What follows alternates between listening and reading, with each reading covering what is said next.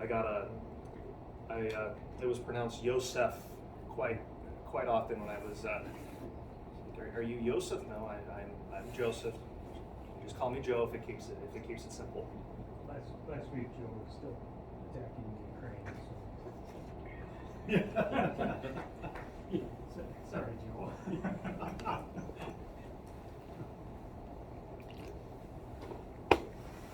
He just got back from his tour. Let me take.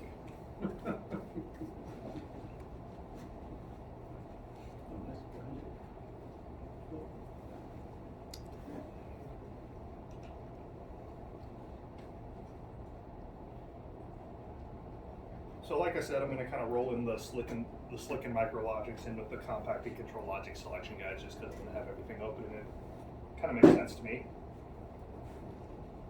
So punching into Google, the first manual, 1747 SG001, 1747 being the, bulletin number for all of your Slick hardware. First link here, that'll take us to Rockwell's literature library. There is, Rockwell does have a dedicated literature library site, but I find it's easier to just find the manuals if you punch them into Google. I'm not totally sure why that is, but just like an FYI for you guys. So our tour begins here in the selection guide. So a lot of the Slicks are discontinued. I think only the 505s are pretty much hanging on there, so that's the Slicks that communicate over Ethernet. I think everything else is pretty much been discontinued. I think the 505s also have a pretty limited shelf life at this point. So you're talking 500 family? 500 family, yeah. Okay. Are you thinking? I thought you were thinking all Slick like the 5002 also. Oh no, just yeah. Yeah, no. Okay. Yep. Yeah, the Slick, the 5. Yeah, if I'm referring to Slick, I'm just referring to everything that's the 500 line. Okay. Yeah, the 5000 line, they're still making controllers for that for a long time.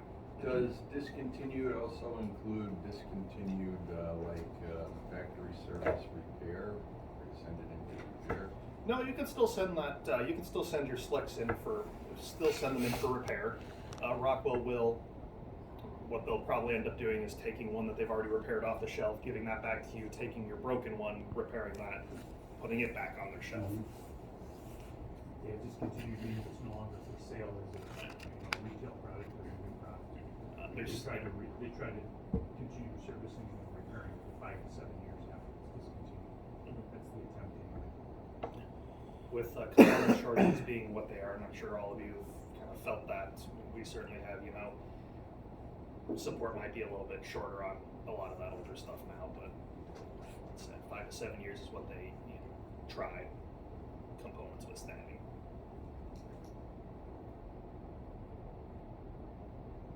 Let's see here. So the Slick 500s are a chassis based programming platform. So all of your cards, your controller, everything's going to fit in a pre-sized chassis. If you use up all the slots in your chassis, there are cables that you can use to extend that. So it goes out from one into the next chassis into the next, which is what they're kind of showing here.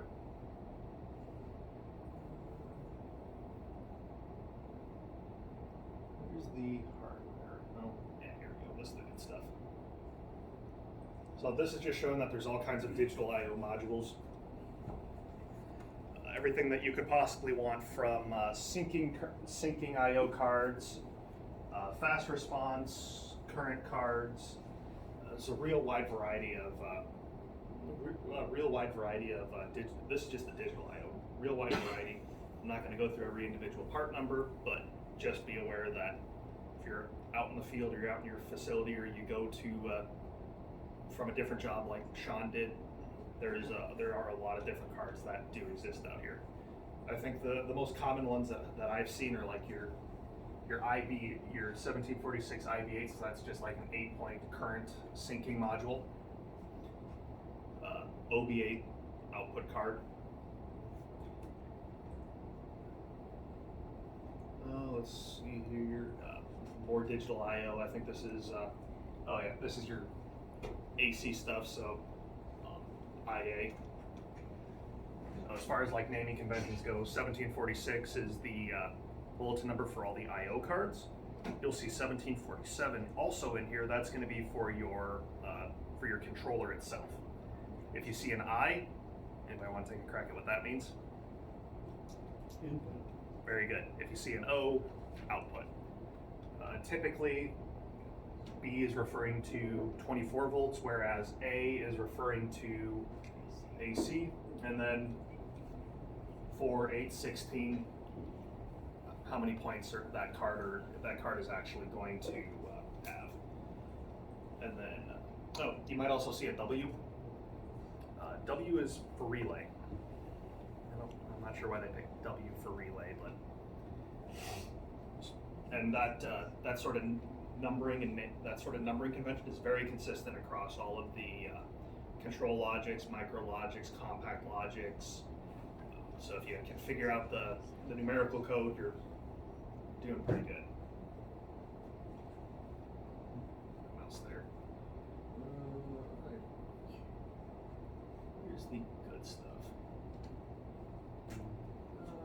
That's specs, general specs, things that if you're interested enough, you can dig in on your own. Do you have a question, or you just? No, I just checking. It's a good idea. Let's fix it. RTDs, the cards. We'll look at software. I want to look at the controllers themselves, because that's the exciting stuff.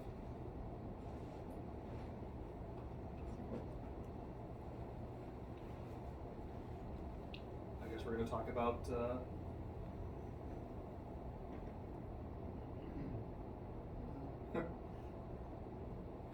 so the slicks were released when Rockwell was using multiple different networks out on the automation floor. So you can see you can still choose a different network if you want it. Ethernet, control net, device net, data highway plus, DH485 for the truly daring,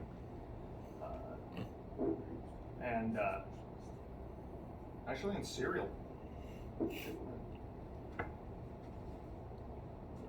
Control net, we'll talk about those later. Actually, the control net scanner.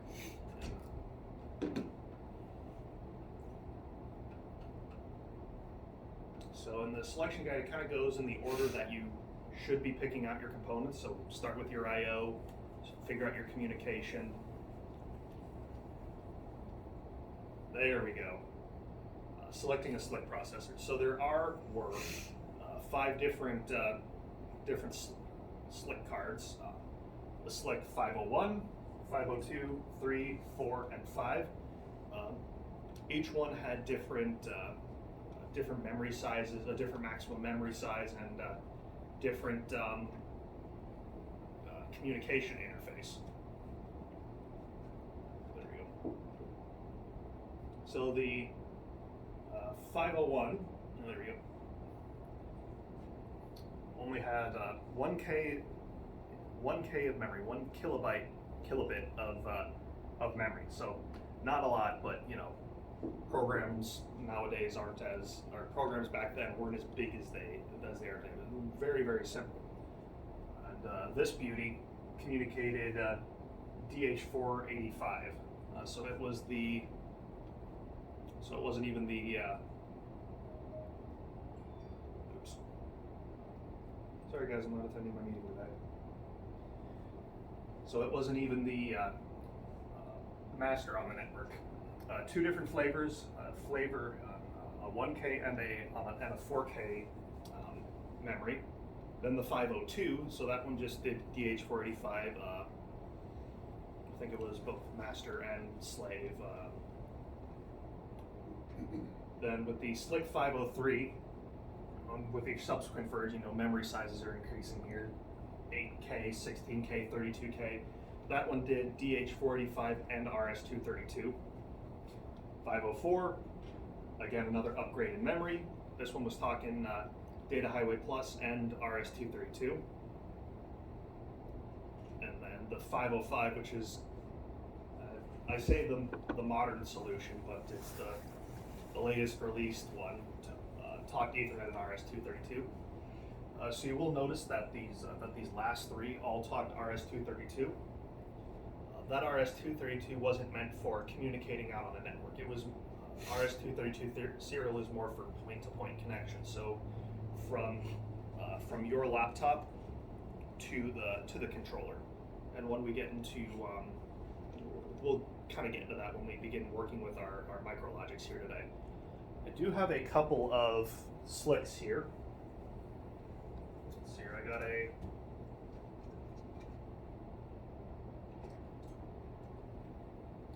let's see here, I got a 503. So that was the DH485 and RS232, if you want to pass that around. And then I've also got a 505 here, so that was the Ethernet and RS232. You'll see on both of these, they actually have a battery on them. So modern controllers, yeah, you're nodding your head, yeah, that you've run into problems before, haven't you? So modern controllers have now kind of gone away from batteries, and it's now they call it a memory storage module, or no, not a memory storage module. It's a energy storage module. Thank you. It's basically a really good capacitor, but yeah, that's why I keep Lawrence here every once in a while. But on your slicks, and even on your slicks, it was a battery. This is what held your program in. So if you lost the battery and you were running production, you would have to, and you wanted to save your program, you would have to quick pull this out, and you got a few hours before you lose the program. But in those few hours, you better have a battery ready, put it in here. Kind of as you're handing around, you see those three prongs right there. That's where that battery goes. So you better hope that in a few hours you can pull out this battery, plug that in, and save your program. I say you better hope you can do it in a few hours. It should take like,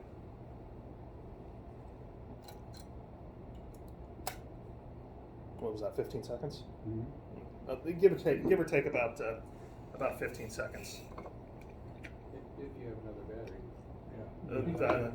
Then you better not then you better not power down the rack. That's the other. As long as this has power, you're not going to lose the memory. It doesn't. The battery holds the program for when there's no power to the card. Now, I know. Yes. Question about communication. So you have all these different formats like ARC, Profibus, DeviceNet. They moving on to some universal thing that would work across all those formats, or are you stuck to using that format if that's what you're set up for? Sure. And I suppose that's kind of a so as of right now, pretty much Rockwell has put all of their chips behind Ethernet, and they're definitely encouraging their customer base to migrate over to Ethernet. The support for the legacy communications and hardware that generally supports these legacy communications is vastly dwindling. I think there's very few things that'll support device. Oh, actually, if you want to look at that, there's very few things that support DeviceNet these days. I think there's only one Rockwell part number that supports remote I/O. So they're definitely encouraging people to migrate over to Ethernet. However, Rockwell does have technology partners. If you're familiar with Rockwell and Compass Partners, it's the same thing, just a different name. These are companies that have partnered with Rockwell, or like a preferred vendor of Rockwell. Like they can point to is like, we don't have a solution, but this customer does. So there are other vendors out there that have communication adapters to at least hold you over until you can migrate. So Rockwell's definitely pushing people towards Ethernet, but there are solutions out there to kind of keep the old networks alive. Eventually, those old networks are going to eventually go away. Like very little remote I/O exists these days. Very little DH45 exists these days. Eventually, the networks are going to go, but Rockwell does recognize that you can't just rip and replace all in one go. Does that answer your question? Yep. Cool.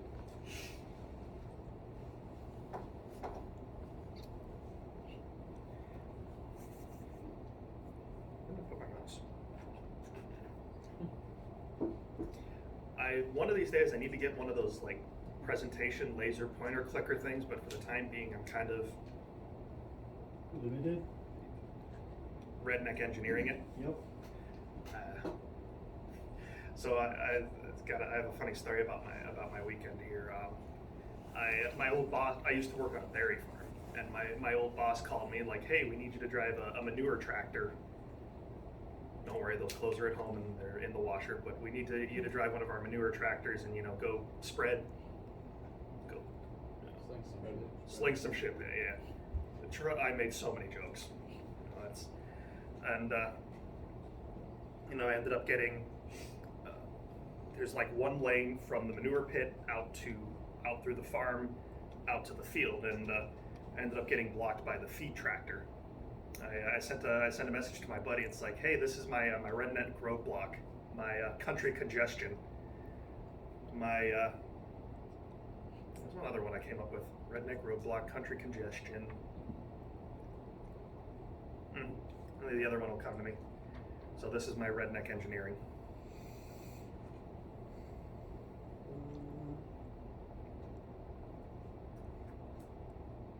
There's some different instructions. Oh, this talks about the instruction sets, bits, timers, counters, compares, computes, etc., etc., etc. Process control, some PIDs. So the older like 501s and 502s. There were just some instructions that they just didn't support until later controllers came out.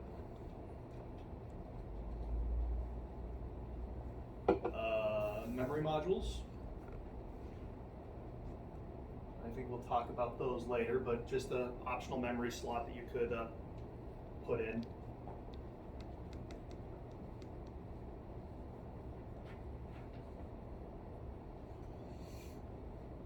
Lawrence, what are the upgrade kits? Firmware. Oh, okay. That's Firmware for the slicks was not free, free download from Rockwell, you would pay for it. firmware upgrade. So the little battery there, that's what it is, a 1747 BA, so a lithium battery assembly. Oh. So let's see here, anywhere from 2 to 5 years of backup. There is a little LED on the front of the slicks that'll tell you when it'll either flash red or be red. I don't remember if it's steady or not, but if you see red on your battery light, battery's dead. I'm very popular today. Let's see here. So then, as I said, the slicks are a fixed hardware platform, so you do have to commit to a chassis size here, whether 4, 7, or 10 slot. And like I said, if you run out of room or you need more, they sell these cables that allow you to go from one rack to and kind of continue along. There is a slot filler, so if there's a slot open and you don't have a card in it, you can just get basically a fancy dust cover.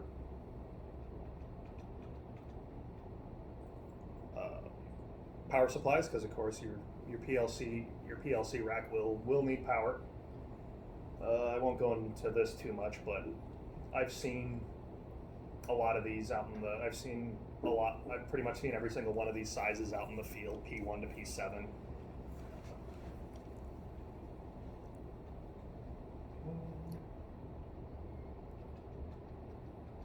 I think that's pretty much everything I wanted to talk about. heat dissipation if you need it. I don't know if you're sizing up an AC for a cabinet and you got a slick, you need to know the heat dissipation just to make sure that you can keep it cool enough. I was once at a customer site, and the cabinet was at one point so hot it had melted the panduit. That was it wasn't like a puddle on the ground, but it was really, really deformed. Do you know how hot that has to? I don't. I think there was some slicks in there too, so they were really. The cabinet was long since cooled by the time I got in there. Thank goodness. But like it was all very strangely warped. It was keep your cabinets cool, folks. If it's melting panduit, it's going to be playing. It's not going to be doing your electrical components any favors. I think that's pretty much everything I'd like to talk about here. Oh, this program's with 500. We'll be getting to that later today. Any questions on slicks? Good. What's the next one? 1761 SG.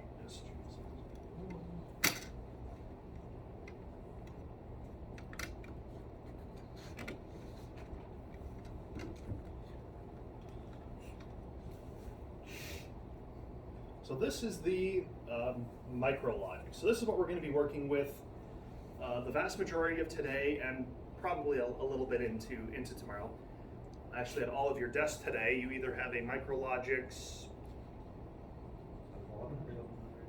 1100 or a, I guess in the instance of Long and Bryce here, that's a 1400. So this isn't a fixed hardware solution. There is a maximum amount of add-on cards you can actually put on these, but you don't have a fixed rack. You can you don't have a fixed rack. So very similar to the slicks. A lot of the MicroLogix are discontinued. I think the 1100s have finally hit discontinued. The 1400s I think are end of life, meaning that they have a discontinuation date, but they're not yet discontinued. But it's finally the end of it's the end of an era. We've got thousands of these things out in the field, and I actually really do like the MicroLogix. They're nice. They're a nice little controller. See them a lot in the wastewater at pumping stations because there's a little bit of I/O, some Ethernet communications. Real nice solution.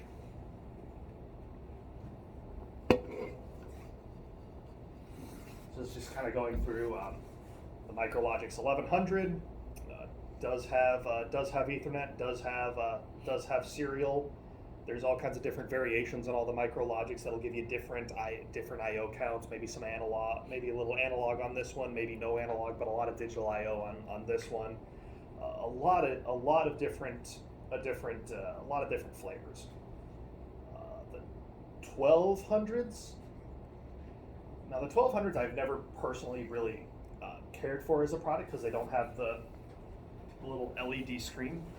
There's a lot that you can get from that little LED screen on the front, but the 1200s unfortunately they didn't have that. I guess since they were only a serial communication MicroLogix, I guess they really didn't need it, but I don't really care for that.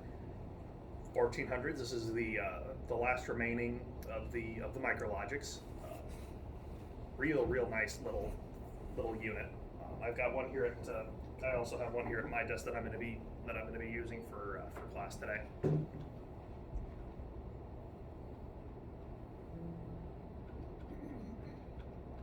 like a parts breakdown, preferably.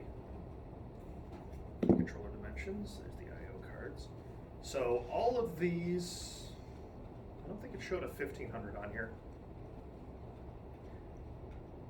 Nope, it didn't. So all of these MicroLogix, you can get expansion cards with these, and actually have. Yeah. Do I have an expansion card that I can just show off? Oh, wow.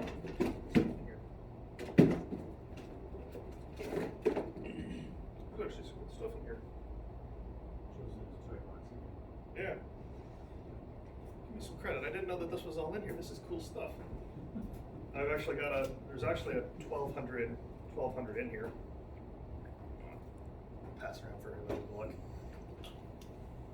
So there are expansion cards for all of these MicroLogics. They're 1762 expansion I/O cards, and each controller gets a different amount that they can support. I wonder if it'll tell me here. The MicroLogics 1400 can support up to 7 of these cards right here. So there's a lot of additional I/O that you can get. I think this one is a. Let me read that part over there. OB16. Yeah, it's a OB16, an OB16. So a 16-point output card. So 7 times 16. That's a lot of additional I/O that you can get on this little PO on this little on the 1400. I think the 1100 couldn't quite do 7.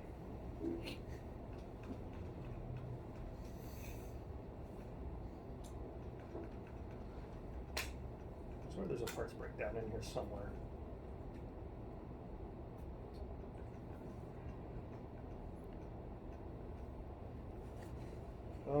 The different cables. Oh, here you go. So as I said, each MicroLogics has a couple different versions of itself, a few different part numbers that give you different sets of I/O. So we have kind of taking it from the top here. 1763 is going to be the bulletin number for the 1100 family.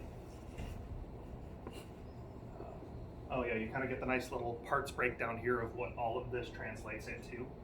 But an L16AWA, that's going to be a line voltage. So that would be AC power with 10 120 volt AC inputs, 2 analog voltage inputs, and then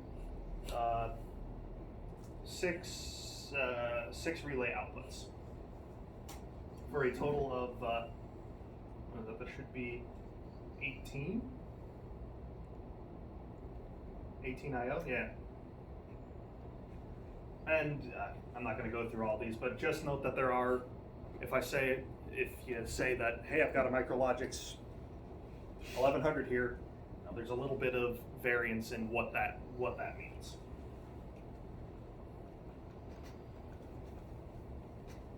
Memory module I'll talk about later. Oh, let me check the expansion I/O while I'm here. Does it say up there how much it'll handle? No, it doesn't.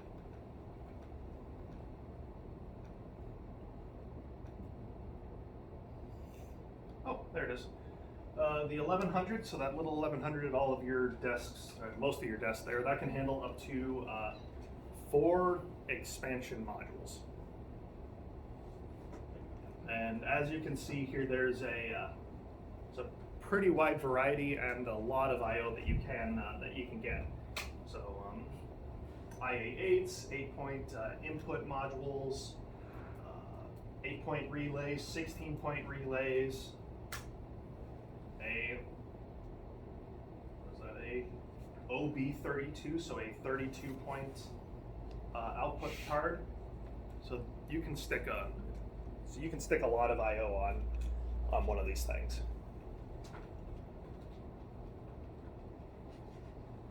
The 1200, so that little base unit that everybody has out there. Again, just note, a lot of different versions of it, a lot of different input and output densities. Just something to be aware of. And you can put a couple. And you can. Does it say how many that you can do here? 6. So you could throw 6 expansion cards on there. The 1400. Again, different versions. A lot of expansion I/O. Is that a 1000 or a? It's a 1000. That one's a 1000. Okay.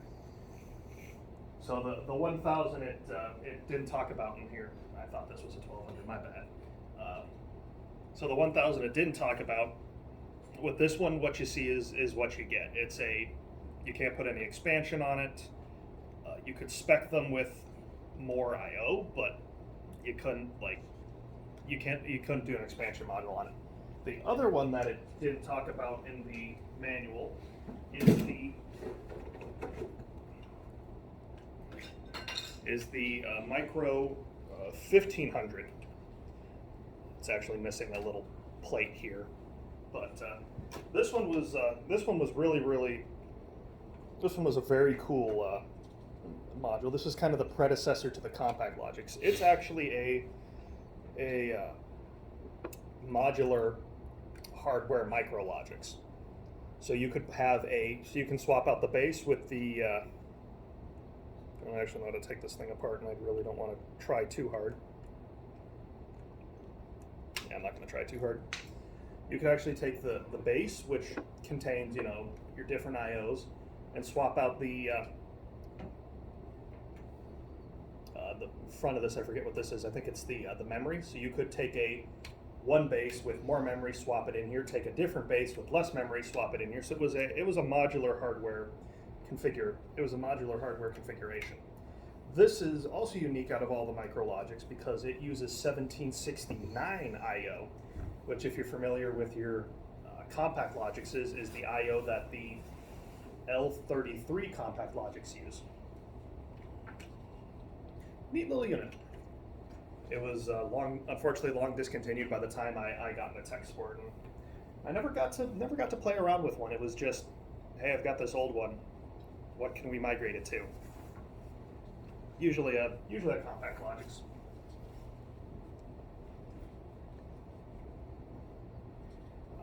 Any questions on?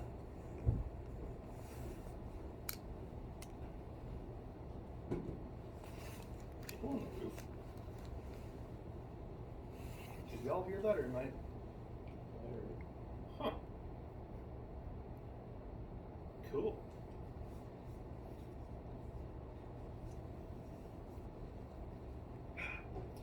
All right. Any questions on micrologics? Logic side? I don't know what the plural of micrologics is. All right. Halfway there.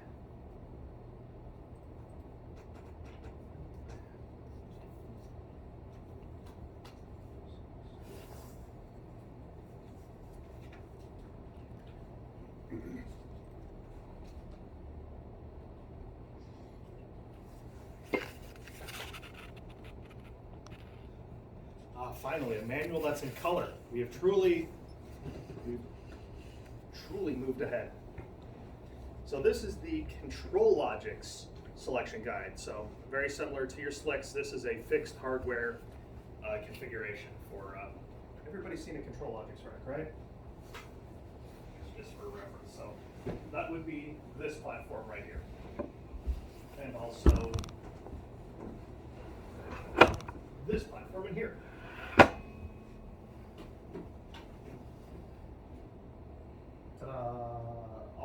All ControlLogix. So ControlLogix is the biggest, the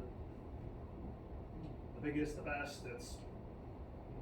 You've got a big paper machine. You're not going to be running off of Compact Logics. You're going to be running that off of the ControlLogix.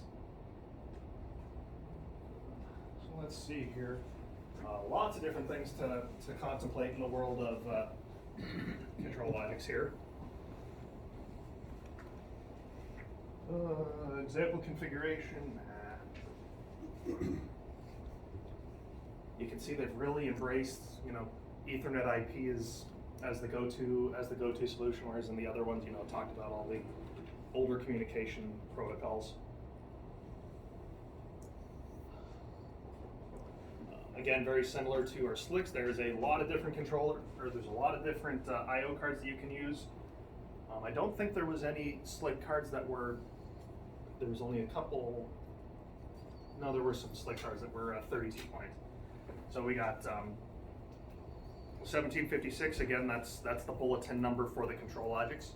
Now, unlike the slicks, where the where the controller was 1747 and the I/O and everything else was 1746. All the I/O cards, all the controllers, anything that has to do with control logics is all 1756. Lots of digital input modules. You guys are taking notes, right? There's going to be a test at the end. All right, I thought I'd get away with that. I'm not going to go through these in too much depth. Analog, RTD, and thermocouple modules for those who need it.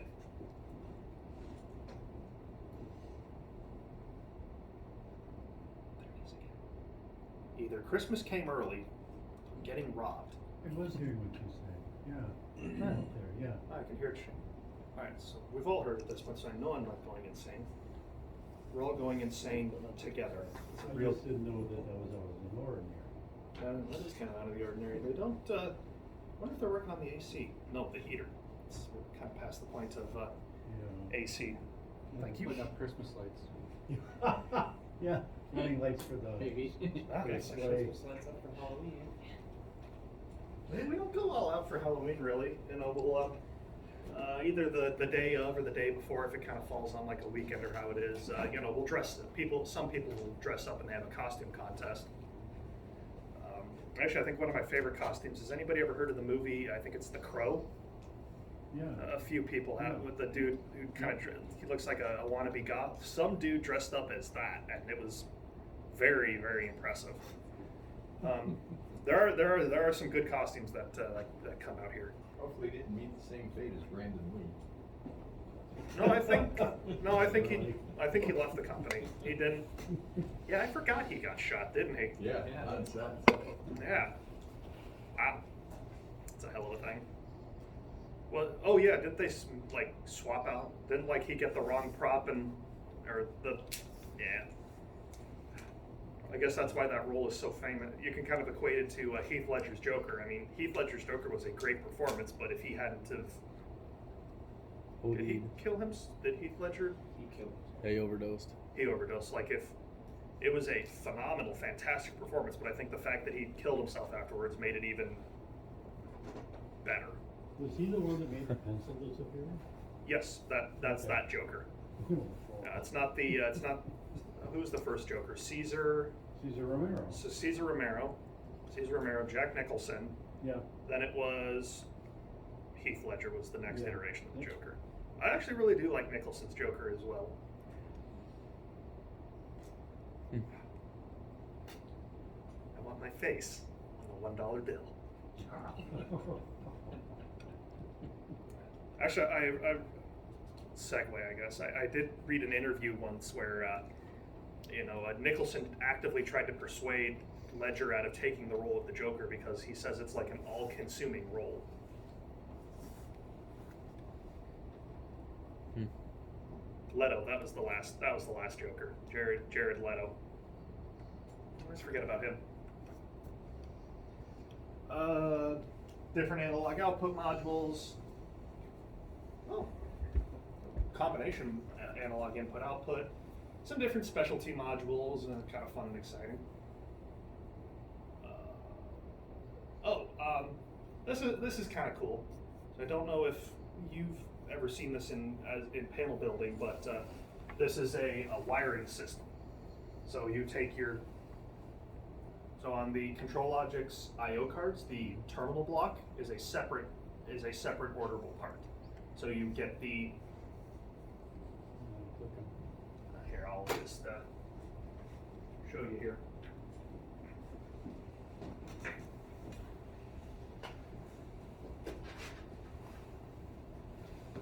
You can remove I/O cards Yeah. on the ControlLogix under power. Do not remove a slick card under power. It could go poof. So so when you order a ControlLogix I/O card, this is what comes. Just the I/O card. The terminal block is a separate part number. If you need help selecting that, you can give the Warner Technical group a call, and they'll help you with that. There's all kinds of documentation out there for selecting that. But anyways, so what you can do is basically pre-wired I/O. So you get your I/O module, then it comes with this removable terminal block that's already has a pre-wired cable on it, and then it goes to this field wiring terminal block, and you mount your I/O here instead of mounting your I/O here. I don't know if you've ever seen that before. Once maybe? What, yeah? Yeah. Yeah. So I see it every once in a while. I've spec'd a few of them out myself. It's kind of a cool thing. It's a little bit easier. It's a little bit easier to wire that way, but it's going to take up a little bit more panel space. So it's a give or take thing.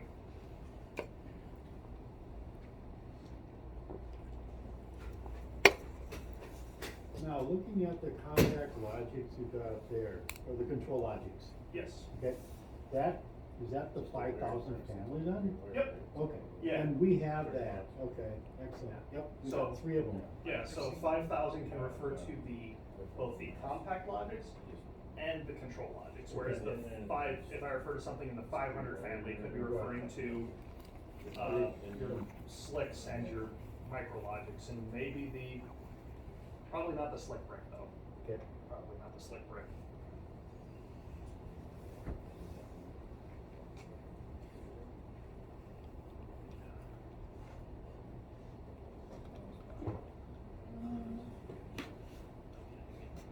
Well, this is kind of a cool thing.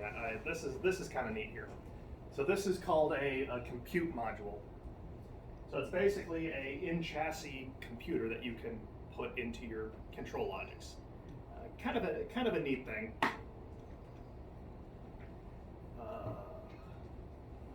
Smart instrumentation. So there are control logics cards now that support HART, whereas the Slicks didn't have anything that can support HART. Anybody know what HART is? HART is a Highway addressable remote transducer. Yep. That's what it says. Yep. Yep. So Not it's exactly sure what it is consisting of. so HART is a communication protocol that field instrumentation, so like flow meters, pressure transmitters can communicate. What it is, it's a 4 to 20 milliamp signal that has an extra digital sine wave riding over top of it. What the HART card is able to do is take that digital sine wave, kind of peel it off of the 4 to 20, and on that digital sine wave is all kinds of different diagnostic information. I actually have a 15-20 minute presentation that I give to customers who ask on HART. I'm the process guy after all, and this kind of falls under my the manual for HART is about that thick, that the FieldCom group who manages HART puts out. So I kind of took that and condensed it into like 7 PowerPoint slides. It's kind of a neat protocol. You guys in doing brewing would know about that. Yeah, it seems like when I sold Ender's Hauser process instrument and controls, a lot of it was most commonly to customers using HART. Yeah, and now field instrumentation is slowly migrating over to Ethernet as well, but there's still a very large install base of HART. Off topic, but it's something I like to talk about. This is probably important. I'm not here. I'm not here either. Just spam. Oh my God, the vote for my election, vote for my candidate texts have started coming through now. Mm-hmm. Oh my God, I must have blocked like 50 numbers at this point. And they still keep coming. I don't know how they got my information. Yeah. I'm on Do Not Disturb. You can't go in like that. I finally broke down, and on the iPhones you can set, if it's not in your contact list, it don't ring. It has made me a markedly happier person. I can measure my happiness before I set the silence unknown callers to post unknown callers, and it's exponential. Now, if only I could figure out the silence unknown texters. So this is something I would actually like to spend a little bit of time talking about, all the different communication modules.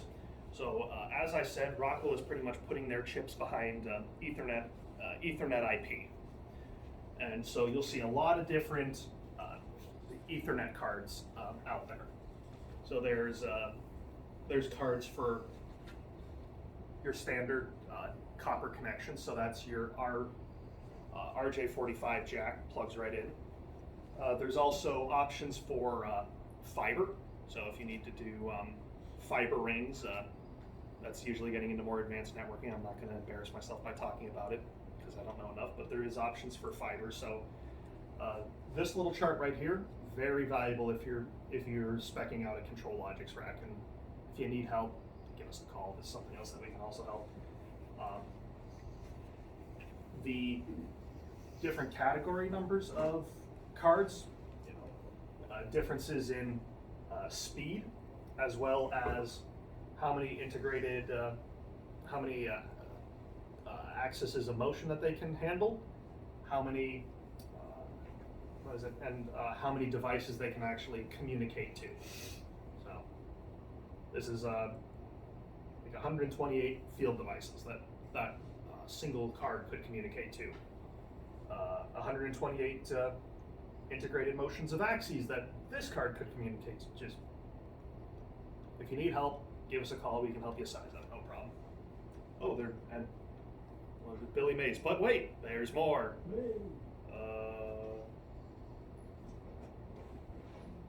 Just a different table. Control net communication cards. Yeah, it's just a different table with much bigger numbers than the previous table. Once you figure out how to read the table, all tables will pretty much become. I like to talk about it, but need to go in depth. Control Logics is the Control Logics platform. Is pretty much the last platform that'll support these legacy communications. It'll pretty much function as a bridge to. You can use them as a communication bridge. So you can get for example, a control net card slotted right into your Control Logics rack, and then you can, communicate to an Ethernet card in that Control Logics rack. Have the Control Logics do some coding in the background and spit out a control net signal to another rack. So you can use your control net card, your control Logics as communication bridges. Options. An option for DeviceNet. I guess they've only gotten rid of everything else.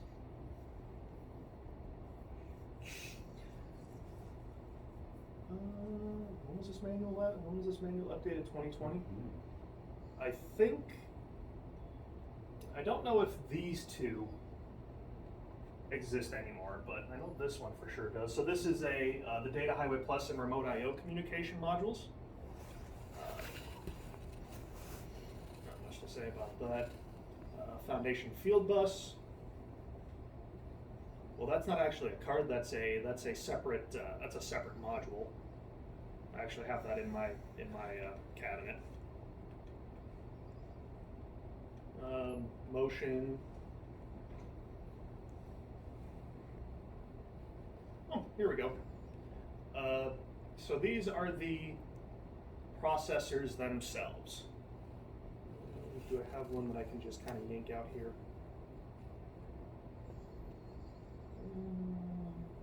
Sure. This should be interesting.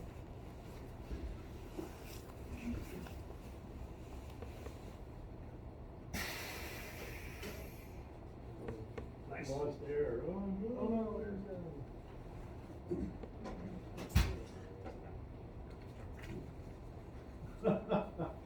Do you have any remote RO cards hooked up in here? Remote I/O? Yeah.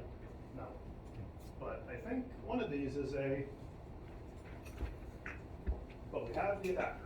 Okay. So I got a remote I/O adapter, a control net adapter, a DH45 adapter, a device net adapter, oh, and of course Ethernet. So this here is a Control Logics controller. This is a 1756 L81EP. So this is a special variation of the Control Logics card for doing plant PAX. It's a little warm on the heat. Now where'd I put my mouse? I put it behind Kevin. Well, it's not as warm as some of So, ta-da. Oh, wait.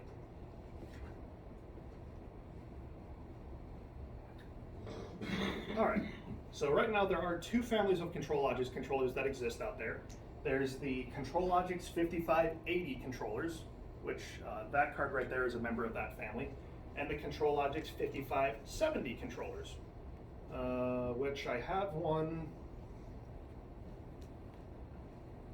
Do I have one?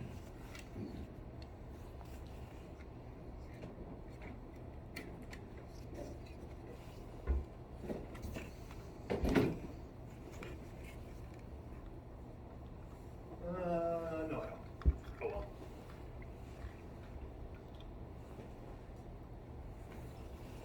So kind of start here with the 5570 controllers, because this is a lot easier to talk about because there's fewer part numbers. There's the L71, L72, L73, 74, and 75. The difference between them is the amount of memory that they have, and yeah, the difference between them is the amount of memory that they have. So the L71 is 2 megabytes, the L72 4, 8 meg, 16 meg, 32 meg. There is also this L73 XT controller. That is Rockwell's extreme temperature controller. So it can handle colder colds and hotter hots. It can handle more extreme temperatures, basically. The name would imply. It can handle warmer temperatures and colder temperatures. Hotter hots and warm. The L8 family, there's a lot more cards here. So of course you have your L81E, L82, 83, 84, and 85E that have 3, 5, 10, 20, and 40 meg of memory. There is an E at the end of it because these now have embedded Ethernet ports on them, which you saw when you were, I think you guys saw that on the front of the card. These have a K at the end, so these are conformally coded. So if you're in a acidic environment, Rockwell will put a special coat over the green board to try and protect it or extend the life of it longer. With an acidic environment, no matter what you do, it's eventually going to eat away at everything. That's the nature of an acidic environment, but this definitely goes a long way in helping extend that the life of that card. The NSE is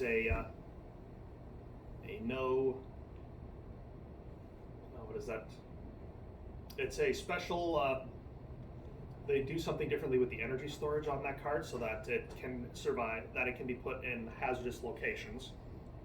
No stored energy is what that's called. They do something differently with the card so that, as you're unplugging it and plugging back in or it's working, it doesn't go. Yeah, there you go. Intrinsically safe is the word I'm looking for. That card doesn't go boom. That's kind of what that equates into. Once again, there's the extreme temperature controller, and then an L81 EP, 83 EP, and 85 EP, which are used for plant PAX applications. So that black controller. That's the process controller. That P controller.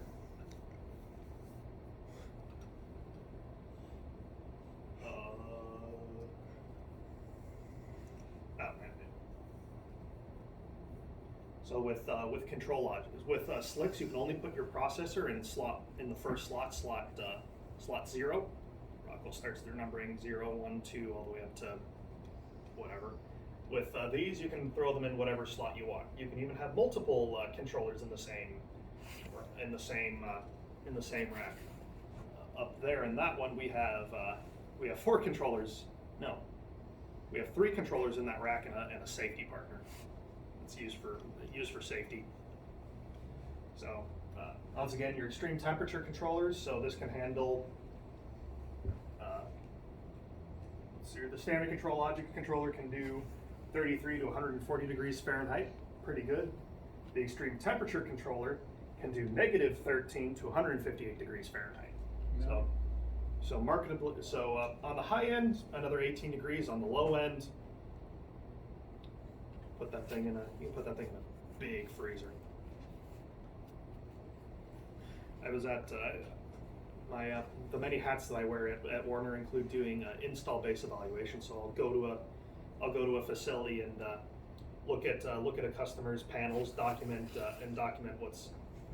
There's different levels of an IDE, so it's going to be different sets of parts that I document. But I'll go in there and document either their usually it's their Rockwell and non-Rockwell, what they refer to as repairable parts. It's usually like PLCs, drives, HMI switches. I was at Sargento. That place is a giant freezer.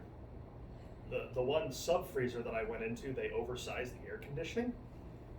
I'm not saying that I got frostbite, but a few more minutes in there and I would have died of frostbite. We have a dress code at Warner, and my stance on the dress code at Warner is if cold's involved, I'm throwing that out the window. I was in cold gear. I got special cold gear Under Armour. I've got 3 layers of jackets on. Couldn't wear gloves because I got to work an iPad, but that hats, fuzzy socks, everything. And that freezer had to have been below zero easy. At least that part of the freezer. We had a couple freezers that were down to -70. See, Eee. not quite that cold, but Cold freezers. that's for the freeze drying, right? Yeah. -70. That can't be safe. So it what's takes your breath away so? instantly. So is there like you're not allowed to go into those freezers? I'm assuming you're We're allowed to be in there for 10 minutes. You gotta wear monitors that make sure you keep moving. So if you stop moving, they'll send an alarm off throughout the building. You have a face mask. Oh, yeah. I was gonna say. Skin. If you got skin shit, you'll get frostbite pretty quick. That can't be safe. Yeah, isn't it like negative 100 under if you stand under a fan? If you stand Jesus. in the fan, that's crazy. Yeah, when you open the doors like to the hallway, it'll be like 75 degrees in the hallway, and it'll snow right to the door. That's cool. None of that sounds at all pleasant. No, it's not. Especially when you're changing the fan motor in there. Yeah. You know, your company's energy bill has to be Oh, astronomical. it's crazy. Yeah, it's a lot. WPS must hate you guys. No, I think they love them. Okay, all right, fair enough. Man, -70. I could not imagine. They said that the freezer that I was in was 20 degrees, but I doubt that very highly. -70. My God, that's not fun. That's Yeah, not we get fair. Arctic wear, except we wear in like Antarctica. Oh, sure. That's what we wear. Do you get like hazard pay for going in there? No, I don't think so. You know, on the bright side, if you fall unconscious, at least you're preserved. Yeah. That's true. It looks really good, isn't it? Yeah, he looks. He's been in here for 50 years. He's looking great.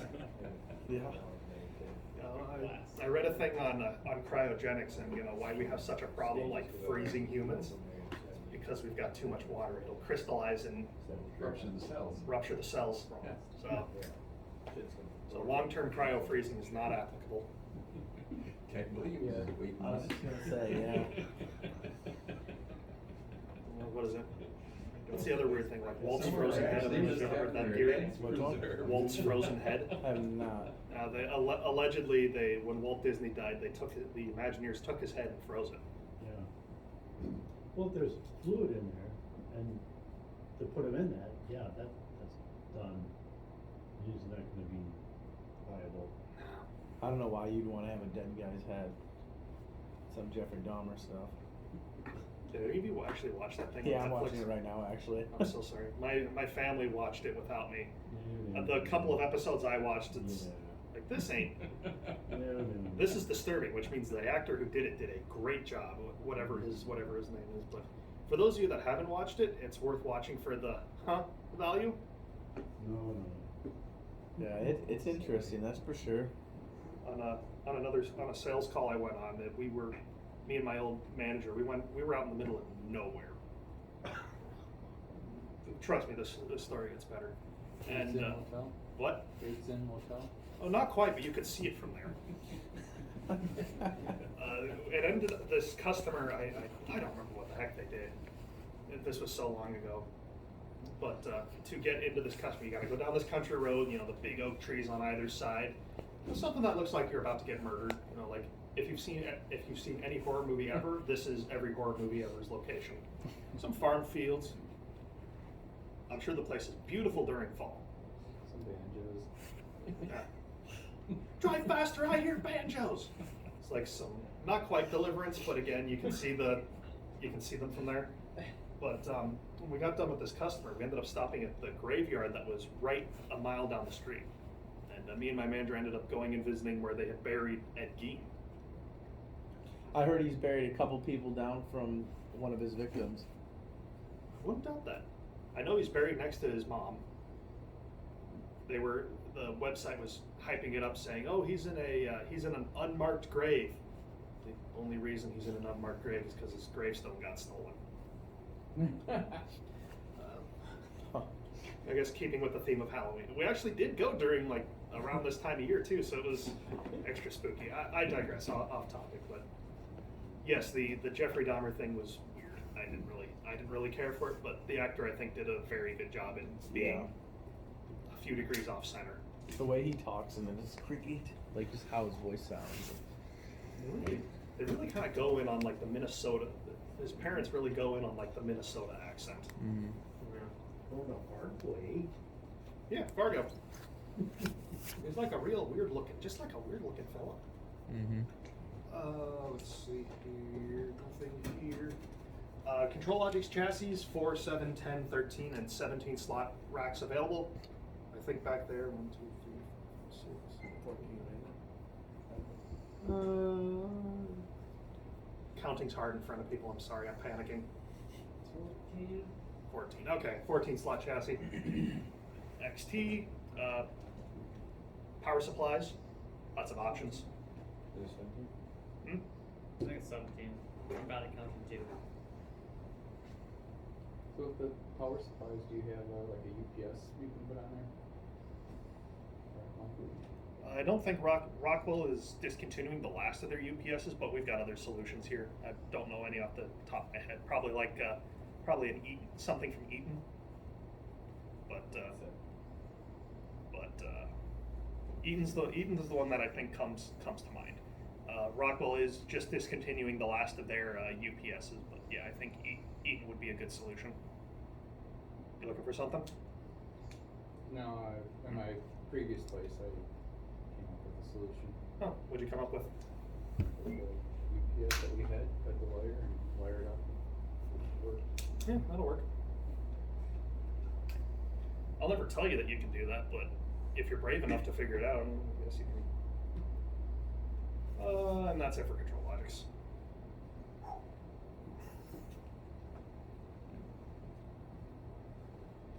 The funny part of that is then like 6 months later, then the battery went dead in the UPS. Oh wait, So then we had to replace the battery on that. So you kind of went roundabout.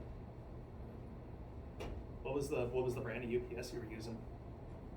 A couple years ago. Okay, whatever it is, I'm not going to use it. Sorry, I'm not going to use it. Well, I mean, it was Outside of the battery going dead, it was a it good was solution. used one. It wasn't brand new. Oh, It wasn't like off the shelf brand new. It was. Oh, okay. Hey, we need a solution now. Oh, okay, I There you get it. go. I get you. Okay. Oh, you want to spend money? Oh, we got this we could use. Yeah, do that. Okay.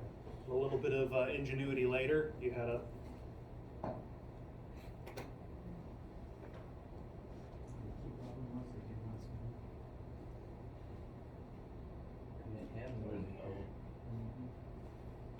Yeah, you won't believe how. Yeah. Everybody wants a solution, but You need the magic wand. No course solution, get your magic wand out. yeah. Like I tell people, I'm good, but sometimes you gotta spend money to be great, right? When's the network lecture for them? What time do you need it to come up? I'm free now. All right, let me finish this manual, and then we'll have you do yours. I need to give them a break. Okay, yeah, I'll finish this up, give them a break. I've been talking for a while. Sorry. All right, last manual, compact logics.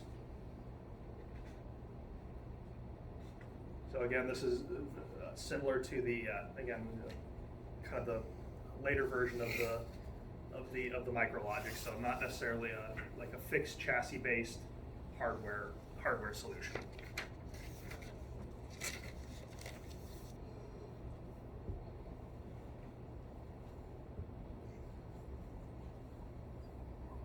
So there are actually quite a few flavors of compact logics. Like 4 or 5 different flavors that I can think of off the top of my head here. Kind of starting here with the 5380. So remember how I said, so there's, with Rockwell, there's like part numbers and then there's like family numbers, kind of bulletin numbers kind of mixed in there. So the compact logics, 5380 refers to this compact logics, but the part numbers start with 5069. It can get a little confusing, so I like to say, so this is the I usually refer to this as the family, the 5380 family, and then the bulletin number / part number is this 5069. It can get a little confusing sometimes, but anyways, so this is for the controllers themselves. So we've got user memory available from 0.6 all the way up to 10 megs of memory. We can support 16 devices on Ethernet IP, all the way up to 180. There's a lot of functionality in these I almost call them micrologics, compact logics nowadays. Safety, if you need safety, I think these will do. There it goes. Anywhere from we can do cell 2, cell 3.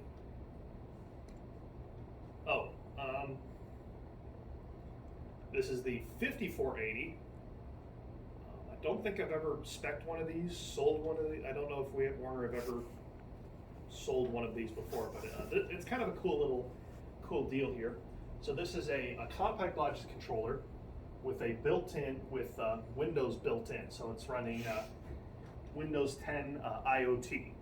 So there's Windows 10, and then Windows 10 IoT is kind of a stripped back version of the Windows operating system. So it's kind of cool. So you can have your controller running while having Windows running. Kind of a neat thing. The example I really liked was that Rockwell gave is you can actually install Studio 5000, which is the programming software for the compact and the control logics. You can install Studio 5000 on here with whatever version that you need, and then when it comes time to, if you need to do maintenance, you can just hook a monitor into this and a mouse and program the controller from itself. It's kind of a neat little thing. So the 5370 family. So the 5370 consists of 3 controllers: the L1s, L2s, and L3s. So the L1s, this little controller right here. It's got embedded I/O, so a nice little solution. And then different versions. The PV1B. Oh no, this is just this one doesn't have the different versions of.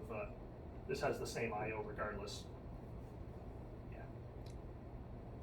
So this will support. So this little controller does support expansion I/O, whereas your 5380, this is your controller, and then you have to build I/O off of it. This one has embedded I/O, and you can build and you can get expansion I/O for it. So this one uses point I/O for its expansion I/O. Do we have one back there? We used to. I don't see it on the wall anymore. We used to have one on the back wall there. The 5370L2 controllers, again, a little bit of built-in I/O, as well as supporting compact 1769 I/O. there can be, the embedded I/O can change across controllers, so there is a little bit of customization you can get with this. Then the 5370L3 controllers, we sell a lot. We sell a lot of these. I see a lot of these out in the field. Don't see these too often. See these quite a bit. But the L2s are kind of weird. I don't see them very often. I don't personally see them very often. So this one, you have your controller, you have your power supply, and then you build up I/O on it. So different controllers will support, I think, different amounts of 1769 expansion I/O. L30 will support a single bank, so there is just this one bank of up to 8 modules. Then we get over here into the L33s. So very similar to your slicks, you can get a cable that attaches to this end cap resistor that you can use to start a whole other bank of I/O. So 16 support up to 16 modules over 2 banks, and then 30 modules over 3 banks. If you are building up one of these for the first time, give us a call. We'll be happy to run this through Integrated Architecture Builder, which is one of the softwares out there that Rockwell has for free. It'll help us, size up the rack, make sure that you got an appropriate power supply, and that you can actually support the amount of I/O that you want to throw on this thing, and whether you need to go to a second bank or not. So, if you've never built one up before, give us a call. We'll be happy to help walk you through it. There's some guard logics here, different compact logics, different communication stuff we've already gone through. Any questions on any of that? So then that takes care of most of what I need to go through. So I'm gonna bring, so why don't you guys take 10 minutes, get up, take a break. Restrooms are right over there. And then I'm gonna bring, just jumping around a little bit today as we've got availability for people. So I'm gonna go over here to, finish off some of the resources that you folks have available to you today. So if it's the middle of the night and you can't get a hold of somebody because Warner closes at 5, these are places where you can go get resources. I don't actually know how many of these. This facility runs 24/7.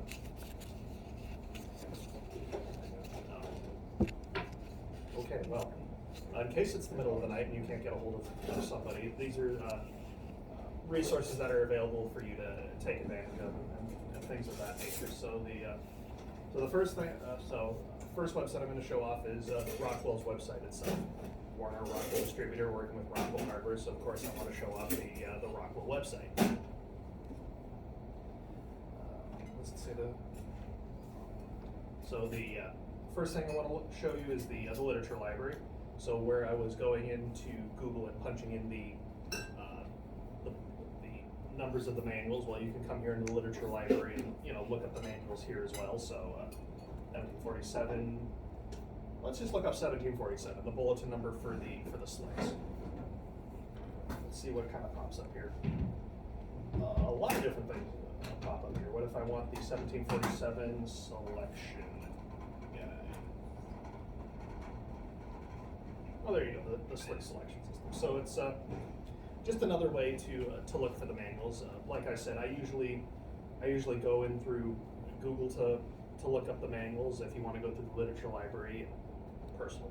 It's all personal preference. But all Rockwell's published manuals are here in some capacity or another. But maybe some manuals have been taken down over time. Like I don't think you could find the PLC 2 manual on here. But for the most part, the vast majority of Rockwell's manuals are right here. Go back home here. Library, the download center. So it used to be that you could go and order software from Rockwell, and the Rockwell would and the software would appear on a little physical media at your place where it should be the physical media. I don't even know if we can do that anymore. I don't think we can do physical media anymore. They want you to come here into Rockwell's compatibility and download center. So there's a few different things I'm going to show off here. First off, downloading. So when you order Rockwell software, you'll be given a product key and a serial number. The serial number tells Rockwell what software you're getting, and then the product number is kind of like the key to download it. Sign in here.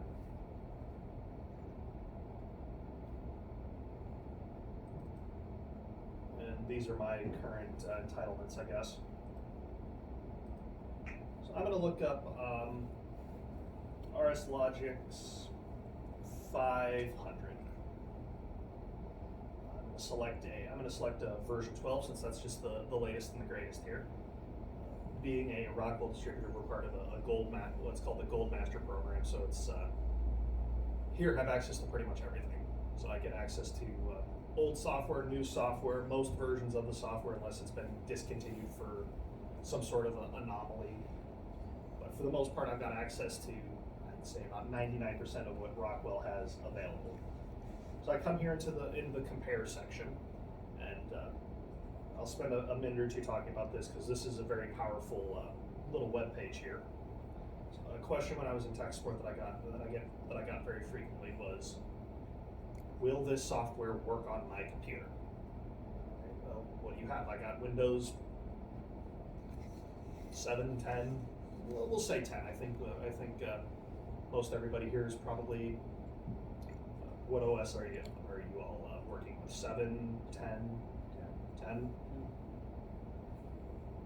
7, 10, 10? I think about a year ago they forced the upgrade from 7 to 10. Okay, So so if you're using 7, it's time to upgrade. yeah. So we'll just say everybody here is on 10. Right? Agree with that? There's some stuff that supports 7, right? Yes, there is. There's some stuff that's only supported on XP. In the cases where your IT's They have a special computer that nobody touches. or a virtual machine as well. If you virtual machines as well could substitute as well. So you have your Windows 10 operating system, but then you got a virtual machine that's got 7 XP, whatever you need as an alternate as well. But yeah, sometimes IT just wants to manage everything, so base machine off in the corner that we ain't touching, right? So for Windows, so for version 12 of 500 here, I go into my operating systems, and anywhere where you see red, there's going to be a problem. So for example, XP. So this piece of software is too new to run on XP. Let's be real, nothing ran on Vista. I'm not even sure that they ever made anything to run on Vista. Kind of look for Lawrence on that one. Did they ever really make anything to run on Vista? Thankfully, no. Okay. Straight from XP to 7 essentially. Yeah. Although 8 was similar enough to 7 that. Yeah.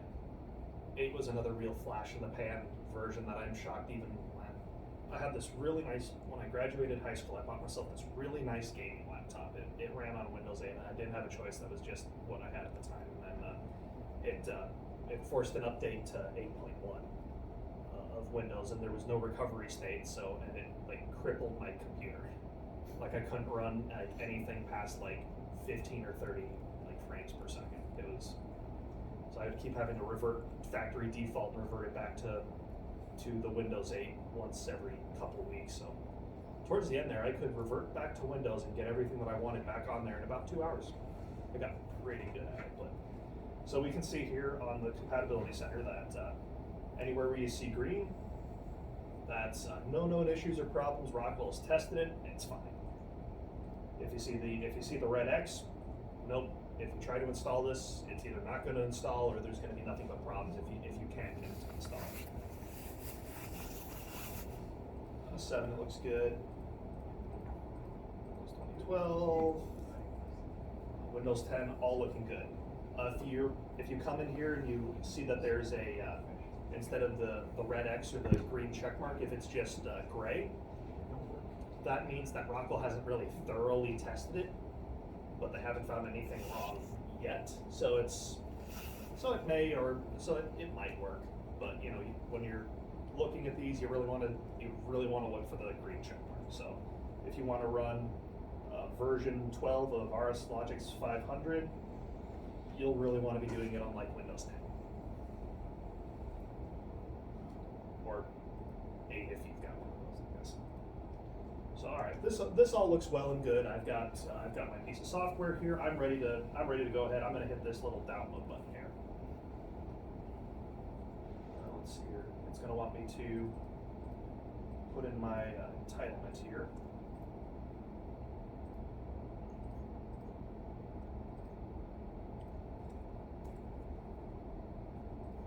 So if I don't think I got a product key with these, so I just give it like a matching company name. But when you go to activate it, which we'll talk about later, you will need the product key.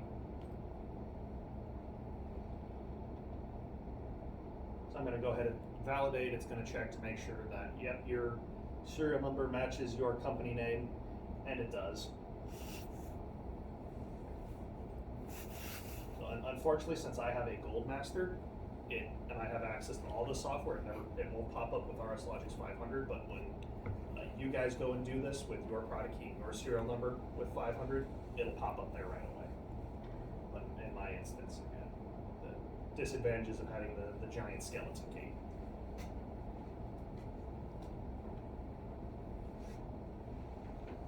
There we go. So how about them Packers?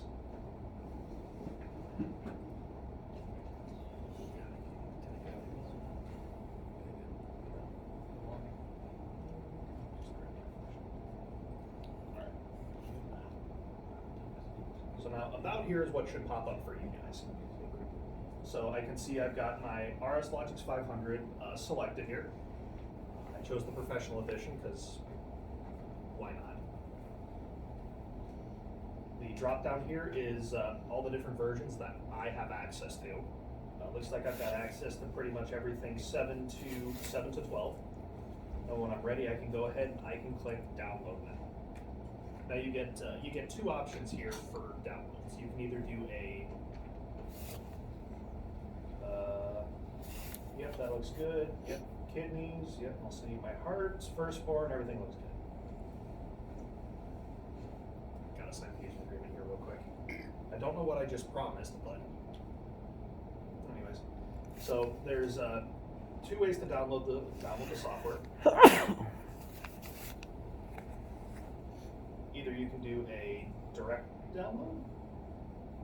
Yep, you can either do a direct download where it's just going to download all the files right to your computer, or you can do what's a managed download that you're able to, you can start, stop it, pause it, interrupt it. It's kind of a 50-50, half a dozen or the other, whichever one you want to run. And in which case it'll put the software in your downloads folder and you're able to install it. Or actually it'll put the software by default in C/RA, in which case you're going to be able to install it from there. I'm not going to go through the process of downloading and doing like the full install, but from here it's a pretty straightforward process. But that's going to be the compatibility and the download center. So I'm going to go back to home here.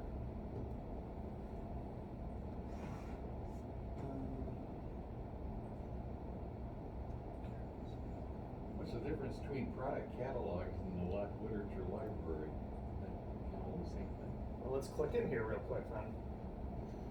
So product catalog is going to have the configurators for the Rockwell product, and then link you to all the necessary documents that they might have for it. So let's do let's see if Slick. Wow. Oh, that's technology partner.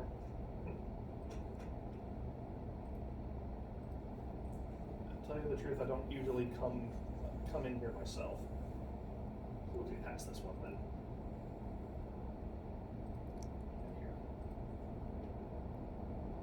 All right. Probably my favorite website here is on here. The place that I come the most frequently when helping with tickets or issues is Rockwell's knowledge base. So this is a collection of documents that Rockwell has put out there to help deal with how-tos on how to deal with error codes, issues, ordering product. There's a great variety of things that are in the knowledge base. So Do any of you know if you have a Tech Connect with Rockwell or not? Yes, no, any yeses? Anybody that knows that they have a Tech Connect with Rockwell? Alright, so you can come up here and you can sign up for free on the knowledge base. You don't need to pay for support. And then you get access to a certain level of documents. So there's multiple levels of what a document's qualified as. There's answers qualified to everybody, Tech Connect, distributor, RA internal only. So the topmost level is to everybody. That's usually like very general error code solving, general ordering information. So remember how I talked about the terminal blocks for the control logics? Well, which terminal block goes with which card? That's an everybody answer. Anybody can access that. I wonder if I can look at my.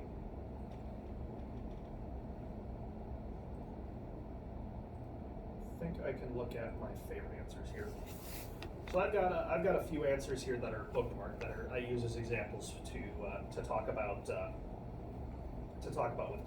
with classes. So example, modules used with the 1756 terminal blocks.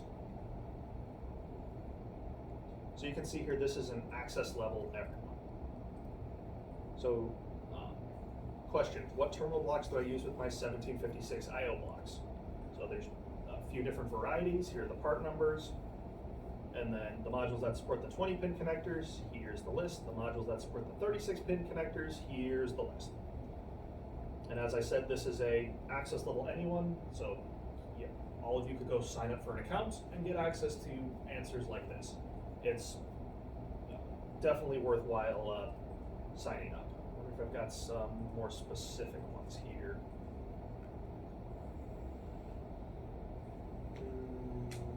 This one might be okay, so this one is a access level Tech Connect. So this is how to do offline browsing for direct tags from Slicker PLC controllers. At some point, a customer must have asked this. I felt the need to bookmark it. So it's a little bit more of a specific answer, a little bit less general knowledge, a little bit more specific. So this one's one of the paid answers. And again, I encourage you, if you run into stuff in error codes, call into the Warner Tech Support group. We can do a lot with an error code or a part number. Do I have something that is here's one that I know is oh, they changed this one from distributor only. I think I got I had some distributor only ones in here, but I guess they must have opened them up. Tech Connect. I guess I don't have any distributor only ones, but distributor only is usually really one-off fixes, or you're dealing with weird part number ordering information. And then the RA internal only is the real scary stuff. I've only ever seen 2 RA internal knowledge-based documents. One of them was the failure rate of the 800T push button. A customer wanted to know, after I push this button basically 1 million times, what are the odds that it fails? Like really weird failure rate stuff. Honestly, I think it was an engineer that was getting too caught up in specs. Like if you're asking those kinds of questions, like failure rates, there's some other problem that we're trying with. What? MTVs. Yeah. There's some other problem that there's something else going on there. I really thought I had like a distributor one. Whatever, doesn't matter. So that's knowledge base. If you don't have an account, go make one. There's a lot of good information out there. And as I said, call into us. We can help as well. We can do a lot with an error code. So that's knowledge base. Life cycle status. I was going to talk about that later, but I guess we can talk about that now. Let's see here. Where is support? Oh, Lawrence, where the heck there's life cycle status. So life cycle status allows you to put in any part number and it'll tell you whether it's active, active mature, end of life, or discontinued. So you'll hear me refer to things in class as active, active mature, end of life, discontinued. Active, most current offering within a product category. This is the, maybe not necessarily the newest of the new, but the newest in this product category. Active mature, hey, this product is still fully supported, but something newer exists. End of life is, Rockwell has announced a discontinuation date, but we haven't quite reached there yet. Do think about migration or execute any last time buys. And then discontinued is discontinued.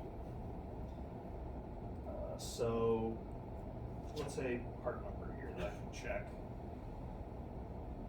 1766.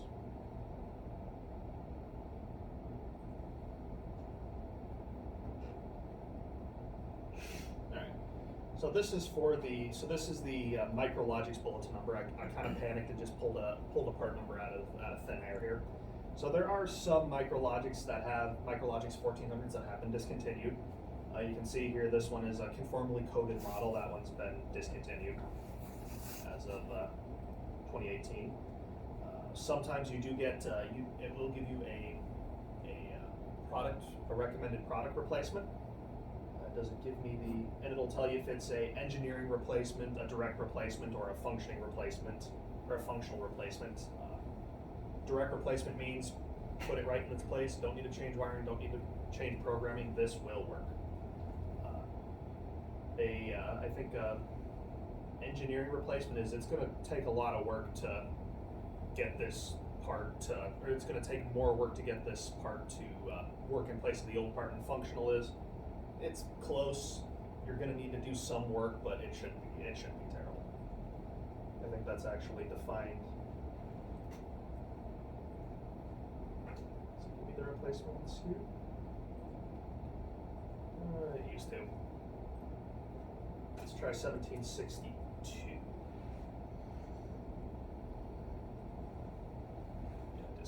Discontinued. Active mature. Here we go. I'm sorry, functional replacement is it's kind of close. Engineering replacement, it's going to be a lot of work, yeah. So you can see here a 1762, it is active mature. There is no discontinuation date available because the product is still active mature. It's not end of life yet. It's an engineering replacement would be something from the 2085 IA8, which is something in the Micro 800 family. It's going to be a completely different family of product. So. Another nice resource that you have access to. I want to go into. Let's see here. So this is the product selection toolbox. So this is kind of what I used to joke back in the day was like the tech support secret sauce. So the product selection toolbox helps us to spec out parts. There's a few different softwares that are part of the product selection toolbox. The ones that I use most often, even to this day, are Integrated Architecture Builder, which allows you to build out Ethernet networks, PLC systems, safety systems, and let you know, hey, this is going to work. We've run the sizing tool. You can expect the performance to be good. All of your racks, it'll get down to, yeah, this control logic or this rack will have enough power with your power supply. It's very, very thorough. And then the other one is Proposal Works. There we go. So this is probably the single piece of software that I use the most from Rockwell. This allows us to actually build up parts. It does require a little bit of knowledge of the Rockwell numbering conventions, but once you figure those out, it's a very powerful piece of software. So, example I like to use here is this is a 100C is just a NEMA contactor.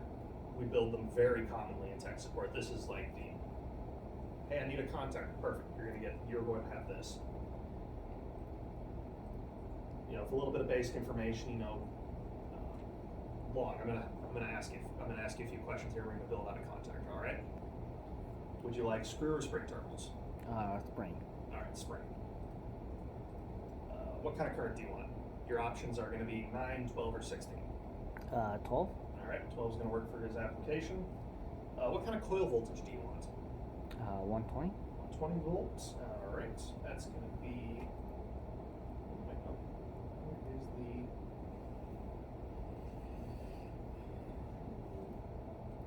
They change coil codes on here.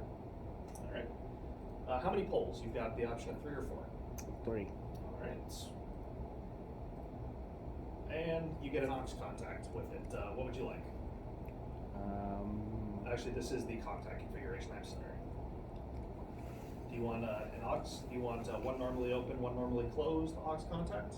Yes. All right. Let's do that. So one normally open.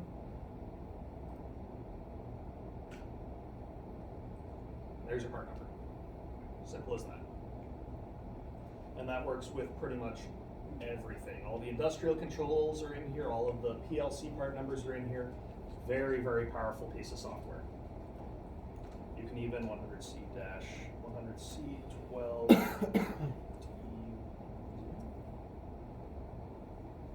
And if you've worked with part numbers long enough, you can just enter them in here. So I just punched in the part number I know for a 100-C. It'll give you. You gotta pay for this software. Nope, this is free. You can just go and download this right off of Rockwell's site. It'll give you, and then it'll give you what list price is. Not your price, but list price. But contact your Warner salesperson; they can work up a quote. But if you give somebody, hey, if you give your Warner account person, I want this part, done. That's all they need to know. And I guess, well, how many? But a very, very powerful piece of software. Drives are in here, PLCs are in here, safety contactors are in here, relays, proc switches, pretty much everything that Rockwell offers is in here. Servo switches and very, very powerful piece of software.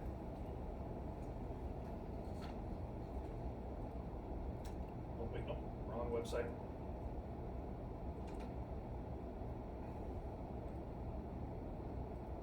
So the last website I'm going to talk about here is going to be the Warner website. It'll here. There we go. Anybody go to Automation Fair? Anybody want to go to Automation Fair? Would be kind of cool. What? Would be kind of cool. That's pretty cool. I definitely recommend going. I'm going to be there for Automation Fair, and then there's a process system users group that's 2 days before that I'm also going to be at. I'm kind of excited. Get out of the office for 4 days, go down to Chicago. On the downside, it is in Chicago, but it's at the McCormick Center. I don't know if anybody's ever been there. Very nice around. It's very nice around that area. I'm going to point out a couple things here real quick, and then I'm going to break for lunch here. So under Solutions, Technical Services. So this is the web page for Warner's tech support group. So if you got any questions on anything with the AB logo on it, these are the people you're going to call. There are options for on your sheet of paper here. You can email, you can call. I'm still in the tech support inbox, so I snag a question every once in a while if the guys are busy. But if you're having troubles with some PLCs, you need help selecting things, like I said, we cover it all. I've spec'd out terminal blocks, industrial controls, I've helped with troubleshoot safety systems. You got an error code and a part number, we can do a lot with an error code and a part number. The story I like to give here is I had a customer call in. He was working with RS Logix 5000, so the software for the control and compact logics, and the poor guy said he's been trying to figure out the software all day. Like a whole day has been gone trying to figure out why he can't get his software to launch. So I tell him, all right, you're getting an error code, right? Yeah. Read me back the error code, and he reads me back the error code. And, it happened to be a very common error code. I don't remember what the number is off the top of my head, but I've seen it enough to know. I've heard it enough to know the solution. I honestly told him, all right, I don't remember his name, but I'll say, Jeff, promise not to hate me, right? Yeah. You're gonna right click and run as administrator, and it's gonna fix your problem. And it did. So if you're having problems, don't wait, call. All right, we're very happy to help. I can't encourage you enough. If you only get one thing out of this class, if you're stuck, call us. That's why we're here. So this is a free service that you are able to take advantage of. If you bought the thing from us, we're happy to support the heck out of it. And if you know, the tech support group can't figure it out, you know, they can rope in Lawrence, or we can have a specialist come on site and help you out. You know, that's why we're here. We are here to help support you. Any questions you got, stuff with the AB logo, please, by all means, come and contact us. We've got training and different events, you know, going on constantly. So, did you guys sign up for this class, or did somebody from your department say you're going to this? And we signed up. You signed up, so you're probably familiar with. You've probably been on here. So this is our training calendar. All the events that we have going on throughout the year. So if you're ever curious what's going on, just come here and take a look. And then lastly, let's see, took some insurance. Last thing I'll just kind of highlight here, this is the different solutions and different services that we offer here at Warner. We got enclosure modifying, kitting, lighting, technical services, storeroom services. We can help with E-Plan, Rockwell services, project management, network process, panel coordination. There's all kinds of different things that, you know, we at Warner can help you with. So, if you got any questions, you know, reach out to your account manager. Or if you don't know who your account manager is, you know, give us a call. We can figure that out pretty easy. So, any questions on the Rockwell site, the Warner site, or who to talk to about what? Very good. It's 11:48 right now. Let's take a half hour, 45 minutes for lunch. And yeah. I had to re-download to the PLC2 because the battery had gone dead. Don't let your battery go dead. Battery had gone dead and then shut down power and the program's gone, just like that. So I found this PLC2, which looks a lot like the PLC5. This PLC2 was in a rack and it was screwed to a piece of plywood in this little enclosure they had made out of wood. And it was right above the debarker. And as that machine was running, I swear that chassis was moving 2 inches. Shaking back and forth and up and down, and that PLC2 was still running. You know, it probably been put in 1979 and still running. So some of that stuff was made well. Yeah. How long were those cards? About that, yeah. That's what I'm Yeah. thinking. So I Texas Instruments and felt like that, and then I saw them, yeah, pretty similar. Sure. Yeah. Yeah. Everybody did the same kind of thing. And then they got smaller like this. But anyway, I'm here to talk about various networks that you might see out in the world. And of course, we're going to concentrate on the networks that Rockwell designed and used frequently, although I'll throw a little bit in about some others, and communications in general. And of course, when you're talking about communications, there's a lot of similarities between various different networks. And one of the things that I want to concentrate on here is really separating the concept of a network's physical properties and a network's protocol properties. You know, we talk about a physical network in terms of what kind of wire you use and what voltages are on it, and the baud rates, and whether it's twisted pair or coax, or you know, those sorts of things, the physical, electrical things. But then there's protocols, you know, and this is really the language that's being spoken on that network. You know, I always use the similarity, you know, we all carry around a phone and it's ringing at this very second. We all carry around this phone, and if I just dial the right numbers, I can make a phone in India ring, right? Just by dialing the right numbers. So there's physical connection there somehow or the other. It's going through all kinds of different physical networks. There's even some protocol connections there that are similar. Obviously, if my phone is going to make a phone in India ring, they have to have some commonalities, right? But of course, at that point where they answer the phone on that end and I answer the phone on this end, and we still can't communicate because he's speaking Hindi and I'm speaking English, we have a problem yet, right? So, and we see the same sort of things happening with different networks. The electrically, they might be the same, and yet you still can't communicate because of some other issue, a protocol difference. And so all those things have to be lined up. Well, one of the networks that I want to talk about here a little bit is the remote I/O. There you go. Thanks. Yeah, we're just, there it is. So, remote I/O. Remote I/O and Data Highway Plus, which I'll talk about in a moment here, were communications networks that Rockwell designed way back in the 70s, quite literally in the 1970s, and they were based on electrical standards, RS-485, but it's not really using RS-485 anymore, but it was based on those electrical standards. The way that a remote I/O, by the way, a remote I/O and a Data Highway Plus, they use the exact same physical characteristics, same cables, same electrical voltages, currents, etc., same terminating resistors, same type of cable, same baud rates, all those things were the same. All the physical characteristics were the same. It was the protocols that were different.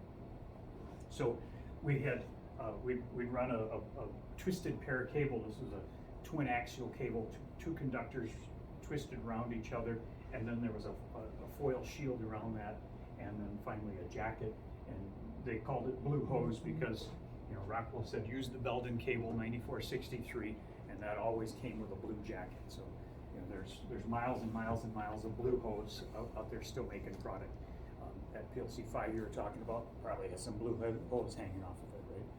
So the remote I/O physical characteristics are that we use that twin axial cable here, and I just got the symbols here to remind me to say you got to have a terminating resistor across the blue and the clear wire over here, and there's the value of that terminating resistor, and that value is based on the baud rate that you're running.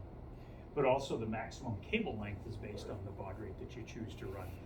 And all of those things kind of go together, and I could talk about terminating resistors and cable lengths and that sort of thing with respect to Data Highway Plus, but keep in mind that these physical properties are the same. They apply to not only Data Highway Plus and Remote I/O, but also to DH45 and also to RS-232 and also to ControlNet and DeviceNet and Ethernet. Every network in the world, if it's electrical, has these same characteristics that you have to keep in mind. And all of those networks, except for the ControlNet, which is on a coax, they're all using a twisted pair of cables. So they all are the concepts that I talk about with Data Highway Plus and Remote I/O also apply to those other networks. So when a node on a Remote I/O wants to transmit data, it's going to change the voltage on those two wires. So it's going to increase the voltage of one of the wires and decrease the voltage on the other wire. Maybe that represents the bit 0. And then it reverses those two, and that represents a bit 1. And that's called differential signaling because it's always raising the voltage on one and lowering the voltage on the other.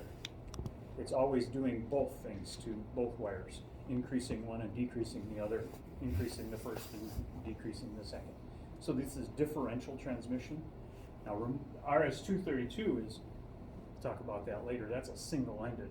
There we have a common, and you're just changing the voltage of one wire with respect to that common. That's single-ended. Here we're doing differential transmission. You're increasing one voltage and decreasing the other, and then vice versa. Now, of course, if this scanner down here, this PLC 5, decides that it wants to transmit a message, it's going to change those voltages on the wire. It's going to change those voltages 57,000 times a second. That's how many bits it can send out, or 230,000 times a second for a higher baud rate. So it's going to change those voltages on the wire. And of course, those two wires are twisted and they go to each individual node. Each one of these is monitoring the voltages on those wires. And down here at the other end, there's a terminating resistor across the blue and the white wire. Of course, there's one down here too. But since we're changing the voltages on those two wires, and there's a resistance here, everybody knows if you've got voltage across the resistor, there's going to be current flowing.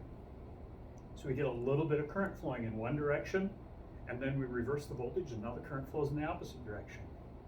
These cables are all twisted pair, and everybody knows from basic electricity, when a current flows through a conductor, it creates a magnetic field. Current's flowing through a conductor, it's going to create a magnetic field based on the right hand, left hand, middle finger rule, whatever it was, right? You get a magnetic field wrapped around that conductor.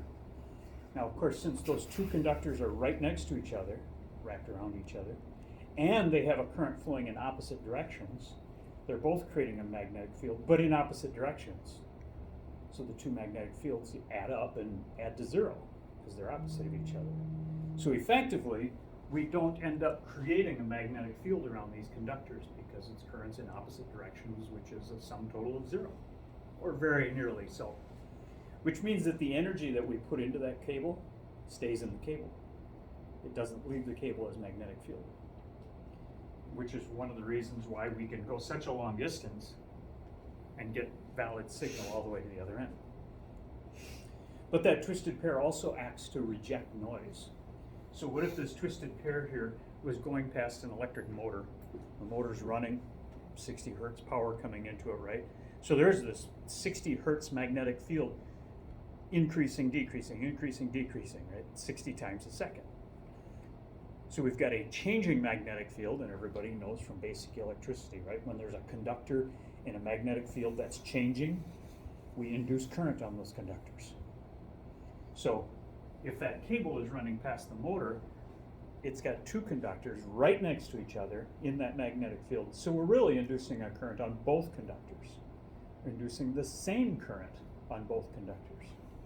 But of course, the devices don't really care what the voltage is on the wires.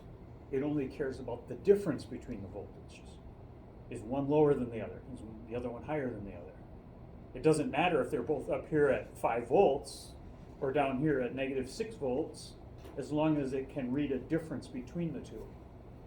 And so effectively they reject that electromagnetic interference from the motor because it's affecting both conductors, and it doesn't care. It only cares about the difference between the two. And that twisted pair helps to reject that up to fairly high frequencies, and even higher frequencies than that shield, that foil around it, helps to reject the radio frequency. Kevin. So, I'm curious, on the longer runs up to 10,000 feet, are you using, does the wire gauge change to a heavier gauge so that there's less of a voltage drop in that length of the wire? Yeah, it does not. No, it uses the same cable no matter what, and that's one of the reasons why 10,000 feet is a limit, is because of the voltage drop that you're going to have. Because of course, every conductor has got some resistance, and there's a current flowing through it, and everybody knows if there's a current flowing through a resistance, the voltage goes down. So if this device over here is applying, I really don't know what the voltage difference is here, but if it was applying a 10-volt difference between the two wires, when you get over here and measure it, maybe you're only seeing a 6-volt difference because of that voltage drop. But it's still okay. It's still within specs as long as you less than 10,000 feet. And then you might think to yourself, but doesn't this thing draw some of the current from that cable? Yeah, it does. It's a little bit of a load, but that's again all worked into the calculations. We're allowed to have, doesn't it say up here? We're allowed to have 64 nodes connected onto this one cable. So, yeah, there we go. When we get to Data Highway Plus, it talks about the 64 nodes. Now, in a remote I/O network, now we shift gears here a little bit from talking about the cable and the physical nature of the cable and the voltages and the resistors and such, now to the protocol. What's actually being communicated on a remote I/O? In a remote I/O, we have one device that is the master of the network, the scanner, and then we can have multiple devices that are adapters on the network. And in this kind of a network, no adapter can speak until spoken to, just like my children. In the perfect world. In a perfect world. Yeah. So the scanner here has a list of rack numbers that it wants to communicate to, and so it simply sends out messages. Hey, rack 0, or rack 1, rack 5, whatever. Hey, rack 5, here's your output data. Give me your input data, and then rack 5 can respond. Hey, rack 6, here's your output data. Give me your input data. rack 12, here's your output data, give me your input data. They don't have to be in number order. They can skip numbers, that's fine. And so you can see it's a fairly simple protocol, right? And that rack of data is just 8 16-bit words of data. How long does it take to send 8 16-bit words? 8 times 16 bits, 96 bits, it's pretty quick, right? And so it just takes turns sending data and receiving data back from each rack. And when it gets done with the last one, it just starts over.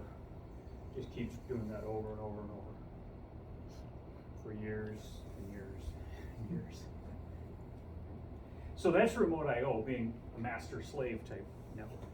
Joe, if you would scroll me down to the section on Data Highway Plus, thank you. Far enough? That'll do it. So Data Highway Plus, electrically all the same as remote I/O. Still using the blue hose, still using the terminating resistors, still using a daisy chain kind of connection here. But this time, the protocol is very different. Now, remote I/O was used so that one master PLC can control multiple racks of remote I/O out there, multiple devices. The remote racks could be things like drives and panel views as well, but they're all quiet until spoken to. On the other hand, Data Highway Plus is a peer-to-peer networking protocol. So all of these are kind of equal, and any one of them can start a conversation. And so they manage that by using a token passing protocol, which means as soon as you plug these all together, as soon as these are electrically all connected together and powered up, they immediately just start passing a token around saying, okay, it's your turn, now it's your turn, now it's your turn, now it's your turn, now it's back to you. And every time you get the token, if you have a message to send, you can send it. If you have a response to give, you can give it. But until you have the token, you can't send a response or send out a request. What kind of responses and requests? Well, maybe this PLC would like to read a piece of data from that PLC. Maybe that panel view is reading data from all 3 of the PLCs. So when it gets the token, I don't remember what the limits are, but it might be able to send out like 5 messages. Hey, node 1, I'd like this N7:0 address. Node 2, I'd like N7:58, and node 4, I'd like N7:12. And then it would pass the token on to node 4, and it would respond back. Oh, here's the data for that N7:12 you asked for. Here's the data for that N7:0. So, Data Highway Remote I/O would be used, strictly for a PLC to control I/O points. Data Highway Plus, on the other hand, could be used for passing data between controllers, for operator interfaces, and for programming. So, back in the old days when we used old dinosaur computers, even older than these, we would connect into a Data Highway Plus with some sort of card. There was a PCMCIA type card. Remember those credit card style cards that you plug into a slot in a laptop? Obviously, we don't sell those things anymore. No laptops support them anymore. There is a USB equivalent to that. We can plug in a little adapter to a USB port on a computer and get to Data Highway Plus. And of course, Data Highway Plus is so old that Rock would really rather that you just didn't have it around anymore.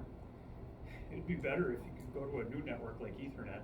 And so all of the hardware that you're going to use to support Data Highway Plus and Remote I/O is going to be either completely not available or really expensive. This USB to Data Highway Plus adapter, a little box about this big, last time I looked, $3,500. Little plastic box, some electronics in it. All right, there's cards that you can plug into a desktop computer, and we can still bridge to Data Highway Plus from a control object. So, a couple of you were talking about migrating old PLC 5 applications to what's new. What could we use to support that? Well, of course, when you present that, when somebody presents that to management and says, yeah, we've got this PLC 5 system, there's 5 remote racks, and there's these old panel views on it. We need to replace that. We need to migrate to that something new, because as soon as that goes bad, we're going to be down. We're not going to be able to get back up, right? And they're going to say, well, what about eBay? And so, maybe you get a quote from one of our PLC specialists, and you say, let's do the whole lot, right? Replace that PLC 5, replace all the I/O, replace all those panel views, go to Ethernet, and of course the number is going to be pretty big. But you can do it in stages. So maybe we just take the PLC 5 that's controlling those remote racks, and the panel view that's connected to it. Maybe we just replace the PLC 5 itself, just the part with the program in it, then maybe the local rack with a control Linux. And then using this DHRIO module, we could continue to run that old 1771 IO. Of course, management likes that because now you've just freed up that chassis in that PLC 5, which could be used maybe in another application. Maybe it's got some IO modules so that now you've got some spares for the remote racks. And then you can slowly replace those remote racks with something modern like Flex IO or Control Logics type IO. And now again, now you've got some spares that you can work with. So you, over time, one piece a year or something, you could migrate this. It doesn't have to go all at once. All right, we're just scrolling forward to the next little network, Joe. Data DH485. Well, you know what I didn't do? I didn't do my show and tell. Joe was so good with show and tell, and I forgot to do that. Lawrence, I noticed that there's only 3 laptops up there for tomorrow. Say who? There's only 3 laptops up there for tomorrow. I'm working on 3 more. Oh, very good. Do you want to go back up to? No, not really. The blue hose network cable, you've probably seen it before. That one happens to have a couple of strange connectors on it. The old PCMCIA card that was plugged into an old laptop. Last time these things were sold, they were probably like $3,000. Wow. You know, we throw them around like, toys. It's a frisbee. Go long. Yeah. And on that Data Highway Plus cable, when you're gonna terminate it, and it's quite literally putting a resistor into the connector. You can see the wires were just chopped off of that one, but that's as simple as terminating the Data Highway Plus cable is putting a resistor in there across the blue and clear cable, blue and clear connector, so. The blue wire, how many twisted pairs are in the blue wire? 2. I don't know. Yeah, we just got 2 conductors in that blue cable, a blue one and a clear one, blue insulation, clear insulation, twisted around each other. And then there's commonly some filler cores, just plastic cord to fill in the space so that they stay where they belong. Because I've seen other blue wire that has multiple twisted pair, that's why I was asking. Yeah, that might be might be an Ethernet cable. That We've could got be. 4 pair in there. Okay. Yeah, we'll talk about Ethernet here in a little bit. Here we go, the toy box. Yeah, I thought I had some, would that be, there it is. Yeah. Just sitting out there and staring me in the face. Did you take it out of the box? I guess I don't know where. I probably did. I guess for tomorrow when I clean up, I don't know where you want all this stuff. Back in the boxes, because I'm teaching this class here in a couple of weeks. Oh, do you want to just go back? Right back in that big toy box. Cool. Yeah. All right. So a network that's very, very similar to the Data Highway Plus is the DH485. Data Highway 485. Some people jokingly call it the Data Sidewalk because it runs at a much slower baud rate. And I'm not, I'm guessing that the electronics inside the PLC 5 and other things with Data Highway Plus are just more expensive, more difficult to use. I'm not sure what the deal is, but most of the SLC 500s and Micrologix controllers support this protocol, the DH485 protocol. And again, you have to be careful because I call it a DH485 protocol, which means it's a language, it's a way of putting together messages and like speaking, right? We speak English language, right? But electrically speaking, it is different than Data Highway Plus. Protocol is different than Data Highway Plus.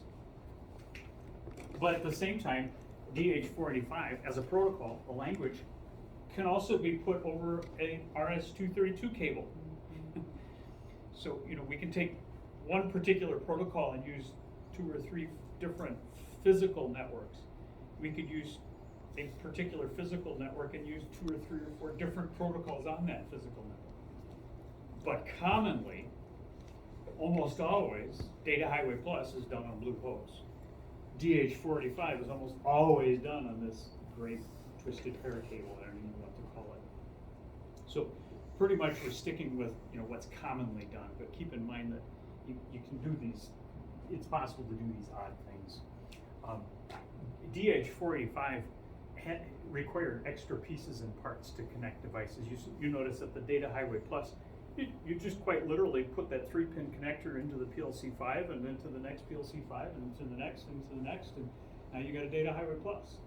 The only extra part really was that 3-pin connector. Well, with DH485, every node on the network had to have a link coupler, isolating, amplifying link coupler, just some electronics here to connect into the network. So we've got this trunk cable. There's a trunk cable that goes around to these 3 link couplers, and that's this connector up here. And there's an A, B, and common and terminator connections on there. So you're just really connecting a twisted pair plus a common. The Data Highway Plus didn't have that common. It had the twisted pair and a shield. Here we got an AB, the twisted pair plus a common plus a shield. So there's an extra conductor in there, essentially 4. And then we would just daisy chain that from one black connector to the next to the next. And then this unit had to get power from somewhere. We powered up 24 volts from the bottom. But many of the PLC SLC 500s would actually power the unit through this cable. So you can see they plugged this cable right into a SLC 500, and the unit would get its power from that same, the communications cable carried 24 volt DC. And this is where we introduced the fact that Rockwell, and Rockwell's not the only guilty one, but Allen Bradley, Rockwell, they use the same type of connector for many different purposes. You know, here's that RJ45 connector. Everybody looks at that and goes, oh, that's an Ethernet cable. Well, that's just because you're all young and you grew up with Ethernet being the most common thing, right? This connector was around long before Ethernet started using it. But it looks like an Ethernet connector right there. Well, if you plug an Ethernet cable into this port and then plug an Ethernet cable into the SLC 504 or 503 rather, since 24 volts is on that 503, you probably end up burning this thing out because it's pinned out differently. So don't use Ethernet cables just because it fits doesn't mean it's the right cable. It usually is, but not back in the old days especially. So USB got that blown back, that's because of that. yeah. This little unit down here at the end is a little different. It's an AIC plus. This is an AIC. This is an AIC plus. This actually does the electrical conversion from the RS-232 side to an I said that wrong, from an RS-485 side to an RS-232 side. And electrically converts the signal. That way you can plug into things that don't have an electrically RS-485 port, that they have an RS-232 port. And then of course you might want to get your computer connected into this network because you can program controllers through it. And back in the old days you would use a box like this. Now I don't know why Rockwell ever decided to use a big ugly box like this with a ribbon cable and a 25-pin port on it. So it comes like this, a 25-pin serial port. Who has a computer with a serial port, much less a 25-pin serial port on it anymore, right? Your computers all have serial ports on it because we brought the old ones out.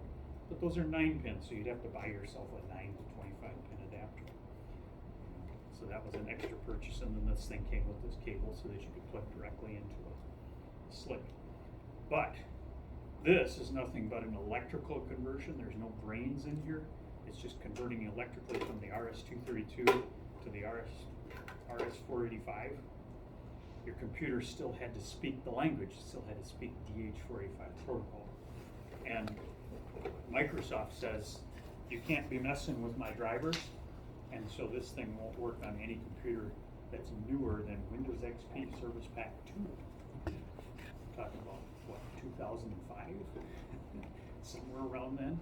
So this box is pretty much dead, but there is a USB version of it now, which is only a couple $100. Tell them about the day after they patched that out. When they made the update to disable the PICs. I don't remember that, Joe. Weren't you there? What are you talking about? Yeah, You were telling me about the day after they got rid of the PICs, weren't you? Oh, that, I don't remember. Yeah.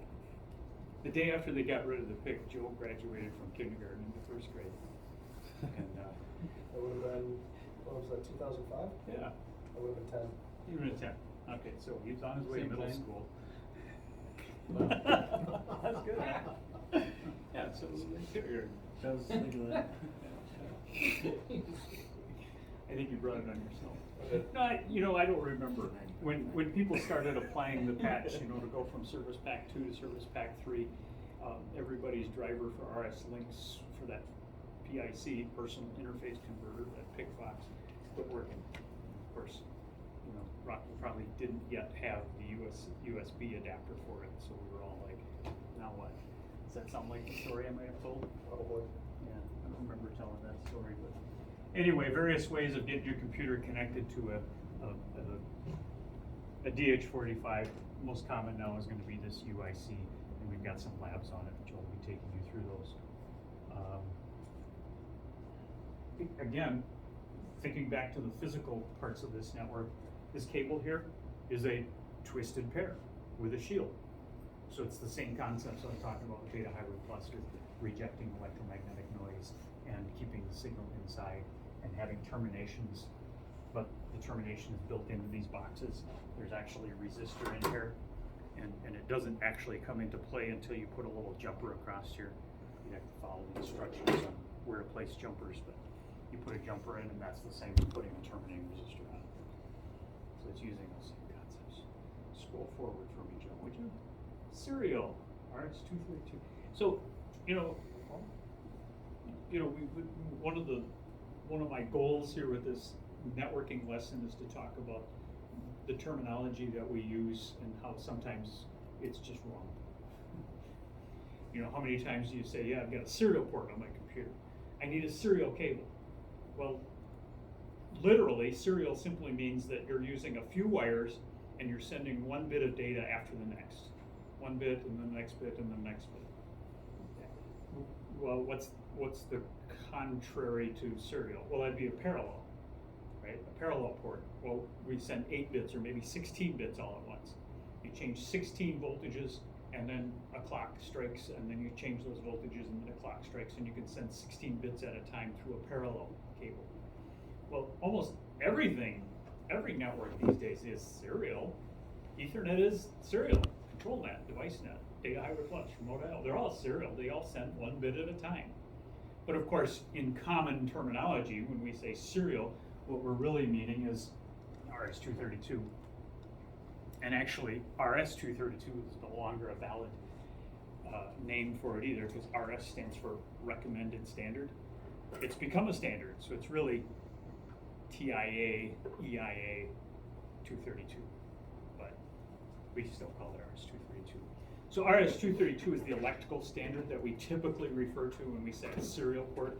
When I say this computer has a serial port back here, there's this 9-pin connector back here, we're talking about an RS-232 connection.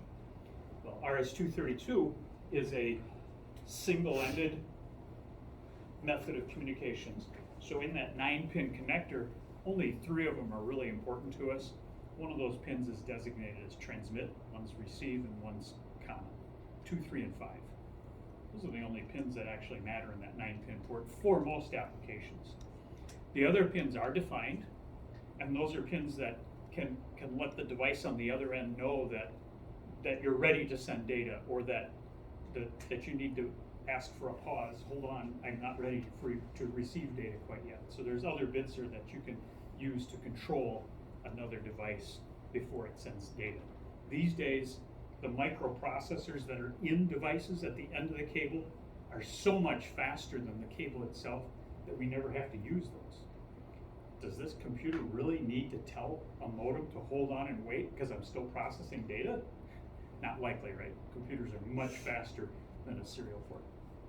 So typically we're only using 3 wires, transmit, receive, and common. When this computer wants to transmit data, it raises the voltage and lowers the voltage of one wire with respect to the common. When it's receiving data, it's monitoring the voltage on a different pin, monitoring it with respect to the common. How is that voltage going up and down? And since that's single-ended, we're quite limited. 50 feet is the spec. An RS-232 cable typically only goes 50 feet, even if it has a shield, even if it's twisted. Typically, we're running fairly slow baud rates. There are many other baud rates that you can run on RS-232, but typically those are the baud rates. And old computers would have a native serial port built into it, and so we might just use a couple of simple cables to connect into controllers. New computers are gonna need some sort of USB to serial converter. I dropped this diagram in here, it came right out of a Rockwell publication. And I put it in here not because it had a lot of good information on it, but because it is just completely self-contradictory. So they've got a slick up here and a PLC 5 down here with a cable listed as RS-232 full duplex. The SLIC 502 doesn't have an RS-232 port on it. The PLC 515 doesn't have an RS-232 port on it. So they're connecting two devices with RS-232 that don't even support it. So I don't, but actually the KE here that they're pointing to next to it, that has a serial port on it. And if this were a 503, then it would have a serial port on it. So they're close.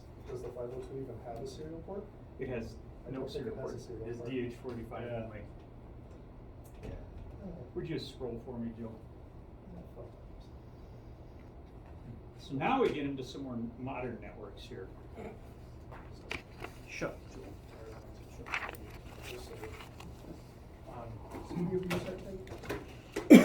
What? What? You're very handsome today, Lawrence.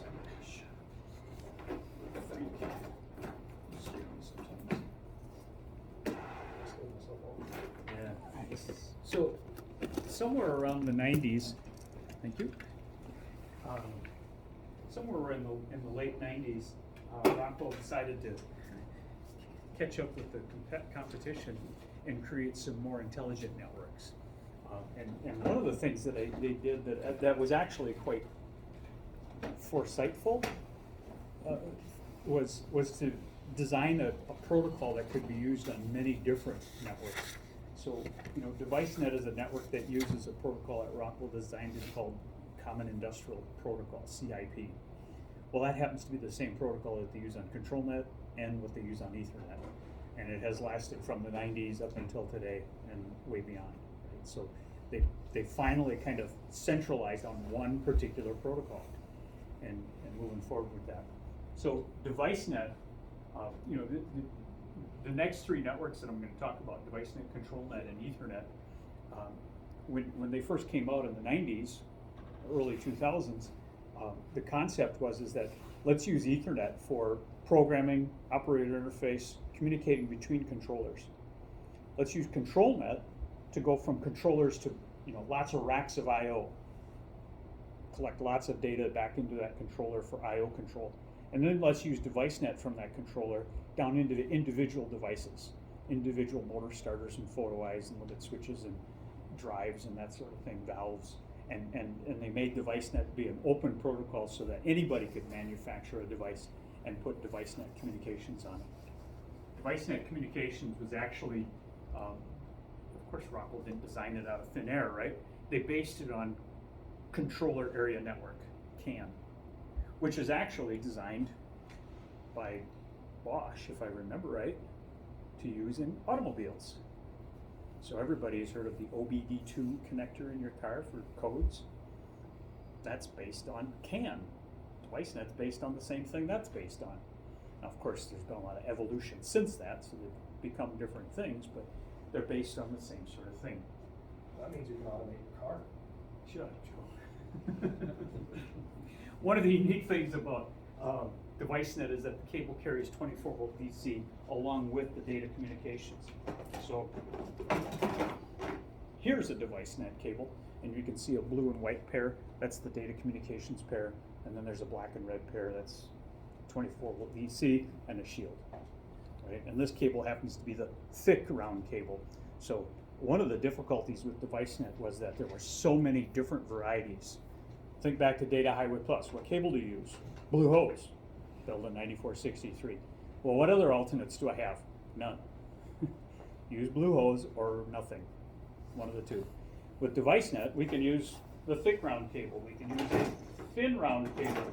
We could use a flat cable. We could use terminal blocks. We could use T-taps. We can use mini disconnects, micro disconnects, and there was a lot of different varieties that you could use for cabling, which led to a ton of rules. So there's a whole manual about how long the cable can go and how many drops you can have and how long those drops can be and where the terminating resistors were and all that kind of stuff. So it got difficult.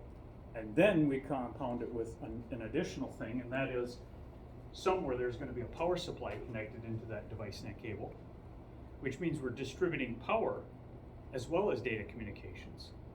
So we've got the twisted pair here to help reject noise. We've got the shield to help reject noise. The twisted pair helps keep that data communications in the cable for a long distance. Terminating resistors at each end. You had to use terminating resistors for device net. But now we also have power on here. So each one of the nodes on the device net is drawing a little bit of 24-volt current. Each one of those nodes powers up its communications chips from that 24 volts.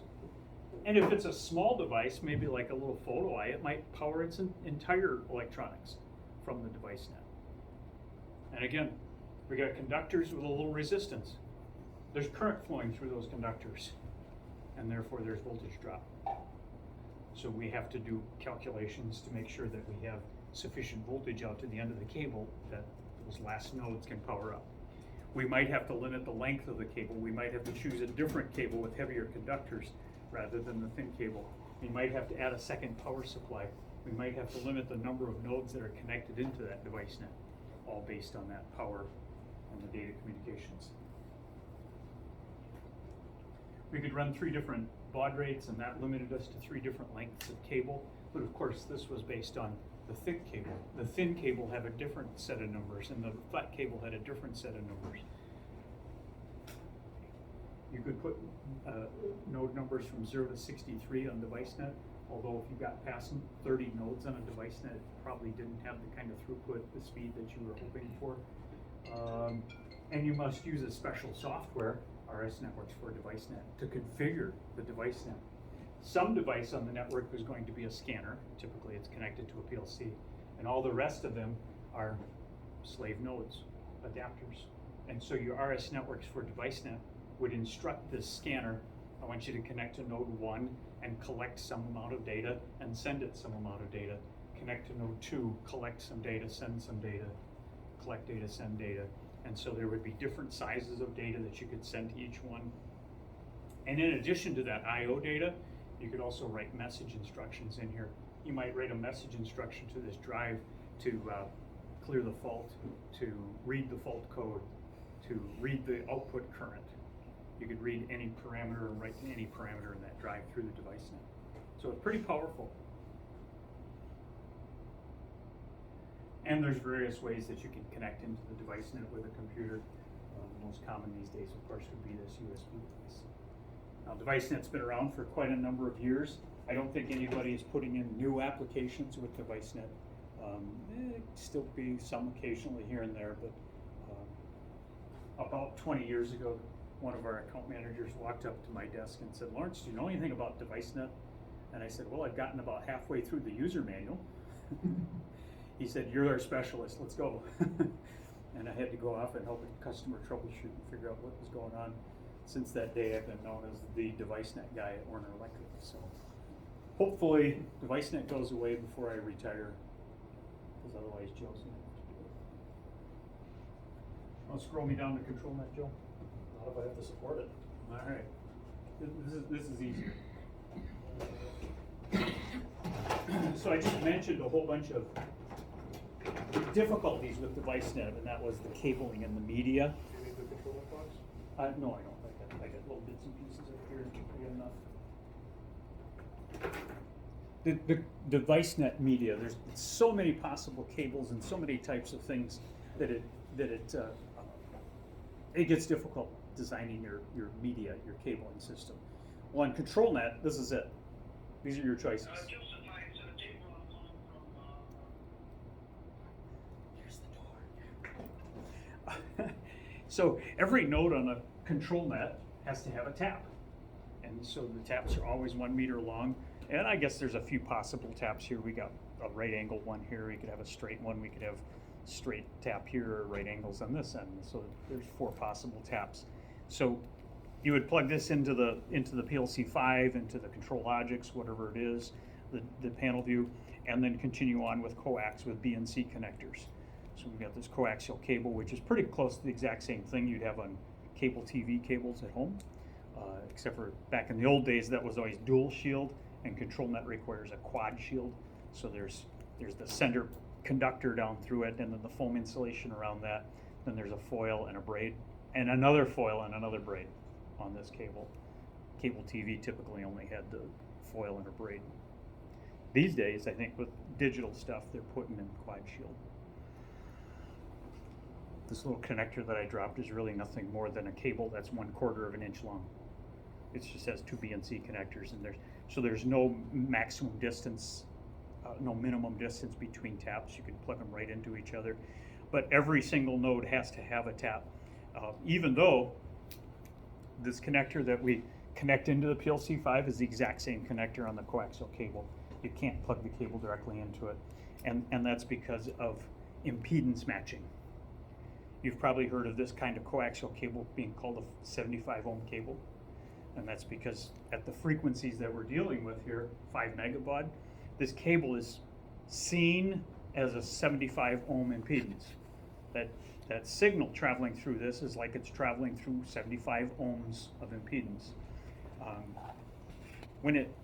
Anytime a signal reaches a change of impedance, part of the signal reflects. And I could have talked about this when I was talking about Data Highway Plus, or with DH45, or RS-232. It all applies to all of them. If there's a change of impedance, some of the signal reflects and some of it continues through.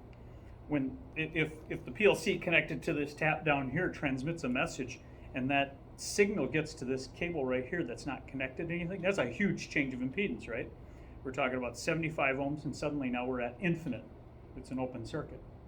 Huge change of impedance. So some of the signal is going to reflect back, and a tiny, tiny, tiny piece of it continues on into the air. None of it. So huge change of impedance. Well, if we put a tap on here, at the other side of the tap is a terminating resistor, 75 ohms. So now, as that signal reaches the tap, it's experiencing 75 ohms, 75 ohms, 75 ohms, 75 ohms, no change of impedance, no reflection. On the other end here, now if this device is transmitting, we send that signal through and it comes down to this end. We got 75 ohms, 75 ohms. We reach a connector that doesn't have a tap on it. Big change of impedance. Signal gets reflected, and that reflected signal interferes with the signal that's still oncoming and could cause an error. Now, I've only got 2 taps showing here, but of course we could have a coaxial cable with, a third, a fourth, a fifth, up to 48 taps on a coaxial cable.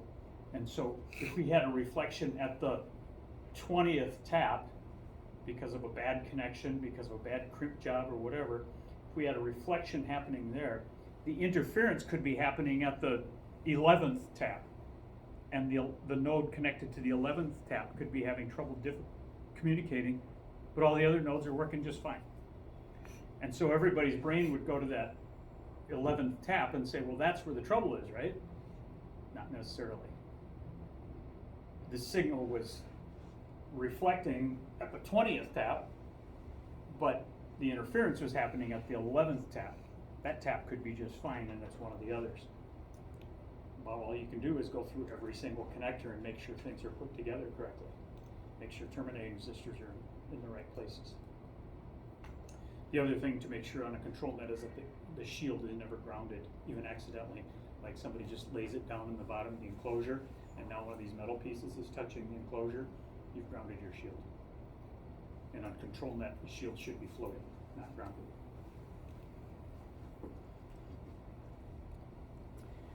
Another unique thing about control net is that you need to use a special software to configure it. RS Networks for control net. And another unique thing about it, I don't even have it listed here, shame on me. It's a cyclical network. Everything happens on a time cycle. So we start plugging this cable together, and we plug this into a ControlLogix, and this into a remote rack, and here's into a panel view. They immediately will elect a keeper of the network, and it's usually the lowest node number on the network. And that keeper on the network just keeps time. It beats the big bass drum and establishes a cycle, and it's typically 5 milliseconds. And during that 5 milliseconds then, RS Networks for ControlNet schedules all the communications. You know, maybe this PLC, this control logic needs to send output data to this rack. Maybe it needs to collect input data from that one. Maybe this PLC needs to communicate to that PLC. All of those little requirements get scheduled into that 5 millisecond slice. And if there's time left over, well then things can happen just out of the blue, right? Some message instruction in this PLC 5 just at some random time wants to send data somewhere else. That can happen on ControlNet. But everything is scheduled on ControlNet, so it happens at a very predictable cyclical rate. Another unique thing is that you can purchase devices that have 2 BNC connectors on it, so you can run 2 cables everywhere and have redundant cabling. If one cable gets damaged, the other one simply takes over. No loss of data. That's just a check mark to set up in your RS networks, right? That's all it is. Scroll me, would you, Joe? That little paragraph. How were you on doing the Ethernet? Not sure which comes later. Well, I just talked about, you know, basic addressing. I can, Later. yeah, Yeah. if you wanna touch on it, but I will, Yeah. all I usually cover is just the basic addressing. Okay. Anything deeper than that, I recommend they take the Ethernet. Yes. If you wanna break There's down. a 1-page about Ethernet later. Oh, okay.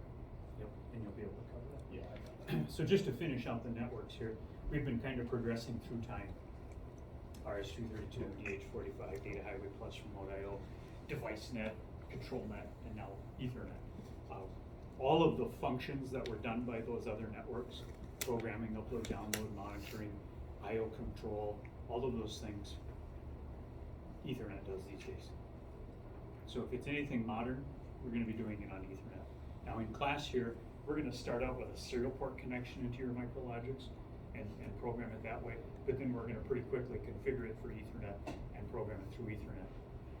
And then we'll use the USB to serial communications, and then we'll use the DH45 communications. So we'll use some of those other networks.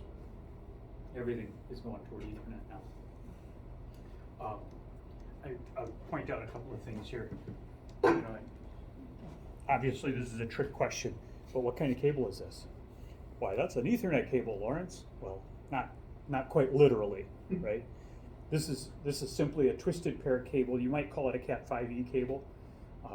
Cat 5, Category 5 cable means that there are certain numbers of twists per inch in each pair, and that the conductors are color coded, you know, orange, white, orange, green, white, blue, that whole thing. And we're using this RJ45 connector up here, this 8-pin connector, and it's pinned out orange, white, orange, green, white, blue, brown, white, you know, that whole thing, right? Does that mean it's an Ethernet cable? Well, not quite literally, no. It's a type of cable that's almost always used for Ethernet, and almost all Ethernet uses this type of cable, but this type of cable can be used for many other things as well. And of course, you can do Ethernet through Wi-Fi, can't you? Yeah, you can do Ethernet through cell phone communications, whatever protocol that is.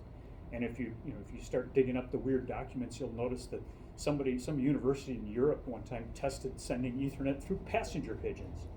So it doesn't have to be a cable; it can be even passenger pigeons. But of course, these days, and what's common is that almost everybody is using twisted pair cable, 4 pairs of conductors in there with the RJ45 connector. Almost everybody, oh boy, Joe's doing it. Almost everybody these days is using an Ethernet switch for their Ethernet communications.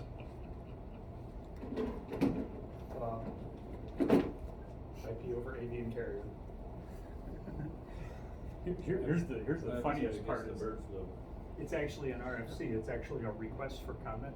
Everything in the networking internet world these days, when they want to document it, when they want to present something as, hey, this is the next protocol, they present it as an RFC, and then the powers that be make some kind of decision. See, it was done. The ping time was probably what, 3 days instead of milliseconds. But of course, everybody uses an Ethernet switch these days. Here's an example of a packet loss. It's awesome. And we could extend that joke, we could have like a hawk attacking the pigeon, and that would be what, a hacker? Yeah, that would be. Yeah. Hawker, Yeah. there we go. A hawker. Pigeon catcher, man in the middle. Yeah, actually, a man in the middle attack is the guy with a really big net. Catching pigeons, reading the note, and setting them free again. Yeah. It's not a very secure net. Somebody was complaining, I don't remember where I read it, somebody was complaining about how cruel it was to have passenger pigeon races, homing pigeon races, because and I thought to myself, wait a minute, how can that be cruel? Because the first thing they do in a race is set them free. Don't they just take them somewhere and go fly? Oh well, they choose to go back home. So a little bit of history about Ethernet here. Of course, Ethernet was actually created way back in the 70s by Xerox and other companies, but it became standardized in the 80s very quickly. Back then they were using coaxial cable and all kinds of weird things. But the standard of using this kind of cable, the twisted pair cable, Cat 5, Cat 6 cable, that kind of came about in the late 90s. And then they started using Ethernet hubs. So it is important to understand the difference between a hub and a switch, although it's hard to find a hub anymore. A hub is nothing but a repeater. Every single message that goes into a hub comes out every port. And so there will be collisions and there will be delays using a hub. A switch, on the other hand, even an unmanaged switch, monitors the destination address. It reads the destination address of the message coming in and will send it to just the one port that it needs to get it to that destination. They call it a switch because, think of like a rail yard, right? A bunch of cars come in and then they switch those cars to different rails to connect them to different trains to send them out. That's the switch. A couple of other changes that happened in the early 90s was we switched from going 10 megabaud, half duplex. 10 megabaud's kind of slow. Half duplex means we're using the same pair of wires to transmit data as we are to receive. So you can only do one or the other. But in the late 90s, we switched over to 100 megabaud, just 10 times faster. And full duplex, use two separate pairs, one pair to transmit, one pair to receive. So now you can transmit and receive simultaneously 10 times faster than you used to. And so those three things, 100 megabaud, full duplex, switch, instead of a hub, made Ethernet very reliable for an industrial plant form I/O control. And of course, Rockwell has continued to use it not only for operator interface and programming, but also for communicating from PLC to PLC, PLC to I/O control, PLC to drives, safety control over Ethernet, and servo control over Ethernet. There's not much that's communicated on a network that can't be done on Ethernet. So I think I'm done. Any questions about stuff I've covered? Oh, all that stuff that I talked about with Data Highway Plus and the twisted pair, and the device net and the terminations and twisted pair, all that concept applies to Ethernet as well. We're using twisted pair cables to reject electromagnetic noise. If it's an electrically radio frequency active area, well then you use the shielded cable for Ethernet. Although I recommend that if you're thinking that you have an electrically noisy area, don't use shielded cable, use fiber optics. 100% immune to electromagnetic and radio frequency noise. And these days, not that much more expensive than regular copper cable. And also there's terminations in there. You don't think about it, but every device that you plug an Ethernet cable into, inside that RJ45 connector, there's already a terminating resistor in there. So it's terminated as well as Data Highway Plus is. So, questions? I'm going to turn it loose for another break, Joe, and then you have them. All right, cool. Take time. On lesson 1 here, so I'm on page 8 if you're following along in the manual. So this is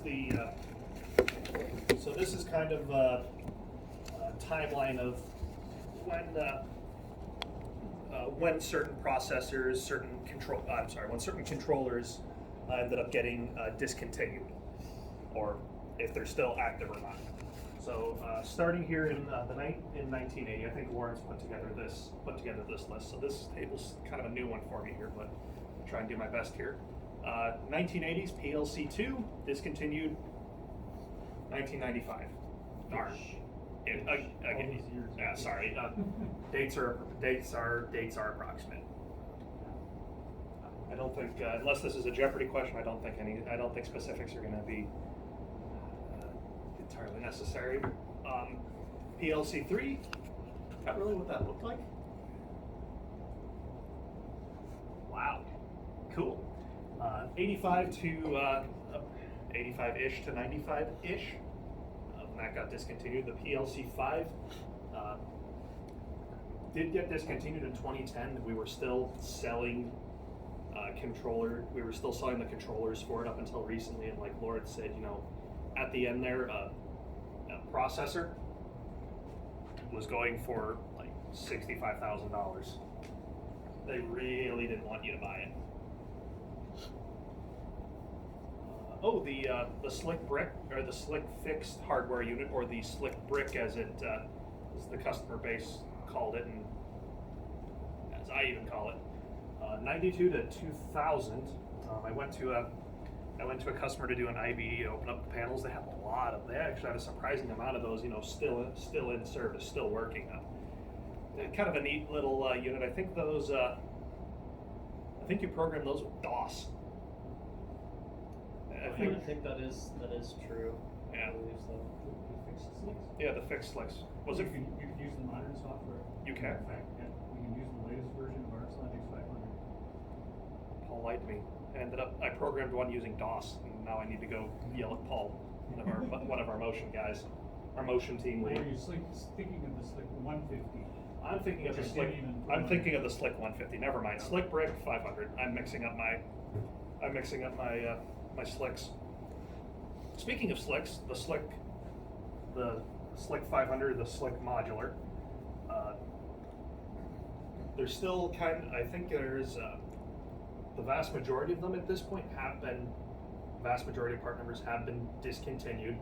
I think there might still be some I/O cards hanging out there, and the 505, the Ethernet slick card, I think might be hanging out there, but for the most part, we're really not speccing new slick systems. We're well past that point. I think I've specced one in my time in tech support, like 5 years ago. The Micrologix 1000. I think that was one of them that I handed around here. 95 when it released, about 2017 when they were all axed.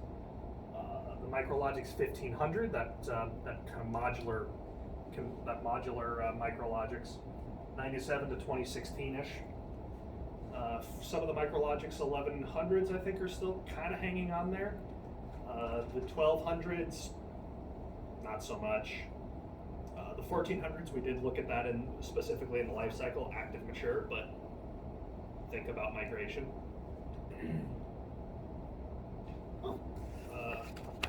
These are the Logixes.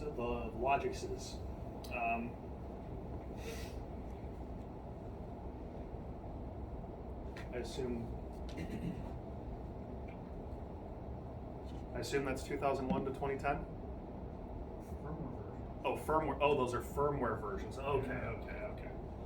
Not bad. First time looking at this particular one, so I'm kind of relearning here. So in 1998 is when they released the first Logix, the 5550, which supported firmware version 1 through 10. So you would program this with RSLogix 5000 version 1 to version 10. Then the release of the Logix the Logix 5555, the L5 controller, firmware version 7 to 15, the L6 controller version 16 to 20, and then our modern-ish controllers, the L7.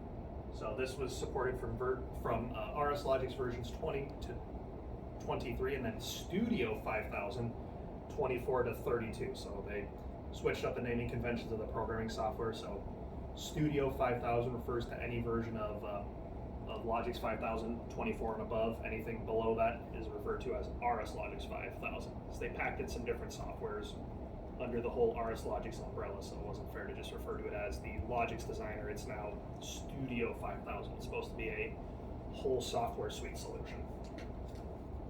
And then the most modern of our controllers, the L8, which I passed around earlier out of the MIA demo. I still haven't plugged in that Ethernet adapter. I thought I plugged in the Ethernet.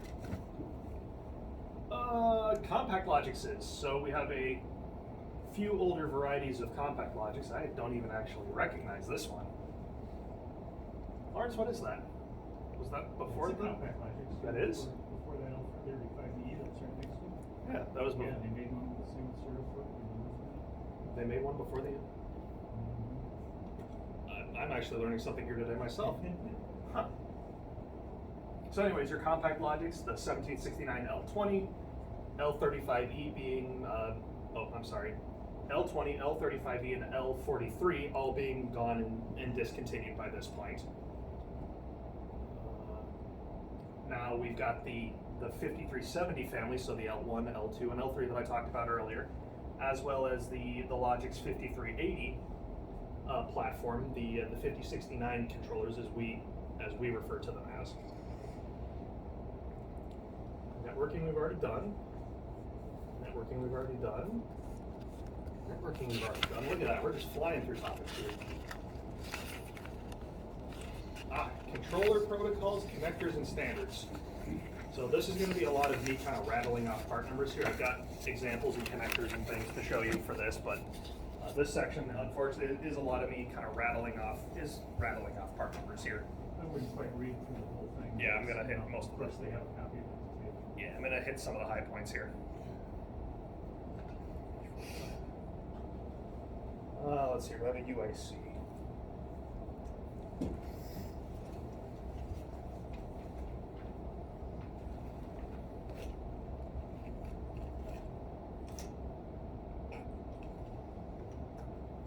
So this right here in my hand is a 1747 UIC. It is a USB to DH485 adapter. And as you can see, the port on the front of this is bad. That's what happens when you plug an Ethernet cable from one end into the other, and it came back from a customer like this with the port fried, so it doesn't work. But the serial port, the 9-pin D shell connector here, that's what this connector actually is, not a 9-pin D shell connector. That's still working intact. So anytime you have a DH45 protocol, this would be what we would use. I don't think we have enough of these to go around today, so I will demonstrate how to use one of these on my own. But do note that this is something that you do have, that there is access to. We still sell, still fully supported. That pretty much covers, so the Slick Brick, the 501 and the 502, DH45. So when we're talking about, when we get into like the 503 and we're starting to look at the RS232 DF1 serial connection, we're going to be using typically you would use a 1747 CP3 cable. You could also use a 1756 CP3 cable. The 1747 CP3 cable is just a serial cable that's got two straight connectors on both ends. The 1756 CP3, one of them is a 90 degree. So both would work. I think I got a few of these. Yeah, I got tons of these. So you can see 9-pin D shell to 9-pin D shell, and nothing real fancy. Will fit right into the back port of your computer, right into. That's got the wrong connector, but you'll get some hands-on in this a little bit later. UICs, UICs, blue hose, 505. 505 over UIC, USB. Oh, let me show you the USBS. Jody and show it to us. Thank you, Lawrence. Anytime.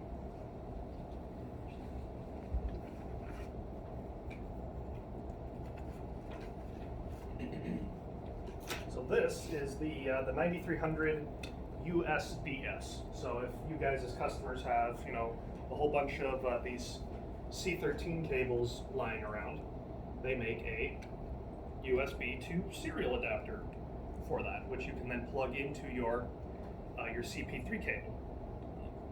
All it is it's a USB A to B, so like a printer cable that comes with this little adapter right here.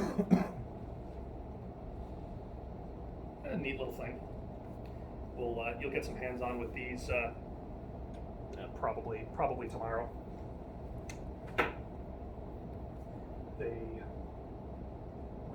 Rockwell does also make a cable that is a combination USB to serial all in one.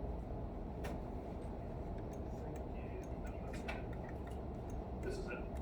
It is a 9300 USB CBL CP3 cable.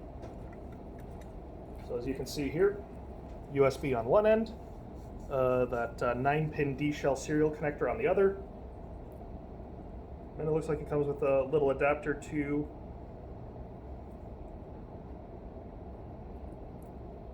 I'm not sure what the point of this one is. First time. What's the point of the little adapter here? Is that just to extend? The old standard panel units Oh, use a different gender connector. panel views, man. Hell of a thing. Thank you. So you'll probably play around with this again a little bit tomorrow as well. Maybe even today.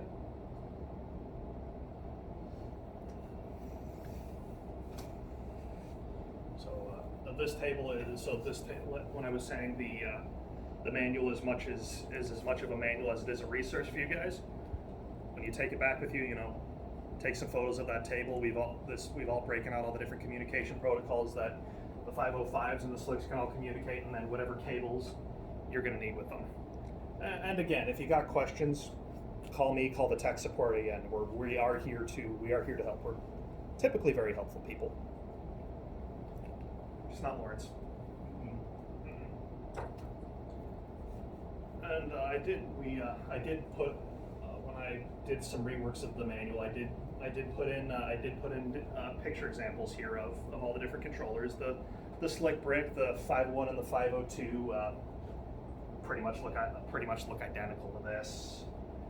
The 503 with the DH485 connector. The 504, your 505 with your Ethernet here. Yes. We have a cable that we don't use much anymore, but that little card that goes inside the computer, laptop, it would go from like a 504 circular pin connector to the card that goes into the laptop. So the PCMK card for data highway bus. Yeah, yep. Yeah. Those are long discontinued. Yeah, we don't use that much anymore, but I remember seeing that cable, that's why I was bringing it up. No modern laptop will certainly support that card. I don't think you can even spec a laptop with the. No, PCMCIA. No. The replacement for that would be a USB to data highway bus.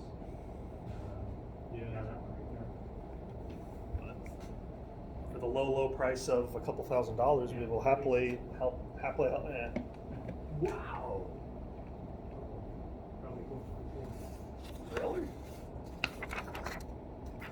They really don't want. Anyways, so the MicroLogic kind of standardized on a different set of connectors. So on the fronts or on the sides of all of yours is actually underneath. I think this little door right here. Can you see that?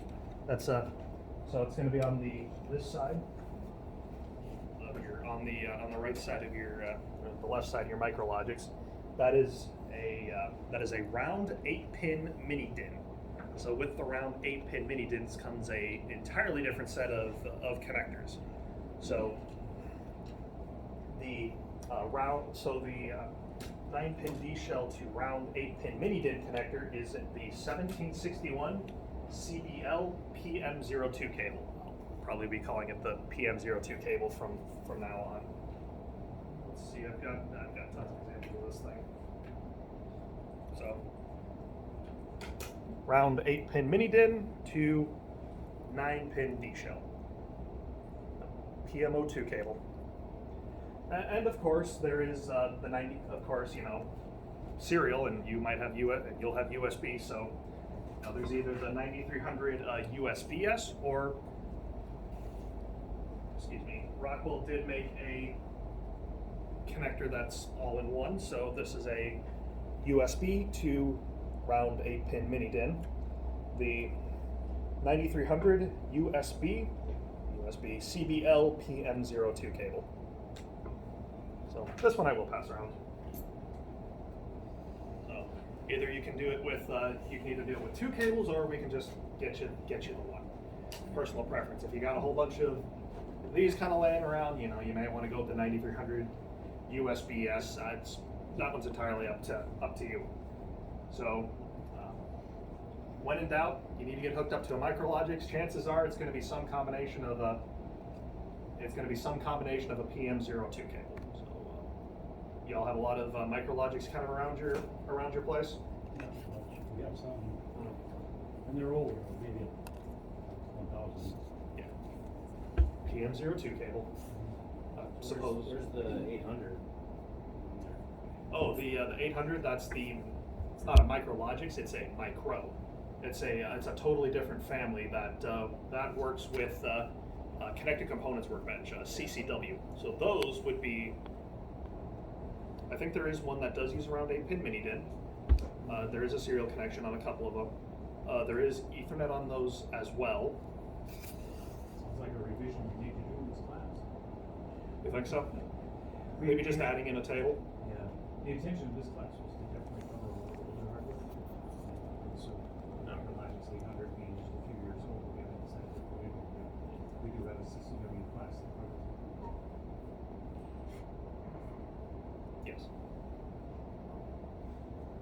So, otherwise, if some of these Micrologix do talk over the DH45, so your UIC with your CBL PM02 cable. So, I guess if you're going to be doing DH45, you have to use the CBL PM02 cable. You really can't do the all-in-one because those adapters don't have USB. Let's see here.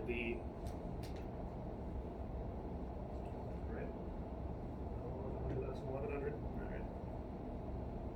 So the 1100s do have Ethernet. So that would be the RJ45 jack. That's on the side of all of your controllers. It's on the side of this one, right? I forget where that is on this. It's underneath. So on the 1400s, yours is underneath. On yours, it's on the left side, right? Yeah. So that port, that RJ45 port, that only does Ethernet. You're not going to be doing. I guess you could do. You're not going to be doing any. Could you do Modbus out of there? You don't want to do Modbus out of there. But you're not going to be doing any Modbus, any DH45. That is going to be strictly an Ethernet port.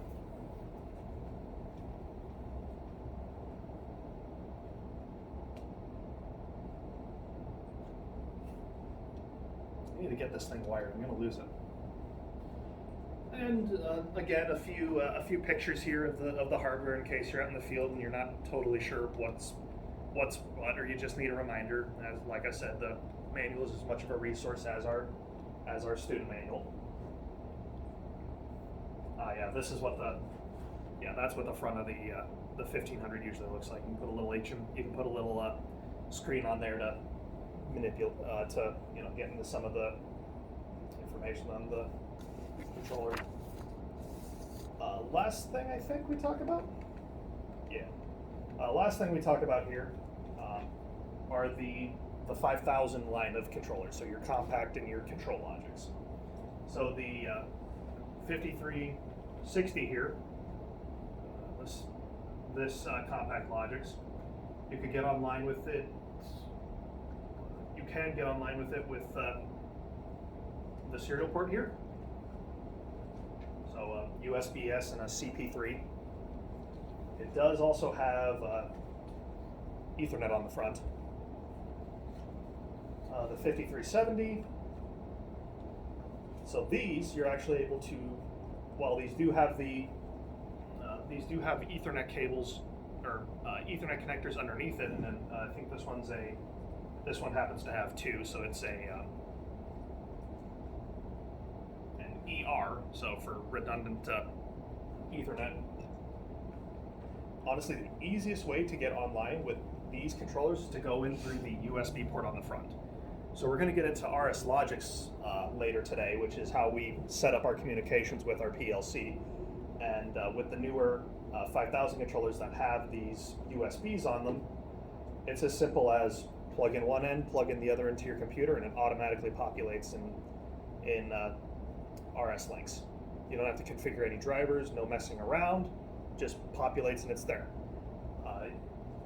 And I should note that this is only meant to be a programming port. You're not actually going to be communicating out to a network over USB.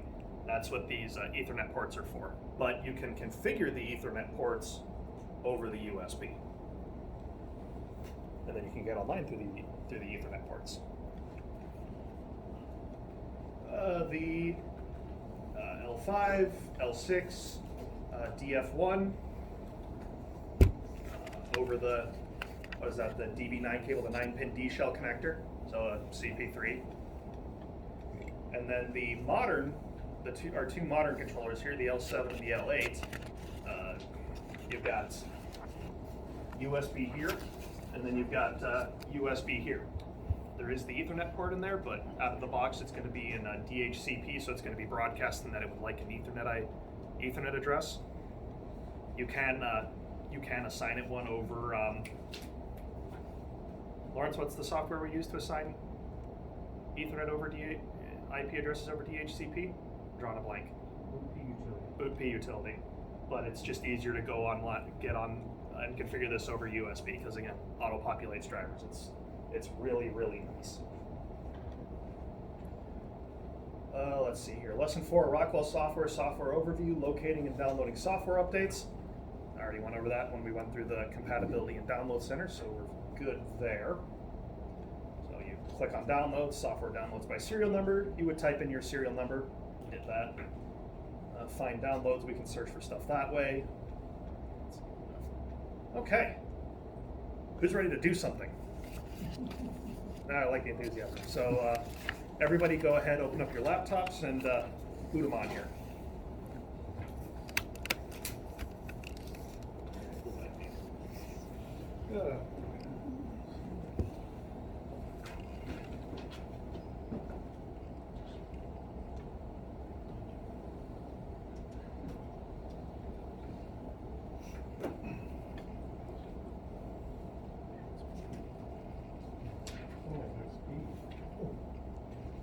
And when you use old hardware, you gotta have an old computer. Well, I always liked the XP, that was pretty good. XP's not bad. I'm not as used to it anymore as I used to be, but I will say I do like that the newer versions of Windows allow you to just search for stuff. Instead of in XP, you actually have to know where wow, beep. Where was I? I do like that the older versions, I do like that the newer versions just allow you to search for stuff. I think that's a really nice feature instead of having to know exactly where everything is. Okay, let's see how well I do this.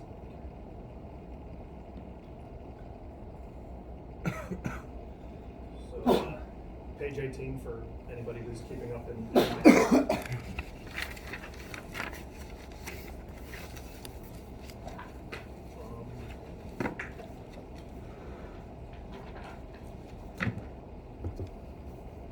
Says we need a password. It's a password that should be administrator, I think. Oh, admin. Capital. Yeah, WTS. So it should just be admin, no caps, all lowercase for the password that's asking. You guys run on the desktop? Okay. Oh, look at you, already in the lane. You guys know what you're talking about. You're already watching the classic. Good job, guys.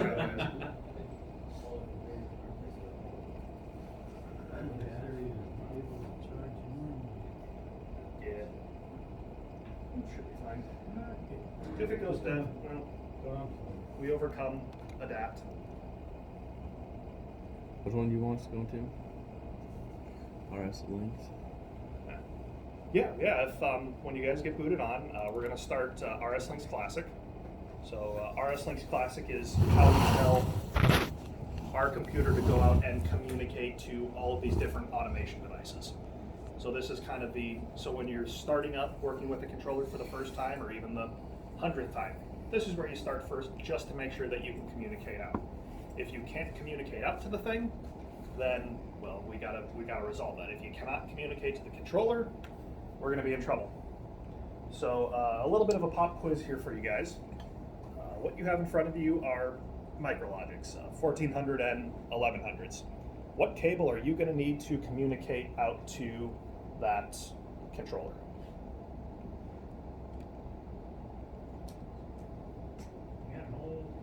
Got an old computer. So it won't be. We're not going to do it over the Ethernet right away. We're going to do serial. What cable do you need to do this serially? Feel free to look back in your notes. There's no USB port on there.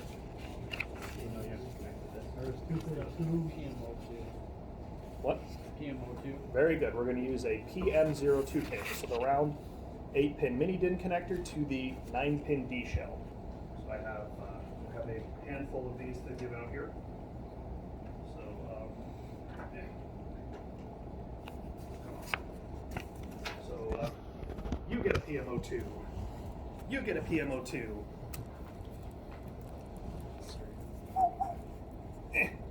You get a PM02. You get a PM02. Oh, everybody gets a PM02. I wonder if I get or anything. We're doing good. Nothing from here. Good. So, wow, that's. Oh man, that's gonna be weird. This makes me feel like I'm back in 8th grade or something. It's not just me. Yeah. So we're gonna go like. All right, so. Oh god, that's obnoxiously big. I can't.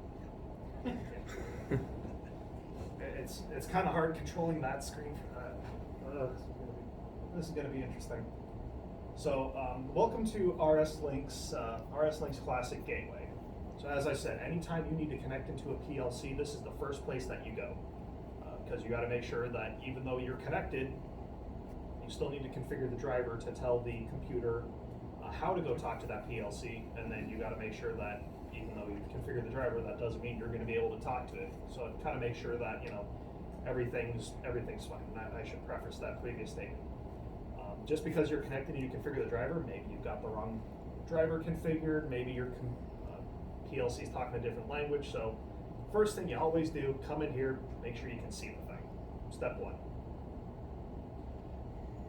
If you happen to launch it and you just see a gray screen, which does happen on occasion, you can either hit this button right here, the RS Who window, and enlarge it, or you can go here into, I think it's Communications RS Who. Simple as that. I do have a few drivers already, it appears to have a few drivers pre-configured here, so I'm just going to go to my communications, I'm going to configure drivers, and I'm just going to stop and delete every other driver that's in here, and basically just start with a nice fresh instance of links. And I encourage you guys to do the same thing if you've got any drivers kind of lingering around here. Do you have this viewer? I have. So you want to click on communications up there. Yep. And configure drivers. Configure drivers, first one. Yep, click on that. And then you'll select your driver and delete. I probably should have. Yep. You guys good in the back there? Good over there? Figuring it out over there? Got it? All right. So let's talk about the available driver types, because there's about a couple, 2, 3 drivers you can select here.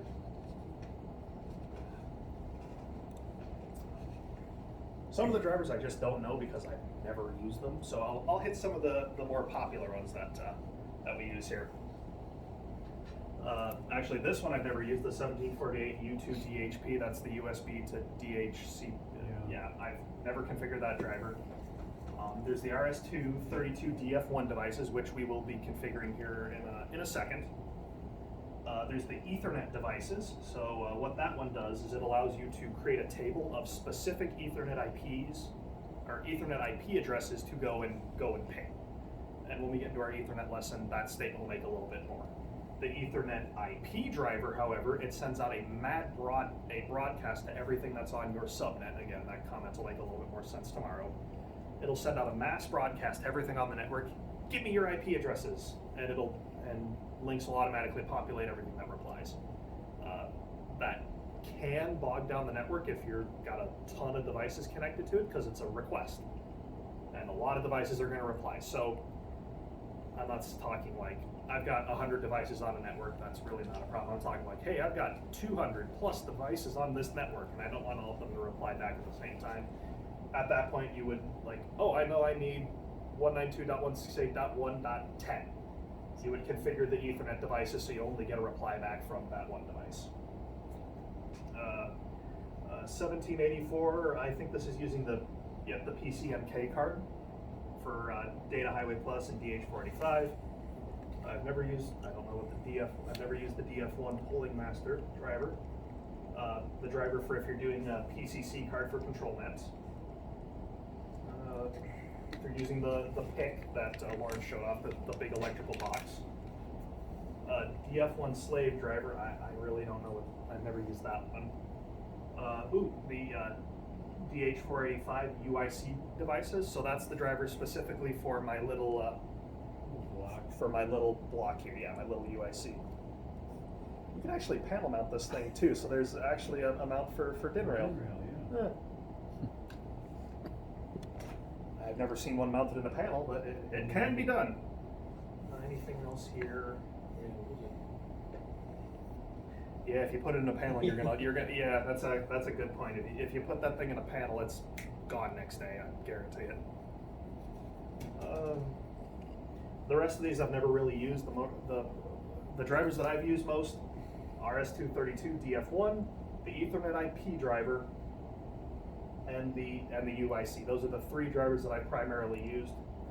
I've also used the USB driver that you can plug the USB A to B from your laptop to your processor, but that driver doesn't populate here because it automatically configures itself and populates here in this window. Any questions on any of this? Do you have a specific laptop for certain machines and stuff like that for that? So what would be the one to use if we just use one for any spot where we plug in? Depends on what your PLCs are communicating out, wouldn't it? Yeah. Mostly like the 500. Oh, again, it kind of depends on the controller. So if it's mostly 500,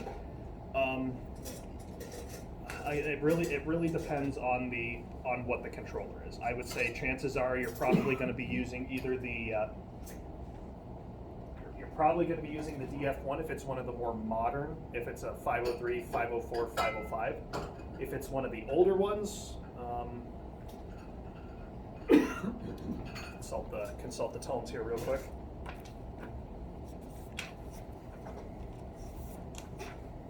Too far back in the tones. Here we go. So if it's a 501, you would probably be using you'd probably be using the UIC, my little box with the DIN rail mount. So that would be this one, the DH485 UIC devices driver. Same thing with the 502. Otherwise, the PIC, the 1747 PIC, I think that would be right here on the list, the 1747 PIC. So it really depends on the controller, but it looks like 3 out of 5 you're using the DF1. Does that answer your? Yeah. It definitely varies on a controller to controller basis. What's the catering company you represent? Choices. Thank you. You're welcome. Okay, so what page were we on? We were on. Yeah, we're on 18. Okay. So we're going to go ahead and I'm going to show you guys how to configure the DF1 driver here. So out of your list, we're going to select this RS-232 DF1 devices. Everybody got it there? So so we've now populated it in the list here. You're then going to hit Add New, and that's what's going to allow us to configure it.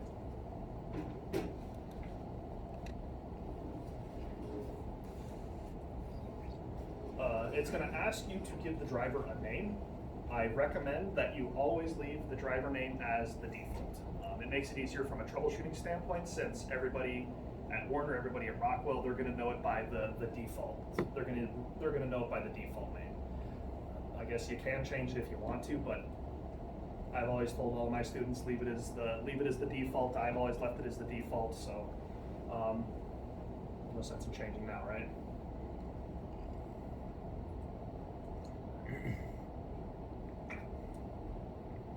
So there's a couple things you can see here out of the list. There's a couple things that we need to know in order to configure this driver. We need to know our COM port, our baud rate, our parity, our stop bits, our protocol, our error checking, and our station number. Not too bad, right? So let's take her from the top here. I'm going to show you guys how to figure out the COM port. So the COM port of your serial COM port is always going to be COM port 1. So if it's the native serial port on your laptops, it's always going to be COM port 1. However, when we start doing USB devices, it can grab a random COM port. So I'm going to show you guys how to check that either way.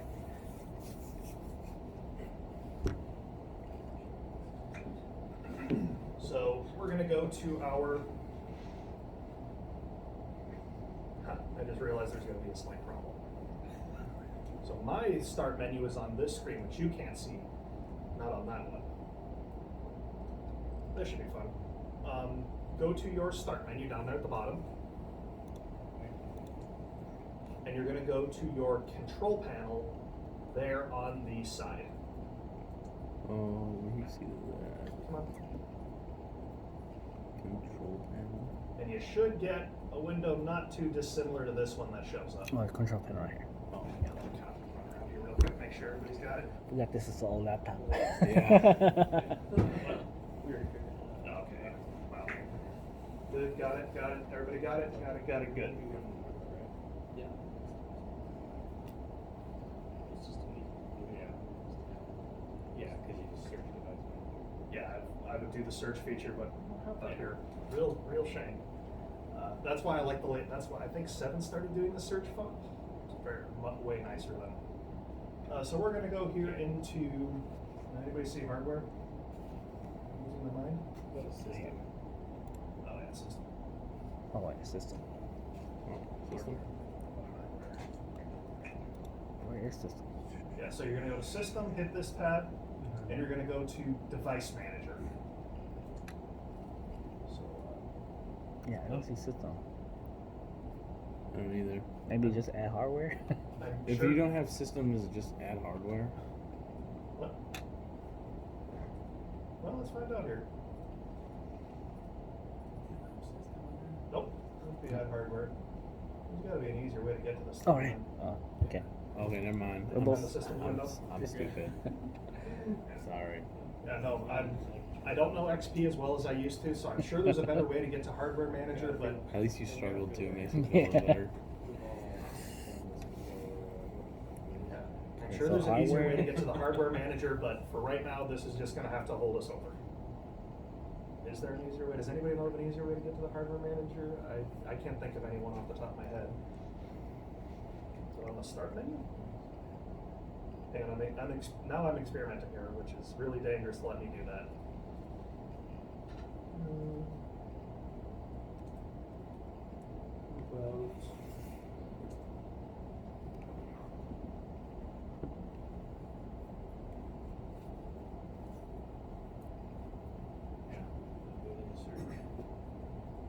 Otherwise I would search it, but I don't see. Anyways, not to get too terribly sidetracked here. So everybody's got the Hardware Manager open, right?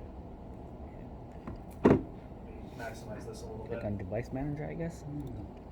So what we're gonna do Got it.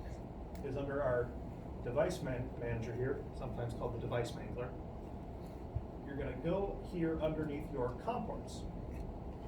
Now, if you plug in a USB device, it'll be some other different COM port. But if you look here, your default communication port is COM1. That is the native serial port. I suppose I could plug in a USB-S here. Like the little plus button expanded. Show you guys what I mean.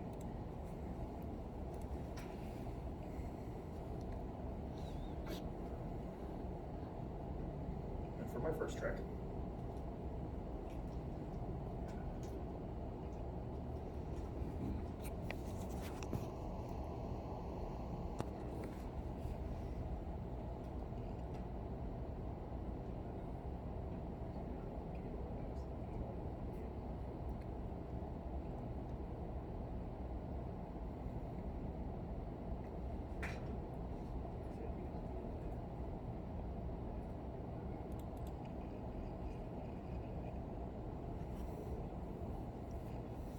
Perfect. I don't have the actually don't have the drivers installed on here, so just take my word for it. It would populate with a different COM port if I had the drivers, but installing the drivers would take too long. So, anyways, in a really long roundabout way, we're going to use COM port 1 for the device manager.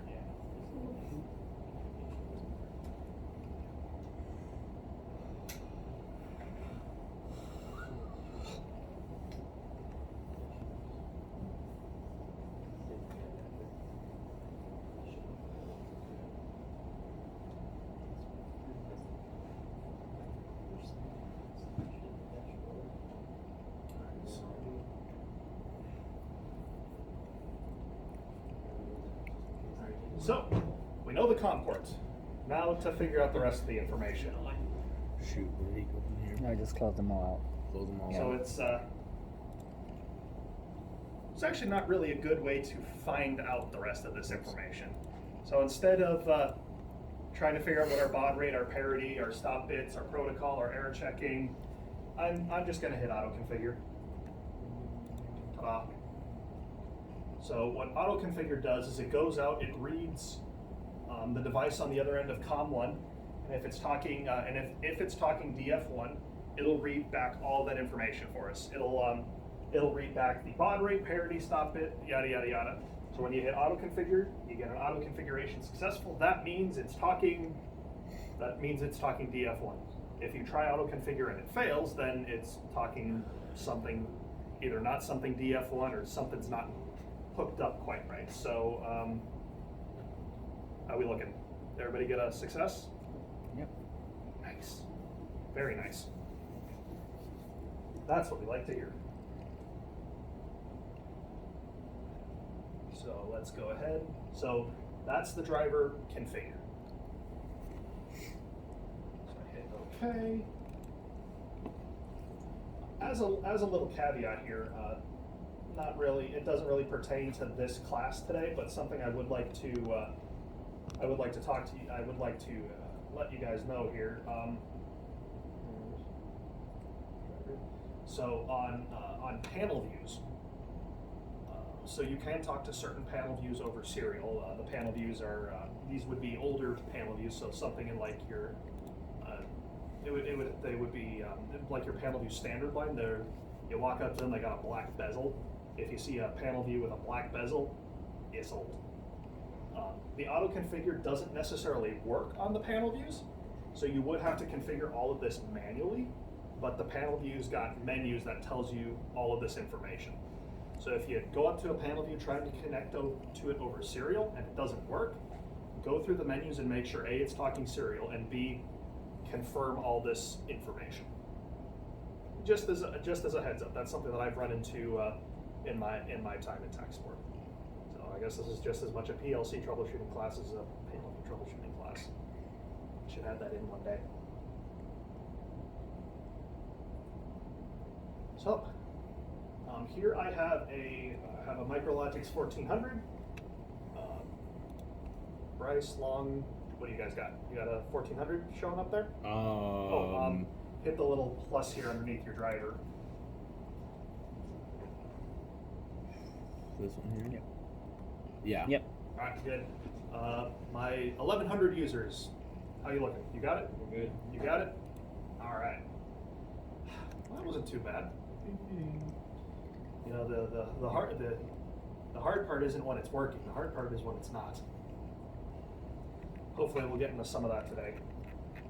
So I am going to pull a little bit of an audible here today. I think Lawrence didn't update the programs that are in our controllers, so we're going to do this. We're going to do this next part a little bit roundabout. We're going to download first, and then I'm going to teach you how to upload. So we're just going to go a little backwards, but it's fine. I would like. Give her somebody show here real quick. Show here. Can you open up that? USB, you can minimize links. Yeah. You open up that folder up to. So, that one. So scroll down. Okay. Perfect. Good, good. All right. So, go ahead and open up that file. Up one more. Perfect. So on your desktops, there should be a folder that says USB reference. So scroll down, open up that level simulator. There you go. I'm going to have you guys open up tank level. Oh, it all looks like tank level. Hover over one of them here real quick. That's 1100, over one more. Keep going. One more. One more. That one, yeah. Go ahead and open up that one. If you guys open up the USB reference folder. Must be something that actually records. I've got a USB. Yeah. Everybody else had it. I guess you and I are in the book here. Hang on. When John Bridger uses this, Yep, that's true. I'm gonna be a John Bridger. We'll throw a wrench. Another wrench is You're gonna not walk back cool. in and work on it, huh? And that's where I'm big.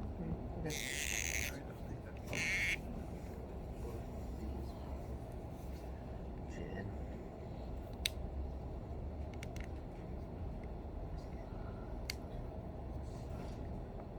We'll borrow yours. So that folder, that whole big, copy it. Yeah, copy it from the desktop. If you don't mind. Yeah, just you can find that. Yeah, that's good. Good one. All right, just copy that whole file and throw it in. Yes. Go into. Yeah, just go to my computer. Yeah, that'll work. See what pops up there. Oh, there for a second. It's installing new hardware. Click on it before it decides to go away. And just paste it there. Yes, well.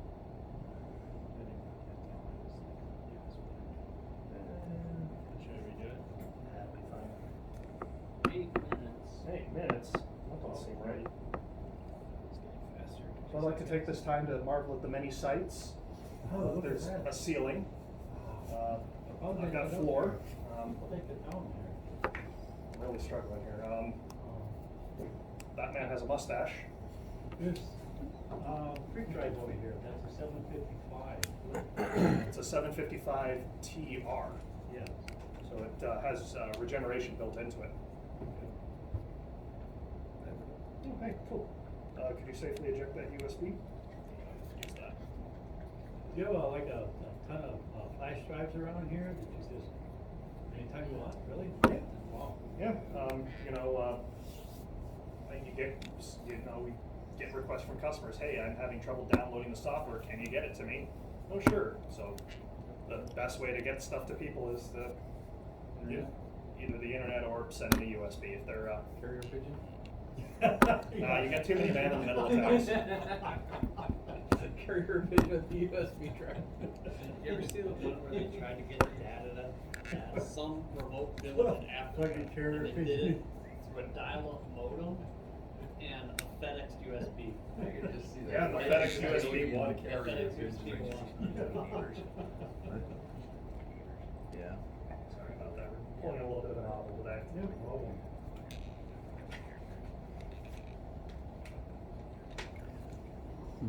Oh yeah.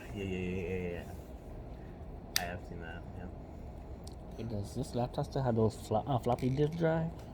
Oh yeah, right. I remember my parents had floppy disks. I can see that. Yeah. The 5 1/4, What was that? 5 1/4 floppy disk. Yeah. You're talking about 3s. No, the big ones. Yeah. Oh yeah. You're talking about DOS. I hate DOS.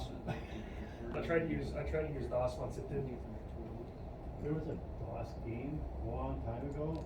Okay. Oh, these have been forever. Yeah, So there's not a typing button. commands too. There's not the What RS. the hell? Isn't that like Baldur's Gate or something? I feel like Baldur's Gate was one where you had to type in everything. And there were Organized versus rows. very. Oh, is it one of these check buttons? No, that's weird. Oh, yeah, it's verified task, yeah. You've got you have 1100 here.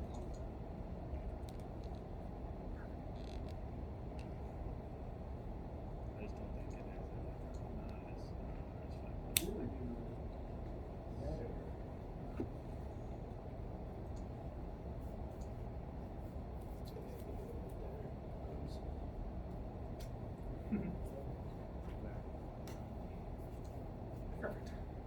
Perfect. That looks okay. What just happened here? Last week. Why do we have a ladder diagram on here? What? Why do we have a ladder diagram on here? Because we're going to download that program to our controllers. okay. So Lawrence, when preparing for the class, he thinks that he messed up something here. So we're just gonna Okay. we're gonna download over top of whatever's in there, and then we're going to go offline and uploading it. Okay. Trust me, it'll all work out on the back end. You will get your learning experience, even if it kills you. Probably better learning experiences than. I don't have to give you your CEUs. Nothing. You can't prove it. No, I'm just saying, this is better. Forget the download it because it's like you lost the program.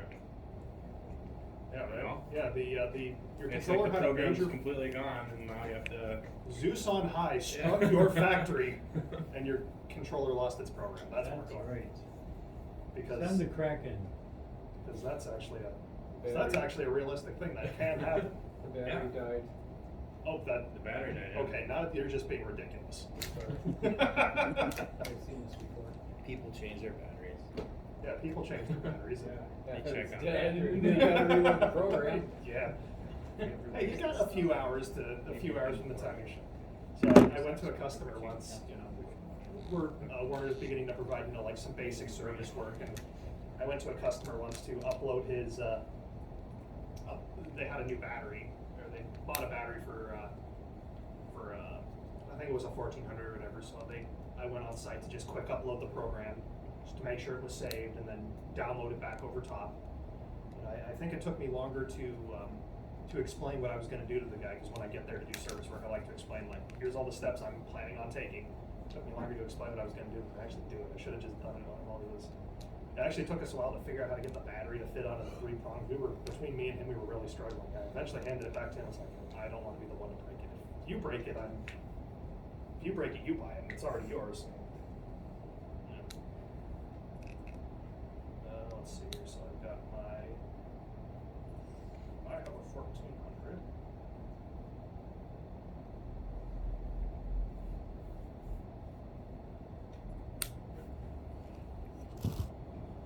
Yeah, that looks pretty okay. I realize that I'm saying that this looks okay and you can't actually. I'll figure it out. Just gotta drag that down. Dope. So this is our tank level simulator. I actually programmed this a few years ago. It's just something kind of neat to have in our controllers. It just simulates there's just a simulated tank level running in the background. I can fill it up, I can empty it. What it does doesn't necessarily matter, just that it does something is what's important. So we're going to go ahead and download this program into our controllers. So the process of downloading is pretty simple here. So we've already confirmed that we have comms with the PLC. That's like 3/4 of the battle. So once we've confirmed comms, should be pretty smooth sailing from here. Let's go to our comms, and we're gonna go to Who Active.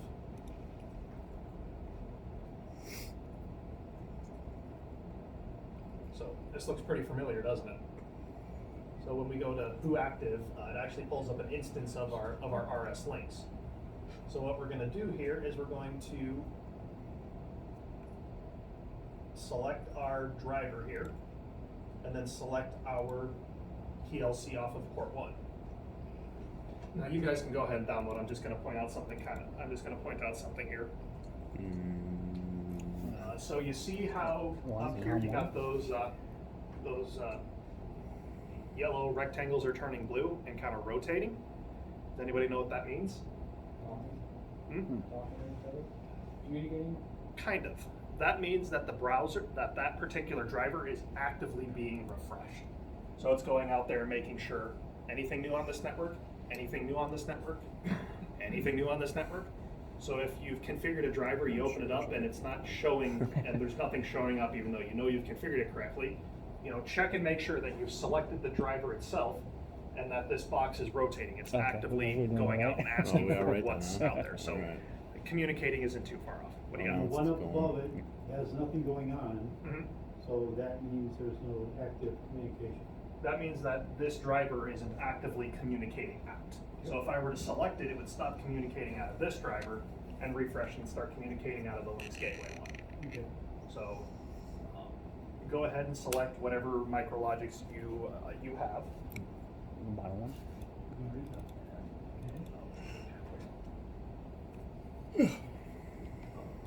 And we're gonna go ahead and we're gonna hit, you select it, whether out of this menu or this one, go ahead and hit OK.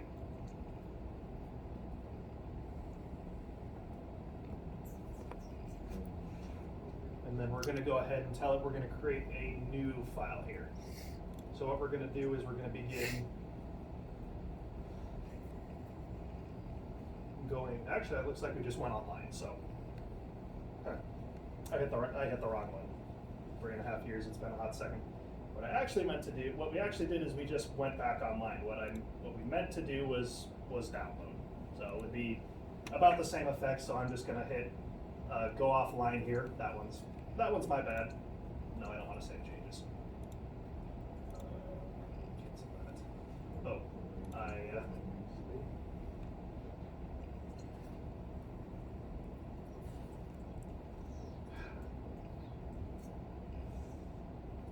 having a time here.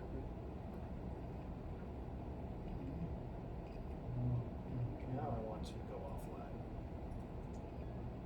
So in RS, Logix 500, there's no RS who button, right?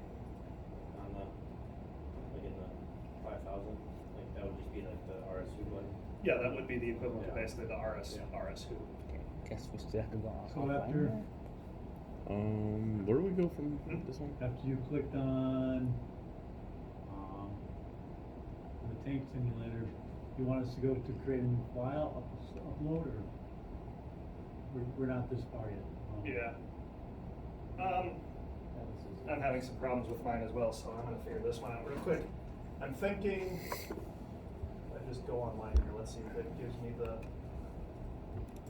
so now I'm missing all my run documents.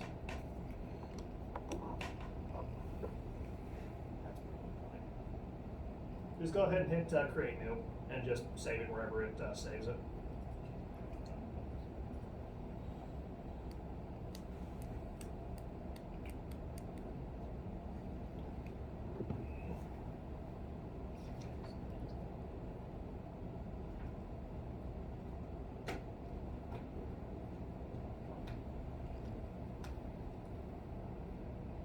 so 500. So here's our tank level simulator. Let's see here. So start menu, did that, went online. I'm on page 19 for those following along. We're offline right now.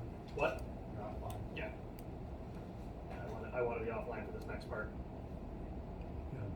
Yeah, if you're online, go offline. Okay. Are we currently offline? Yeah, I don't think Okay. I Okay, we're offline. You wanna save changes? Yes.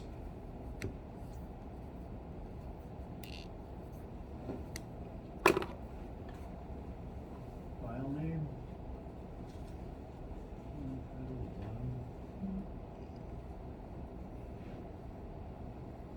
Materials. So do you want us to create a new file from the one that we download? Yeah. Yeah. For right now, that'll be fine for what we're going to be doing here. Or if worse comes to worse, we can all just reopen up our files and start from scratch, because that's all we're going to be basically simulate the upload. I'll leave that one up to you guys if you want to do that or not.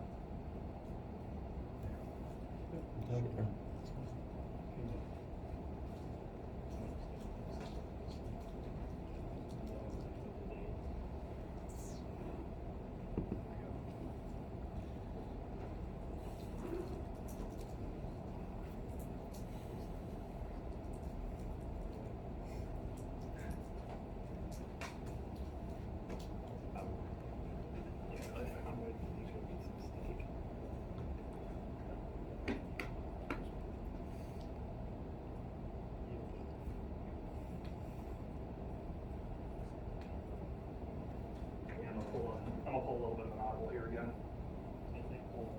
Looks good. Audible here. Not doing the upload. Yeah, for sure.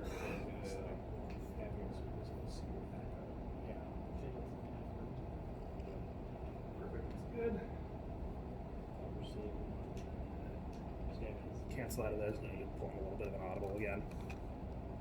I'm gonna pretend like we just uploaded. Perfect. And then one more little audible here and right back. It's easier.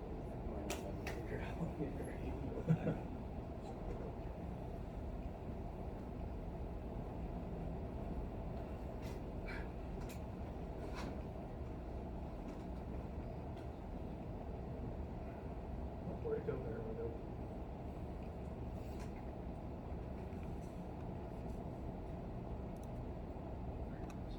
Alright.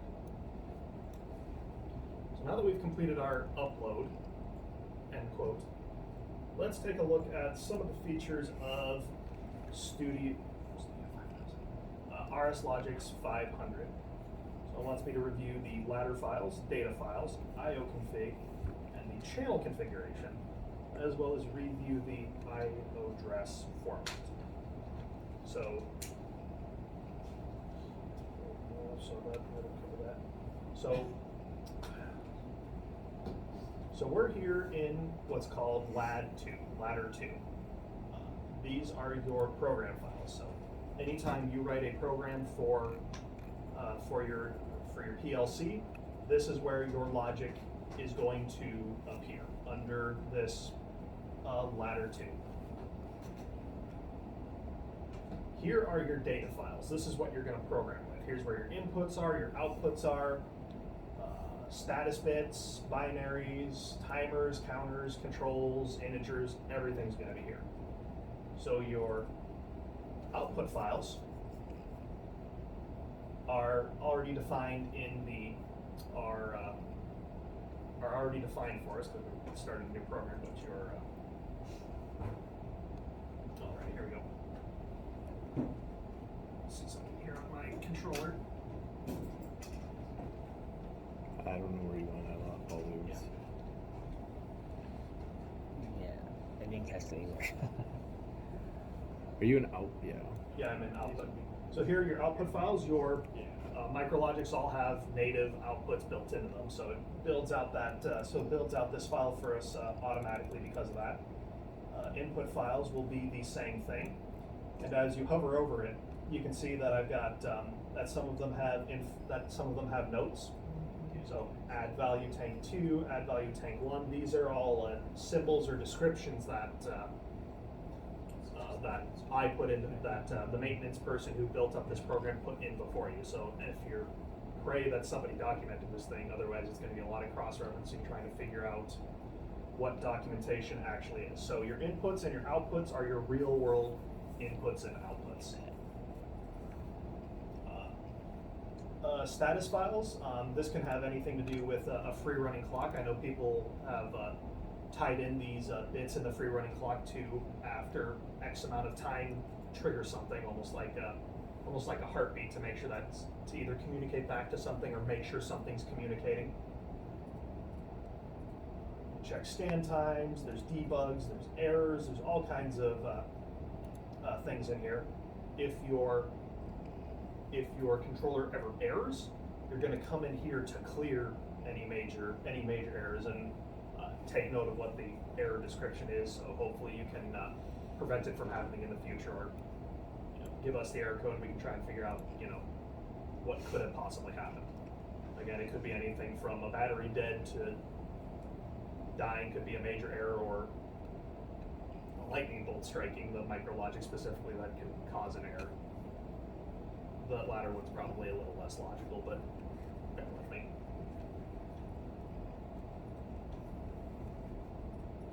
So binary, this is something that you'll actually be able to define, your binary word. So anything binary is either a 1 or a 0. That's just how binary works. So a yes or a no, an on or an off.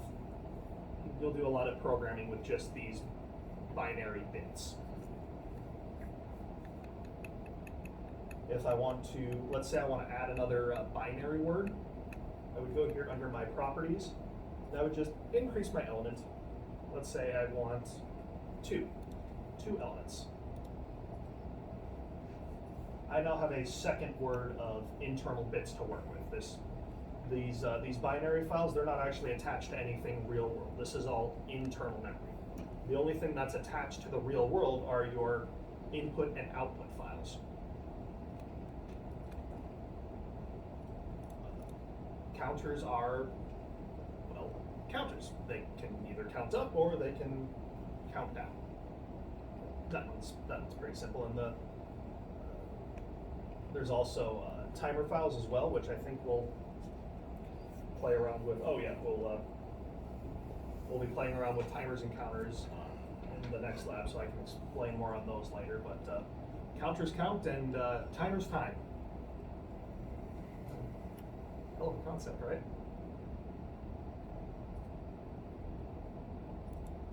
So I think floats are intended for real world values. Oh, here. And the same thing with integers are for, and then, yeah. So floats are for anything that's going to have a decimal point. So like if you want to express 1.5, you would use a integer. You would use a float. So this is for anything that needs a decimal. Whereas integers are for values that don't need a decimal, but are going to be greater than 1 or 0. If it's a 1 or a 0, you would typically use a binary bit to manipulate that data. However, if it's something that's going to be outside the scope of 1 or 0, you would use an integer. So if you need to express 1, 0, 1, or 2, you would begin using integer files. With binary, counting begins at 0. 0 represents on, no, none, 0. Whereas 1 is yes, good. It's a yes or a no, an on or an off, a 1 or a 0. Again, all of these can be expanded by increasing the elements of them. So in 500, you're kind of responsible for managing your memory. the amount of data that you need. Whereas when we get into 5,000, you just kind of create it on the fly. So stark difference between the two, which we will talk about. We will talk about later. I lost my mouse. And let's see here. The I/O configuration. This is where we come and define what our this is where we can come and define what our PLC is. So, for example, I can go here to my read I/O configuration, and it pulls up basically pulls up our Who Active window. I go and click into my micrologics here and hit OK, and tell it to read the I/O configuration. And it found that not only do I have a Micrologix 1400 on here, but there was also a 4-channel analog input, which I hadn't defined on my own. So it went ahead and defined it for me. So if you get close enough to telling what the processor is, the 500 can go and reach in and grab the rest of the information for you. So any cards that you got hooked into your local rack.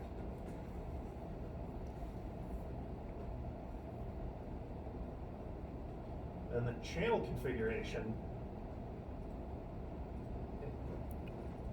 this is where we can get into a lot of trouble. So this allows us to change what our channel. This allows us to change what our COM ports are communicating.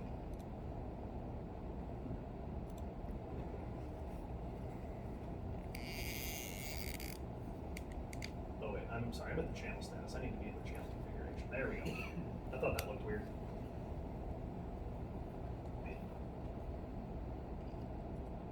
So here under channel 0, which if I look back in my handy dandy little reference sheet here, channel 0 on my 1400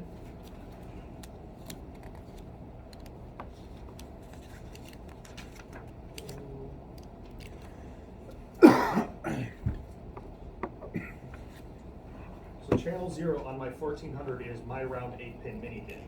I believe for the rest of you using the Micrologix, it's also your round 8-pin mini DIN.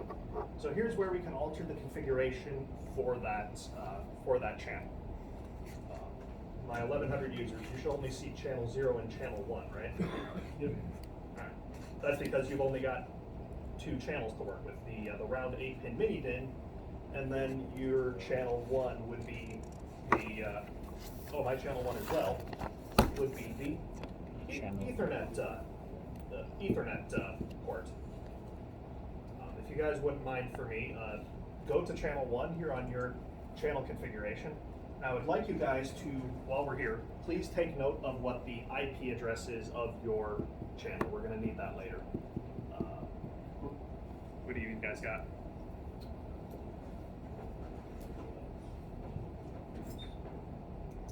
Yeah, so again, you'll double click here on this channel configuration and then channel 1. So 1.11, what do you guys got? 1.11. 1.11. Is anybody not 1.11? Okay, well that makes it really easy though. So on my handy dandy whiteboard here, we'll come back to this later.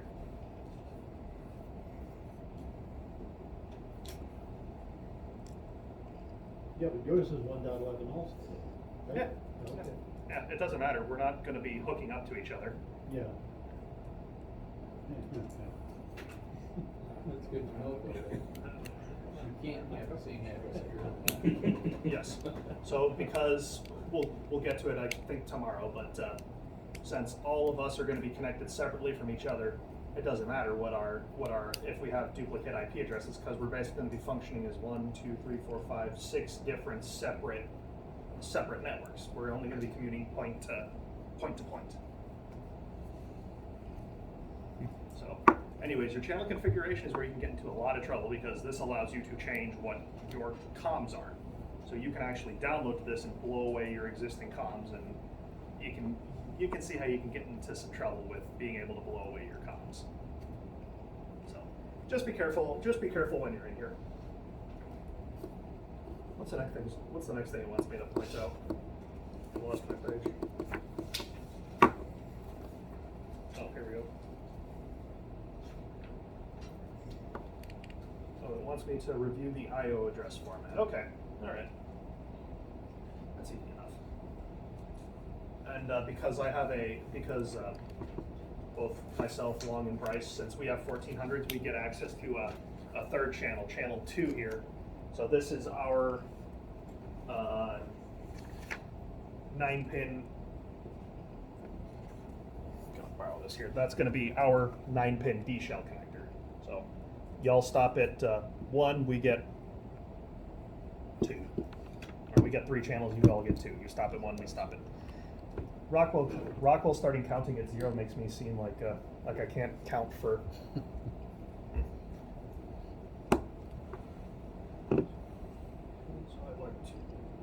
Alright, so reviewing IO address formatting. So that's going to be pretty easy here.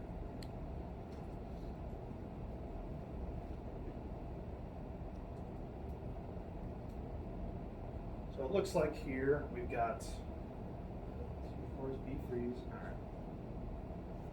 So here are all of our data files, right? So these are our inputs, our outputs, the memory, the memory that we're going to be working with and manipulating to make things happen, right? Pretty straightforward.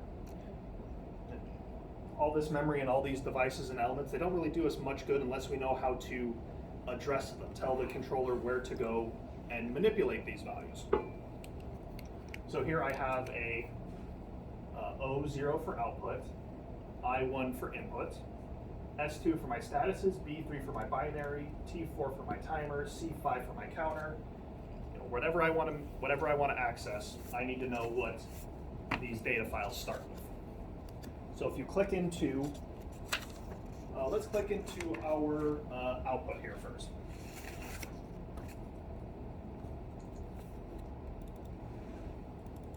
So even though it gives you all of these outputs, you don't actually use all of them because you don't have 15, 30s, you don't actually have 90 outputs on your PLC, so you don't actually end up using all of these. Not sure why. What? Yeah, right? Yeah. So let's talk about addressing. So you have an O in here for output. Pretty simple. O for output. Then your very next thing is going to be a colon. Think of it as a separator, just something to put in between your O and your next character.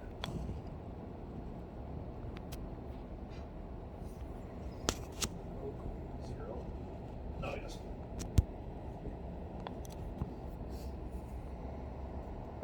Sorry, it's actually O:0 refers to the whole data file. There we go. Take me a second here. So O:0 refers to this whole data file. The whole thing is O:0.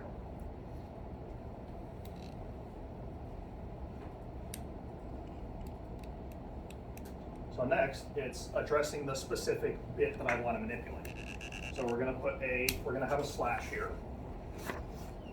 O:0 slash, and then whatever bit we actually want to access. So here's O:0 slash 0 slash 1, 2, 4, 35, 70, 95. So if I want to hit the 15th bit in this file, what would the address be? Dirk. 15. Yes. If I want to hit the 16th, Dylan. 16. Pretty simple. What if I want to hit the 17th bit? 7. Yeah. So the addressing in this isn't too terribly complicated. It's going to be a very similar thing to your input file.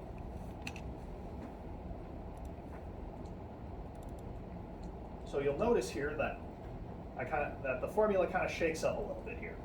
Now I've actually got a 1. Does anybody want to take a crack at what the 1 is referring to? In what part? Yes, you know why. Is, the first zero is on the PLC, and the one is input card one, and input card two, three, four, five. Very, very good. Your PLC, in this instance on our micrologics, our PLC is going to be the first, is going to be 0. So if I wanted to address, let's see here. So if I have I:1/7, what am I addressing? I'm addressing the 7th bit of my first input card, right? So if I wanted to address my micrologics, how would I get that started?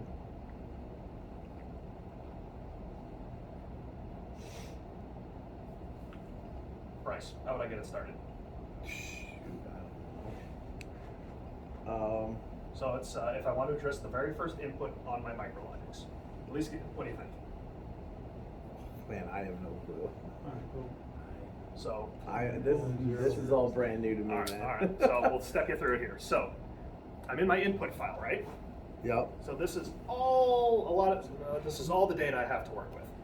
Mhm. All right. So if I had an input 17 that was on my micrologics, well, I would first want to address that I wanted to hit an input file, right? Yeah. So what would that be? What would that first letter be? I Very good. feel like that was an easy answer, and I feel really dumb now. It's okay. I'm like relearning this as I'm trying to teach you, so Yeah. I only have to fool you long enough to. All right. So now I have to put a colon. Bryce, focus. Sorry. My bad. I have to put a colon. Yep. That's just the rules. All right. Syntax. Yeah, very good. Thank you, Alan. Syntax. A for the day. You're dismissed. You can go home. You've passed. Where's my beer?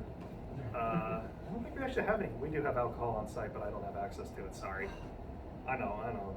They used to have like after class they would bring in beer and kind of talk and mingle and stuff, but then people got too carried away and they took it away.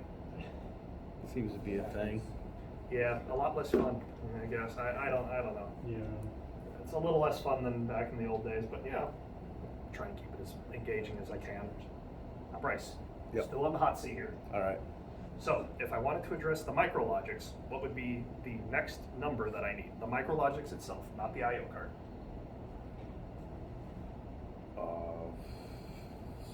I'll let you phone a friend. 0. Very good. Okay, I was gonna say that, but I don't know. Hey. I'm sorry. All right. So, and it's 0 because that is just what the micrologics is. So, It's like home base. yes, it's home base. So, this is so the addressing is all in reference to the CPU itself, to the controller itself. So, if it's referencing itself, it's going to reference 0 as itself. Okay. All right. 0 I said, so I better put the little slash through it. If you see me So write what's that, the slash supposed to be? That just means 0. oh, that just means 0. Oh, okay. Yeah. So instead of an O, I put the slash through to represent 0. It's I feel like there uses that. So you can. Return, yeah, it's easier. So if my O's and my zeros look similar enough, I could just be very bad at writing. So you put the slash there just to habit I try and get into when I'm teaching class, just to make sure it's clear. Then because of syntax, what's the next thing I gotta put in? Yeah, a dot.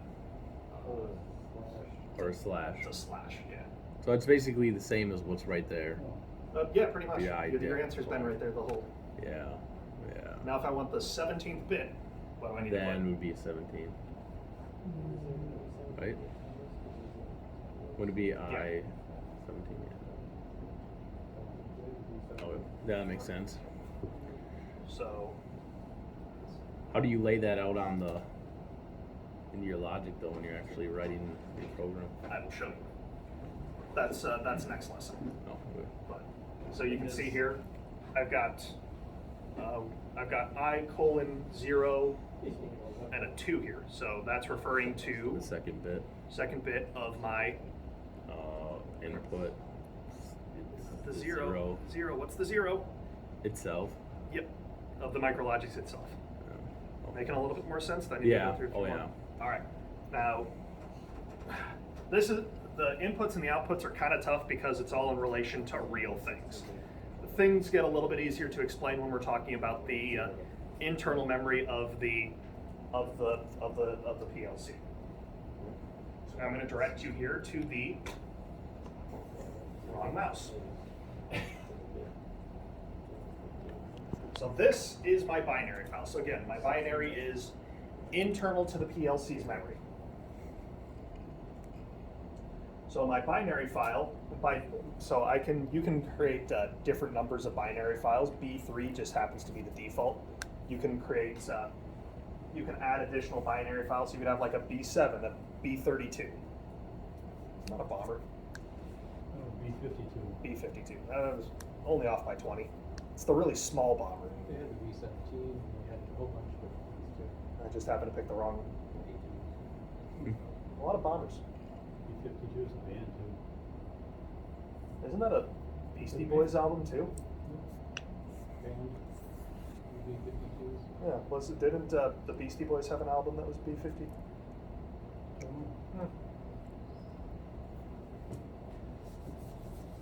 So I'm addressing my binary file here. What is it? What would be my starting address? Oh, it would be O colon no. Nope, we're to a different data file now. So you can see here my data B3. file is B3, so we start with B3. Okay, so it'd be B3 colon O/O. I know the answer's right there now. Yeah, that's close enough. That's basically what I was getting at. Okay. So that's basic addressing. So what does, I don't know, what is binary, you say it's in the memory, but like what is it? A binary is what is that difference? Yes, a binary is a value that is expressed as either a 1 or a 0. What's it do? A binary is just an internal bit, internal to the PLC's memory. It's just used to hold an internal bit. So not all data you manipulate with and play around with is external memory. You know, sometimes you're taking in a value, manipulating it, comparing it against other internal values to then spit out an answer. So for example, here I have let's see here. So I have a B3 colon 03. So that's going to be B3, this data file, 0, which refers to this first word. So a word is the first 16 bits basically. So okay. First word, and if you see 1, this is the second word. You basically keep adding in words. It's basically a data size that you just keep shoving in there.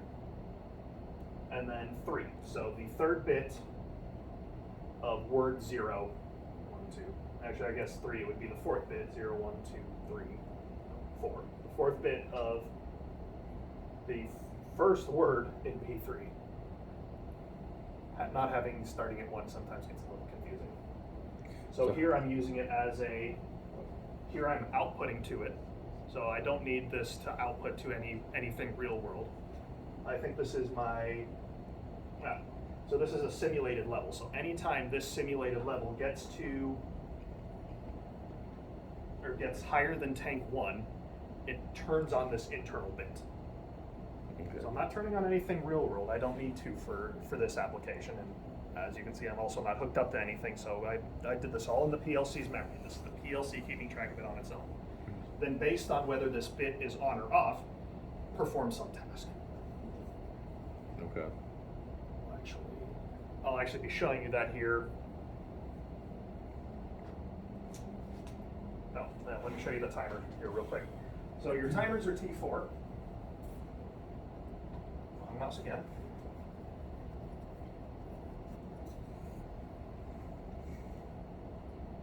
The timers are a little bit more complicated. There's a little bit more to the timers. So my timer file is what? T4. T4. And inside of here I have a lot more than just 1s and 0s. I've actually got I've actually kind of got data in here. I have an enabled, a timer timing, a done bit, a base, a preset, an accumulated, and then a description. The description is what I define. But in here, I've got the name of my timer element. So this one is T4:0.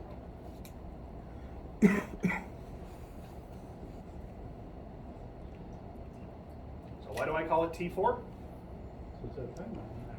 Yeah, because that's the name of the data file. Why do I call it 0? Why is it timer 0? Itself. It's the very first timer. Or yeah.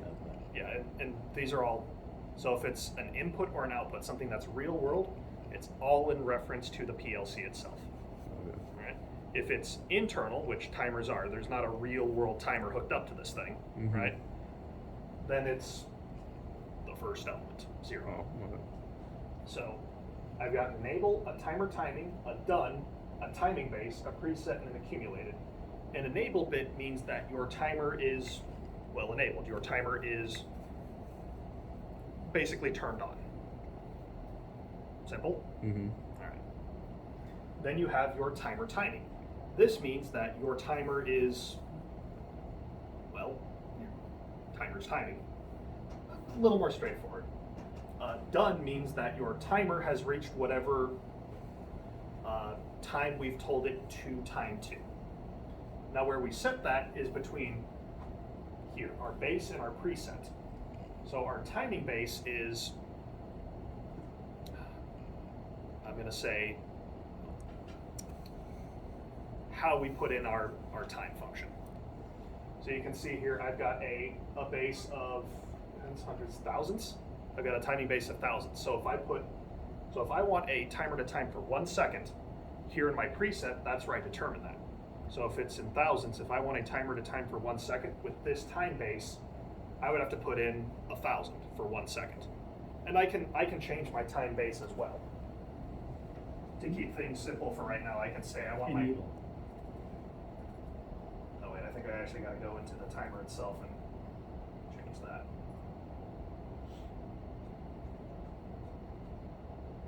Anybody see a timer? Here we go. There. So these are the different time bases that I have access to. A second time base. So if I want to set my timer for 1, I would put a 1 in the preset value. The preset is how long the timer is going to time for.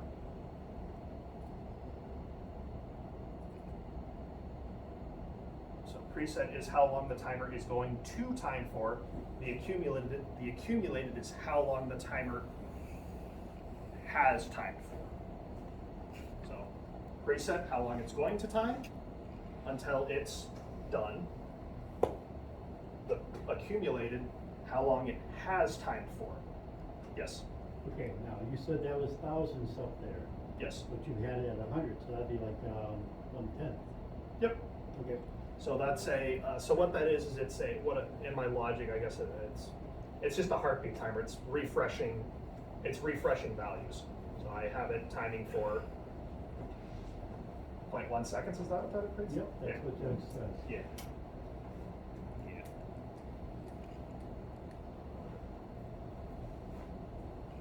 So when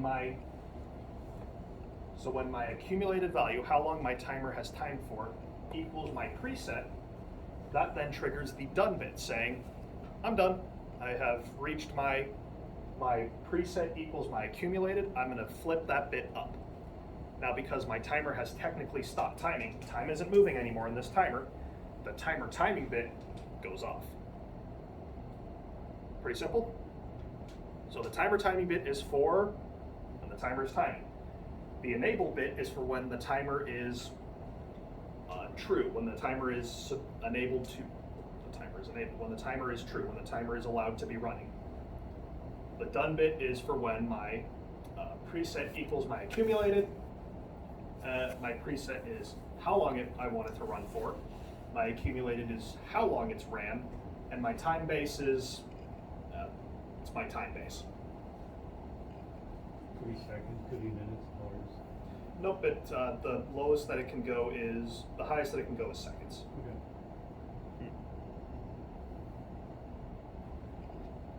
Just testing. Yep. But I can set so if I wanted it to go for hours, I could make it a second and put, what would that be, 6,000? 6,000. No. Yeah. What it actually, it's 2:06, I pretty much stopped thinking. There's about an hour window where I'm actually thinking, and we're past that hour. We passed that hour during lunch, I was thinking, this is good. That was it. That was all the hamster on the wheels died. Yeah, we have fun here.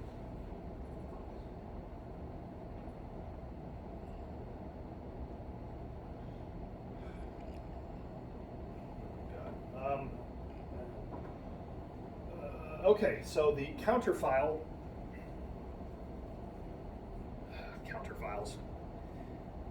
So counters count. Plot twist of the century, counters count. So counters hold a value in it. Let's take an example of, I've got a conveyor belt that's moving some sort of fermented beverage down it. Bottles of some sort of fermented beverage. One might even say beer. There's bottles of beer going down a conveyor belt. I think that's an analogy we can all get behind, right? I've got next to that that's keeping track is let's say there's a proc sensor, a photo eye, that every time a beer can goes by or a beer bottle goes by, it flips from a 0 to a 1. We tie that counter, or we tie that photo eye into a counter. So a beer goes by. This CU, this count up bit, goes high and flows and adds a value to our accumulated. Tink, another beer goes by. Our count up bit goes high, adds another value into the accumulated. So the accumulated is what value is in this counter file. We can count up, we can count down. Simple enough. We can overflow, so if I say I've got a value, I want my accumulated, so what I want my counter to count up to is 10. If I somehow count 11, well, I'm above what my accumulated value was, in which case I get an overflow. If the counter is being used in a count down instruction, and I've got my accumulated set for 0 and 1, and I hit to 0, then I get an underflow, which is this, I think it's that UN, underflow. Undernumber. I think that's what that ends up being. Of course, there's the done bit, which we should be familiar with from the timer. The done bit goes true when the preset equals my accumulated value, so what I set my timer to be is equal to what it actually has read. Preset is a preset, accumulated is our accumulated, and we can add symbols and descriptions in there as we please.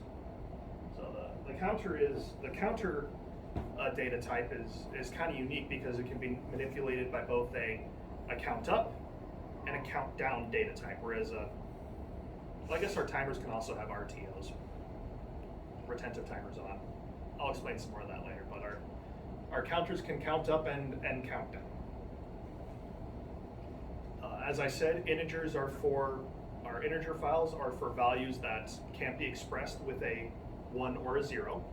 So if I want to express 100, I can't use a bit, because a bit can only express a 0 or a 1. And floats, again, are for anything that we need a decimal place to express. So 10 points, I don't know, just insert something there. Anything. 10.123. Good example. So you put your number that you want to start at when you count down in the countdown, or like? No, the countdown is just a bit. So it'd just be 1 or. It would be a 1 or a 0. It's basically telling you I've counted up or I've counted down. Okay, but so you put that in the preset, and then you'd have to have the countdown would be 1, and then it would start counting up. Whatever. Yeah. So if I wanted my preset to be 1 and count down, yeah, you nail it right on the head. There's also the count up, which I think we're actually going to be kind of playing around with here in the next lab. What's the next lab? Oh, it's a lesson? Let's talk the phones here real quick.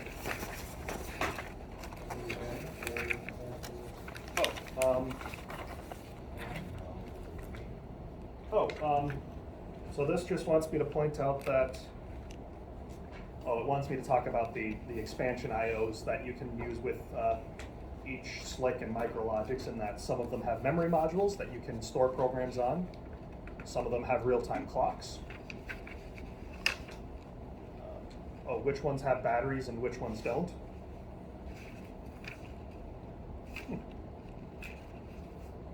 It's a lot of 1747 VAs. This is more or less a table for your reference. We don't actually need to talk much about this.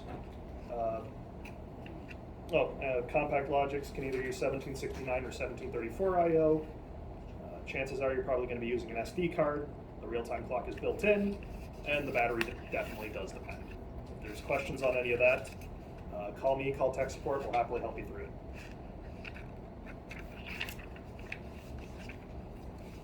I remember this lesson. I always wondered, why is this like here in this spot? Didn't we put that earlier? Because now I want to talk, I'm ready to talk about logic now.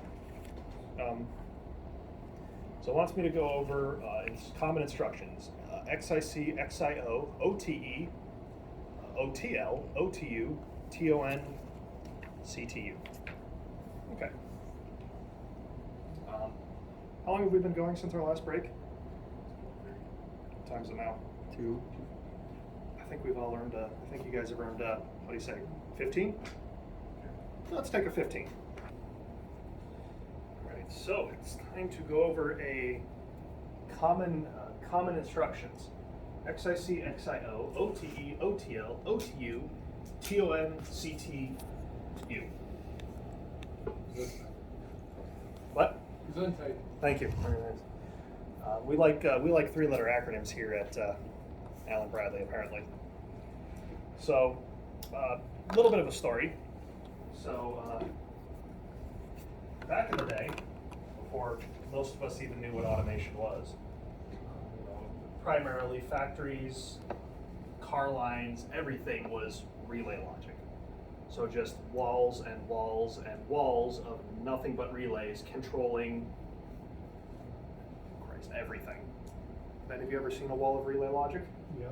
You have, I'm sorry. I once saw a wall of relays. Relay logic is just a wall of relays that's wired in to do something. The one that I saw was at Nina Foundry, and the wall was as large as our back wall there. It was 3 separate panels of just relays to have this little machine that squished a whole bunch of things and out popped I don't remember, something that was all pressed together. I don't remember what the hell it was, but it was terrifying and horrible. Could you imagine trying to troubleshoot an entire wall of relays when one fries? You better hope that, they probably didn't even have the pilot lights back then, so you were especially SOL. It's bad. So it was either Chrysler or Dodge. Actually, I think those are the same. Chrysler, Dodge, the same company? Yeah, pretty much. I really respect the Dodge Motor Company for, everybody's trying to be more fuel efficient, and the Dodge Company's putting Hellcats in minivans. Yep. I respect them for it. Yeah, that's kind of cool, actually. It is pretty cool. So now I'm thinking about Hellcats in minivans. Ah. Yeah. I Anyways, wouldn't mind getting a minivan. with a Hellcat, I wouldn't mind either. What would I do with 500 horsepower? You get your kids to school pretty fast. You get your kids to school yesterday.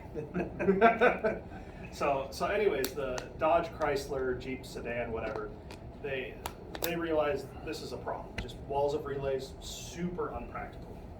So they put out a engineering bid for a digital relay, a relay that they could program to do whatever they want. Instead of having to hardwire, we can program this thing to do whatever we want. a company, Modicon, ended up winning the bid. Or a company ended up winning the bid and creating this sort of modular controller. They ended up being known as Modicon, which I believe is now underneath Schneider, yeah, there it is, Schneider. But Modicon created the first crack at the PLC. You know, over the years it was refined more. Alan Bradley's like the one in North America who kind of cracked the code and really brought it into the forefront. Siemens now has one. Modicon continues to have one. Horner has one. Schneider, Siemens, Bosch.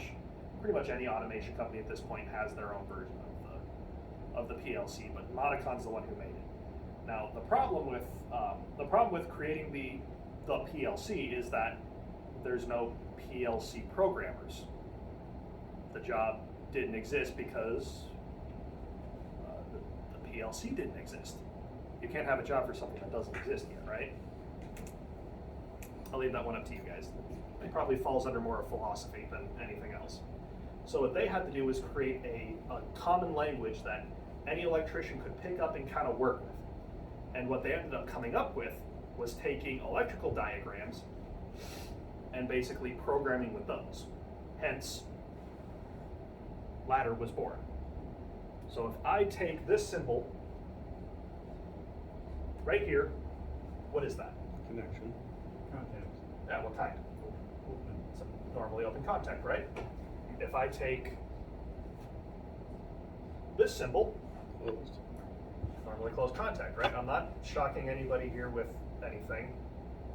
Well, you've never worked with PLCs before, so this is pretty straightforward. Yep. Yeah. So they're actually kind of a good test case for this. Like this is, I'm not showing you anything revolutionary as a panel builder, right? Nope. Yeah. Super simple. I show you this symbol. Yeah, an output. So, looks awfully familiar, doesn't it? So, Modicon successfully created something that an electrician who no experience with programming could pick up and kind of run and work with. Now, there's a few other symbols that don't kind of nicely work together in this sort of format, but let's cover that here real quick. Oh. Oh, We're never really far ahead like that. All right, everybody, we can go home. Lab 16, we're done. Sounds good. Wow. I don't even know what I clicked. Middle mouse button. Must have. You might have arrows on the side of the mouse too, that'll do it. No, no. Well, I don't know what I bumped, but I bumped it real good, whatever it was. We're on page 22, one Yeah. more page. What are we on? We're on page 21. 21. There we go. Thank you. So you'll notice a few other symbols here that kind of work into electrical nomenclature, symbology or whatever.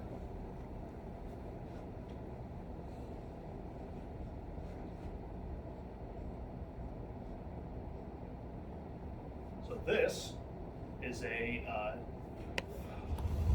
output latch instruction. This is an output unlatch instruction. These two instructions work together. So what happens is, when this normally open contact, which is going to be where? On bit 7 input itself, input first one and 7th bit 7th bit of the PLC. Yes, very good. So when I press this, when I actuate this 7th bit, it's going to activate this OTL, this output latch. Now what that's going to do is it's going to hold in that output. When I de-energize, it continues to hold in. The output is, well, latched in, held. The only way to get it to go false and release is to issue an unlatch instruction to the same output bit. So the latch and the unlatch work in tandem with each other. So normally you don't address an output in multiple locations, or you normally don't address outputs in multiple locations. But in the case of the latch and unlatch instruction, they work together. The only way you're ever going to get this output to go false, issue that unlatch command. Yeah, nothing terribly complicated here. You know, latches and unlatching things are common enough electrical things. Then our timer, which we've already touched on. Our timer on. So I'll kind of tell you how this thing functions. While this I:05, while input 5 is true, this timer is going to time. It's going to have a wonderful time timing. At what point does the done bit turn on the timer? Yeah, it's preset. When it's preset? 3000. 30 seconds. Oh, yes, very good. When the preset equals the accumulated. So when I turn this bit on, bit 5, the enable bit goes true. At that point, the timer begins to time. While the timer is timing, what bit goes high?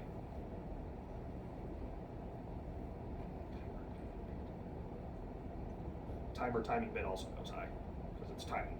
When we reach our accumulated value, when our accumulator reaches our preset, the done bit goes on. If I turn off this bit, the accumulated clears and goes back to 0. The timer is no longer enabled and it's not done. We'll show you that more when we go live with when we go online and actually program this. Is there one more? Is there the counters here, Ray? Yeah. So something else that we're wrong mouse.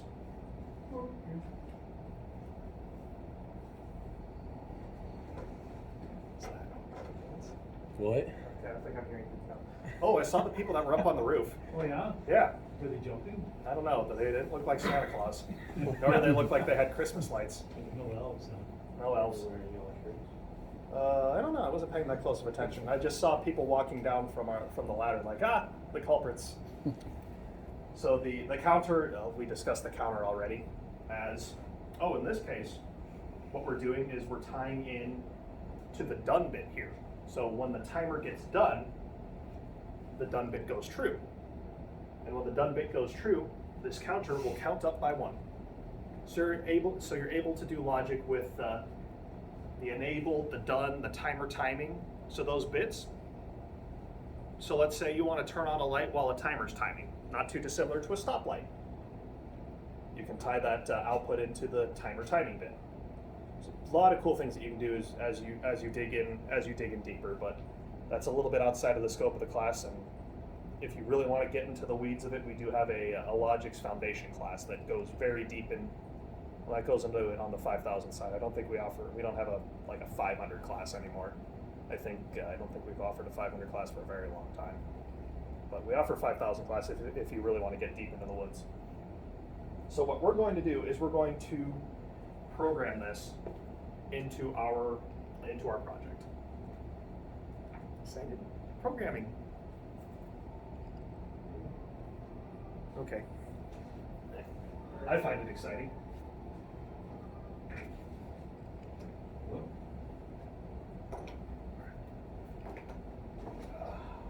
Hi, Connie.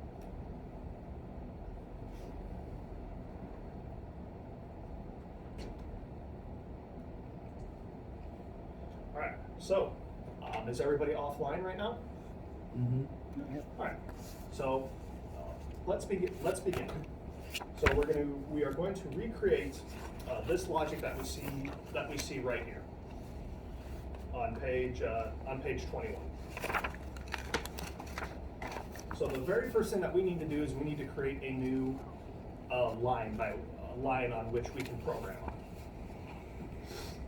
So up here is our instruction palette. Here underneath user are some of the more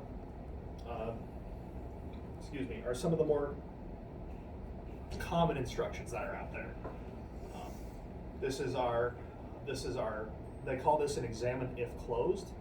So you can think of it as true if closed. So our normally open contact, is true when it's closed, right? Examine if closed, true if closed. Here we have an examine if open. So a normally closed contact would be, be true when it was open, true if open. We have, of course, our output energize, our output, our OTE, our latch, our unlatch, and a couple other things that are outside the scope of class. So what I'm going to do here is I'm going to take this. This is the new rung button. Now there's a few ways to add in a new rung. Either you can click this. All right, don't click it. What if you already did? Well, where to put it? Can you just delete it? No. That's Okay. You can go ahead and delete. Yeah, oops. I thought I had 13 clicked here. So it'll throw in a new rung after whatever rung you have selected if you just click it. Otherwise, you can click, hold, and drag, and you see that red box that kind of appeared there? I'll click on something else that's a little bit more obvious. So watch right here. I click, drag, hold, and you see how there's a red box that appears there? As I bring the rung closer, and it turns into that green X, I let go, there's a new rung. So add in a new rung into rung 13. Everybody got it? Yep. I probably over-explained there a little bit, didn't I? A little bit? Yeah, a little bit. So now we're going to recreate rung 13. So I'm going to click, drag the normally open contact there. You can kind of see I kind of get a ghost image of it, and a whole bunch of boxes appear. I want to put it here. So when that red box turns green there on rung 13, I let go, and we've just added in a normally open contact. What's all the E's stand for? Let's see here. I believe the little e stands for edited. I think it means that rung just hasn't been saved yet. So if I hit the save button, oh wait, I'm sorry, the E means that there's an error. Edits are in progress. Edits are in progress? Edits are in progress, and if you try to validate your project, I'm reminding Joe of some things that you knew already, and try the validation. If the rung was complete, there's an output, there's an input, there's addresses and other things, then the E's would disappear. But in this case, the rung is not complete, he's missing an address, he's missing an output, then he gets an error report down the bottom. So the E is being edited, and the fact that it's lowercase means that it's happening on computer only. And if you are online and you have lowercase e's, it's happening in the computer, it hasn't happened in the controller yet. When it goes to uppercase, that means it's in the controller as well.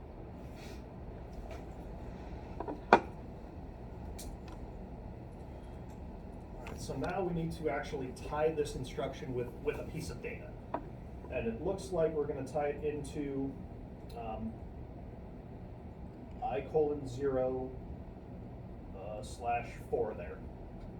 So I come over here to where I've got my question mark, and I give it a double click. Now we're able to enter in something. So I'm going to punch in I for input, colon, 0, dot, and 4.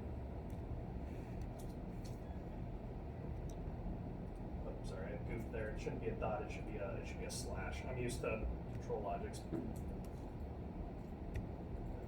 How did you know that it was supposed to be a 4? Oh, how did I know that this was supposed to be a 4? Yeah. Oh, because it says it right. Because it says it right here. Oh, I wasn't looking at that. Sorry. Oh. I was just looking at the screen. Oh. God dang it. Magic. You see, I've got telepathetic power. Yeah. Yeah, telepathetic power. Yeah. I am retarded. So when you enter it in, so I've got I:0 /4. It does give you the option of entering in description. So description just describes what this input is. Or you can enter in what's called a symbol. So a symbol is a faster way to bring up a bit or a piece of data. So I could say that this symbol is, let's just say red light 1.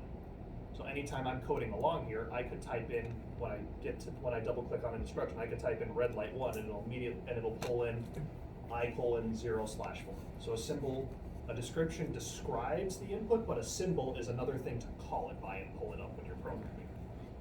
For now, just hit OK. Alright, that's not too bad, that's pretty easy. Next one. Let's grab the examined if open, that normally closed contact, and we're gonna do something slightly different here. I'm gonna show you a trick. So we know that we're gonna that this is gonna be I:0/5, right? So what you can do is you can double click on the I:1 data file, find I:0.5. I've got it here. I can click it, I can drag it, and I've kind of got that, I've actually got I've grabbed the bit, and I can drop it in here. Another way of doing it. I think it's faster to just type it in, but if you've got a whole list of I/O and you want to make sure you're grabbing the right one, you can just go into the data files and this one. Oh, yeah. Quick question, how did you, on the input bit 4, you were able to add a description on there? How did you get to that part? It just happened automatically when I named it. I think that's an option. Otherwise, I can edit description like this. So when you entered it in, it didn't pop up this window automatically. I think that's an option in 500. Some of the computers might have it turned off. Some might have it turned on. Mine just happens to have it turned on. That's the writing that'll show up above your bit then. So the description will, yes, that'll be some of the writing that'll show up on over your. Yeah. So a description describes the input, but a symbol allows you to actually call it up and program it with that name. And I can explain more on that a little bit in the next lesson. But let's do, what is that? O:. All right, so then we're going to grab our output here. Oh wow! I clicked when I shouldn't have. There we go. I failed at clicking here. So then our output is going to be O:0/3. 3, right? 3.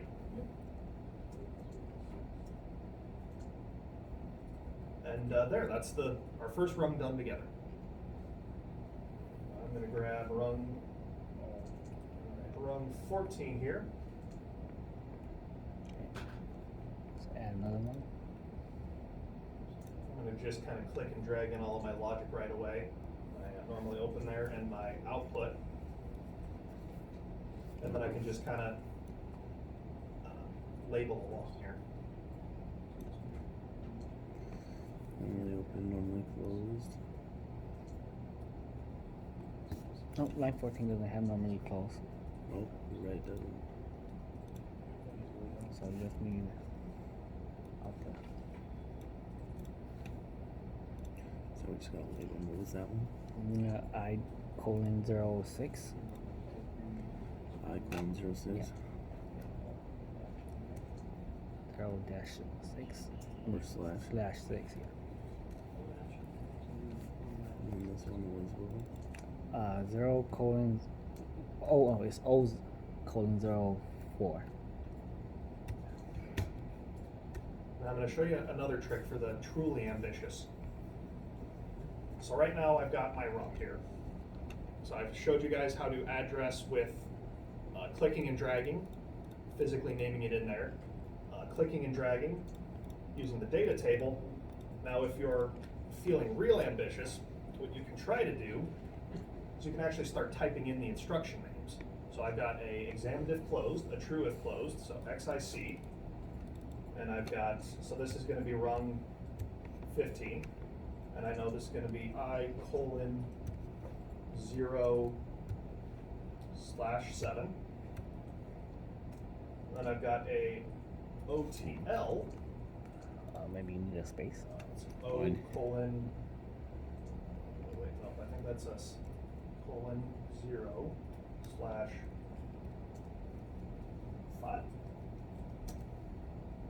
Enter. It punches it all in. Typing's only if you're really, really confident. This is like I can only do it in 500 and 5,000. It's a little bit more complicated, and I don't do quite as well doing it like that. But Can't those have are a couple spaces. different ways of programming. But yeah, finish out rungs 13, 14, 15, 16. And then just give me a heads up when you get to 17. What's up? The X in the XIC and the XOC, XIO, does that X stand for relay? Examine. I'll just not do that. And instead of an E, Alright, what do we got I'm on assuming 15? X examine. 15 got normally open. Oops. Good idea. Good thinking though. I've always just assumed the X is for examine. It was. I I colon didn't see where 07. that was explained here, that's what I was asking. Oh, let's see here. There's. Then where we is got the output actual, link. The actual explanation for what these instructions are called. Lash. I just kind of learned them, but I don't know where it Uh, actually says what the 05. 3 letters. Actually, that might be here. Yeah. Then Yeah, 16. I pulled up on the wrong window. Normally open. Nope, even here it doesn't explain that. That is I08. Oh, here it is. So it actually explains it here in the Then the help unlash. file. So XIC examined if closed. XIO examined if open. OT for output 005. energized. OTL for output latch. OTU your output 17. unlatch. OTR your one shot rising. It's Normally open.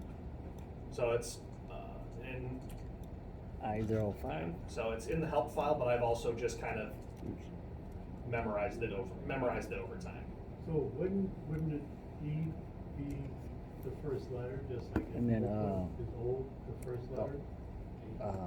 Output I get what symbol you're with the saying. EN. I'm not sure how the naming conventions necessarily work, but OTE output. Right, oh, that I understand. Yeah. I was just looking at No. X as being, Mm, or XAM. Not sure. I don't know how. I feel. Do we need to I put the think timer in there? OTE, XIC, XIO, OTL, I have no OTU. I clue. feel like those are Yeah, you just copy it. and pretty then common amongst you'd copy the Guess other what? programming softwares too. I'm not sure how they arrived at them, but I know that that's. I hate to say that's just what they've been called, and I've never really looked into it much further than that. But it's what they're called, and I never really examined it. I've never really given it much thought. I just kind of committed something to memory. Okay.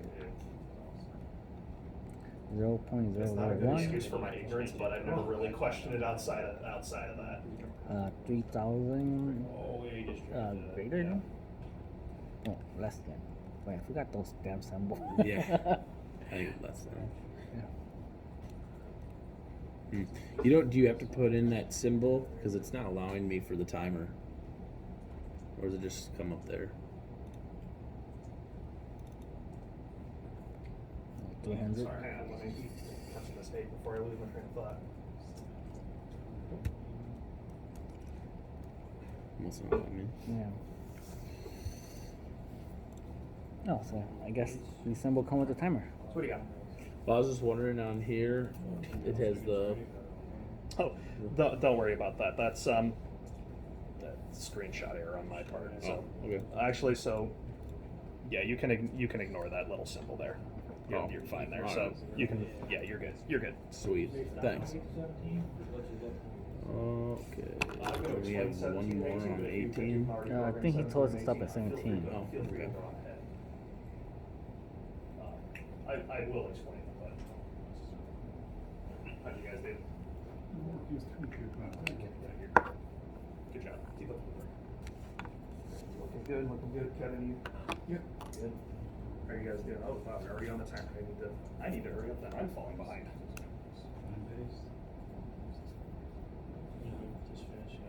Lawrence, the students are getting smarter than me. They're growing out of my control. First 10 minutes.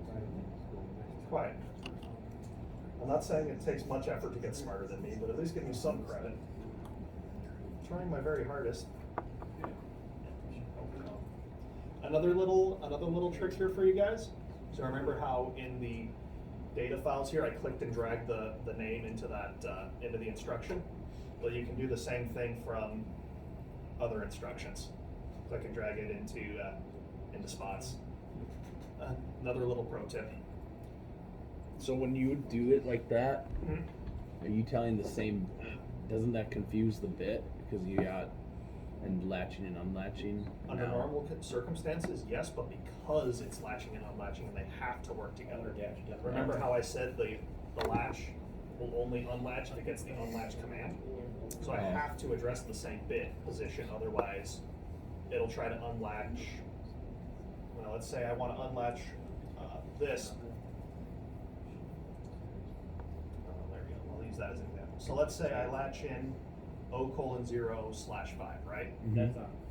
So I'm latching that 5th bit. Yep. Well, if I issue the unlatch command for the 6th bit, The 5th won't unlatch. exactly, the 5th won't unlatch because I'm telling the 6th to unlatch. Yep. Oh, That makes you can sense. go into this here. So there's very few times where, so what you're talking about is what's called duplicate destructive bits, where I've got the same output addressed in multiple areas. So Okay. so there's multiple logic impacting the same bit. The PLC doesn't know what to do with it. Under normal circumstances, this would be a problem. But because it's the OTU and the OTL, oh, good. Where was I? Because it's the OTL. And the OTU, they have to work together. I can Okay. even hit F1 here and see if it,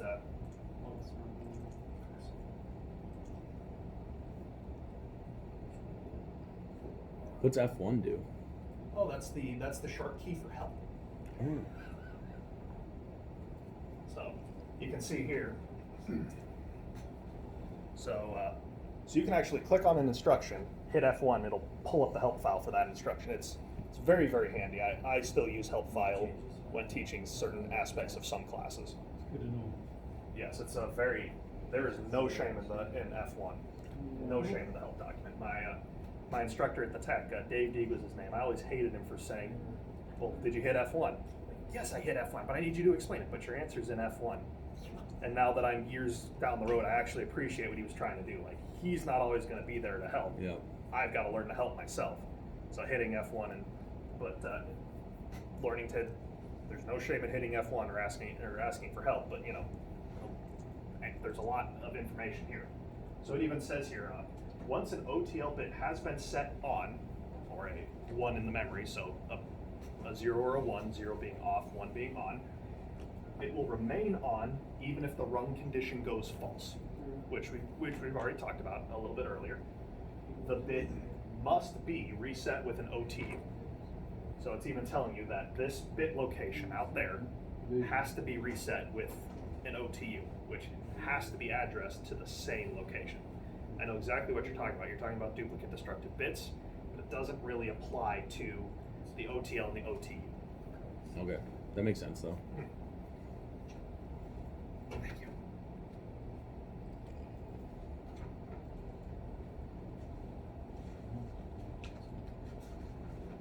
How do you get the gun? Oh, I'll show you in a second. Congratulations.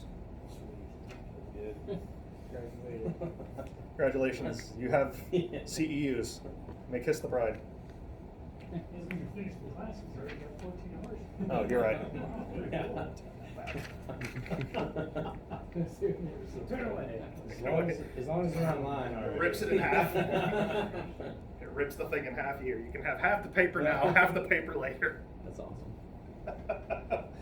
All right, so yeah, so the two instructions do have to work in tandem with each other. Yeah, duplicate destructive bits are bad unless it's the latch and unlatch. Yes. But it doesn't mean it have to be the next line down. No, it doesn't. It doesn't need to be the next line down. It could be 100 lines down. Sure. But it's still going to be latching and unlatching the same bit location.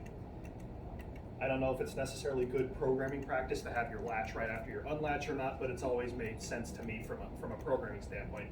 My latch is here. The condition to unlatch it should probably be right after it. Otherwise, you're cross-referencing halfway across routines. It can be a lot.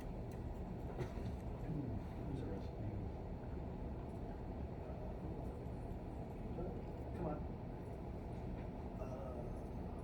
So did everybody get the timer in there okay? Yep. All right, so let me quick do my timer here. Did I have the appropriate timer file too?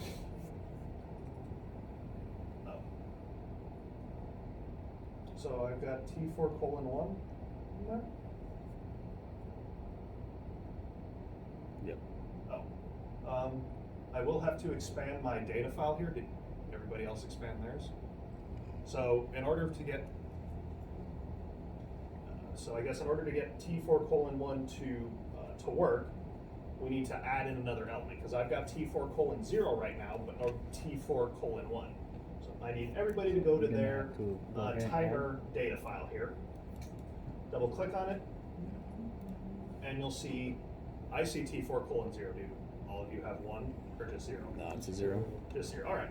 So what we're going to do is it's like I said, in control logics, the controller does most of the memory management.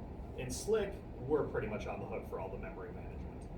So what we're going to do is we're going to add in another element, another timer data type that we can manipulate. So it's pretty easy here. You're going to go to your properties, and instead of there being a single element, we're going to make it 2. There are going to be 2 elements, and hit OK. And then there's T4:1. Ta-da! So now if I had the timer in there already, do I gotta take that timer out, or what I guess what do I gotta do? I don't know. Let's find out. Let's see what it did.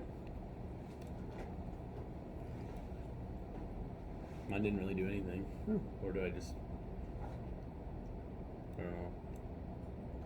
See, cause like I have T4, 0 base, and you wanted it with the 1, but I'm surprised that you put it in there. This is one of those little nuanced things.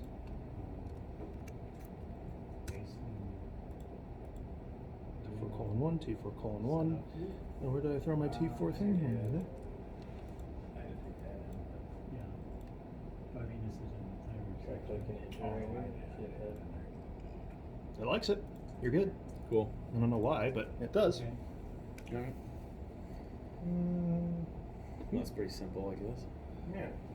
I thought it would throw up an error or something, but I guess it won't throw up an error until you actually do the error checking. With 5,000, it'll kind of error you out as you go along.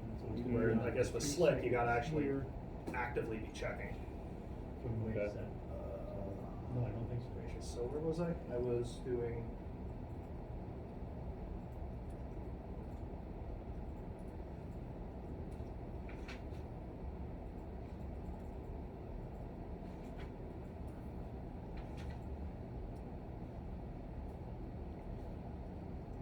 Can you put space? Oh yeah, you are. What? Because I asked if you can have spaces in there, but obviously you can. Yeah, you gotta have spaces in order to either go to the next element to be the next part of the ladder program to be entered in. What's up? Okay, on T4.1, we didn't really put any base or pre in there. So what you see as far as what is in ours is 0.1 seconds, 0.01 second, and then the pre, there's nothing there. For the accumulative, there's nothing there. So do we have to type that in? Nope, you can leave the accumulated at 0. The preset should be 3,000. On the ladder diagram, it shows that typed in, but it's not typed in on the actual 4.1. It's not actually in 4.1 on ours. So if we went to the timers up there,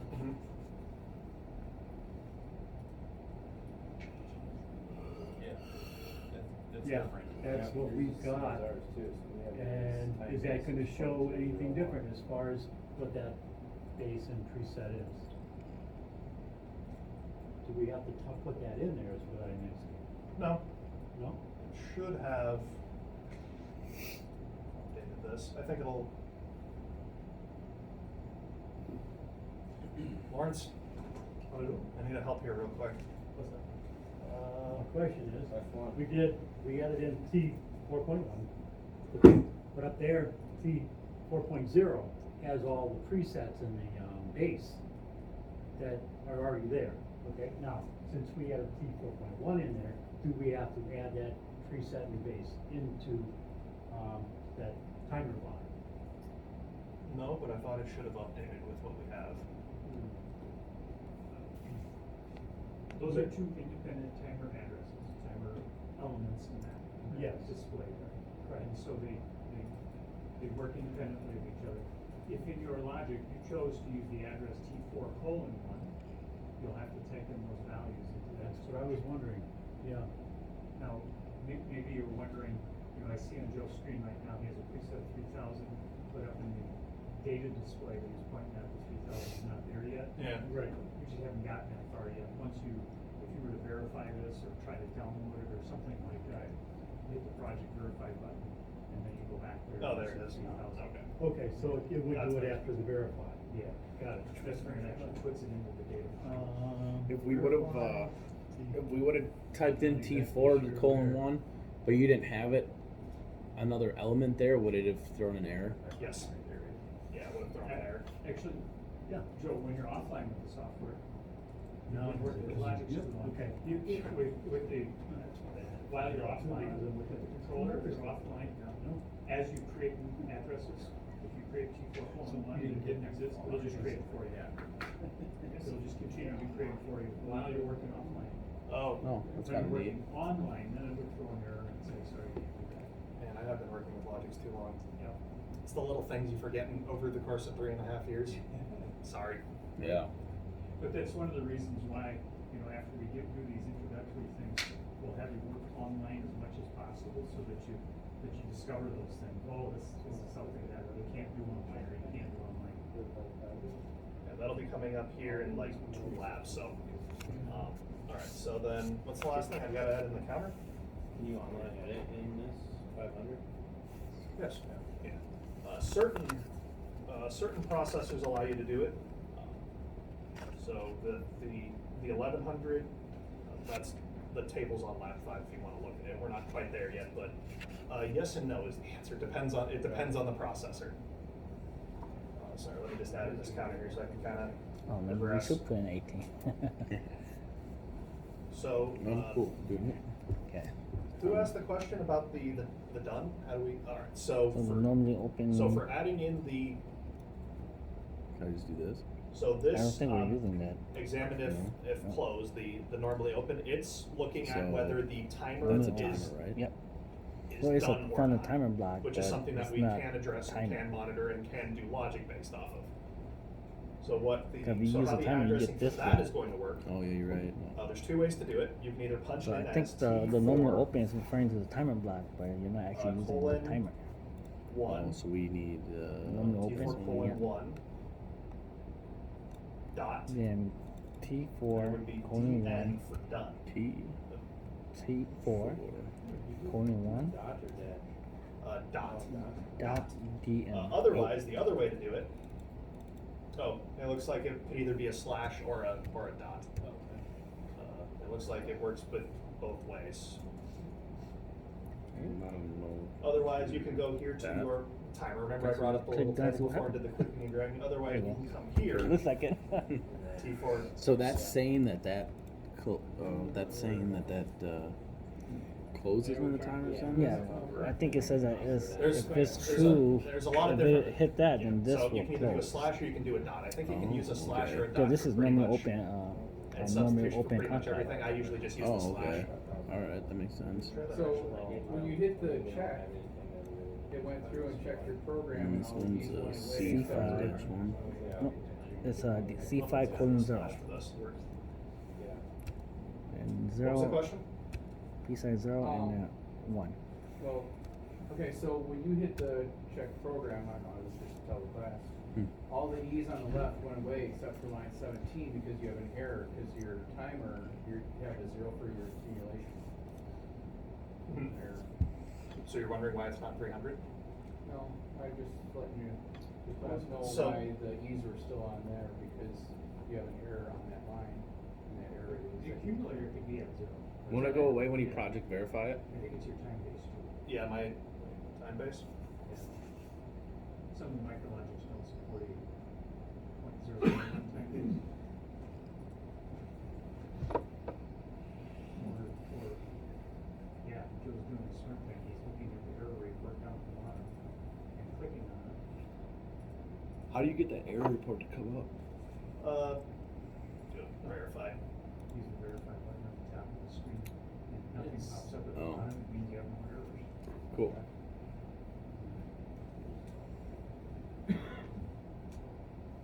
Well, now I have an error because I have a condition but no output. I can't not have an output on a run here, so my counter is going to count as my output here. So counters are underneath the timer and the counter. I think some of you did end up finding that. So here I have I've got a count up and I've got a count down.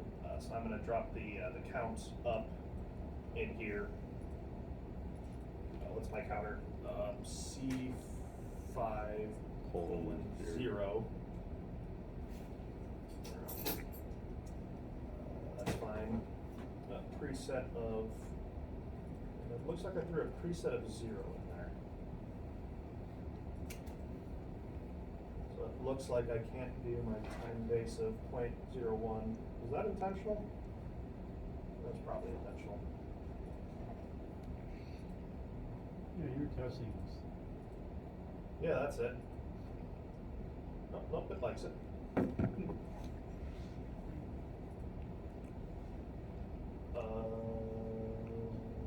Okay. Let's download. How about that? That sounds good. That sounds like a fun thing to do.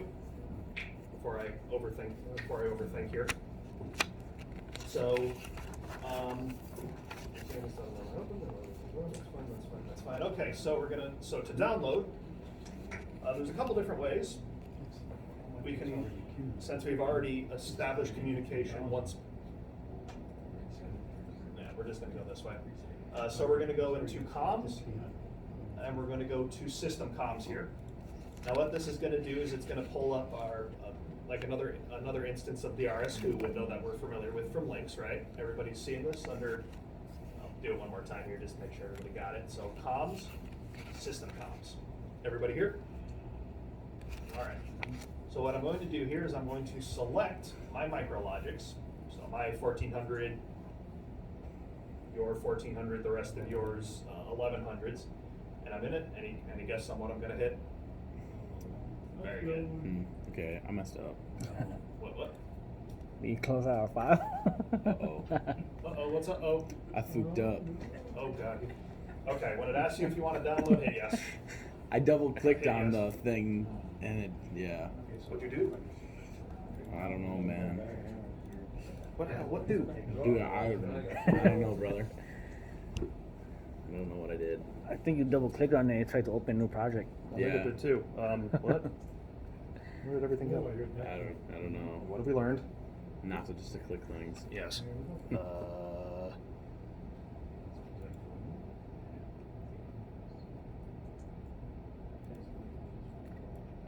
there it is. Okay. Man, I'm good. Save that real quick. Save that. Okay, now, once more for effect. Comms. Very good. Give it a second. All right. There. Oh. Okay. I double clicked on that. And then it Freaked out? Yeah, and then just yes. Go ahead and hit yes. It's basically saying that programs don't match. The processor's in run mode. Do you want to switch it into program? Yes, it has to be. Well, let's see here. So the windows that I told you to switch Is by. there a manual way to do it on here? Like those other ones got the key switch? Like the old ones, or? I think there is, but I don't remember how to get there. Well, let's find out here.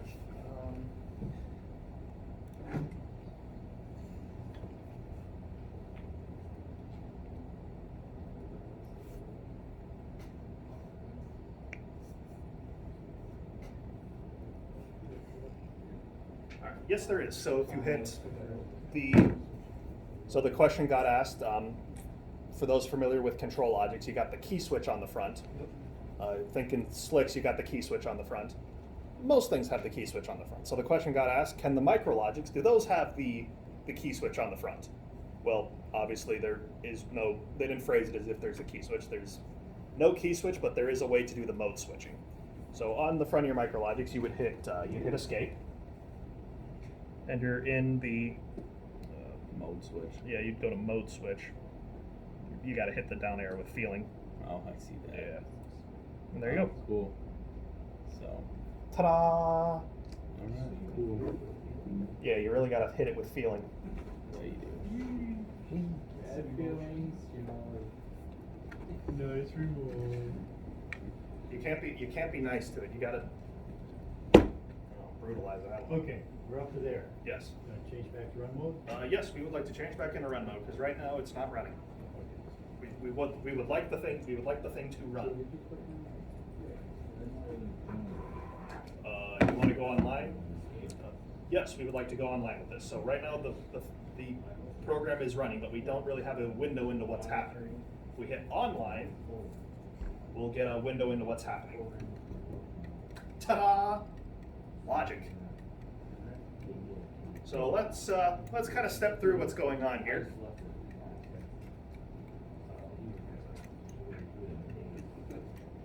So I've got That's kinda cool. my input 4 here on, let's see, so that should be U. So I press input 4 on my little demo here, and output 3 turns on, which is this which is my little light here. Ooh. Which one's input, one's output over here? One on the left is That's cool. input. You can see it on here somewhere. Let's see if our programming work goes down to 13. Oh, true. Yeah. Yeah. Right here. That one. I think this is 0, 1, 2, 3, 4, 5, 6, 7, 8, 9. Oh, cool. So that's the different rung. So 15. Yes. So 0 through 1, the rest through 9. Yes. So if you hit, yeah, ta-da! Programming. Programming. So then let's look at 7 and so 6 also will turn on a. Do I have 6? I do have 6. Ta-da! 6.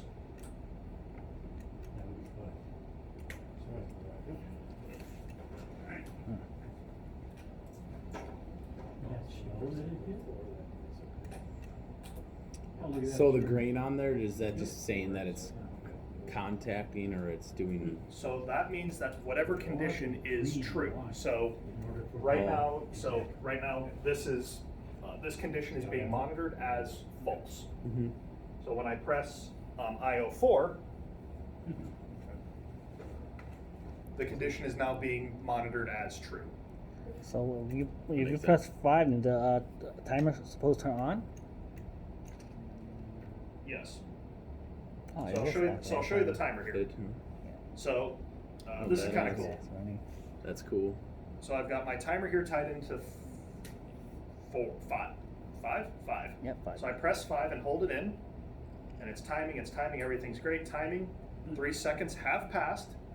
The done bit is true, and my counter increments by 1, right? Everybody see that? So the fact that my timer completes and the done bit goes high increments the counter by 1. So I let go, and my accumulated goes back down to 0. Now I press and hold, press and hold, press and hold. 3 seconds goes by, and I increment up 1 more time. Now, does anybody want to take a guess at what happens when I let go after a second? Resets. What resets? Timer. Yes. So I'm incrementing, I let go. The accumulated goes back down to 0, and the timer never gets done. So I do it again. It doesn't get done. So your timer on delay will only time while it is enabled, while that rung is true. Could you set a counter so it counts how many times it didn't make it to 3 seconds? No, I have the timer is for when it does make it to 3. Yeah. But I mean, you could count it if it was failing. Yeah, sure. I'm sure that I can't think of exactly how to do that off my top of my head, but yeah, that would be something very doable. Okay. On your counter, what is the preset again? You have a preset of 0. Yeah, the preset is 0. What does that mean? Or what is your preset, I guess? The preset is what it has to count to get done. So the counter has has been done for a while. So let's, so the counter's just been done for a while. So right now, that done must be lit up right now, it would be true if that preset was at 10. It's gotta come to 10 first. Yeah, until it reaches 10. Yeah, that's a very good point. When the preset, if this were to equal 10, it wouldn't be true until the accumulated equaled, the accumulated equaled the preset. And then you're done with lit up. Yeah, true. Yeah, so when your accumulated equals your presets, it would be done. And the same for counters, same for timers. Preset equals, when preset equals accumulated, done. You're good. Yeah, you're done. And that's very consistent across all the platforms, 500, 5000, micro 800 line. You learn it on one platform, pretty easy, able to take that and apply it to the next thing. It's kind of nice, you only have to learn it once.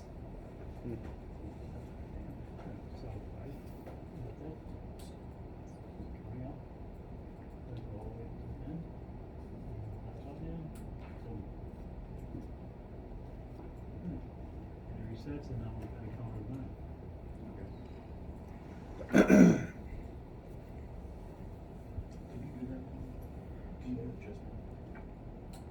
Well, I just opened it up, so now it's counting. Now, if I hold that one, okay, from that one, now it's the resets it back to zero. Anybody want a last minute soda before Sherry takes it away? All right, good deal. You have a Sherry work for that preset? No, in fact. She's the nice yeah, food lady. You gotta make sure that it's unlatched. All right, so let's see here. It's 3:24 now. I figure we'll get through the documentation portion and then we'll call it for the day. I think we made some pretty good progress. So one more lab and then you're free for me for a few hours away until tomorrow. I was gonna say you're free for me forever, but until tomorrow. So we don't have a switch number 5.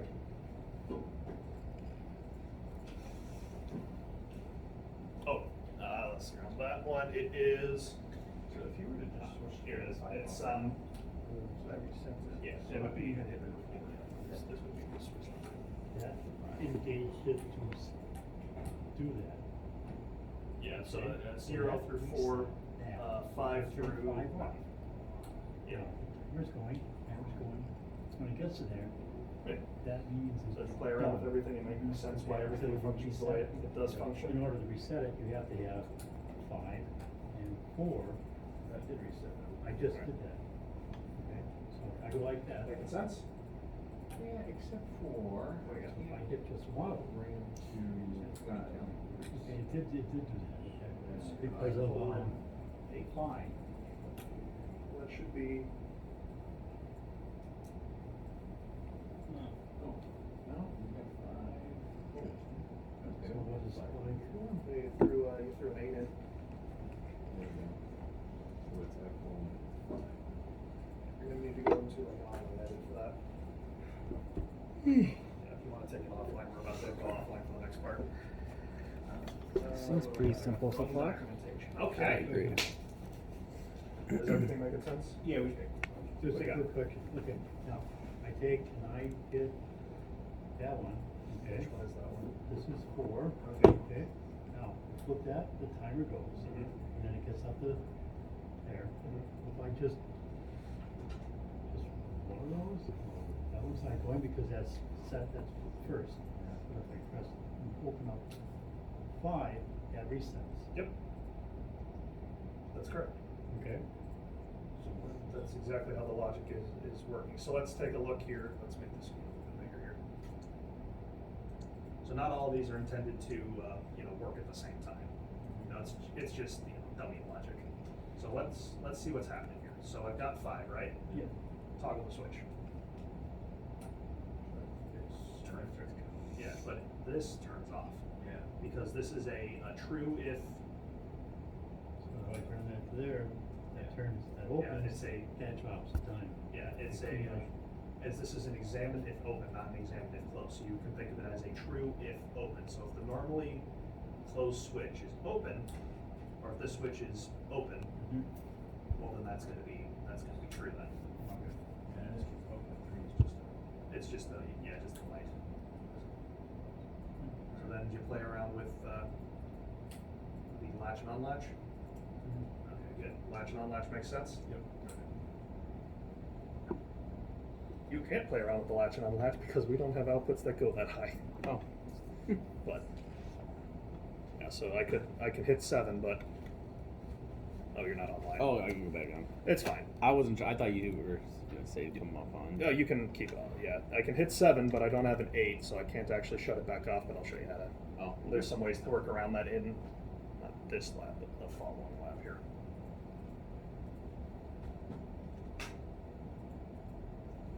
You walked in front of it. I walked in front of it. Shame on me. Yeah. I'm good. Neat trick. Nothing up my sleeve. So, what do we got here? We got documentation. So, well, documentation is very important because yeah, if you want somebody else to look at it, and you know, the other thing I like is when I did this a few times. I've done this a few times in tech support. I will write a program, think it's absolutely brilliant, come back to it a month later. I must have been an idiot, and I don't know what the heck I did. Trail of breadcrumbs. Yeah, so the documentation is there to help you or help the next technician that comes to troubleshoot the program, you know, tell them what everything does.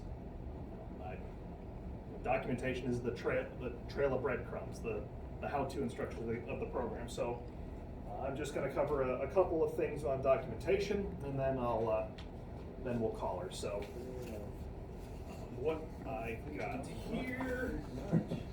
So let's take it on. Let's take this offline.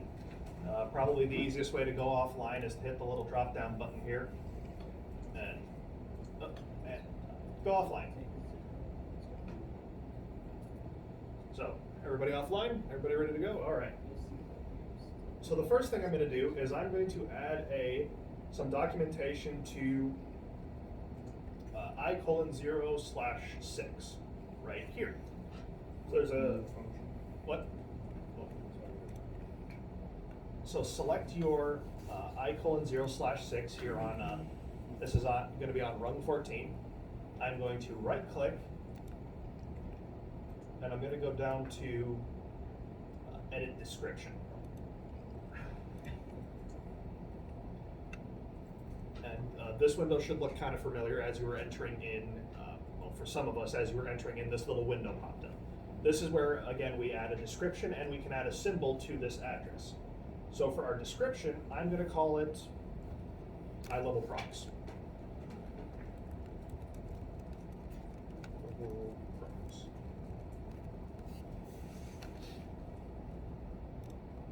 Everybody got that? Yep. Now, you don't have to enter in this next part. This is just for me demonstrating.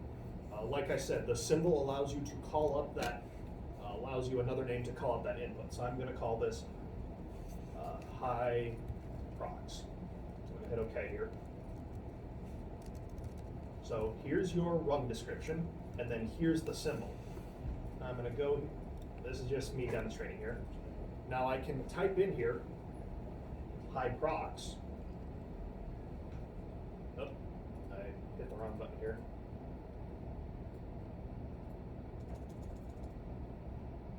High procs. Hit enter. And there you go. So now anytime I type in high procs here into this address, it'll pull up I:0/6. So you can definitely see the power of that. So let's say Alan, let's say you're working on a program, and that program is going to communicate to 3 motors on 3 outputs. Output 1, 2, and 3 are going to be motors 1, 2, and 3. So instead of typing in I:0/1, 2, and 3, it might be easier for you to remember, oh, motor 1, motor 2, motor 3. You know, just as an example. So this is whenever I do program personally, I will try and symbol as much stuff as I can. When I used to do stoplights in school, it would be red light 1 and 2, red light or yellow light 1 and 2, green light 1 and 2. and I would program off of, and I would try and program off of that. Because to me, red light 1, red light 2 makes a lot more sense than I:0/1, I:1/3. Again, a personal preference. You don't have to do the symbol to do symbols, but it's something that I like to do. Let me delete this out here. So we got a. All right, so that's an example of an instruction an instruction description and symbol. How about if we add a title? Let's add a title here. So right-click on rung 15 itself and edit title.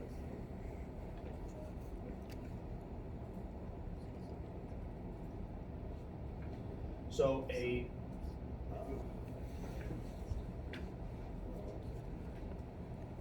so there's a couple of different options here under, well, I should probably explain what a title is first. You can think of a title as something that would describe a whole segment of code, while a rung comment there would describe what a single rung does underneath the title. So you see in green here, this section is for the retroencabulator on page 22. Yep. That's a title. No way, you guys actually put that in there. Oh yeah, yeah. Dude, the retroencabulator, Oh, that's funny. yeah. The ample, you know, I lose it every time they say the lunar wane shaft and the sinusoidal depleneration. For those of you who don't know, we'll talk about it tomorrow at lunch. For those of you who do know, all the more power. Where was I? So this section is for the retroencabulator. That green, that's an example of a page title. Here, this times runs for 3 seconds. They're under rung 17. That's an example of a rung comment. So the title would tell you kind of what a section does. A rung comment would tell you what that specific rung does. Now, I want you guys to pay attention to this before we get too far. You see 2 options here. What to attach this comment or title to. I recommend you always attach it to the file rung. So instead of doing the output address. So it's like I said, you can use with, I was explaining to Bryce, you can use an output in multiple occasions if you do a latch and an unlatch. Well, you don't want that rung comment to necessarily follow the instruction. You might want that rung comment to to only be tied to the rung that it's on. So I'm going to tie this, instead of tying this rung comment to a output address and this page title to an output address, I'm going to tie it to a file and a rung. That just makes more sense for me. So this section is for the retro encabulator.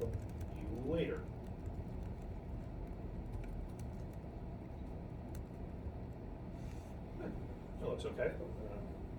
What? Did I really? You got an extra one there. Cab. Oh yeah, I see. Thank you. Spelling doesn't count in studio. In studio. I've always been really bad at spelling, and I tell people, you know, I'm an engineer, not a linguist. It's fine if I'm spelling wrong. I know exactly what I mean. I've come up with new and efficient ways to spell many things.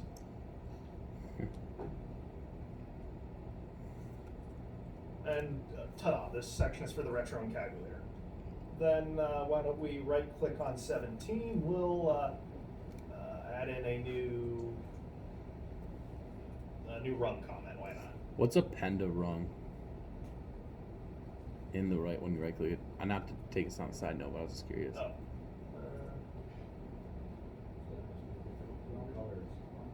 No, it looks Adds like it another one. inserts a rung below it. Oh.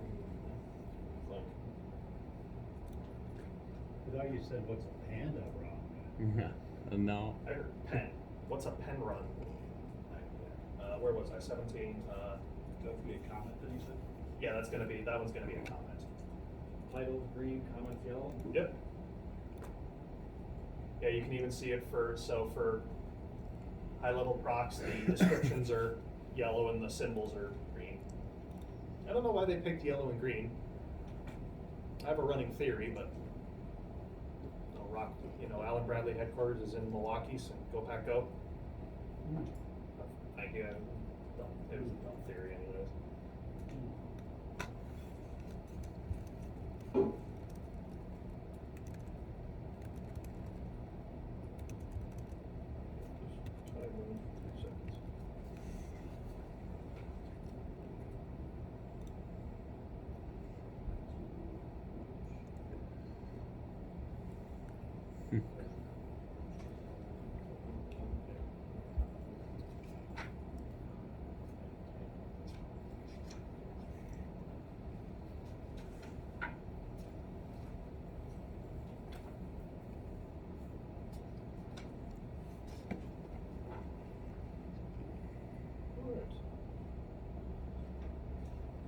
when you got that, just go ahead and hit save. No sense in losing any progress we've made. All right, so at this point, I'll open up the floor. Are there any questions on anything that we've covered today at all? Anything back from the selection guides up to lab 4? Anything you guys would like to see again? I guess I just got a quick question. What do you got? So ladder logic, you're not going in order then? I mean, it's not this rung, then this rung, then this rung. As far as, I mean, if you're running a process. oh yes, ladder logic goes in order. We'll scan run 1, Yep. scan run 2, 3, 4, 5. Okay, and if it's getting caught up on a certain run, figure out what's wrong with that, or what's giving you issues, and then. What do you mean? Like if I'm stuck on run 12. Yeah. It's green, and something's not happy, a sensor's not being made, or a counter. Oh, then it keeps. It'll stay on that one until that one's happy. So if there's an error, Yeah. like in your programming, or you're talking about out in the field, it's Out running. in the field, like, so a piece of equipment failed. Oh, so if a piece of equipment failed, it's gonna keep going. Maybe the conditions that make that output true won't meet, but it'll get to run 12, read whatever there is to read. If there is an error or something won't toggle, then you better have coded it to be able to withstand that, because it's gonna go right to 13, 14, 15 and keep on going. If there's like an input, like a sensor not making, it won't change to green to complete that ladder. So, but it was was, the next one. yep. oh, see, I thought it couldn't move on until every single thing was met. No, that's more sequential. That's more like a sequential flow or a sequential function chart where it has to be met before it'll move on to the next one. With So ladder, what do we have? Yeah, and a lot of our programs are like Yeah. that. yeah, you can. That's a specific. What do we? That's a specific style of programming. So I use there is something called a state machine. It's a methodology of programming where, I need something to happen in this rung, and then when that happens, one of the things I turn on is this rung is done bit, and that would go true for the next rung. But let's say it takes a few scan cycles because PLC scan hundreds of times. I think these are like hundreds of times a second, whereas the more modern ones are thousands of times a second.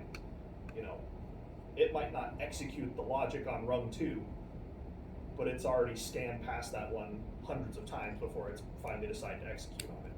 So it won't execute the logic until all the input conditions are true and it'll output. But if rung 2 ain't true, it's going to rung 3, 4, 5, won't execute rung 2 until all those input conditions, but it's going to keep on scanning and scanning and scanning, and in the time it's taken you to explain this, it would have already scanned 1,000 times. Yeah. So even though high procs ain't true, it acknowledges, yep, this isn't true, I'm not turning on this output. Let's go to rung 15, input 7, is this true? Yep, I'm turning that on. Go to the next one. Is input 8 true? Yep, I'm going to that, energizing that. Is this true? Nope, I'm going to the next one. It's just going to keep on working through every single rung. It's just going to keep on working through every rung, That's examining kinda it scary. and changing as need be. It sounds scary, but if one of the things in coding is being able to code around errors or be able to throw up warnings or alarms to panel views when you do get faults. Sure. It's a good programming practice to try and make the thing as resistant to faults as possible, or if there's an alarm, take an action. It sounds scary, but it's really not all that bad. There, like I said, there's different styles of programming where if you don't want it to, it'll still scan through, but it won't execute the logic until the previous rung has gone true. Still scanning through, scans it as false, but it's won't act until the previous rung is, that's state machine programming is what they call that. And what's nice, if it doesn't see it, doesn't change color, you can find out what that's for, and you can go to where that problem is at. So like if your prox fries and you know this thing should be making true when it's not, you can look in the code.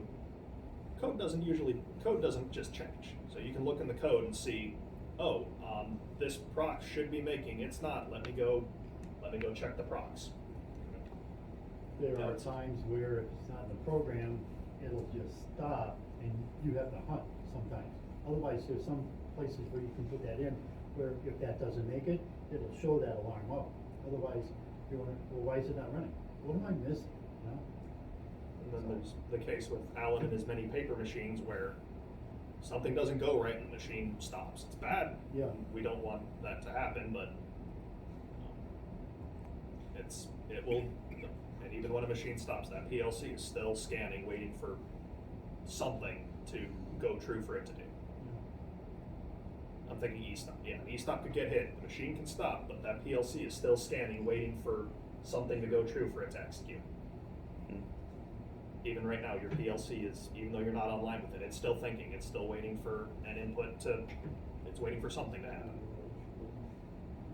It's done it millions of times since we've started. That's what I was looking for. Make sense? It's ABS, always be scanning. Anybody else? Any other questions, last minute thoughts? All right, so tomorrow we'll pick. Okay. They want me to demonstrate how to do online editing. Well, I guess to do that, we need to go online with our processors.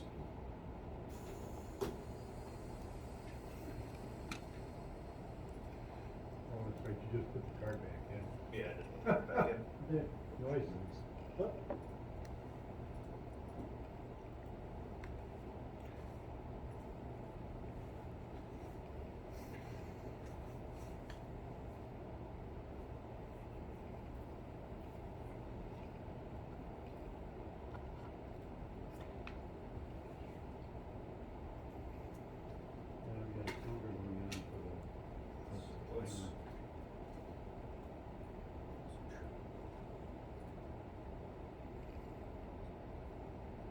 Alright, so follow the instructions. Example 1 online in run mode.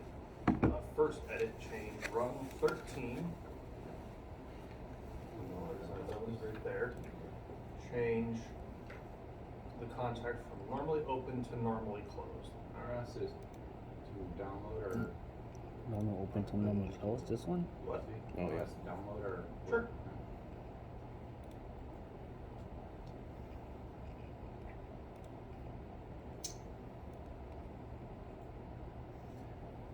I don't know if you can do it like that.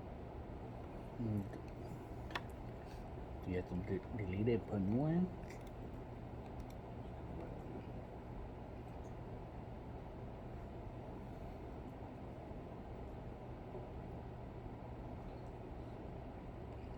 Or is it the edit symbol? Nope. What was that mean?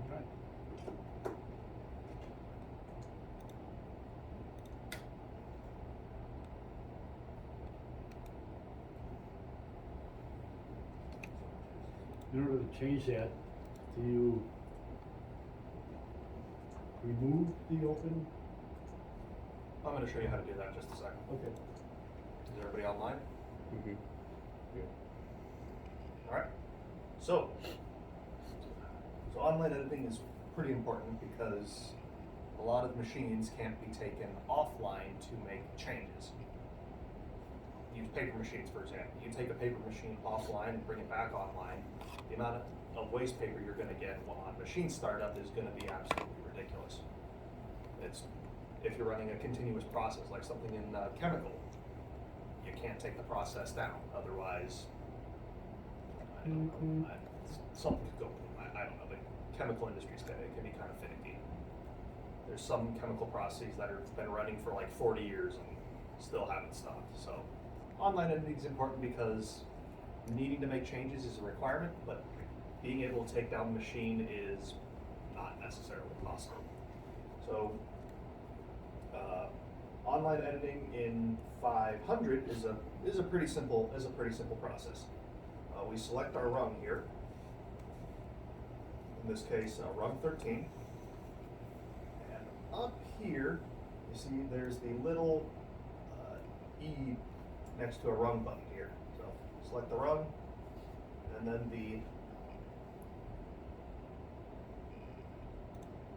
this is the rung edit button. So I click this, and you'll see I now get a duplicate of rung 13. So this right here with the lowercase e's, this is the rung that I'm editing. You can also see if I click off of it, you see how the rung right here is blue. Yeah. Yeah. Yeah. So you can think of this as this is an unpowered rung.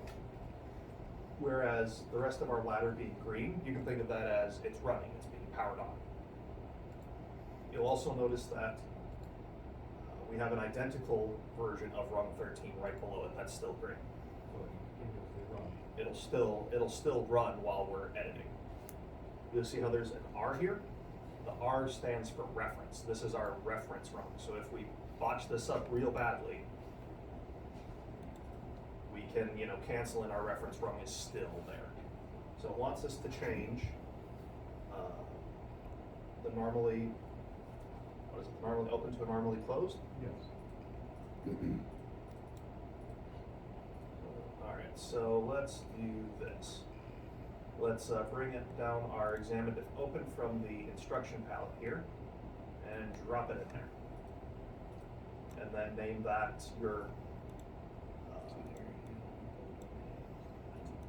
our I:0/4. So when it's all said and done, your rung should look something like this. Now, when you moved over the open, and then you moved the 5 over on top of that, is that how that was eliminated? No, I deleted it. So I took the instruction that was here.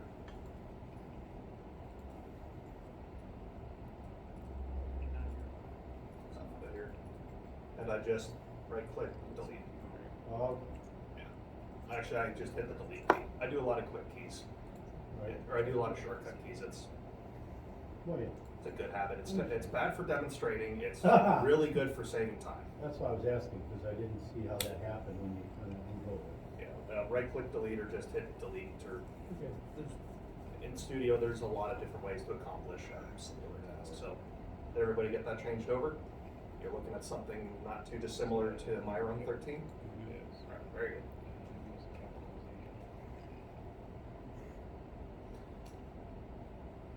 So, we're going to then accept the current rung edits.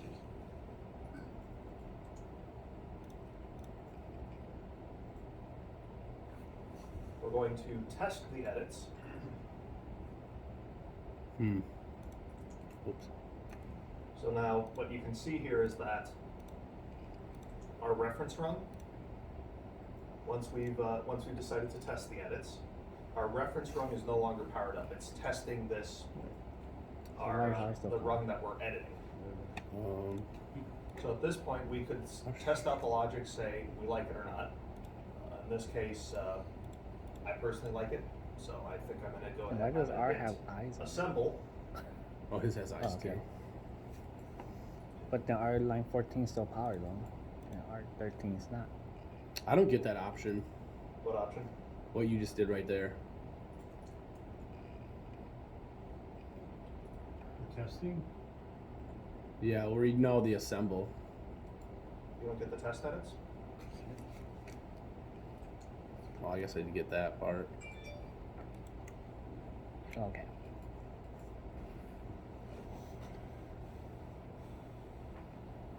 Oh, what's the assemble edits then? What's assemble edits? Hang on. Test the edits here. Assemble edits means that we're ready to commit to our new edits. So once I hit the assemble edits, the reference rung is going to go away and the editing is done. So I hit assemble edits here, and our new logic is taken over. Our reference rung is gone, and we're done. Nice. That's pretty simple. We're at test edits, it's not actually testing, it's just seeing if the logic's correct. No, it's actually, the logic is at that point No, running. it actually did turn it on. Yeah, when you select test edits, the edits are actually what's running. If you had something wrong there, though, it still would. You would find out real fast. You would find out real fast. Would that ruin something in your system if you're, that's it's online, so if you were to test it like that, it won't cause equipment with product in it or something to. Oh, it's when you hit the test edits button, at that point, the logic that we've changed is live. So 5 gallons, you make it 500 gallons or something. Yeah, so you gotta be careful. That could be bad where we work. No. I didn't say that it was great for every situation, but it's in there, and you should be aware that it. Yeah. Because you can't always take like I said, you can't always take a process offline. Correct. So like in your case, making cultures, machine's broke, and you need to quick swap out a sensor throw a sensor on a different input. Just because, let's say, input 1 fried, but you got input 3 open. So you take whatever was in input 1, put it in input 3, you got a quick edit before the cultures go, well, I'm sure there's plenty of time before the cultures go bad, especially on a -70-degree freezer, but you get the point. It's a maintenance guy's, it could be a maintenance guy's best friend or worst enemy. There's a story that one of my instructors at the tech told. Because again, when you're editing, please be careful when you're editing.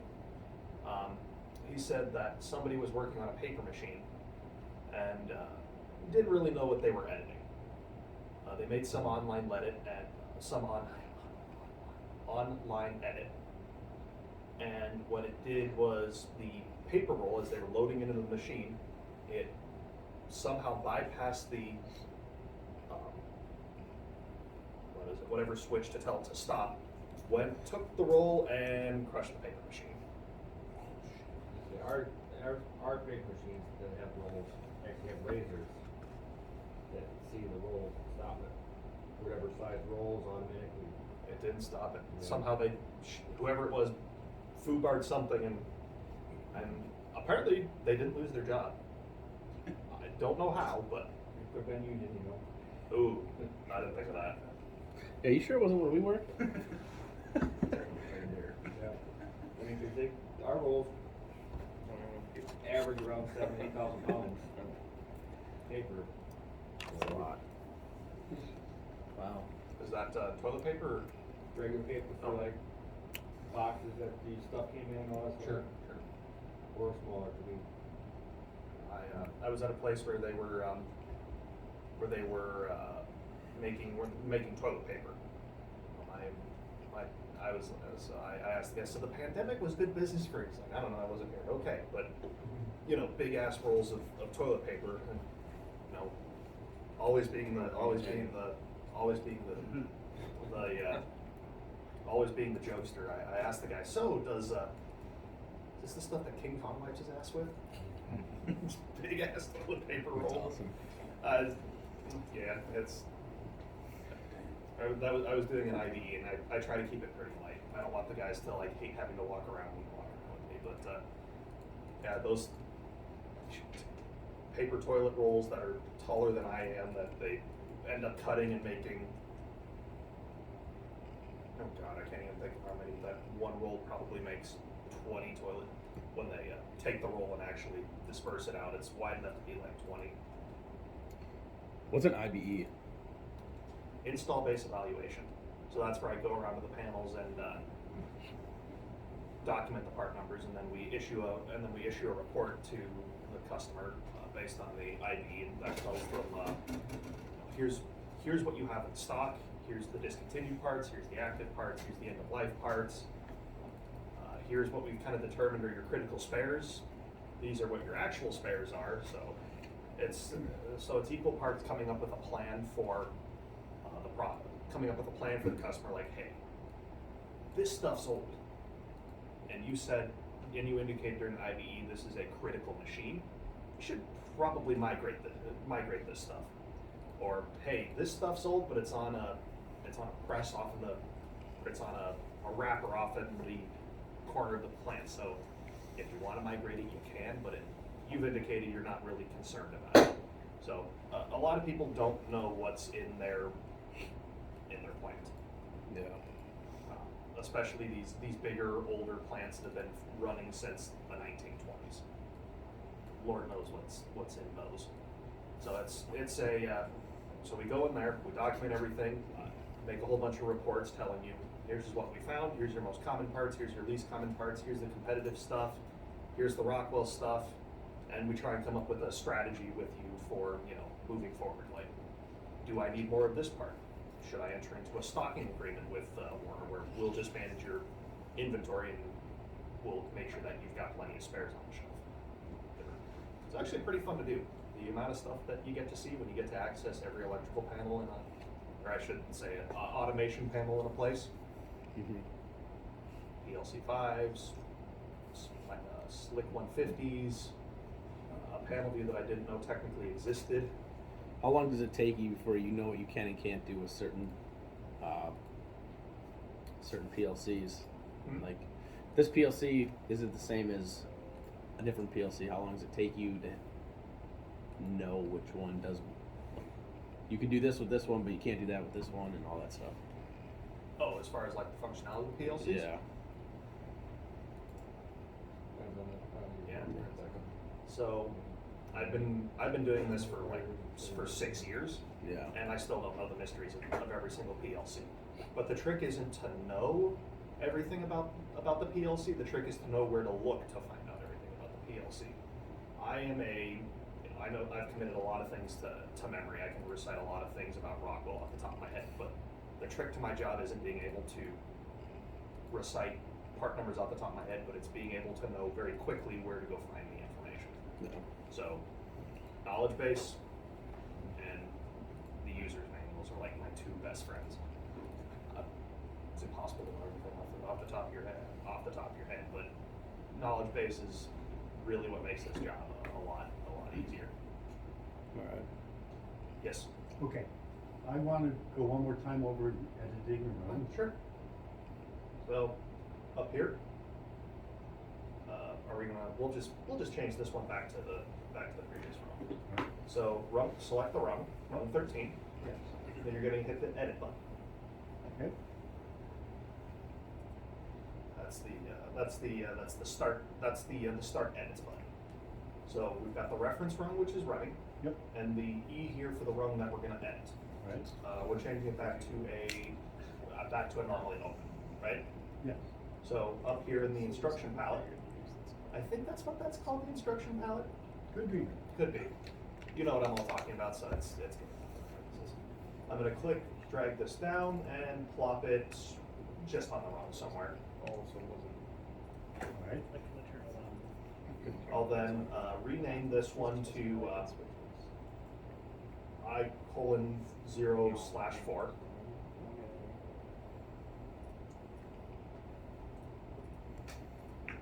Okay, so I had to drag the whole box over. Okay. Did you get it renamed? Yes, but it switched places with the one I was bringing down. Oh, that's fine, because we're gonna delete out the old one. But I didn't name what I was bringing down. Oh, naming it? Yeah, make sure you double click on the.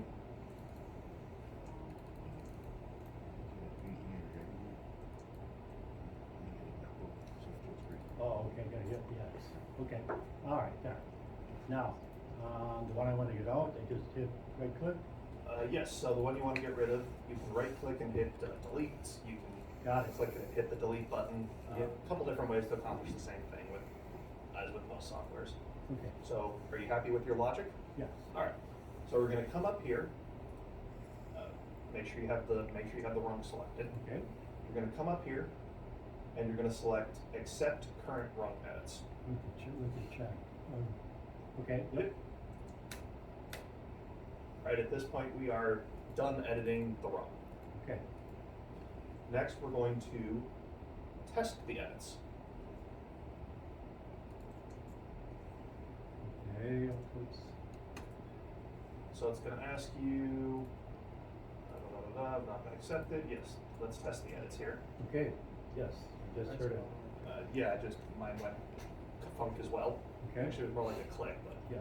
I'll say funk for now. And then, are you happy? I am. All right, so if you're happy, you're gonna go over here and hit the assemble edits. Got it. Are you sure you want to assemble the edits? This is your last chance to back out. Yes. Yes. All right, there it is. And the paper machine's not broke, so we did okay. I have a question. Yes. So I stand for input and the O stand for output, right? So it's input card and input card output terminal 4. So when we switch them out from a normally open to a normally closed, does that make the terminal on the PLC normally closed all the time? Nope, so the input is just reading if something's true or not. Okay. There's not actually anything changing on the input side. Okay. It's just there to detect. Okay. On the output side, well, that's a physical contact that's opening and closing. Okay. We're not really changing the function of the contact either. We're not changing whether something's normally open or normally closed. We're just changing how it responds, how that output responds to the logic, whether it's looking for a signal to be true or false, to whether it's looking for a 1 or a 0 or on or an off for it to read as true or false. Okay. So nothing on the we're not physically changing the PLC. Okay. I think the question though, you were mentioning earlier that if a card got fried and you guys switch inputs for now, because you had another open card, you're gonna switch inputs out and keep the process running. You have to swap the wires though, correct? Yes. Okay.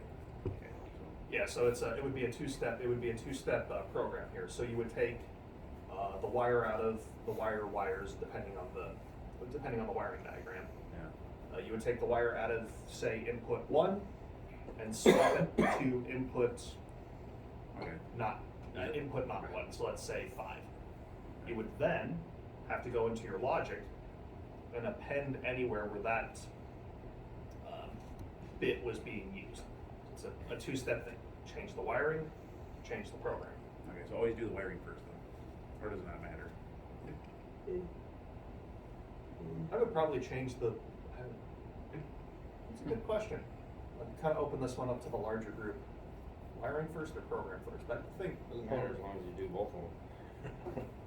Yeah, it doesn't matter which sequence. Yeah. Yeah. Okay, I didn't know if that'd make the No, I don't think. PLC freak out. I didn't see it. On the 500s, we've had to change an output because it got burned out, and we were able to go from one terminal to another on the same card, and we were able to program that over to that terminal, and that worked out. So it took care of the output that was bad, so we could still use the card. You switch the wire first? The wire, it didn't matter. It didn't matter. A lot of times, yes, we did switch the wire first, and then went to the program, but we could see that it was not working right. And when we changed it over, it did work. And I was not part of that, but I know, I didn't do the programming stuff, but I was there when they did that. I'd say the wiring would probably get changed first, just because that's going to be the easiest thing to do, because you got to wait for the maintenance guy to bring the laptop. So Yeah. changing a wire is unscrew, screw to another one while somebody runs and goes grabs the laptop. But, yeah. As long as you get both done, Yep. 6 for one, half for the other. I don't know. I was just gonna ask how you know which wires to put where, but I suppose you're looking at a schematic that you probably already made for your changes. Yeah, schematic is set for those terminals. So now you want to go to a different terminal, you just take that wire off the terminal, put it in a new one you want to work with, and then you take the program and set it up for that terminal. So like that output 5, is that a terminal where your wire's going, or?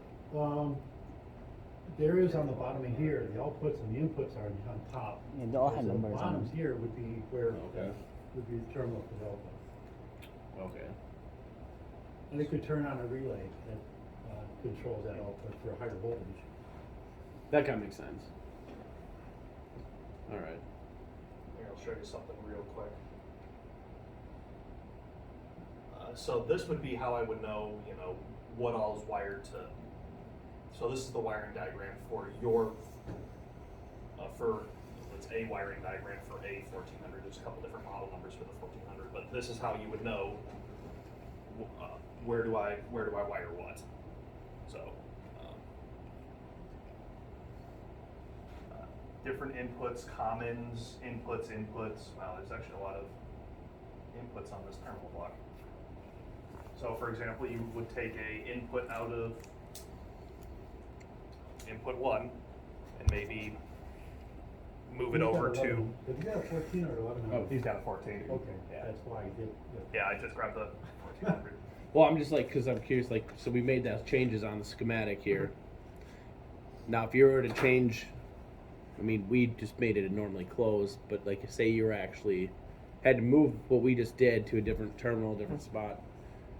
I guess that's what I'm getting at. How you, but I suppose These are pre-wired. it's Yeah, these are already pre-wired, so that's how we kind of know where everything is. But let's say in your case, proc switch goes down, right? Mhm. You got it wired into, let's say, input 0 in common. That sound okay? Sure. And what exactly is the common one again? So negative side, Yeah. the return side, you've got your supply source on one side, and then you've got your common. It makes a complete circuit. Just Okay. brings this voltage back to Yeah. it. All right. So let's say you've got it wired into in the input 0. Okay. Yeah. Keep it simple.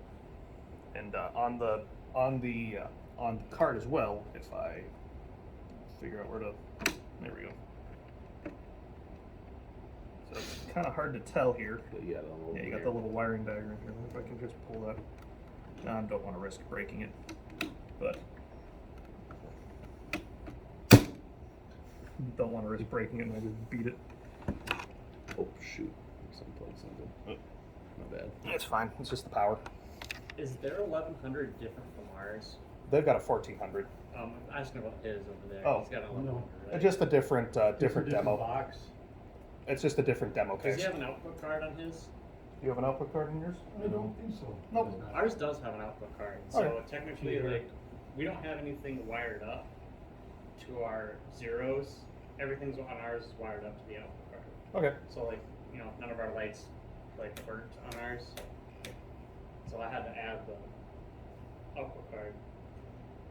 I was wondering if his was like that or not. Now, some of them have. We've acquired many different demos over the years. We're kind of making on this class. We're kind of making do with whatever hardware we have lying around on like the micrologic side. Oh, Since- you have, okay, I see what you're saying. But anyways, let's say your output 0 fries. You would take it off of whatever output 0 is, land it on output input 0 fried. You'd land it on input 13, right? And you can see it's kind of hard to tell, but you would look at the wiring diagram and know, okay, 0 is now input 13. Do you gotta now move the output then too? No, you don't need to move the output. You just the output's just fine. The output hasn't fried. The output's outputting to a motor and everyththing's working great there. Okay. It's just the input that's gone pop. Then I'd have to just go on the computer and change the I colon whatever, Mm-hmm. and then I'd have to, you know, then you're good to go again. Yep. Oh, okay. Yeah. You'd just be changing the be changing the address to match where the new. You would be changing the address from the old procs to be what the new procs is. That makes sense. Okay. Yeah, I don't know. I knew you had to do it, but I didn't know how you like exactly. I don't know. Yeah, whatever breaks it, I can't go through every single possible troubleshooting No, measure, yeah. but you know, worst comes to worst, call us. We can at least give you some advice.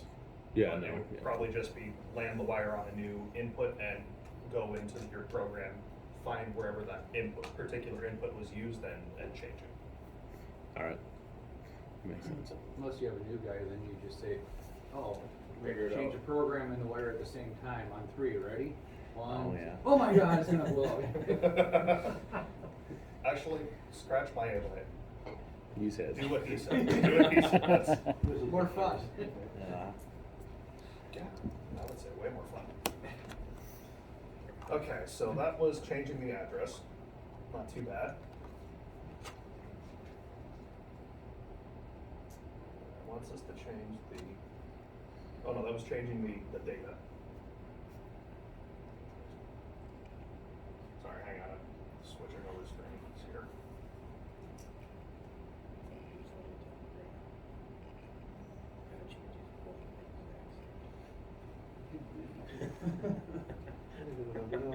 Okay, number 2 on lab 5. Change the address of the input contact of rung 15 from I:0/7 to I:0/2. That should be pretty easy. Where's rung 15? Here. So who wants to walk me through the steps for this?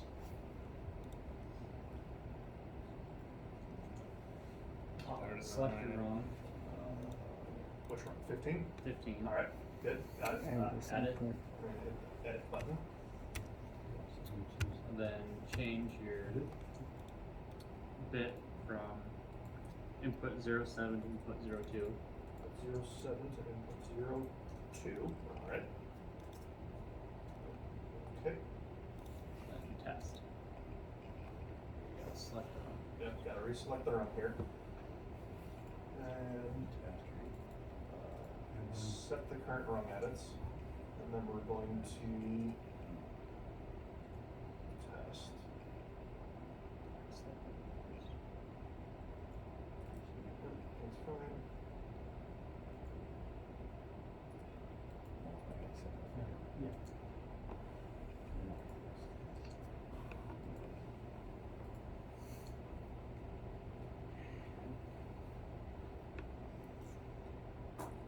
Alright, everybody get that? Pretty easy. Once you figure out the order of what buttons you have to click to actually do the edit, that's not too bad. So, number 3. Attempt to add another rung with a timer, and they want us to use address T4:2. Alright, shouldn't be too bad. So we'll scroll on down to the bottom here.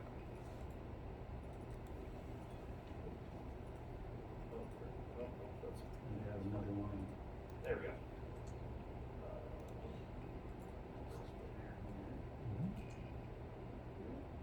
So we're going to go down to rung, should be 19 at this point, right? Yep. We're going to right click on the rung and we're going to hit insert rung in. So what that's going to do is it's going to add a brand new rung right there at the bottom of the program. Now you notice that there's no reference rung. Anybody want to take a crack at why that is? It was the end. Yeah, this rung did not exist until we told it to. So it wants us to put a timer at the end using address T4:2. Well, that seems pretty straightforward, right? So the timer, so we go to the timer palette up here, grab ourselves a fresh new TON. Lose your mouse? I've got some cheese we can hold up and try and, oh, wrong, I'm sorry, wrong. Oh, button. it's here, but it's invisible in RS Logics. Oh, there it we is. go. What the hell? What did you do? I don't know. How'd you make the I don't mouse do it. invisible? I don't know. I'm not upset, I'm impressed. I've never seen that before either. I didn't know you could make the mouse go away. I think he was changing something with the base timer, and then Yeah. when he moved his mouse away, it was just gone. Oh, okay, alright, I'm getting about that. Stop that, don't do it again. Or if you do, figure out what you did. Yes. Because I don't know. Alright, so I got a new timer, T4:2. Let's just keep a time base of 1 and put a preset of 3 in there, so it's another 3-second timer. Yeah.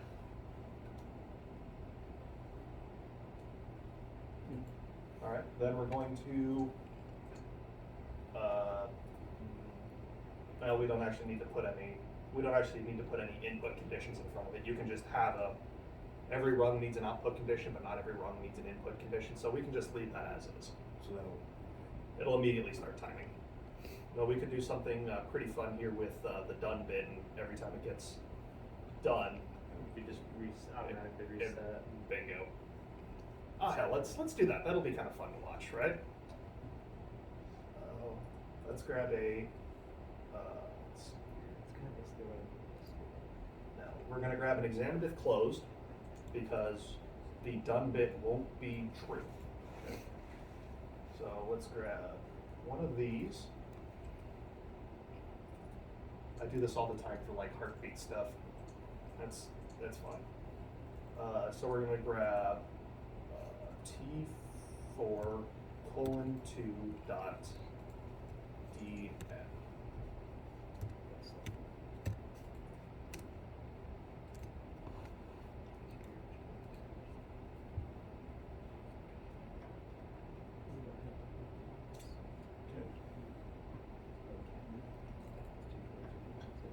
All right, ready? Okay, let's select the rung. Oh no! Oh no. Oh no, what's happened? Who could have foreseen this? Everybody? this guy right here. He's They saw it. All right, so does anybody want to take a crack at what's happened? So the error, where did I lose my mouse to? So our rung has errors. Okay, so look at the bottom, right? So the bottom says, error, unable to create data table. Who wants to take a crack at that one? Why that happened? T42 doesn't exist? Yes, T4:2 does not exist. And we can't create data types online. So we have to go offline to add in this timer. So I guess, yeah, let's go offline and we'll add in the data we'll add in the data table there. Does somebody want to walk me through the process of doing that? Sure.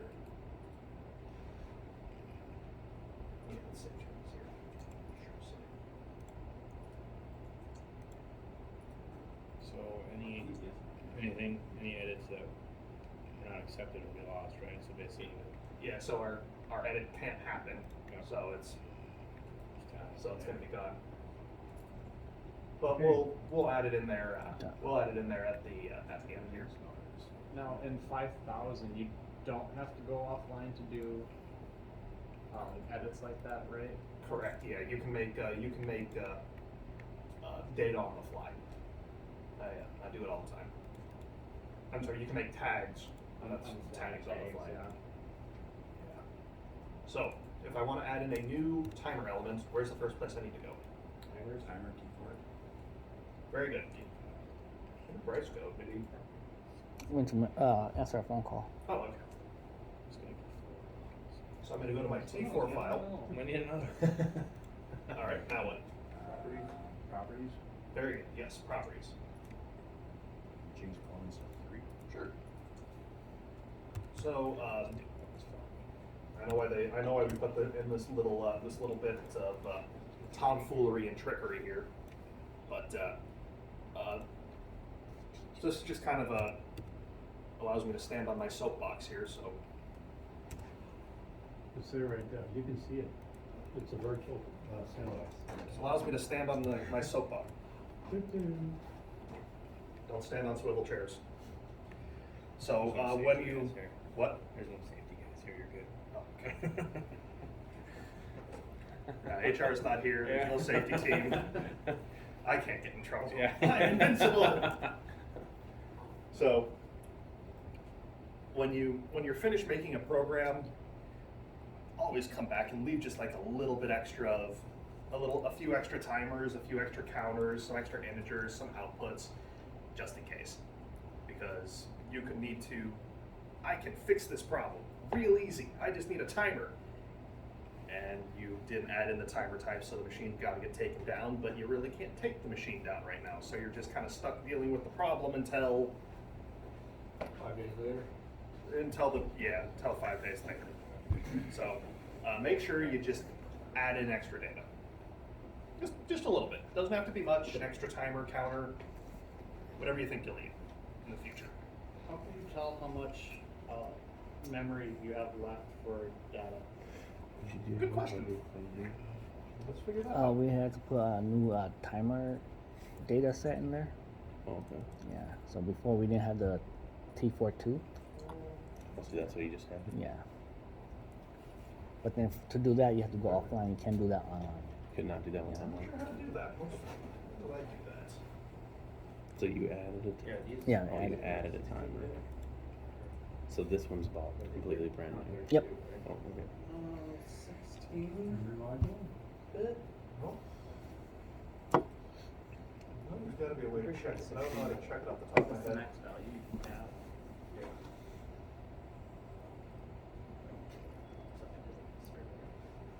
One second. Hey, don't Check these that here.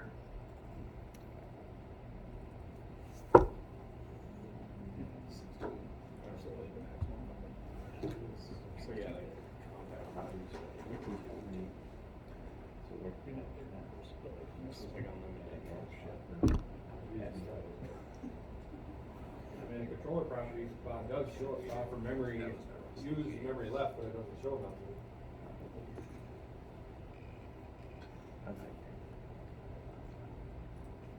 Wonder if I gotta do a. Okay, at least I'll lose weight. Until then.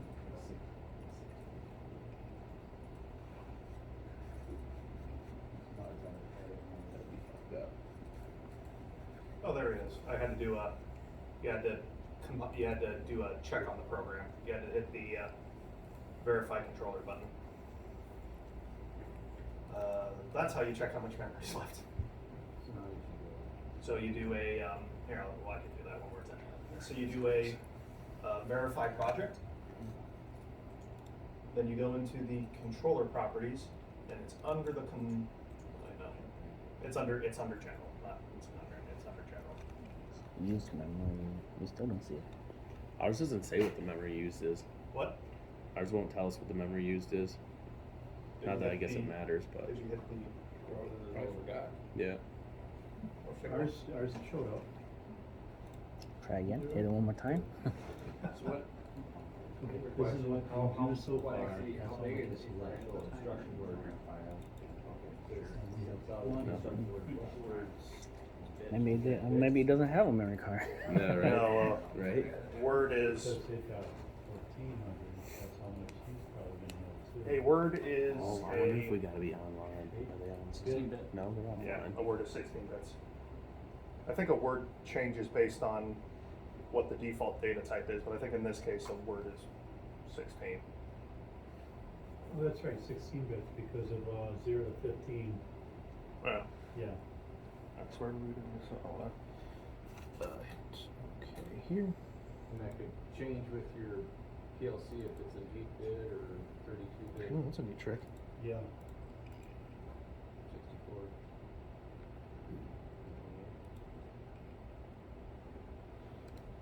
Do they make 64? I thought they. I don't know. I think they do say, so I think 32 is the. I think 32 is the Oh, highest. because you got an error.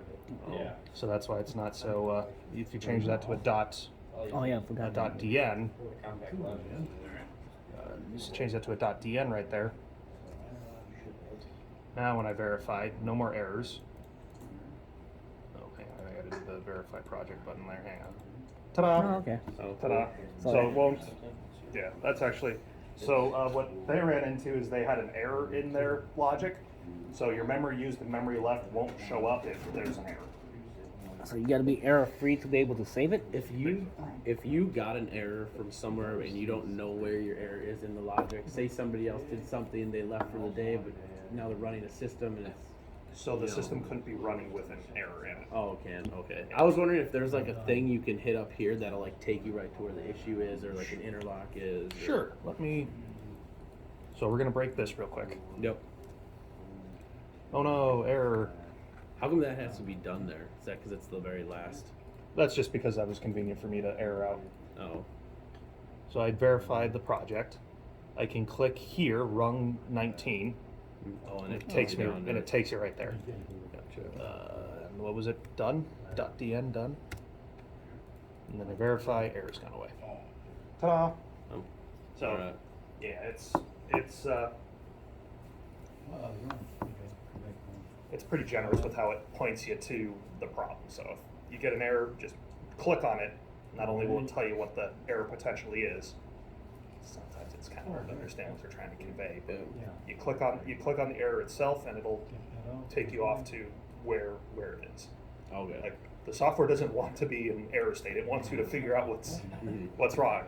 Yeah. It won't exactly tell you how to fix it, but it doesn't want to be in an error state. Well, I guess like more so like, you know, like if your system's running and it like ours will hang up on interlocks all the time. So like you'll have to go in and find where your problem is.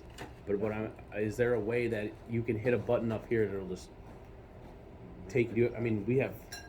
Unless so there's a way to do cross-referencing and search where a particular bit's being used, but there's not a way if there's not actually an error in the syntax in the code itself, it won't take you to it.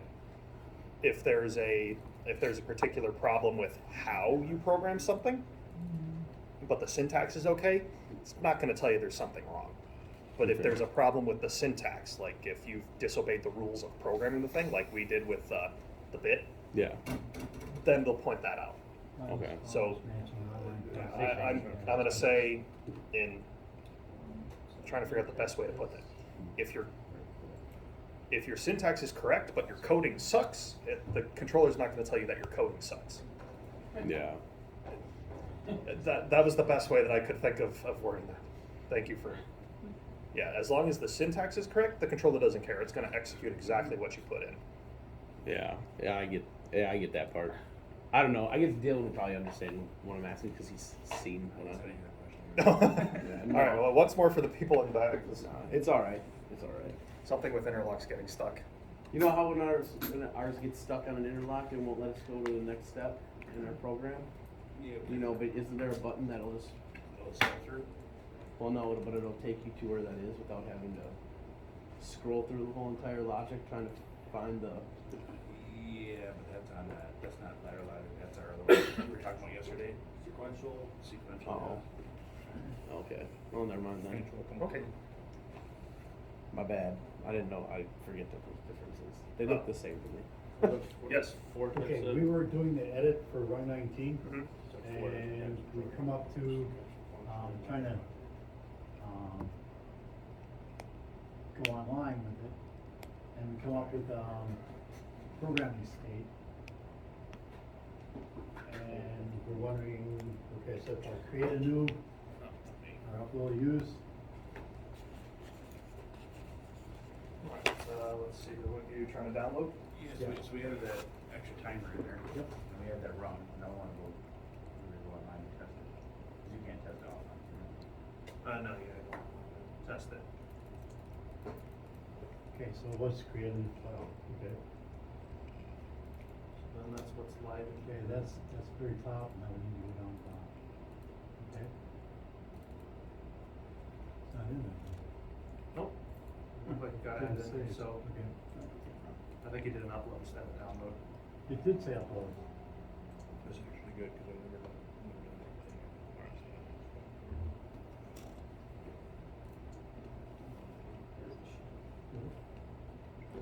What the hell's that? We didn't do that. Okay, well. No problem then. All right, so memory, properties. Anything else on that? So what happened was when it was uploaded from there, that add from prior Little help files? to that. And that's what's in that file. Bit shifting, oh good God. I've never been able to wrap my head around bit shifting. Me neither. Where's Lawrence when you need him? Yeah, where is he? Yeah, I don't know where he's out to today though. All things. Yeah, I don't even know what that is. Bit shifting? It's like taking your bit in your word and it just shifts it left or right. Yeah, that's correct, yeah. That's exactly what it is.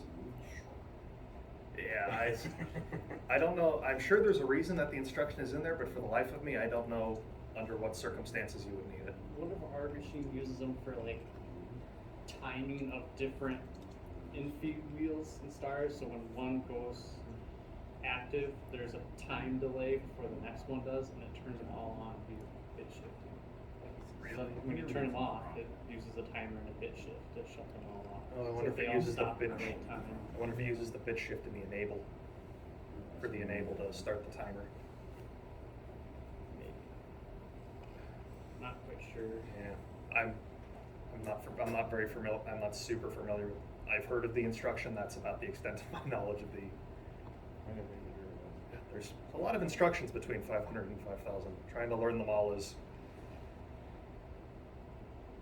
I stick with the foundations. If I can do it with bits and timers, doing okay. With a bit shift, that sounds like machine language. Yeah.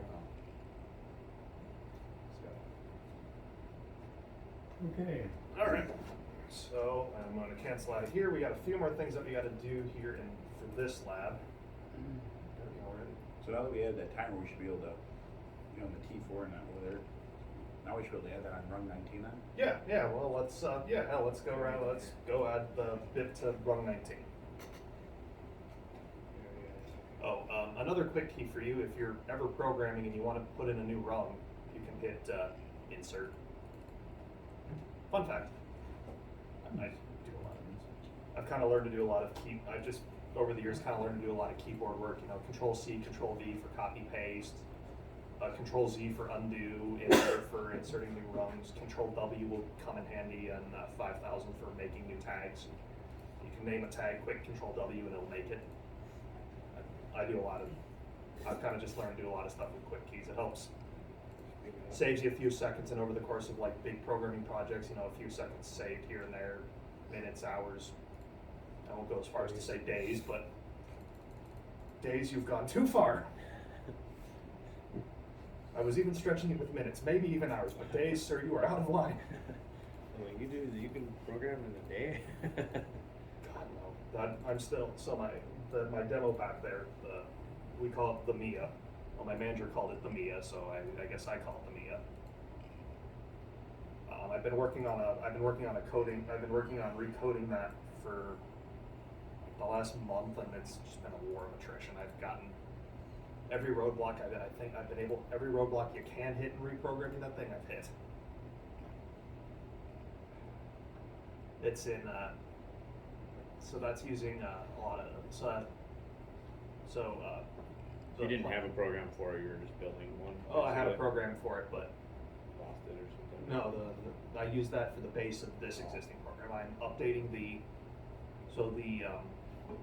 so Plant PAX uses a lot of function block style programming because that's what DCS systems use. I don't know if anybody's ever played around with DCS style programming, but it uses a lot of function block style programming. So I've taken my existing program, updated the function block instructions. I say update, that happens pretty automatically when I bumped it up to version 34 of Logix. I've then been trying to get this new sequencer instruction to work that Rockwell's come out with. I've been having some problems getting it to work, and that's what I've been working on I started working on that like last week, into the week before, trying to get this instruction set up and working. But before that, it was trying to get software programs installed and get sizing tools working. I've been having a lot of problems with it. I've learned a lot. I've learned just as much what not to do as to actually do, but it's been very finicky this time around. This is the second time I've had to program it, but the first time I've had to do it entirely on my own. It's a neat thing when it's a. What is the other language I can use? So there's like four of them. There's Oh, ladder, sequential diagram, and then So there's ladder. function block. Yep. So function block diagram, that's what that's using. I'm sorry, ladder, function block, sequential function chart, and structure text. Structure text. So structure text is, I'm told, is starting to become a little bit more popular because people who are coming into our industry are more computer programmers than they are PLC programmers. And for those of you who know a little bit about PC programming, it's all some sort of C-based. I shouldn't say C-based. It's all structured text-based, and then your syntax depends on whether it's C, C++, C#, Python, Java. It's kind of neat. I don't really care for structured text. I'm much more comfortable with ladder and function block because I think those are easy to read and easy to interpret, but it's because of my background. You know, a computer programmer could come along and be able to read structured text, no problem. But I digress. Okay. That's the timer. Yep. Yeah, timer. That. Grab myself a timer. T4. Oh wait, nope. Wait. Hold up.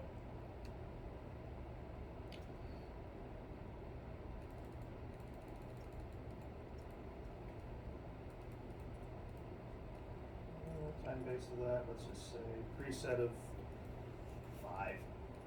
Sure, why not? Accidentally grabbed the wrong instruction.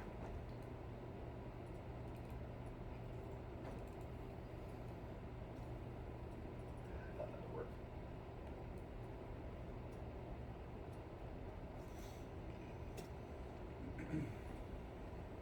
And I'm going to go to comms and download. Still have to do that. That's.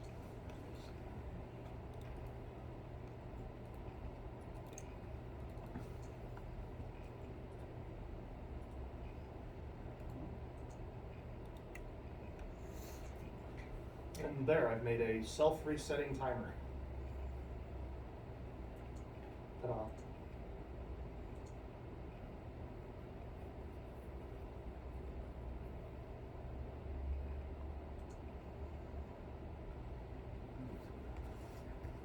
Certified, there's no errors, okay, but it says no response from processor at selected tab.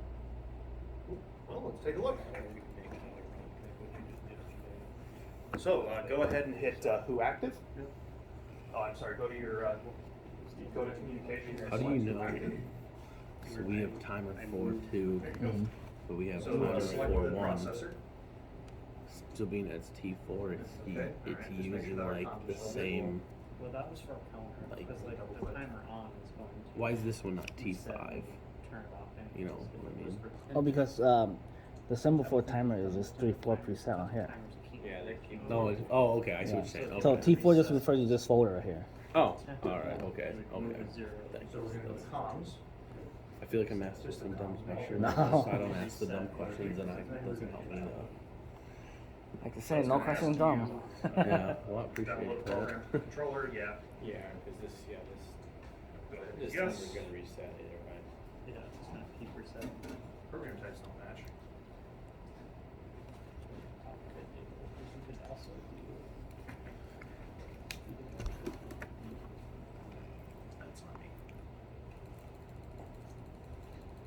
And so basically the first few letters and numbers before the colon refers to these file folders over here. Okay. Selected the wrong program. I selected the program. That makes sense. 1400 That makes instead. sense. That one, so that one's on me. So go ahead and hit yes again. Yes. It's asking if you want to change the stop the program in there. You want to go back into run mode? Yep. You want to go online? Ta-da! A self-resetting timer. How about that? Just like the 3. I need to send this here for Alright. we have a. You understand why that works? That no, it has 3, it opens this. Very good. Can't reset for Yeah. Very good. So do you start from scratch? Yeah. And that's how you make a, you know, I've seen people do things like this for like heartbeats, like they want something to occur every They got. 5 seconds, so they'll set up something like this. Just a self-resetting timer. I call it a heartbeat timer. I don't know if there's another So you learn. word for it. Smashing the shit out of I've always referred to it like a heartbeat timer. Why start now? Yeah. All right. So then, can we change a timer's preset while we're online? Yes. Yes, we can.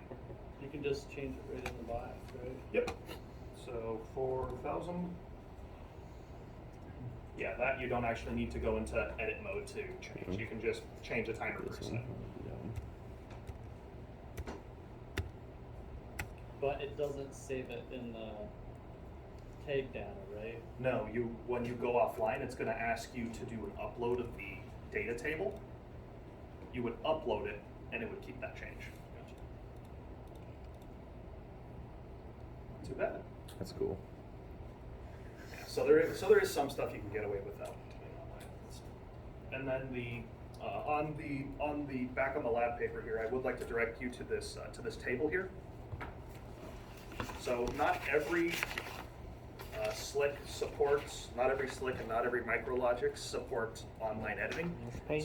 So this table's here as like a guide for what's going to. So a 501, 502, that's going to be a negatory on online editing, along with the MicroLogic's 1000 and the MicroLogic's 1500. No online editing. 1200 says no also. Oh, 1200? That's what ours shows.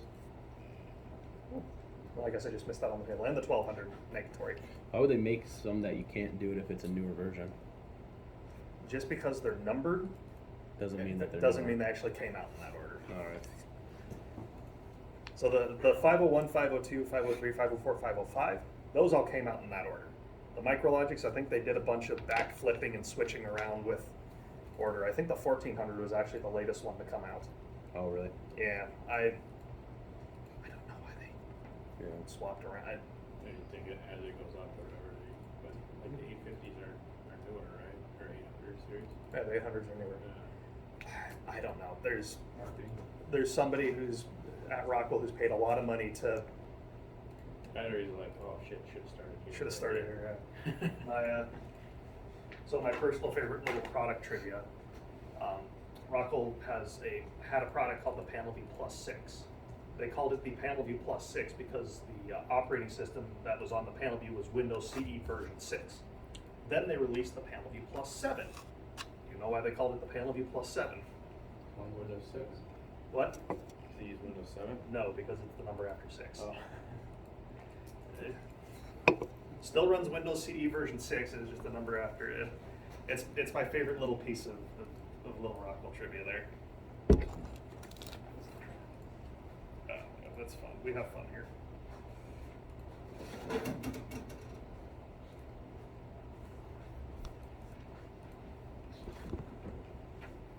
Number 5. Yeah. At a motor starter run, how is it quote unquote wrong? Would it work with a real how would it look with a real contactor with aux contacts?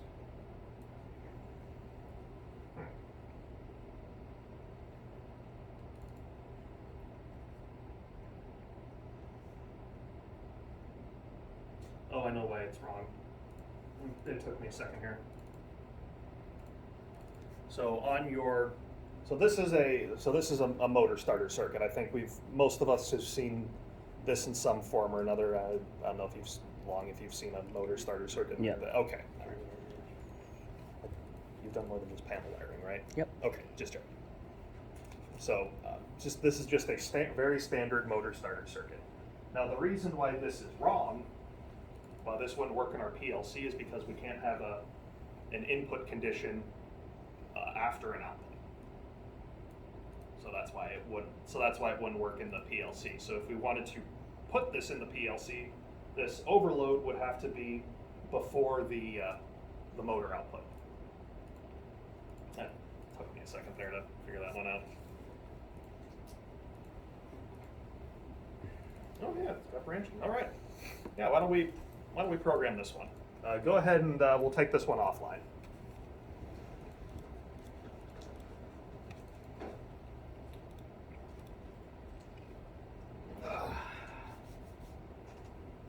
Because I don't think we've talked about branching yet. No. Yeah, we haven't talked about branching yet.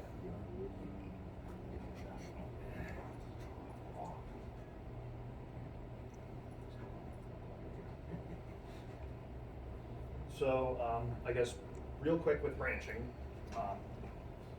branching allows you to add in OR conditions into your logic. There's really not much left to be said about that, but it allows you to do.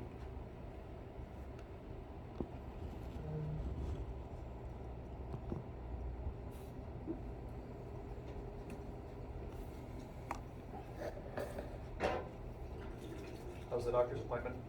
Good, tells me I'm not dead yet. Check.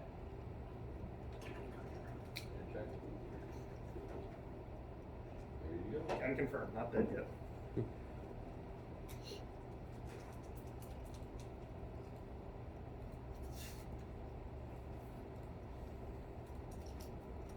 I've got this whole whiteboard, and I couldn't have possibly made this branching any smaller, could I?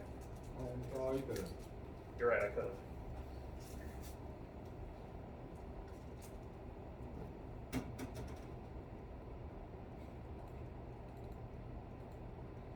Make it micro now. No.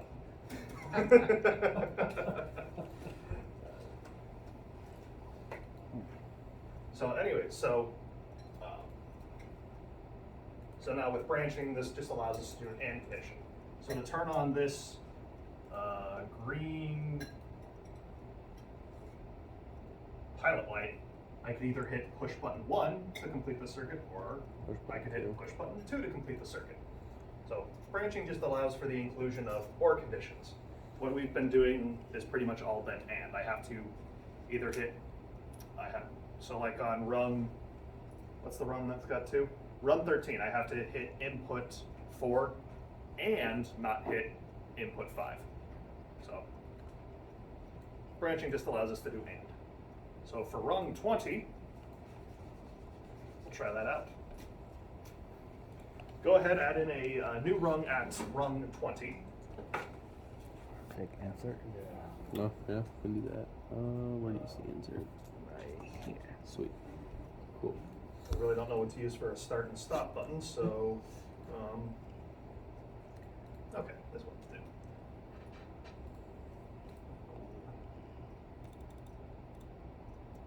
Oops. Just put Not timer very in, my helpful, bad. so. All right, so our stop button will be a normally closed, as is Normally closed. pretty typical, and we'll say that that's going to be input 0. Yeah, that's probably fine. Yeah. What is it? I input.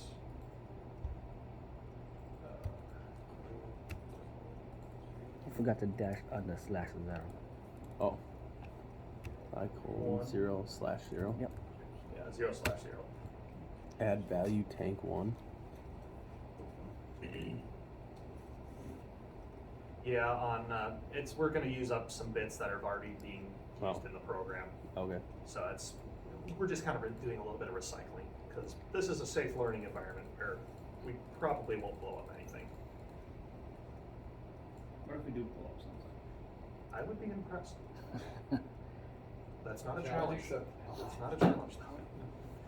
I'll beat you to it. I'll beat you to it. I've worked with maintenance and engineers for a very long time. I knew your thoughts before you even had them. What do you mean it's idiot proof? Challenge accepted. No, it's not that it's idiot proof. The world just hasn't built the appropriate idiot for it, right? Just wait a second. There was an old mechanic that I used to work with I used to work at Badger Sports Park, for those of you who know what that is. And the old mechanic there, his saying was, you can't fix stupid no matter how hard you hit it with a hammer. And those are profound words that I've carried with me all these years. Let's see here, I colon 0/1 for my start button. You got a semicolon in there. I think it took it anyway. It's okay. Oh yeah, I think on some instances it'll take the semicolon, some instances it won't.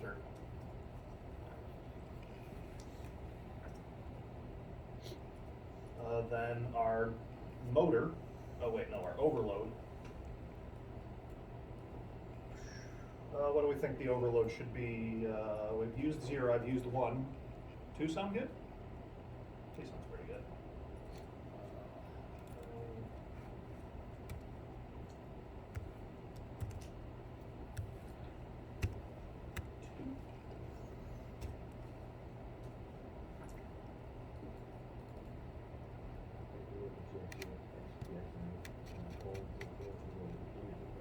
And then our output, we'll say our motor is going to be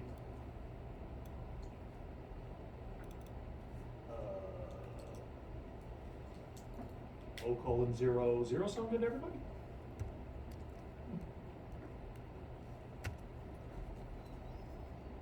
Oh wait, no. Actually, we might not be able to use that one. Ours says draining tank. Yeah, we're not gonna be able to use that one. O:01, 045. In your tags, see what, Yeah, that's a good idea. That's actually a good point. Let's go into our output tags and see what's not being used. Looks like 2's not being used. Oh, here, I'll show you this trick. So I'm here in my O:0 file, my file for all my outputs. If you're looking at this list and you're not sure what's being used in the program, you can hit this usage button and it'll tell you anything with an X is being used. Cool. Cool, huh? Yeah. So it looks like O:0/2 isn't being used. Look at us doing troubleshooting. good. Now, if you behave, we might do maintenance later. No, I don't wanna do that. Oh, okay. Did I? Wiring, you wanna do wiring? The one of my instructors at the tech told a story of one of my instructors at the tech told a story. He was working like a third shift at a paper mill or whatever job at a third shift where nothing happened. So they decided to automate the coffee pot. That's good. Why not? Why not? They automated the coffee pot, put a PID loop in it. Apparently it was a thing of beauty. So they always had coffee for third shift. Nice. They got a camera on it so they could look and see how full it was. I shudder at what happens when you leave maintenance people alone for a few hours. Kind of PID loops into the motor. Third shift, an entire third shift where nothing happens. Yeah. I mean, you might as well throw some time in a PID loop. And I think it was a 500 PID loop too, so it was the harder PID loop to set up too. Okay, so we're missing one thing. That's your latch. That rung latch here. So right here is a rung branch. A rung branch. I'm hesitant to call it an instruction, but it's the rung branch button. I don't really consider a branch an instruction, but I think it looks at it like an instruction, so button. The rung button. Now I'm getting hung up on semantics. So you can see here it's a branch, ta-da! And you place it just like you would any other instruction. So you can click, we're gonna click and drop it right here before I:1. Now you notice that I:1 is not inside of the branch. Mm-hmm. We can either move the branch like I did there to in case I:1, or we can click and drag I:01 in there ourselves. I'll leave that one up to you.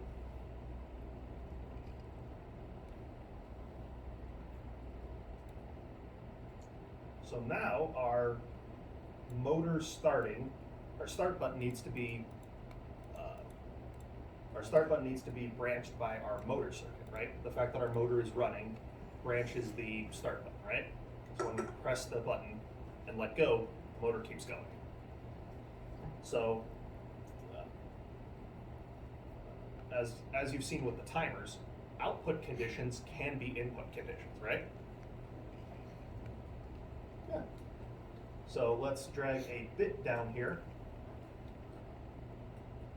And we're going to take O:02. Let's just grab the. Did I mess up the name of this thing? Let's see where it is. Oh, I did. I totally messed up the. Oh. Yeah, that one's on me. Not bad. I bet you I did it here too. The O's and the Yeah, O's that and the looked like a zeros zero. look too similar with the keyboard. There we go. Okay, there we go. So how does that look for everybody? Everybody got that? Everything? It looked similar enough? Excellent.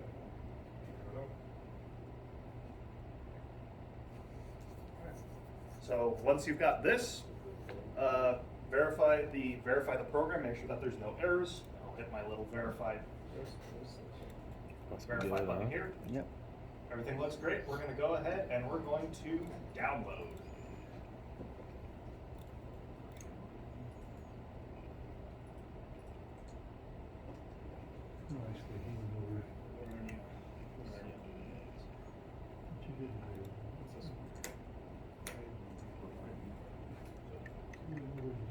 So in terms of IO, it stays on until this is. How's this one I can kill it doing a either- connection there if these ones aren't doing anything? He'll turn it back on now. And that one's normally closed, so it's always trying to connect.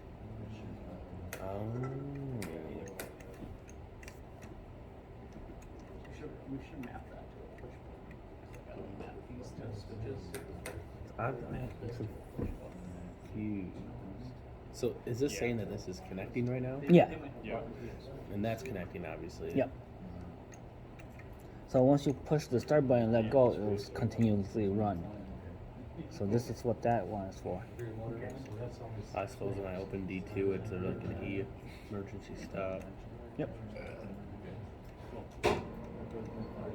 Yes, I hear the motor running. Making margaritas. I wish. That's the, not that machine. That's that machine. Oh, we've just got one of the motors back there.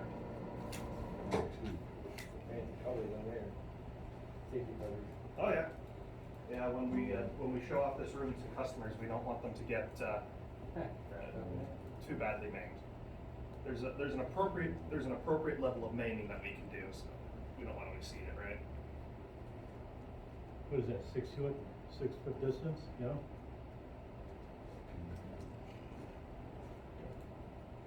So everybody get their motor circuit running? Not too bad. Ugh. Motors are cool. Well, the simulation of motors is cool. So on a wire schematic, wouldn't this output run So to I've been a talking coil for an that hour and controls the 52 motor? already, so Oh, why don't wait, you guys say take that again? You earned it. So on a wire schematic, this outside of this, 10-minute wouldn't timeout. this output runs to a contactor coils that control the motor? Oh, that is a question for him. I do not know. I wish I knew. I want to say yes, but I don't know. Yeah. So for the motor circuit that we just set up, Yeah. On a wire schematic, would that output run to a contactor coils to control the motor? That's one option, yeah. More than likely, yeah, because these inputs aren't rated for that high of current, so you would either run into a relay or a contactor, some other device that can, run power to Okay. the. So terminal 2 on the output will be the one that controls the motor. So terminal 2 on the output, yeah, it would Okay. it would control the contactor that would turn on the motor. It would ultimately, yes, it would control it. That'd be your auxiliary on a contactor, correct? No, that would be the coil. The yeah. Yeah, that'll be the Yeah, coil. Yeah. You would A1 and A1. Yeah, you would do A1 and A2 the coil. You would do the coil. The auxiliary would be feedback to the PLC saying I closed.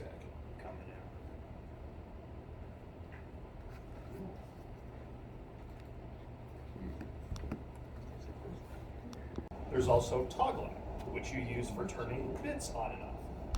So the process of forcing is pretty easy. Okay. So let's say I've got I:0/2, right? So you say you was in the mass area, right? I can either turn it on. Oops. Well, actually, this works out really good. So I don't have a I:0/8. I don't actually have a way of turning off or doing this unlatch. And I don't really have a way of, I don't have a good way of controlling this input just because I'm limited on push buttons. So what I can do is I can implement a force. I can right click on this and force this on. And now you can see here I've got forces installed, forces enabled. You see here I've got the little red on. I am not, the controllers acknowledge that I have forced this input programmatically on. Cool, huh? Another sort of troubleshooting technique. So I guess if you don't want to rewire the proc switch that we've been talking about, we can just force it on. So it'll be like, say something wrong with the conveyor system at work, not working. I just want the conveyor to run. I can just go along the system and say, run. Very good. Yep. Usually run. Thou shall run. Yes. Make sure you have like a lightning bolt or something. Go. Okay, where do And you you go can for see toggle? whether it's a sensor or Oh, whether force. Right click. Oh, so you right on it. Yeah. Okay. Yeah. Whatever bit you want to force on or off. Yes. Force on or off. Yes. what is that? When you right click this, it toggle those. What is toggle? Yeah. So toggle is allows you to force on and off bits. So let's take B3 right here, right? So I'm going to right click on it and hit toggle bit. Isn't that doing the same thing as forcing it on them? Just No, momentarily, right? no, it's I got to find a bit that's not being really used for anything. 6. Oh, on rung 14. Yeah, I'm good by this toggle this one. On rung 14. I don't know if there's no bits there. Okay, this isn't functioning how I was expecting it to. There's no latch or unlatch on the output. So what is it technically a bit then? A bit? Yeah, like he's got B3, you know, oh, what is technically a bit? I'm not sure. Two. You should ask him. Alright, I'll ask him. What is technically a bit? So a bit is an internal. It's either One or 0 zero. or 1. It's just one bit of data. Yeah, a bit It's either is on or off. a bit in a broad sense is a data type that's expressed as a 1 or a 0. Okay, so like, well, okay. For us here in PLC land, a bit is a piece of internal memory. Oh, that's right. You said that yesterday, actually. So it's something that doesn't exist in the real world. It's something that only exists. Yeah. Okay. So input outputs cause an actual effect, whereas a bit you don't really see what it does. Yeah, it's used internally to do data manipulation. It's only used internally to the memory of the controller. The bit doesn't exist. The bit is here in the controller's memory. Yeah. It doesn't actually exist here in the real world. So what would be an example of when you'd want to put a bit in? Show you. So like this, for example. So I'm doing some adding and subtracting. Do I have a simpler run? Let me just do it with the output. Okay. I know I've got a simpler run here. Oh, here we go. So, for example, here I've got this equals here. This equals instruction. So when one value equals another, pretty simple comparative logic. When that happens, I want it to turn on this internal bit. I don't want it to send an output. I don't want it to turn an output on. Okay, that makes sense. I want it to turn on this internal Where bit. it would be like that timer, that internal timer, or Yeah. a counter. Mhm. Oh, that makes sense. Okay. Yeah, it's something that exists internal. It doesn't need to go. I don't want it to. It could be used in between an action inside the PLC, used in between like a timer, a counter, and a real world output. Like something when this comparative logic happens, I want to turn on this bit to acknowledge that it happened. But I don't need to turn on an output yet. I've got some more conditions that need to happen, and I can use that bit that turned on as part of additional conditions before I go and turn on the output. It's something that'll go in between an input triggering and an output. So between your input being registered and your output happening, there's all kinds of logic in between it. So a bit is one piece of that logic. Oh, all right, makes sense.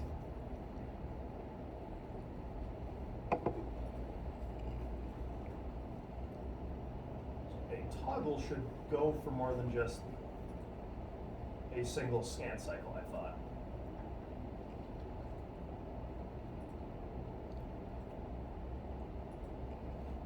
But now I'm not sure why it's not going. Oh, probably because it's being acted on here. Let me just throw in something. Give me. When you double click on that, does that automatically take you right into an edit? Oh yeah. The double click takes you right into an edit.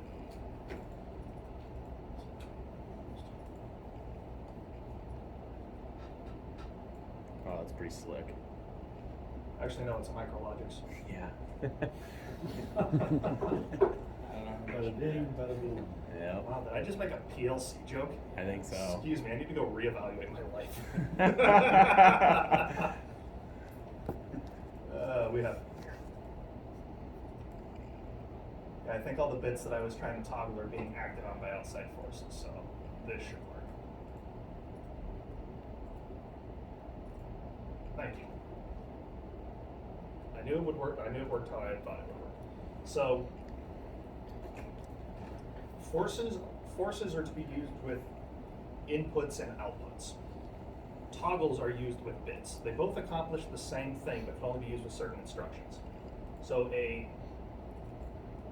if I toggle on this input, it technically does go true for a single scan cycle until the PLC reads all its inputs again and sees that, oh, that input shouldn't be true, turn off. A force keeps that held in. With the bit, there's nothing external with the bit and toggling it, there's nothing external affecting this bit, so it stays on.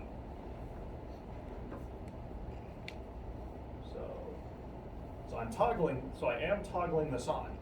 It does toggle on for a single scan cycle, but with refresh rates of the computer screen and the fact this thing is scanning hundreds of times a second, we never actually see the input and the resulting output ever turn on. It never gets the chance to. So if you toggle that output below, that one, is that gonna stay on then? Nope.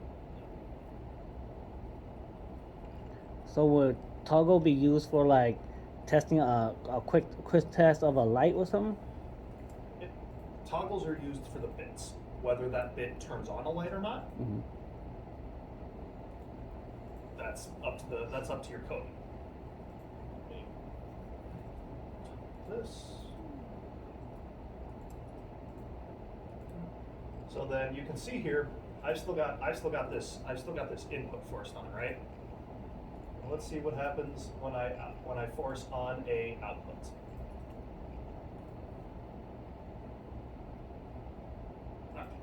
I can't really. My light went on here. So forcing, it's good for both inputs and outputs. Now you can see here, I do have forces installed, and I do have the option of removing all my forces. Be careful with this option. Sometimes there's a reason that a force is installed. You don't want to go all willy-nilly removing all of them, right? Mm-hmm. So like I said with the conveyor belt, Dirk's conveyor belt over there. Like, let's say Bryce comes along, oh, this PLC's got forces, let me remove them. And then Dirk's conveyor belt turns off and product's backing up. So. Bryce and Dirk working in the same place? I don't know. Anything's possible. Anything's possible. I was thinking Dirk Diggler though. Just saying. But why would probably you know a lot. I force apologize. something on and not just have it in a program where it stays on? So forcing is used for. Yeah, I'll go back that's true. to that proc sensor. Mhm. So instead of, rewiring the proc sensor to turn on in a different input, we could just quick force it onto the code. Oh, okay. So if like a terminal, an input terminal is fried, we could just force it on. Out. Okay. The other kind of cool thing I want to show you guys here. You ever see Boogie Nights? Part of it, yeah. Mark Wahlberg's name is Dirk. Dirk? Yeah, Dirk Diggler. Oh. I'm sorry. Don't think you found that funny, so I apologize.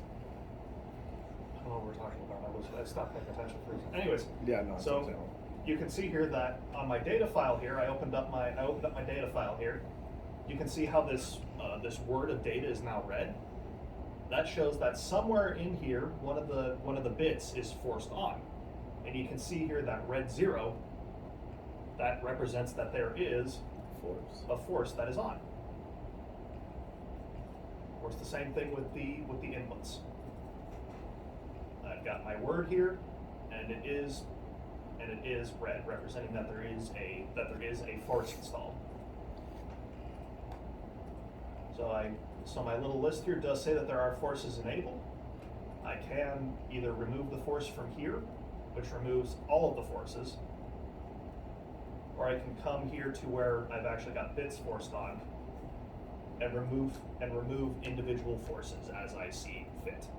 So 2 options for removing forces. One is to remove them all, or go to the individual one and remove them as you see fit. I don't know if we're actually able to do it from the data file. Now I'm curious.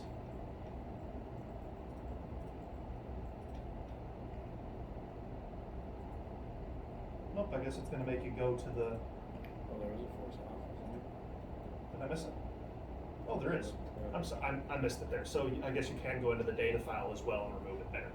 So as with most pieces of software, there's a lot of ways to accomplish a singular goal.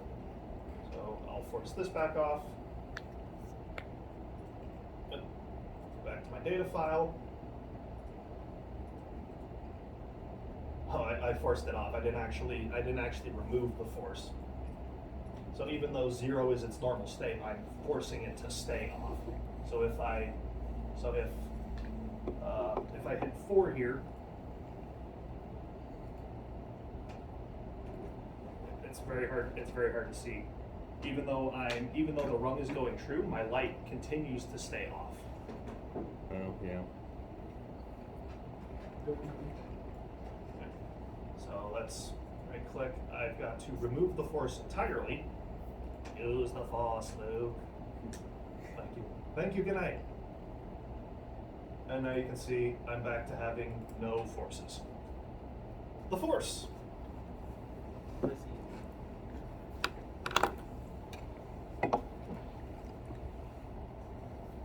So forces are really cool. Forces can be kind of dangerous. Any questions on using forcing? How can we use Yoda? What? How can we use Yoda? Is there a dark side? Yes, there's a dark side to using forces. You're taking it too far now. Oh, okay. I'm sold. Are they sugar cookies? Not a fan of chocolate chip. Not a fan of chocolate in general. Is that when you duplicate outputs for the program? Yes. Yeah. When you have duplicate destructive bits, that's when you're using the dark side of programming. Put your hand out. Naughty. Bad. Never suggest that again. Oh. Trending's new.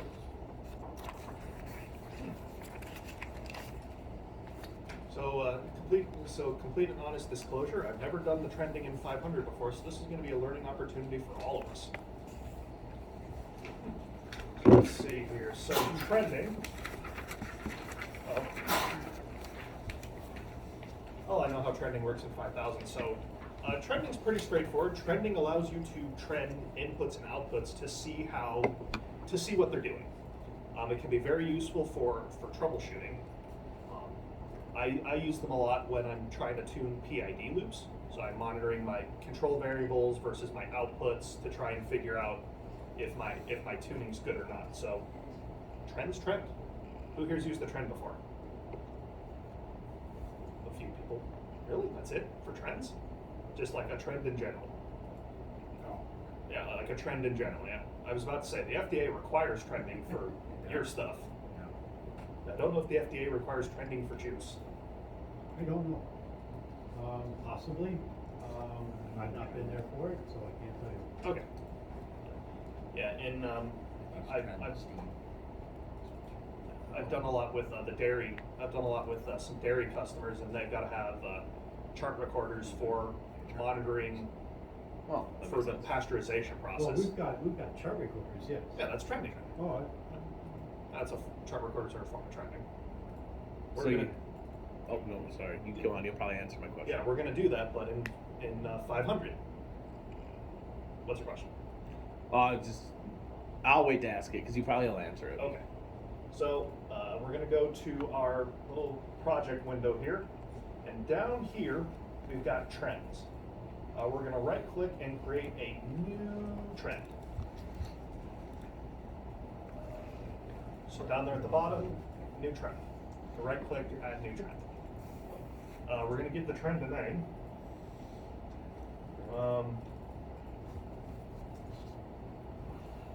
Call my trend trend. We're going to make a trend called trend. Now it looks like we've got some things underneath our little folder here. Ooh, look at a trend. Wow. But nothing's happening.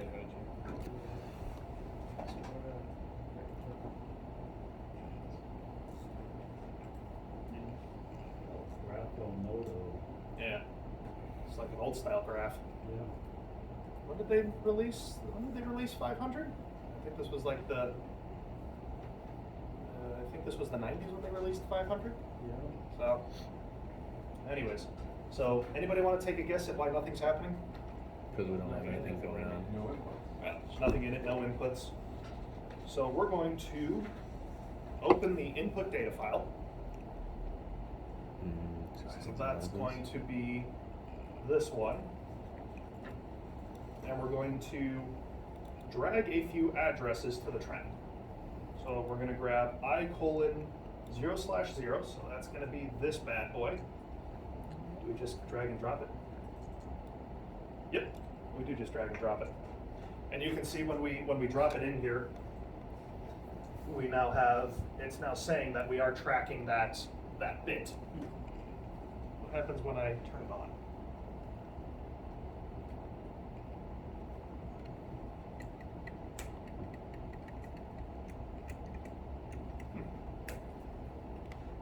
Oh, wait. That's something? Oh yeah, it's really hard to see, but yeah, there is in fact a line going across there. Coming from right to left. Turn the lights up a little bit for this one.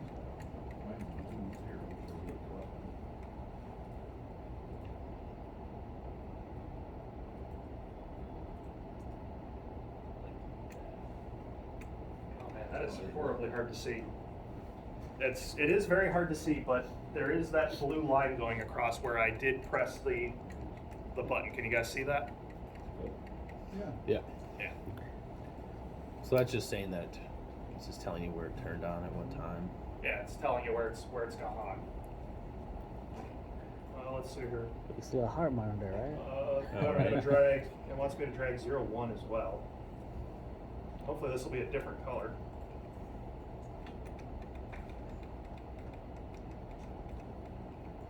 Oh, thank goodness, it's bright green.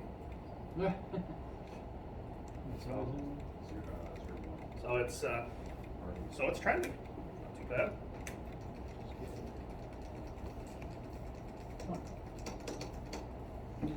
Cool. We got a horizontal line, no vertical. What? We got a horizontal line going across, no vertical. Well, that's because the trend is scaled from 0 to 1.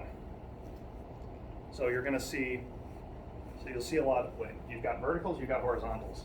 Horizontal. Yeah, so there is a little vertical line there where I did hold it for a second, but because the trend is scaled from 0 to 1, this is the majority of what you're gonna see. Let's add an accumulated in there. What was your question? I was gonna say, if we took one from the timer, Oh, yeah, we're about to do that. so we'll see that every 3 seconds. Should be We'll see something every 3 seconds.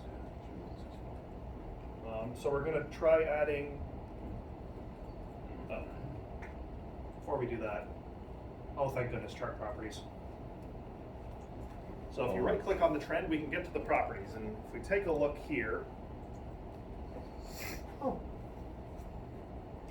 this is actually pretty similar to how they do it in Factory Talk View ME, how they do what the trend options are in Factory Talk View ME. So this isn't so bad actually. So under general, we can see we've got a trend name. I called it trend, very creative. Chart style is your standard plots.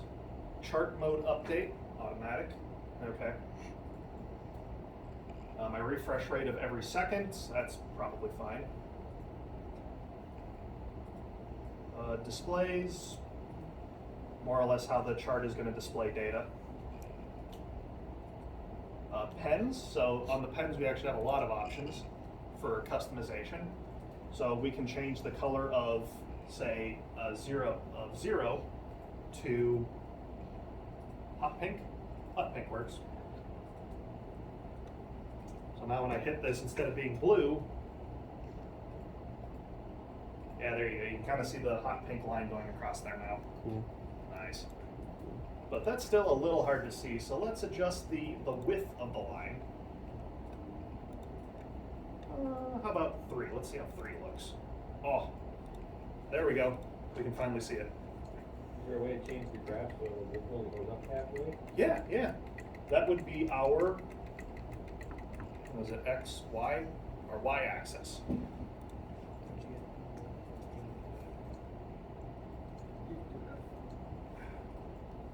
Cool. So there's 3 different ways to change the X and Y axis. So automatic is the best fit based on the actual data. So that's 500 making the determination what it thinks is going to be best. It sees that the minimum and the maximum of both of these tags is 0 and 1. Why is it 0 and 1? Because it's just a bit. It can only be at the least a 0, at most a 1.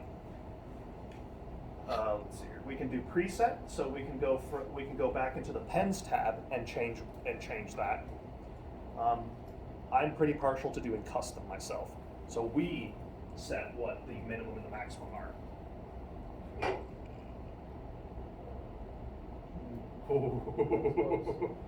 Just had a heart attack. So we go to custom here, and let's change the maximum value to, I'm going to do 5. I'm going to hit apply. Now you can see 0 and 1.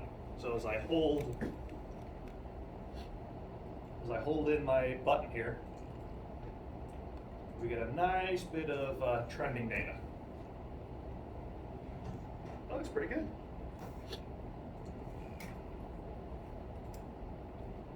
So I've had customers tell me that they use trends for doing troubleshooting. So, for example, they will monitor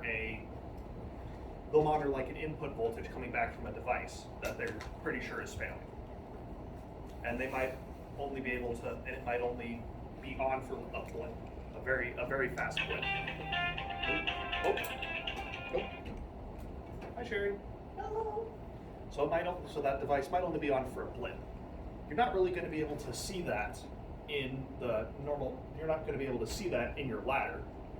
Refresh rates of the screen, things like that are kind of working against you. But the software will still catch it because it's scanning thousands of times, hundreds of times a second, and the chart will be able to reflect that. So you can use it to catch data that's on for a blip. Like, for example, I don't think I pressed it.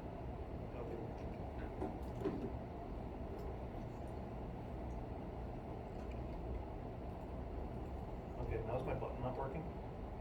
Oh, now it is. This is a very poor example because it's only refreshing every second. If we wanted to catch it, we would need to up the refresh rate to something a little faster. Where would you go to do that in general? Oh, yes, that would be under general. So I could change the refresh rate to be in, let's say, 50 milliseconds is pretty fast. Now you can even see how smooth the objects are moving. So let's see if I can.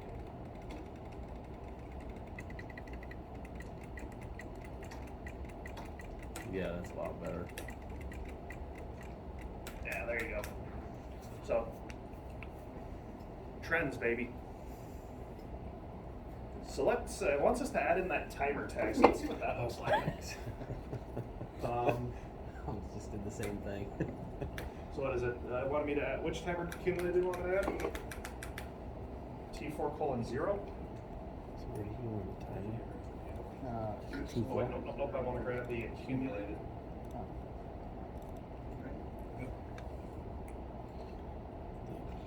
So this goes up to, I think it's set to 100. Yeah. So let's do this. I'm gonna go back into my trend here, into my chart properties, and change my my XY or my Y-axis to be 0 to 100.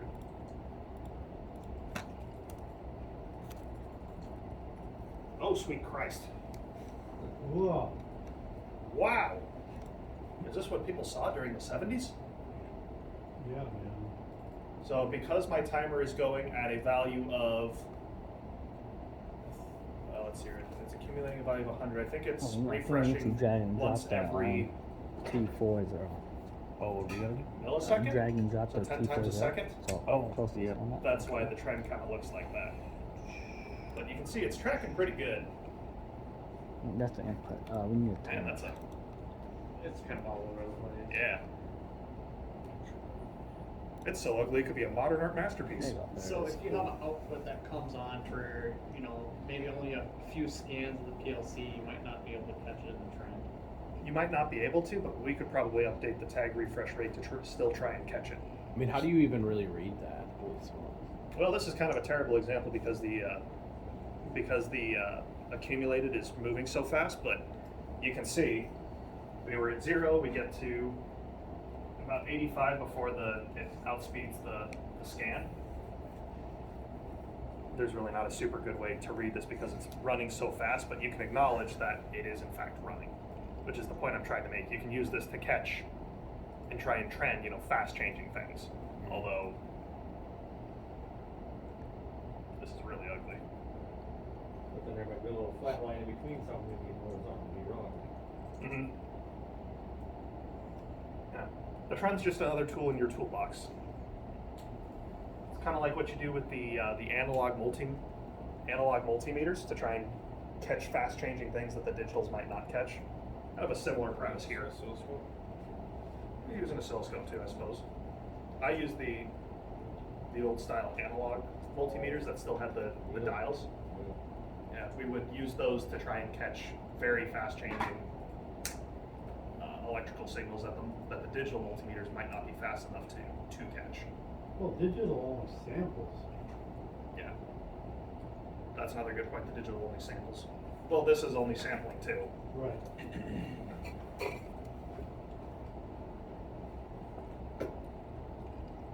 Oh, I noticed something else here. When I brought in the timer bit, when I tried to bring in the timer, just the accumulated, it actually brought in the entirety of the timer's data. So we got the done, the timer timing, the enabled, the preset, and the accumulated. So they're down there changing along with everything else. But because I had to scale the graph from 0 to 100, this is only taking up about 1% of that range. 0 or 1. I wonder if that's what I was pushing right there. Yeah, I think so. Yeah, trending. It must be. Any questions? Oh yeah, I guess if you were to push the buttons, it shows up very, very tiny in the bottom of the trend. Mm-hmm. How would you make that so those show up more too? You have to enlarge the. Set up another trend. And then just move them over to a different. Yeah. So you can have multiple trends within 5,000 and 500. So if you're looking at bits, I would have those all in one trend. If you're looking at large accumulated values, I'd have that in another trend. All right, that makes sense. That makes sense. I'm going to close this before Need to like mark that with like an epileptic warning or something. That's hard to look at. Uh-oh. There we go. Okay, lap 7.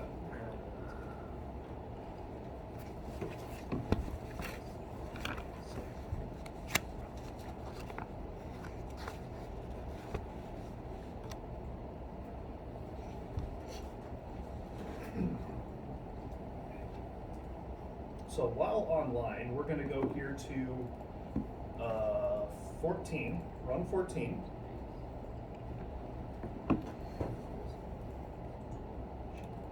Here.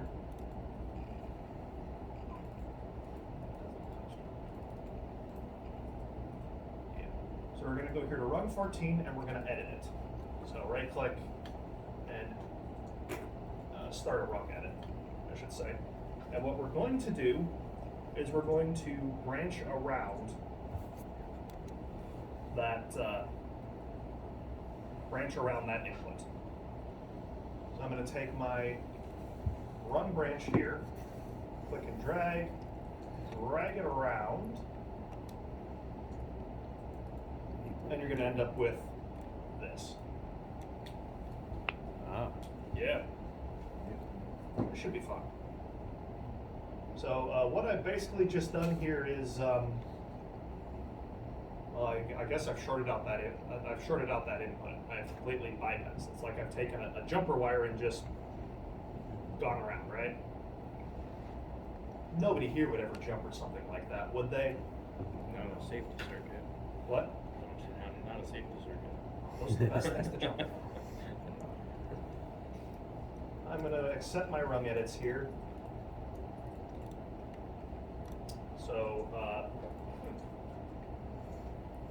So what's happening here? You're basically forcing it to do something without forcing it because you bypassed it. Yeah. I have just bypassed input, what is that, 6? Yeah, bypassed input 6 and turned on input 4. Through the power of, well, Stupidity? yes, the power of stupidity is a good way. I basically just shorted it out. 500 allows you to do this. So you can have an empty branch and just short, basically short out inputs. We're not physically shorting it out, we're programmatically shorting it out, but shorting out inputs, comes with all the risks. Shorting out a PLC logic comes with all the same inherent risks as shorting it out in, well, real life. Use spare, I personally don't like this method of shorting out. I would either use a force, or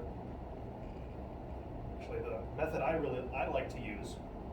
So I'm going to go back to untest my edits here. I'm going to do a little bit of editing here. I'm going to grab another exam and wait, let me get back into editing. Oh crap, I did it. Yeah, cancel the edit. There we go. I'm going to go back into here and drop in a bit.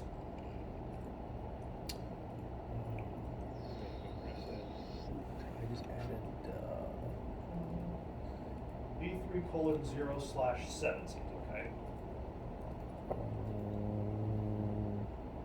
Test. There we go. So he put a bit in there. So now instead of having this, instead of completely shorting this this input, I now have a bit that I can use for control. So I can right click and toggle the bit, and at least have a little bit of control over that output. User. Yeah. Why are? How come ours won't let us drop that in there? Oh, we're not gonna edit anymore. Oh, isn't this one? Yeah. Oh, because we're online. Okay, I see. I got it. Is there some place that shows that it's are toggle? Or There it is. No, bits He are, did B3. bits are internal, they're meant to be turning on and off. You can look at the data table and see 3. what's on, what's off, and what's being used, but as far as toggling or not, there's not a way to track that. So if we had a big program, we had to write something down. And you forgot the remember where slash. you put that. Oh, Yeah. 0/7? I'm personally not a fan of, Yep. of the, So you always have this to have that in particular there, line, huh? I've never been a huge fan of because we can accomplish basically the So same this thing with. B3 refers to the Yeah. folder, 0 refers to output, and then the I've never 7 been is the tracked. terminal. And Can you easily, and do you a can easily B3 track it. input? Yeah. I'm Can sure, you make a bit and I'm sure input? Lawrence has Or a if, reason for this if the being folder in here, B3 have but an for me, I've input never card, seen then the- yeah, you could. I've never really If seen you had an the input purpose card. of this particular Or line. an 'cause I input thought file in forcing B3. does a way better job Oh, okay. of this thing.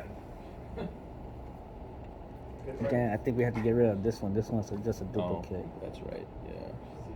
I have to, It also wants me test to edits. show you guys the AFI Yes. instruction. Who here's heard of the AFI? and then send That is the in. always false instruction. So it is an instruction that no matter what the condition that of didn't go away. the rung is, that the output that's tied into will always be false. Can you right click I and think delete? that's Oh. something used for You got it? troubleshooting Oh, you do it. as well. So if you want to Should just delete it. test if inputs are working without actually turning Oh, on an right here. output, you can use an always false instruction. You could also do the same thing with a bit. So you could have an internal bit that's functioning as your output. Go offline that real you quick just and don't delete that turn one. on as well. Actually, no, Yeah. that wouldn't work. It would have to be an always false instruction. You couldn't use a bit in place of it because it would eventually just turn on. Shouldn't we be able to do that in? Suppose you could use a latch instruction or an That's unlatch right. instruction. Yeah, you could use an unlatch instruction because all that would do would be turn off an output anyways.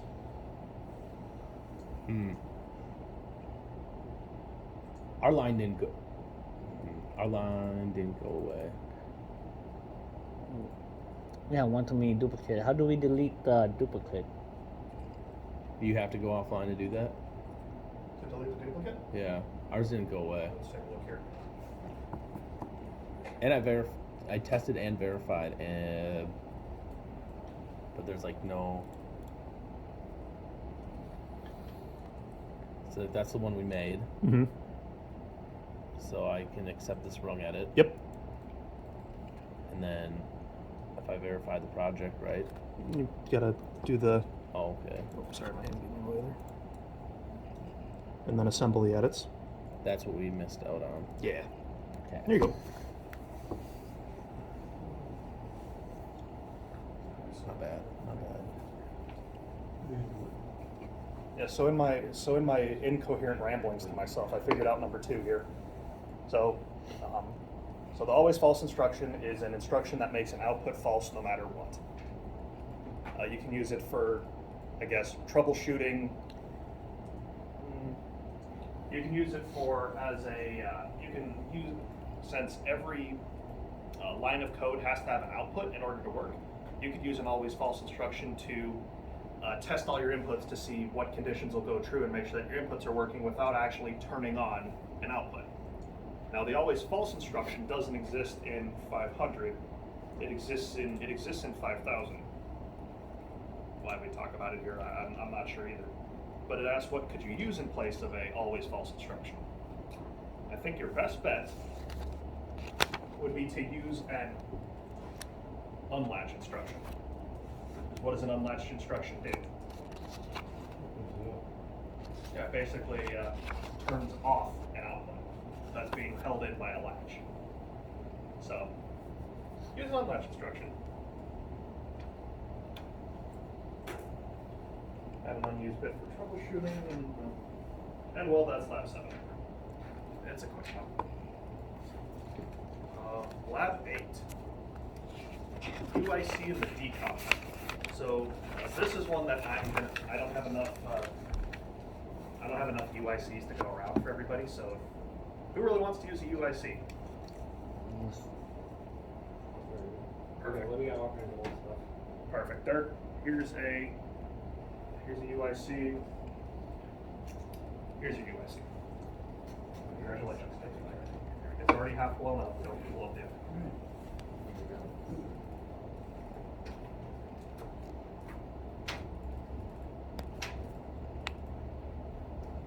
Lawrence holding out on the rest of the UICs.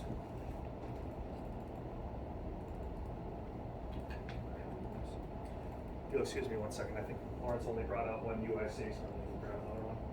Hopefully I have another one.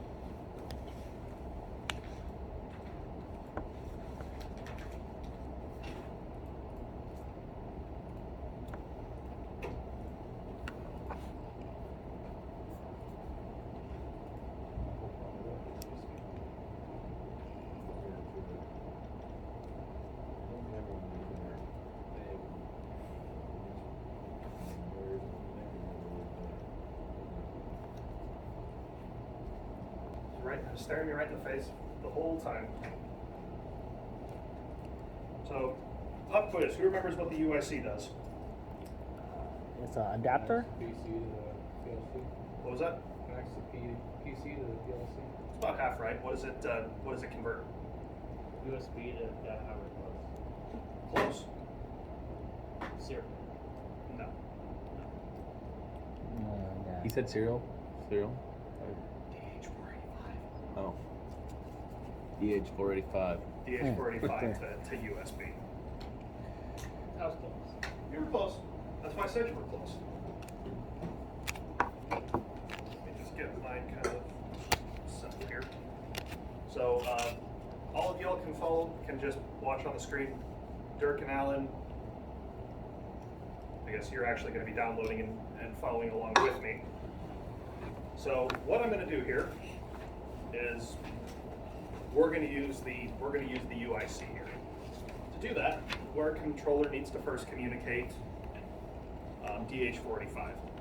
So to do that, Dirk, you'll follow along at this point, right? Dirk and Alan or whoever's, I don't know who's steering. Alan, you'll follow along. Dirk, you're here for moral support. We're offline right now. What? We're going offline. Perfect. So I'm going to go here into my channel configuration. So my channel 0 is my round 8-pin mini-pin connector. Same thing for the 1100. You're using 1100s, right? Yeah. 1100s. So I'm going to change my channel 0 here to be to instead of being a DF1 full duplex, I'm going to change it to DH485. Pretty simple, right? That's as simple as it is to change comms in a PLC. What do we need to do next? Anybody want to take a guess? How'd you get it into the channel configuration? Channel configuration. That was just a that was just a double click there. Yeah. Follow along, but don't actually do the download. If you're following it, don't do the download. Yeah, I'm doing it. I don't have enough I don't have enough UICs to go around. All right. Dirk, Allen, you ready? Where? Oh no, we're gonna do a download. Yeah, we're just gonna download. So we're gonna download this new channel configuration into our PLC.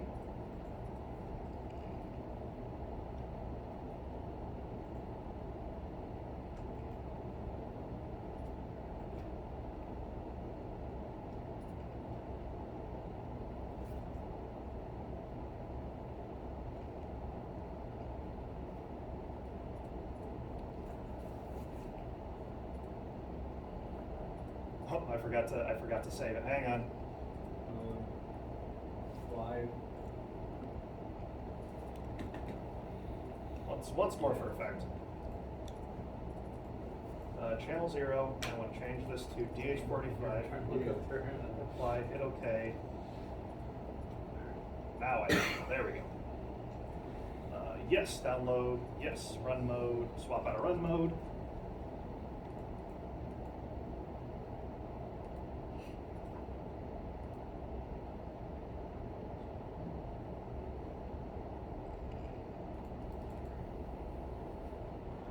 Give it a second.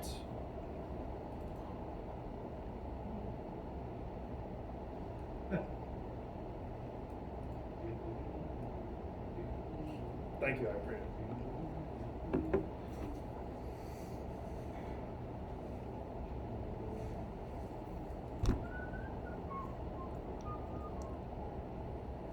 Today's going a lot faster for me. I also have to make up about an hour or two.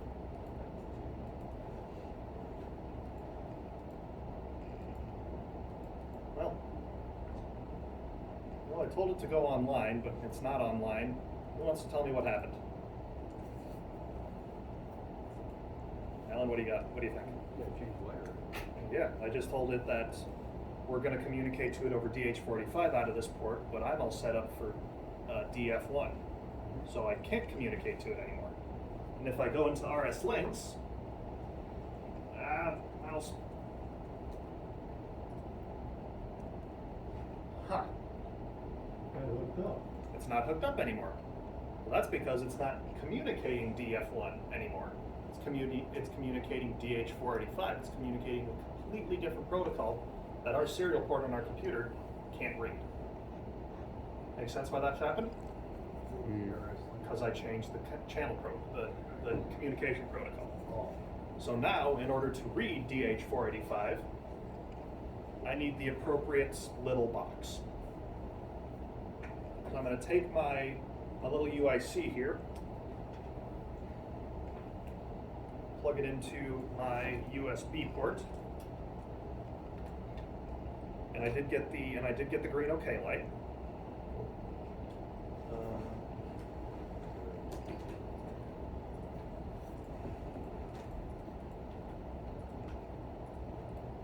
That was weird.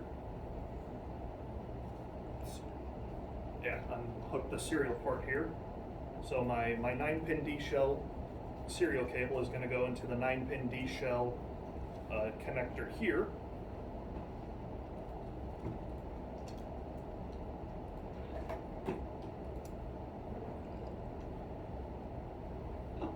So now I have, okay, good, that's going to stay. Now I have the adapter all hooked up. Anybody want to take a crack at what the next step's going to be? Communications configured. Very good, very good.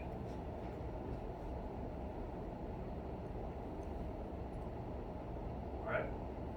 Bryson Long, you're going to walk me through the rest of this. What do you think I need to do next? Configure the drivers. Very good.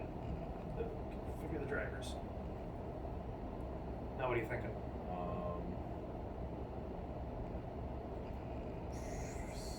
Either start or I think start or start. Select the driver type. This? Yep. Very good. Oh, okay. Now, which driver am I selecting here? HD 485. All the DH485. Yeah. The UIC devices Yeah, down towards the bottom. Very good. And then they Because add I got my UIC device here, and I've got to tell Links what it is and how to use it. So now I'm going to hit what? Add new. Very good. And then you'll just leave that how it is. Correct. Now what? Should be Wrong. It shouldn't be COM. It's not going to be COM1 anymore.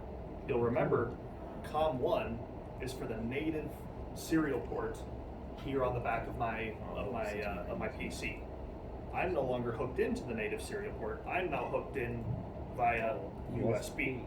So you gotta change that to USB. You gotta figure out which com you're in. That's the trick. I got to figure out which COM I am. So to do that, both Alan, Dirk, and I, we need to go to the hardware manager to figure that out. I forgot how to get to the hardware manager. You go to startup Start button. or the start thing. Yeah. System. Click on system. Oh, there it is. Yeah, I swear there's a better way to get into the hardware menu than that, but I can't for the life of me remember how to do it. Put a shortcut on the desktop. That's kind of weird.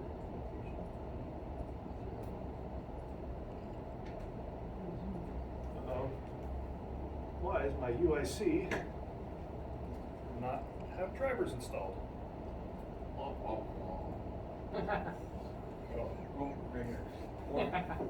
Yours was 4?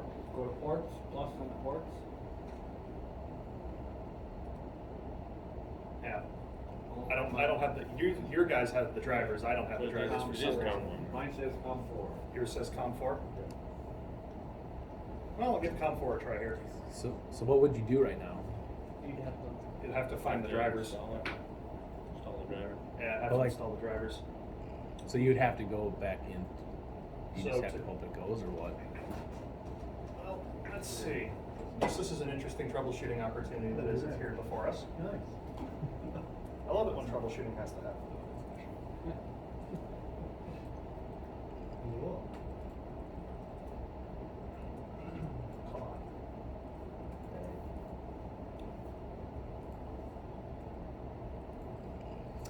We couldn't do that even for $5. If everything worked, it wouldn't get us. It's great when everything works, but it sucks when nothing does, so. We'll take this moment to interrupt. So I'm here on knowledge base. This is usually the first place I look when trying to find anything. So I've got a UIC and I need the drivers for it. Drivers.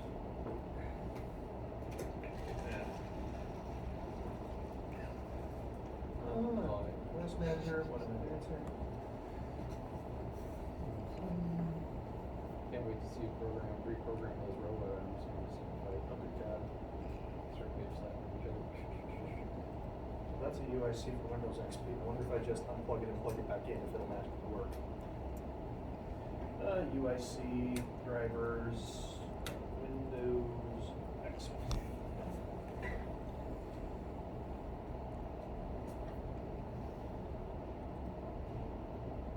Well, that looks pretty. That looks kind of like our issue.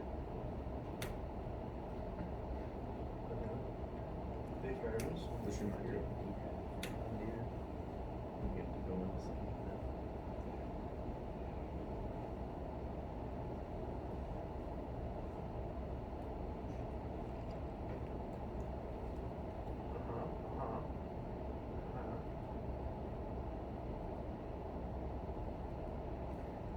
Wow. That's quite the multi-step thing. Well, let's see if that'll work. If not, then I might, well, then I'll show you the other, you might not get to see the decom, you might not get to see the UIC actually finish configuring, but I'll show you how to get back online. So it wants me to right click on update drivers. Found the new hardware wizard should appear. Do not select the option for the computer to search the windows for the drivers. Select not this time and hit next. So in the hardware select, I have disk. Oh wait, no, I'm sorry.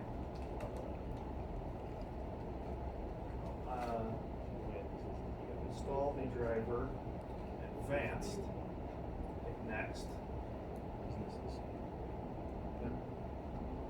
Wants me to then hit do not search for the driver. I will choose the driver to install. Scroll to the bottom. So in the hardware type,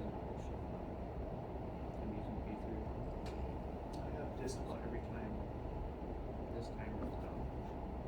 It's gonna show my bits.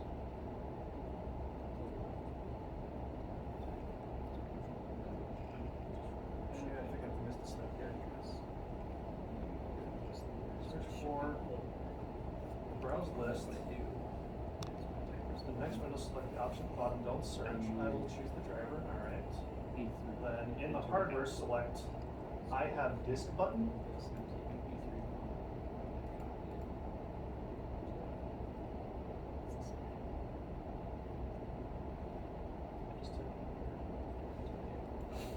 Is that option?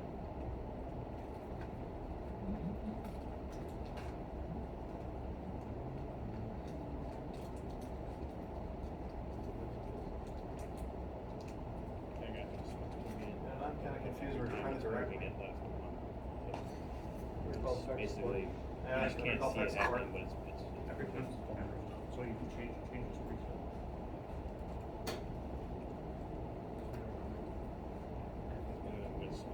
Oh wait, I think I saw it there at the last second.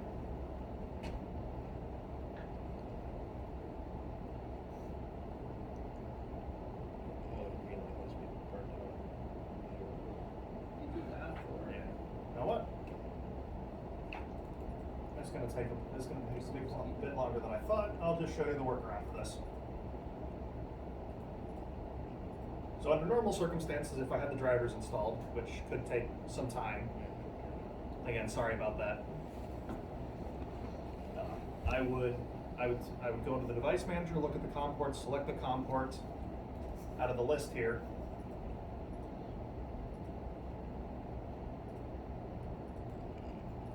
So I think they said they had COM 4. Just say COM 4.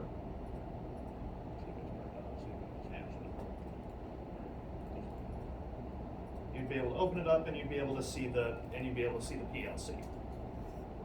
Now what it did want me to show off is it wanted me to get online using the UIC, which I won't be able to do. Alan and Dirk did get it working, so good job, Alan and Dirk. So what I am going to do here is I'm going to use what's called the decom button. So what that's going to do is it's going to return my communications back to their default on my PLC here. Now the default communications for this PLC are DF1 serial. So I'm going to do a quick swap here back to my serial port. Now the decom button is a great way to get out of jail free. If you don't have a UIC and you're having trouble connecting to this thing over serial DF1, there's not really a good way to determine what the comms for this on this controller are if you can't get into the program. Just the nature of the beast. So the decom button, the default communication button, is here to get you around it. So on your PLCs, and you can all follow along with this if you want, you do have a little menu. I'll actually have, you guys can, were you guys able to see it? See. Your PLC? Yeah. All right, cool.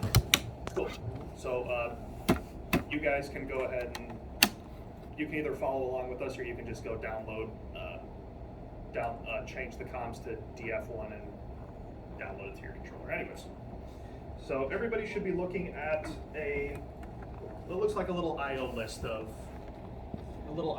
on your screen here.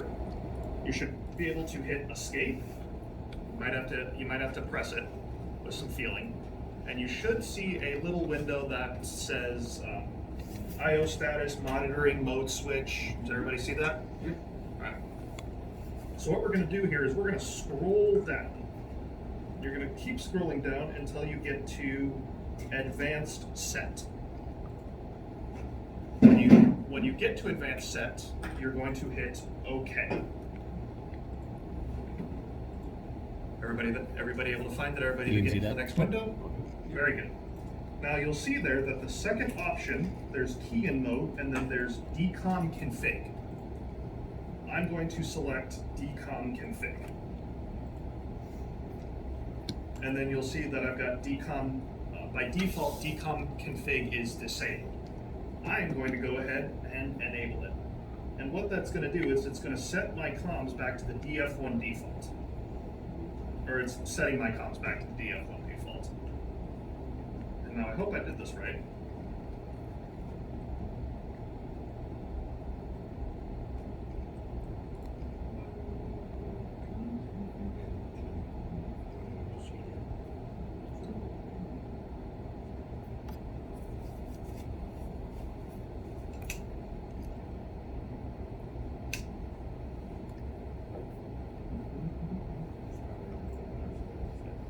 Do a power cycle for it to take. I'm just checking that real quick. It's been a hot second since I did this one. When it says comms configure set to DF1 default, did I just escape out of it or what? Yeah, you can escape out of it. Actually, I forgot. I should probably do a auto configure on this thing just to make sure. Configure drivers. Go back to my DF1. Oh, there we go.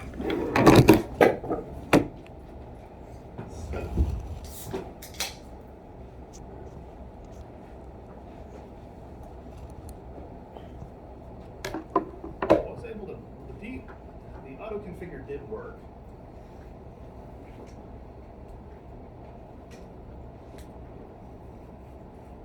So, you press OK when it says comms configured, set the Home Depot.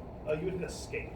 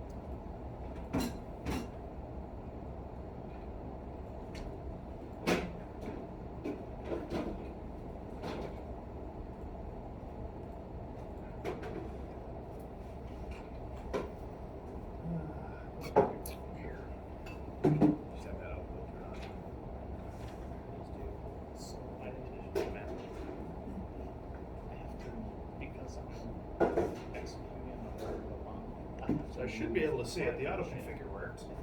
I'll do it one more time. I'm saying that turn this up as well first. Pick up what's all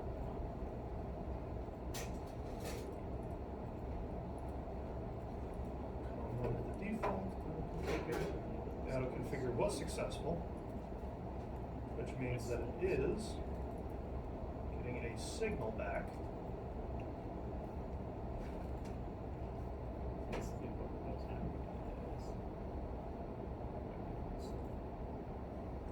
Man, that's a neat one.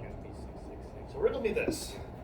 The auto configure worked, So what was so happening? it did detect that there was something on the other end, but it's not Right. registering that But it then sees if the I did micrologics. shift I'm saying to here then.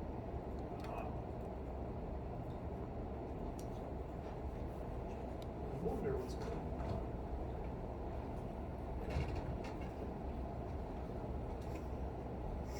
Now's the time to troubleshoot. So I'm kind of lucky. I got an extra COM port here. I'm going to try out. C. That's a 1756 CP3. That should be fine.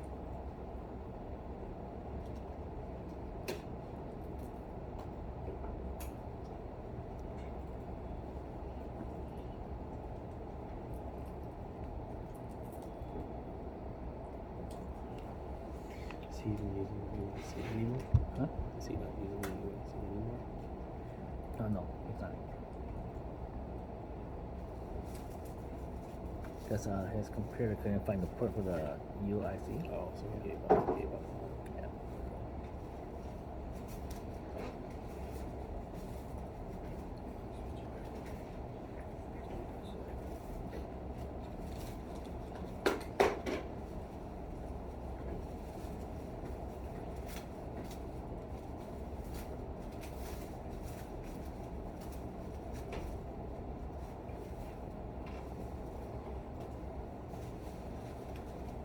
The auto configurings work. At this point, I think it might be a problem with links. I'm going to try something here. Let me get to links.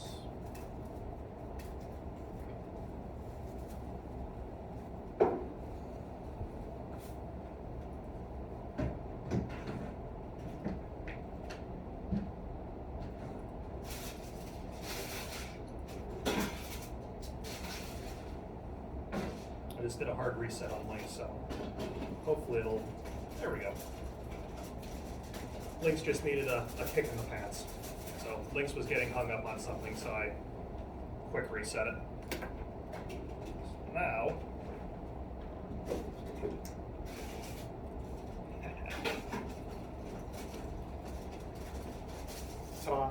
I knew what I was talking about. So I'll kind of tell you here how I got around this. So there's a piece of soft. So sometimes links can just get hung up. Happens sometimes.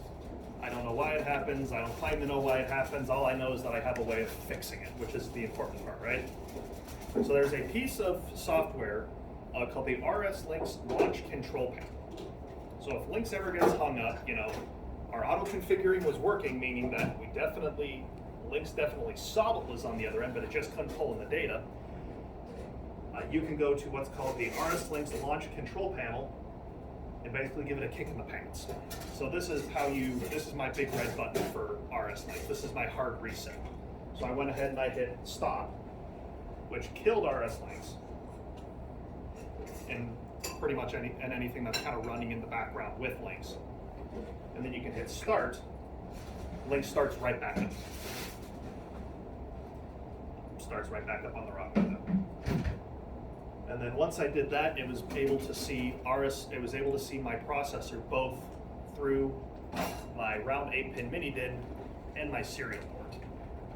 Again, I don't know why Lynx got hung up, but I guess it doesn't really matter why it got hung up as long as I can fix it right away, right? So that's essentially the decom button and being able to go online with the UIC, even though we weren't able to get online with the UIC because I don't have drivers. Very good. Very good. Alan Dirk, how to go back there? Now we're stuck. After we put it back into the other one, now it's not connected. We're up to the same problem you might have. All right. That I removed a bunch of nodes that were added, so they keep coming back. Nice. UIC, we're added data plus. So that was still. So we're gonna give Lynx a kick in the pants. Well, we're gonna first thing I'm gonna do here, I'm gonna configure the driver real quick. I'm gonna do another auto configure, so it can see that there is something on the other end there. I'm gonna let it sit here and kind of linger for a second. It doesn't look like it's picking it up though. Yeah. It's just a damn shame. Sure. So I'm gonna go here, all programs. This is good. Rockwell software, so Rockwell software, Which I think RS Lynx, RS Lynx control launch panel. like Stop Lynx. Yeah. Makes sense. And start it back. That's kind of a kick in the pants that sometimes it just needs. And there it is. So again, like I was saying, I don't know why it gets hung up, I just know how to fix it. So sometimes software just needs it just needs a hard reset every once in a while, and that's how you get the hard reset. Just give it a Where did kick. you go to get that brought up? The RS Lynx? You go to start, Rockwell, my start menu's on the other screen, so you go to start, Rockwell software, RS Lynx Classic, and then the RS Lynx boot utility. Okay. Emphasis on boot. Kicking it. So if it's not connecting, even on a different way, and you think everything's right, that's a good thing to check. So the only reason that I was confident that the boot utility would work in this instance is because I did my auto configure on, my auto configure came back as successful. That means that it was able to communicate with what was on the other end. Oh, okay. So that was the only reason I knew that that would work. Just sometimes, it's kind of a thing that you pick up over time, like, oh, I should try the boot utility because this kind of meets all this criteria. Yeah. And very rarely does Lynx get that hung up, but I knew the signs, in this case, the auto configure working, that it sees that something's over there clearly. Why won't Lynx pick it up?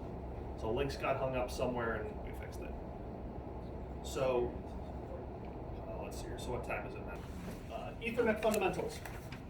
So I'm going to talk about Ethernet and how Ethernet works at a very base level. We do offer a Ethernet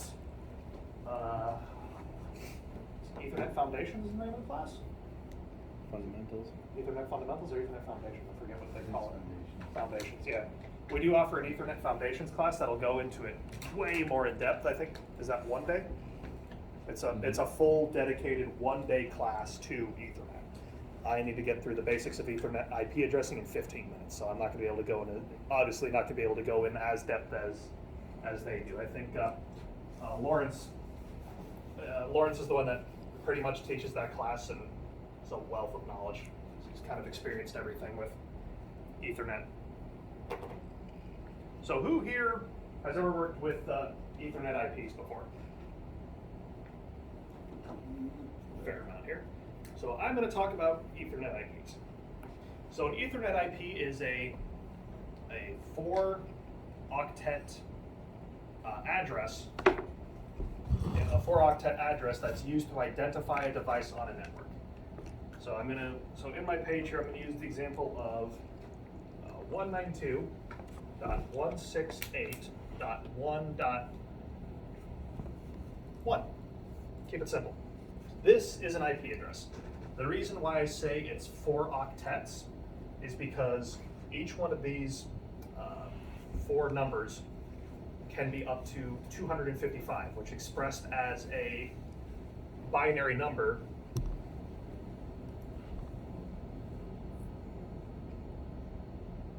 would be 0, all zeros to all ones. So this is where we kind of got to get into a discussion about binary, because you have to understand binary to kind of know how Ethernet IPs work. So each position in a binary number represents a value. So in this place, this value is worth 1. This value is worth 2, 4, 8, 16, 32, 64, and 128. Does that make sense? Yeah. All right. So if I express, let's see here, 1. So anywhere where you see a 1, you count that number, or you add that value to your total number. So all of these together make 255. So we call each one of these places an octet because they're made up of 8 bits. 1, 2, 3, 4, 5, 6, 7, 8, all equaling up to 255. So I'm going to express 1 as a binary number. Anybody want to take a crack at what that's going to look like? So if I've got, I need my eraser here real quick.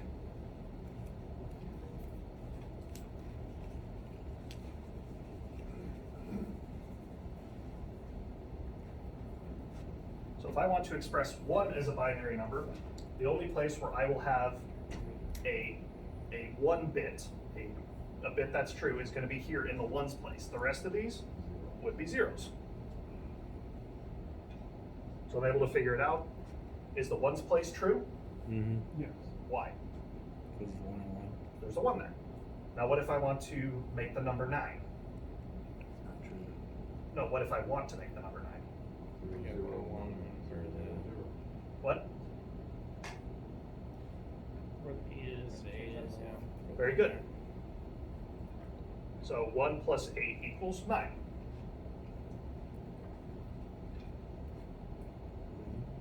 So what's that number gonna? What's this number gonna be? 73. I don't know if that's true, but I'm gonna believe you. It is. It is. Okay.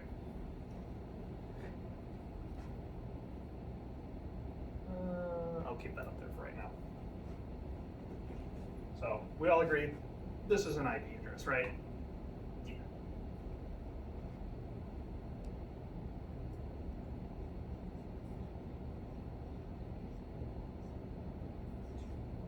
So what does IP stand for? Internet Protocol. God, I hope that's right because that was the first thing that came to mind. It is. Nice. I'm not great with talking about Ethernet, which is why I take a very surface level approach with it. Confidence. But you gotta understand binary in order to talk about Ethernet and have the next part make sense. So I've got 2 IP addresses of 2 devices that are talking on a network. I'm gonna throw this number down here. We're gonna come back to this.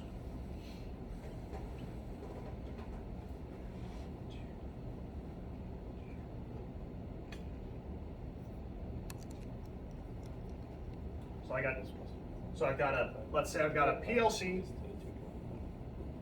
and I've got a PC that I've got hooked up on the same network. I've given them 2 different IP addresses, but I've given them the same network address. So you can consider these first 3 numbers the same network address. Think of it as a street. So I live on Main Street, all right? I've got a neighbor, he's down the street, also lives on Main Street. My house is house number 1, his is house number 10. We're on the same street, so we can talk to each other.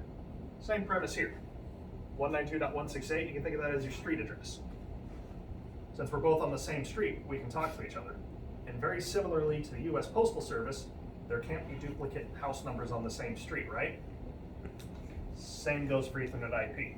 If I plug a PC with 192.168.1 into a network with a PLC that's 192.168.1, there's going to be problems. So all IP addresses on a network have to be unique. An address can be anywhere from 0 to 255, but you don't want to use 255 and you don't want to use 0. I think those are reserved for stuff. So now I got to talk about subnet masking. Subnet masking is how we determine if a device can talk to each other on the same network. It's more than just the network address. The subnet mask is what determines if the network addresses can talk to each other. So 255 is expressed as 8 ones. I'm going to space that out a little bit more. So your subnet for the PLC is supposed to be 255, 255, 2550. Yeah, Or you instead go of to an 220. invalid submask because it's 225, not 255. Oh.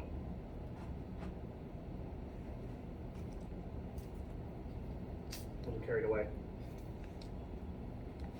But I did it right there. What the hell? Did good there, yeah. Okay. So my subnet mask is 255, 255, 2550. 255, as we've determined, is all 8 octets, all 8 bits, as a 1. Now the subnet mask checks to make sure that this address matches this address. So now I got to figure out what. So we'll do a real easy one here.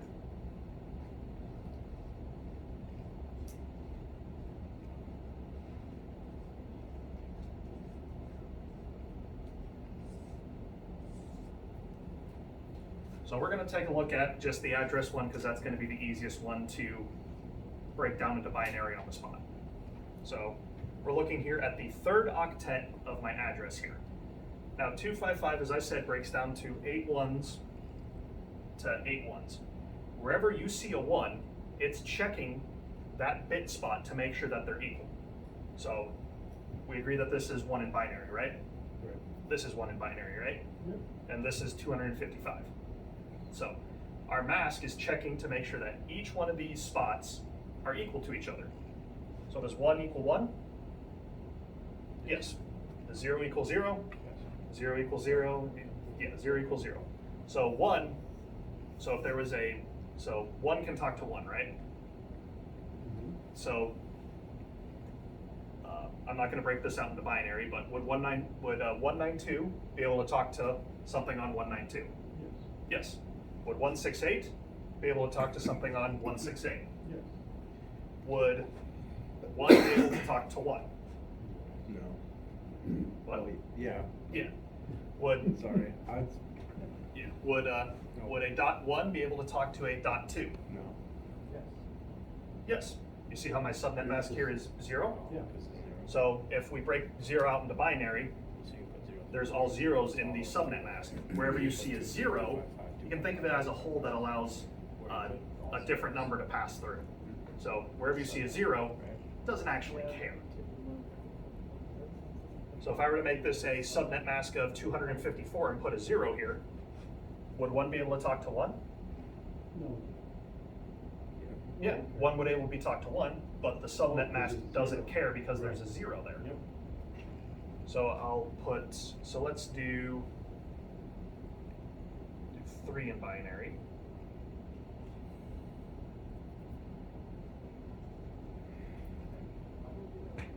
So I've got the number 3 here and the number 2 here. So we'll consider this 3 and we'll consider this 2 with a subnet mask of 254. We're going to determine with this subnet mask if something on it with an address of 3 would be able to talk to an address of 2. So is 1 able to talk to 0? Yes, because there's a 0 here in the subnet mask, these don't need to match. Would this place be able to talk to this place? Yes. Yes, and because there's a 1 here, we actually care, but it doesn't matter since they match. So that's kind of basic, that's very basic subnet masking. Again, I'm getting into too much further depth is kind of out of the scope of this class, but I want to make you just dangerous enough with IP addressing to be able to figure out this next part. Most commonly, you'll see a subnet mask of 255.255.255.0. So the first 3 octets, the network address, would have to match the first 3 octets, the other network address of all the other devices on that network. The device address, well, it can't match anyways, and we don't want it to. So we're going to ignore that. So anything that's on the 192.168.1 that's unique, has a unique device address, this last octet, can communicate with each other. So we're going to set that up here. So I think we determined yesterday that everybody's PLCs were 192.168.1.11, I want to say. So our PLC is going to be this. What would we need to set our PC to be able to talk to that device? 12? 12 is a good answer. We could set it to 12. Any other guesses? Anything but 11. Anything but 11. That falls between what? 1 and 254. Bingo. That's a very good answer. That's the best answer. So anything between 1 and 254.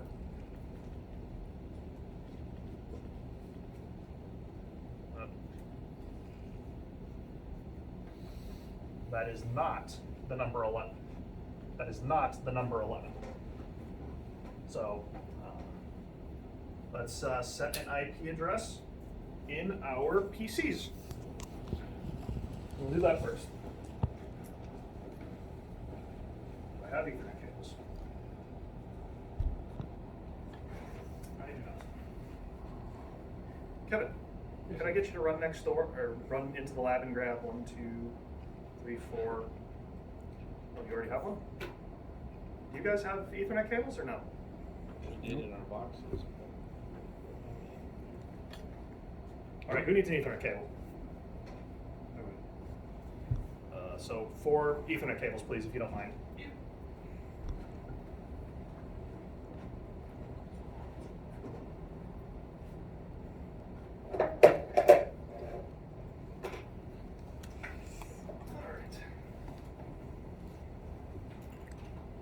All right, so setting our IP address on our PC.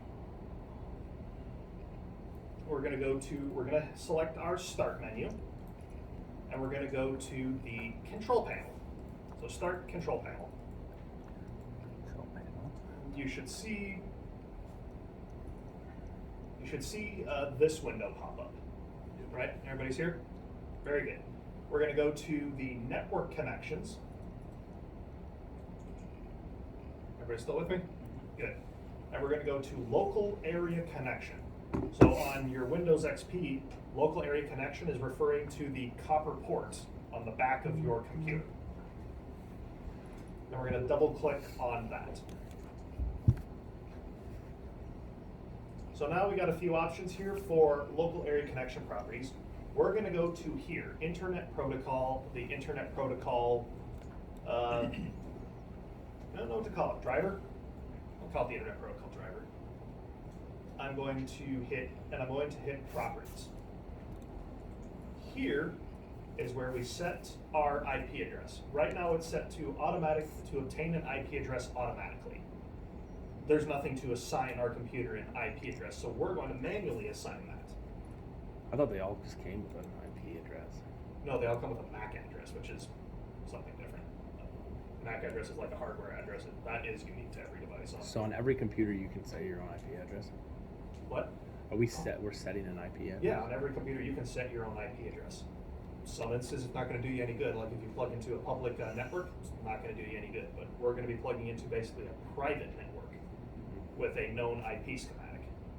Gotcha. Or a known IP numbering schematic. So let's set our PCs to 192.168.1.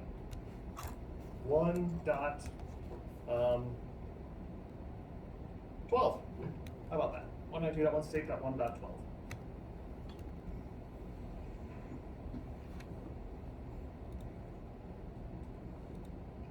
That's all to be 12? Yes, we can all be 12. We're not actually going to be hooking our computers up to each other. We're just going to be hooking up from our computers to our controllers. So it doesn't matter what the IP addressing is. Nothing's going to be. We're not going to be hooked into each other. Yes, the subnet mask is going to be 255.255.255.0. If you haven't already, you can hit the tab button and it'll auto-populate that for you. If it hasn't, start typing. So our computer knows, so 192.168.1 is a known private network by manufacturers, computer manufacturers. So they know that when you see a 192.168.1, you're probably doing something with a private IP. So when you hit tab, it'll auto-populate the 255s, the 3 255s for you. Everybody got this? Mm-hmm. All right, we're good. We'll hit OK, and we're going to hit close. And we'll close out here. So now let's talk about where to actually set the IP address in our PLCs. We briefly looked over it the other day, but that is going to be back here in this channel configuration. You can either right click and open, or you can double click on it. I think it'll be channel. Is it channel 1 for all of you?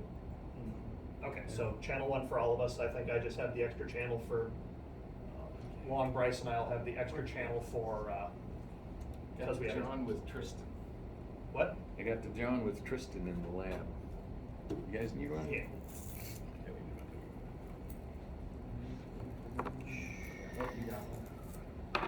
Must be on the back side. Yep, it's on the back side.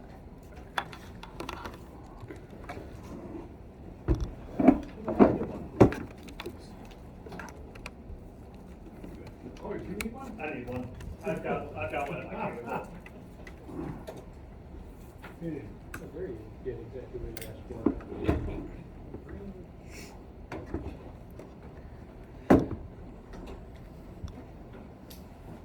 Yeah, because the one right next to it's got the 4 and the 3 on for the circuit.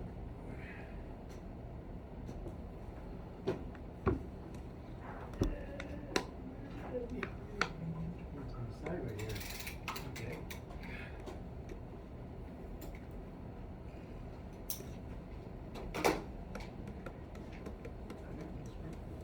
Everyone find their Ethernet ports okay?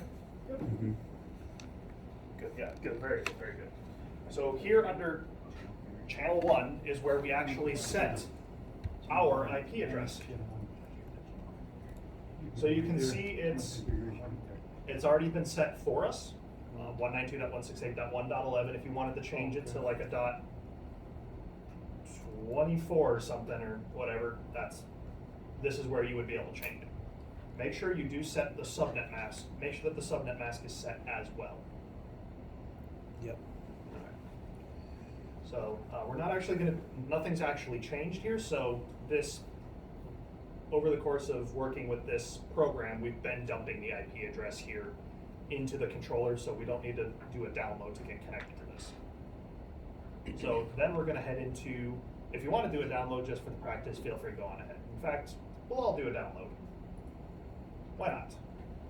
Did you want the Ethernet cable hooked up? Mine's got a communications on it. He changed it. I'm not supposed to change my No. Say you could, you don't have to. That's not 12. Okay. Good. So we're still downloading. So we're still connecting to this over the serial cable. Don't apply. Do not apply. Yes, please go online.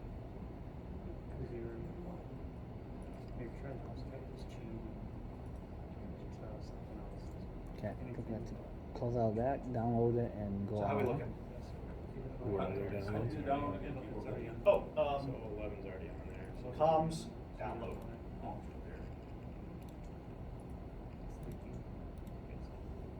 So how are we looking, guys? Good? Good. Good? Everybody good? Everybody on? Getting online? Is everybody online? Not yet? Now we gotta go. Thanks, Bob.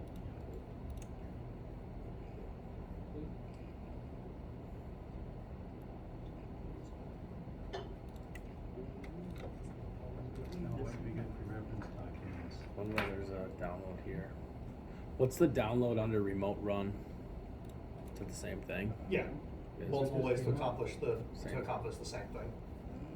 Alright. Yeah, they give you multiple options for deleting. Yeah, what's up? Over here, popped up USB reference documents.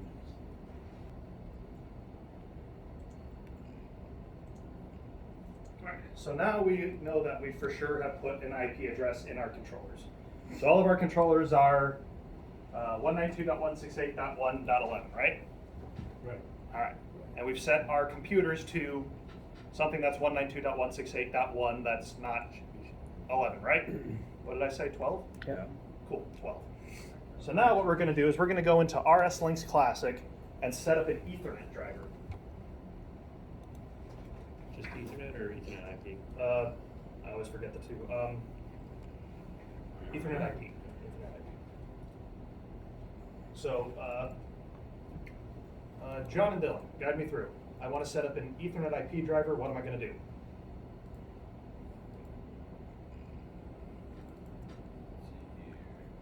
I'm here in Links. I want to add in a new driver. What do I do first? Communications. Very good. Then what?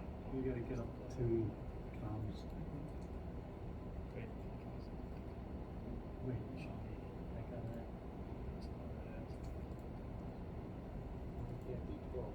Supposed to be online or no?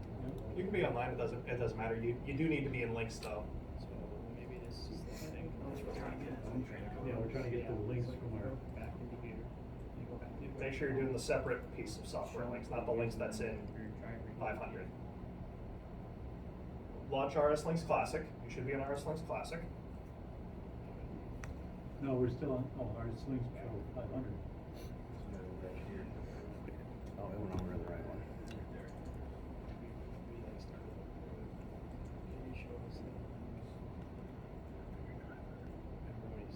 Configure the driver. So what's my next step? And available driver types. And what's my next step from here? Figure drivers, very good. Now what am I doing? Down here. Very good. So we're going to configure an Ethernet IP driver. So if you remember from yesterday, that's the driver that kind of sends the big broadcast out to every device on the network. For us, there's only one other device on the network, two total, one other device. So I'm going to select my Ethernet IP driver, and I'm going to hit Add New. Default name's good. Everybody keeping up? All right. So now it's going to ask us what IP address do we want to use. We want to use this IP address, the IP address that we apparently put in the Broadcom Net Extreme 55X gigabit controller. That's the name of whatever the heck this network card is. All right. And I'm going to hit OK. And at this point, we can close out of here. Now, if I open this up, oh, looks like we froze there for a second. Go on. Come on. Yep. Oh, I'm freezing. See you later. There we go. Ta-da! So, do you have a 1400 showed up? Did you guys get your 1100 to show up? Yeah, ours is showing up. How about you guys in back? Ours is showing up, but we're not connecting. That's the other thing. You guys got it? Yep. All right. Yeah. Well, Kevin, you got it? No. I'll get the key in a second On here. the previous screen, it had a different IP address. So that's your DF1 still. Sure, but like in links, we have it, right? Yeah, perfect. Yeah. You got it. When we go back to our clients. It's like for all the video you take from the class, you just download it onto your computer for references or. Yeah. Select Yeah. the workstation. In case I hit a roadblock, I can go back and look at it. Yeah, makes sense. There you go. There's the Instead driver. of paying another $12 for You got that. it? No, you're not wrong. Yeah. You're not Mind wrong. over the Ethernet driver?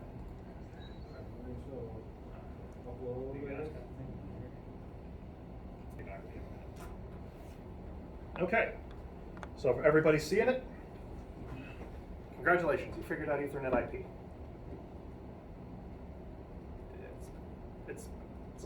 it's a small victory. Now, It's a good victory though. some people aren't gonna know what the IP address of their controller is unless it's written in a cabinet. Yep. So how would they find that? Like, how would they connect to a controller if they don't know the IP? Just plug it in, read it. So that's actually a very difficult. Say it on there. So that's a difficult question to answer because it depends on the controller. If it's a Micrologics, you can actually look at it on the screen here. You can get to the IP address from the screen. Remember how we got to the default communication? If you went down a few more, you would have seen an option for IP address, and it would display it right there on the screen for you. The same thing with your with the 1200, the 1400s. Any Micrologic with the screen would tell you that. If you don't have a screen and it's got a serial port, well then you should be able to upload from upload over serial, upload serially, and be able to look in the channel configuration for what the IP address is. If you're lucky enough and you're doing this with a newer compact Logix or ControlLogix, what? It's gonna be right on the card. It depends. Actually, yes, it If could. it's the Yeah, newer ones, yeah. If it's right? the newer ones, the Yeah, it IP is. address will scroll right across. If it's a compact Logix though that doesn't display it, you would get connected to it over USB and look at it that way. So there's a lot of different ways to solve the problem, but it kind of depends on the controller. The compact there has a scroll across. The ControlLogix does, yes, Yes. but some of the compact Logix will have IP addresses, but they don't have the scroll. I meant the controller. Yes, the controllers will also have their IP address scroll across as well. So the answer kind of depends on what controller it is. Again, if you get stuck, reach out to tech support, reach out to me, and we'll walk you through it. Oh, there is none, okay. We have an Otherwise, if SLC you're not sure, you 500. This whole the manual's a resource. And what number is the serial? Okay. An RS232.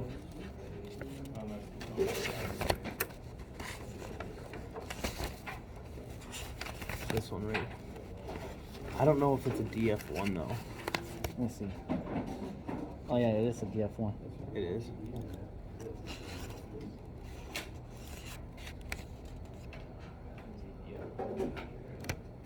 Do we have a station number? I think it's just COM1. Device PLC CHO. Very good. Thank you. So is it just like a three-man shop? Yeah. Are we supposed to change any of that stuff?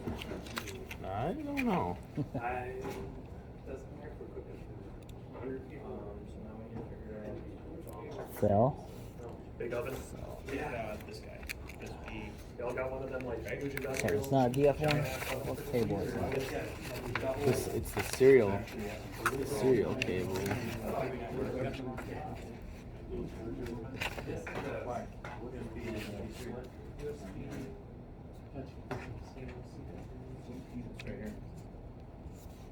We already know. We have a Slick 500.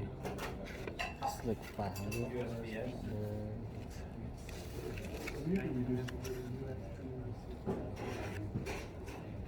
Oh, I think I wonder if I 9300. panel view 00 CRC duplex. One none. That is the right cable, yes. 9200 auto street. I know that. I know what they're looking at. I think we're good now. We're gonna do that. Yeah, this is a more modern cable. Yeah, it is the DF1 with the cable. Yeah, I think that was right. I didn't do the auto configure, and this has auto configure It's successful. not listed, but it's a combination of the USBS and the. So you should be right. Okay, so should be able to close out. And then It should be this DF1 here, right? that I'm not sure. Should we try that one? Yep.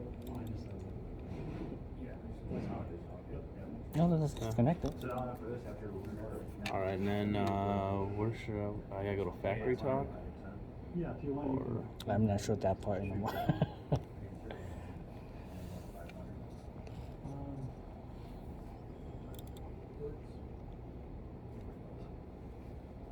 it's this one. I'm pretty sure.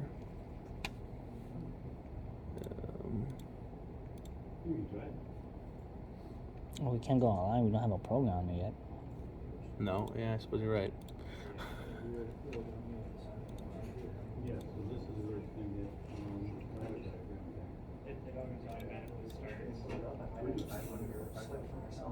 You can go online and play default processor program you must perform download.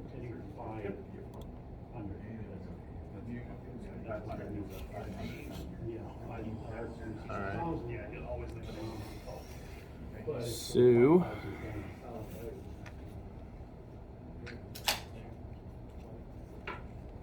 click file, new, name it, shooting. File, new, name, process, name it, shooting. Pick your controller from list, just get close. Configure IO, read IO, who active, read IO. No, not that low, anything,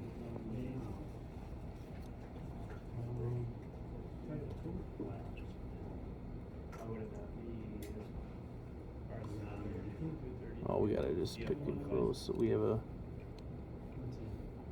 I don't know,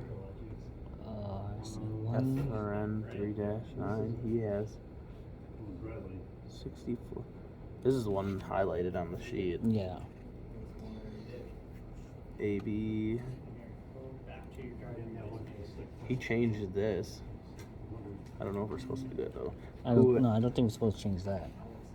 Who acted RIO explore channel configuration, comm system, comm select controller.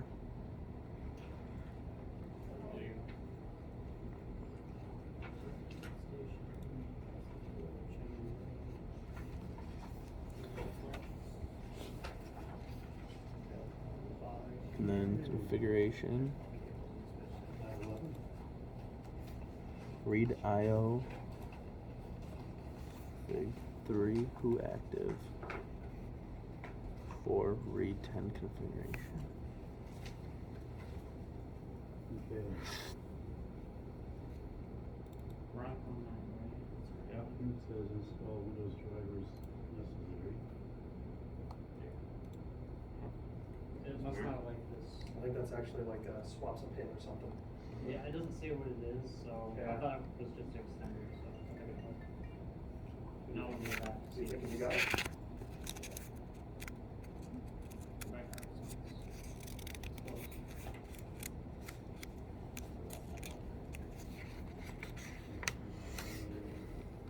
Alright, let me see. Alright, good job. Good surprise. You were first, but. 1 second. This one? Oh yeah. So we're supposed to go to, where is that? Oh wait, go. It's the wrong one. Did you get it? Oh, to IO configuration. Alright, good job. What's that price? This. Now you don't get, now he gets 2. Oh. Thank you. Under power, right? You don't pull these cards out under power. No, that could go, I wouldn't say boom, more like poof, but the official Unless it's a top one, messaging huh? is to not pull them out under power. No, However, I no, have heard horror we gotta stories where in a swap. desperate situation, people may or may not have swapped. But if everything's already broken and not working, can you really break it? Can you break it up even more? There's something about, a guy told me, when you test these triac outputs, you have to be careful how you test them because you can short them out and it ruins the card. Tell you the truth, I don't work with the slicks enough these days to tell you if that's true or not. And you're happy about that. What? And you're happy about I'm very happy about that. The slicks are great. They're workhorses. You can bounce I'll them go off the to pavement and they'll processor. still Oh well, work for this is 50 for years. faults. But They work pretty good underwater. Nothing shocks me anymore. And program. They, we had a 17 slot rack. Okay, what did I do? I don't know. Someone just got really lucky with the Oh. hose. Let's see what the processor status is. Right up in. What are the odds? pretty good because they must have been hitting it for quite a while because all the 480 volt contactors and the program, the whole That's PLC all were right. actually working well. We couldn't figure out why we all the I motors. feel like it's not as difficult as we seem to. So I was like, click file, new name sheet, pick a controller from the list, just get close. Right, so we didn't know what was Alright, going on. configure I/O, read I/O, who active, read I/O. That's terrifying, actually. Turn it off. How do you turn that off when it's soaking wet? We had to go upstairs and pull them in because there's like, I wouldn't want to step near that disconnect if it was wet. well, the disconnect wasn't wet, it was on a different one. Oh, then that's fine. There we Yeah, have but to like click. it was scary opening up the cabinet and seeing 480 volts. Going motor channel. starters tripping. It was scary. So that panel that I was telling you about that same customer, there was another panel that had caught fire a few months So ago. I think we have to They close just this out stopped and then making- go to As I was channel checking the panel, I was in about configuration. that much water. So I was lucky that there was an electrical print of what was in there, and I told the guy, I'm gonna take this electrical print and go stand over here. Do you wanna stand next to the 480 volts in the puddle? System. That's your prerogative, I. Oh, we don't have an Ethernet drive. So go to channel 1. This was by. You don't have an parts IP address cleaner, so either. they come Correct. clean with water, so it's. So does that mean This it's not particular connected? parts cleaner, it was all being cleaned with water, so no matter where you were gonna go, there was gonna be Huh. trouble, but it was still kinda sketchy that this panel caught fire a few months earlier, and here I am checking out the new one with. If it's connected, we should have an IP address, Live 480 right? and, yeah, a few inches. I of water. agree. Yeah. I agree. I know my switches have like some sort of insulator, have like some insulation stuff, but not that good insulation stuff. Only if you're not Pretty much. I will die of electrical shock if the puddles, is, yeah. But should this day, I still don't know if it was or not. As soon as you touch the ground, like, you get it. Hmm. As soon as I step out of the puddle, I'm screwed. All right. Well, Oh, hey, did everybody get connected to the slip? No. No. No. What did you guys get? Not quite yet. Oh, well, in links, do you see it? Alright, let's walk through here. So you got DF1, right? 503 communicates. Alright, so let's take a look at your COM port. What was on there before? Now let's go to configure. Alright, what's the first thing that you should do when you figured out the COM port? Figure? Yep.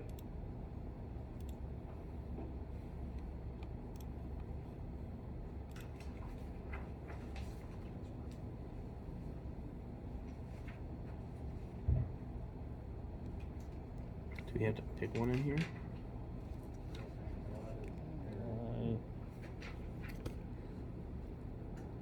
select controller. Maybe. You got the right one.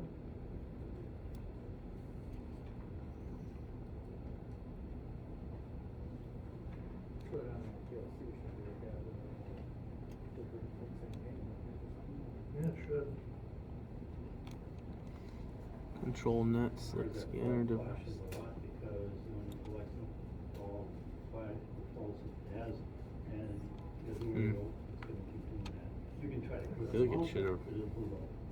I/O rack not installed. It's not a big deal. Yep. Let that be a lesson to you. Never underestimate the power of cycling power. Yeah, that's what we need is cycle ours. Alright, so let me see what you guys got. Can I see your RS Link setup? Sure. RS Link Classic, please. Oh, very good. You got it. Oh, that was all we needed? That's all you needed to do. Oh, we had that a long time ago. Oh, yeah, you just yeah. Oh, we were I just thinking we wanted- had to like actually like. Oh, no. Oh shoot, we got that like right Oh, away. Alright, so your prize. Thanks, boss. Yep. They're all And then, confused now. since you guys are Hey, yeah, we was way too ahead of ourselves. pop my. Those are original. I like all the, I think they're called mini turns. I love the little, I love those little screwdrivers. They are cool. Dang, we had to be one of. We were the first one. We'll just wait till ahead of ourselves. Right. Let me see Dude, your one's plastic here. We had ours there for probably 7 minutes, and we didn't know that. Can I see your RS who with But it? it's not this one. That's what the, I could use, right, let me see your. Oh, well. the cable that I think You have it there, there it is. All right, you got it. is 17. Dang. I thought we actually had to like go online. Yeah, actually look at the program. Yeah. Sorry. I thought we actually had to be like online. Oh, no. Yeah, and it wouldn't let us because it's probably not a program, right? Yeah. Which is what you were said earlier. I just needed everybody to be able to communicate to the thing. Oh, is this saying you can see in the input? But, yeah, yeah. So, for example, choose the RD45, it uses the same connector, just different.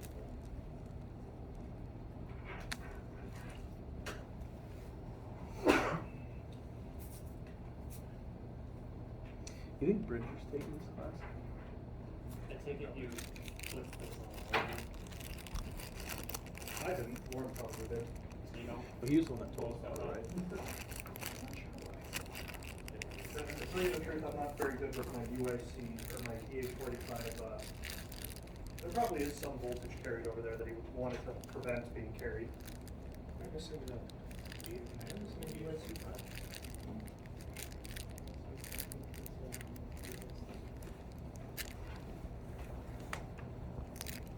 I mean, you can switch it up, but you can just go to back here, it's already on page. What are you missing? My little bag for my UIC. Oh, you guys have the UIC. Okay, never mind. They're going to use Give me that. He was testing you. I failed. I failed horribly. All right, so getting online, not too bad. That means I'm an okay instructor. So what's the next lap say we got to do? Get a new program. Download. All right, creating a new program and That's what we download. were all Yeah. trying to do. Where's that? Give me 1 second here. I just got to steal a slick from Kevin. Sorry, Kevin. You can steal it. Thank you. What he doesn't know is I was going to steal it with or without his permission. That's great. He'll never know. It's the He won't suspect. he won't suspect a thing. Give him a box and you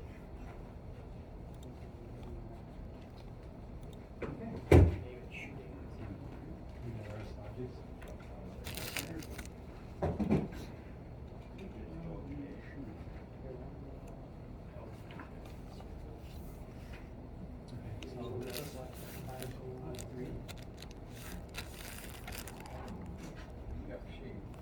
Now these things are.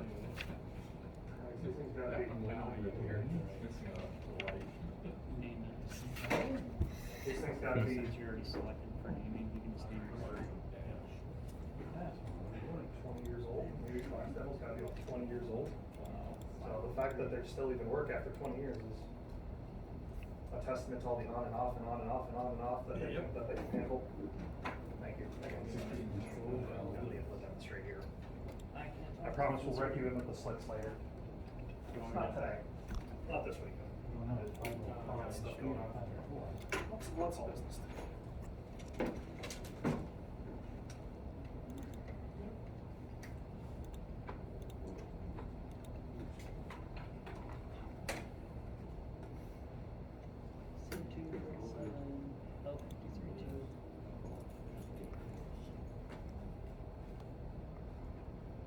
Okay, so I need the 504s, and I don't think it's a 32 case.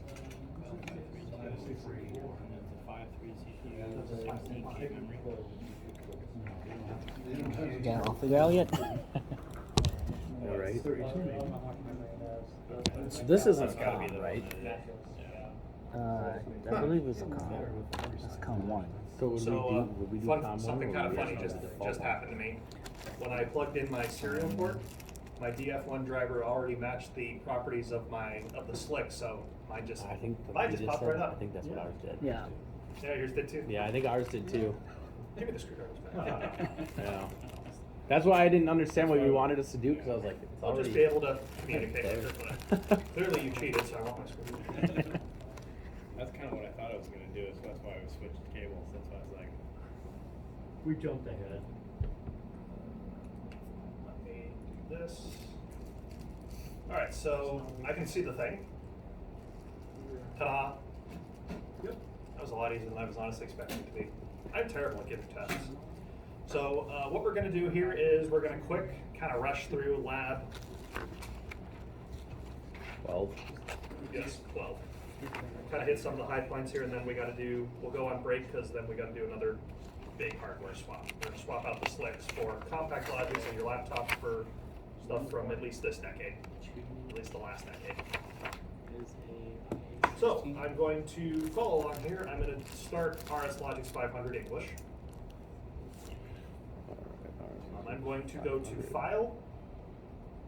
I'm going to lose my mouse first. I'm going to go to File, and I'm going to click New. I'm going to create a new file called Shooting. Shoot, that's a terrible name for a program. And then the trick with this is going to be determining what processor I have. I have a 505. When you're coming up with, when you're trying to figure out what processor you have, you just have to get close. You don't have to get exact. So if you've got a 505. Pick the smallest memory 505 or 504 or 503 and go from there. So I'm going to pick this 16K memory 505. I'm going to select my processor here as well under the Who Active. So that way when we go to so the reason you do this communication setting here is so instead of having to go into Who Active and selecting your processor, you can just go to download right away. Just click and select download right away. It saves you. So you 30 seconds. said you wanted to Who Active? I went into Who Active here and selected my slate. My 505 in this case. So once you've found your slick and selected it in Who Active and picked it close enough out of the list of processors here, go ahead and hit OK. Oh, yeah, we did do it. Right. Yes, we did that. What? Oh, we already started on the lab. Oh, okay, that's fine. Yeah. So Don't the worry, next we didn't thing really get I'm going to do is I'm going to configure the I/O. So you can either add in the I/O manually, but I believe in using technology. We have the technology. Use it. I'm just going to have the slick tell us what the I/O is. That seems a little bit easier, right? Yeah. So I'm going to go into my I/O configuration here, and I'm going to hit Read I/O config. I've got my Who Active here again. I'll select my slick, or just make sure that my slick is selected. Is everybody still with me? No. Okay. I went to I/O configuration here. Double clicked, and then I'm presented with this I/O configuration screen. Where's I?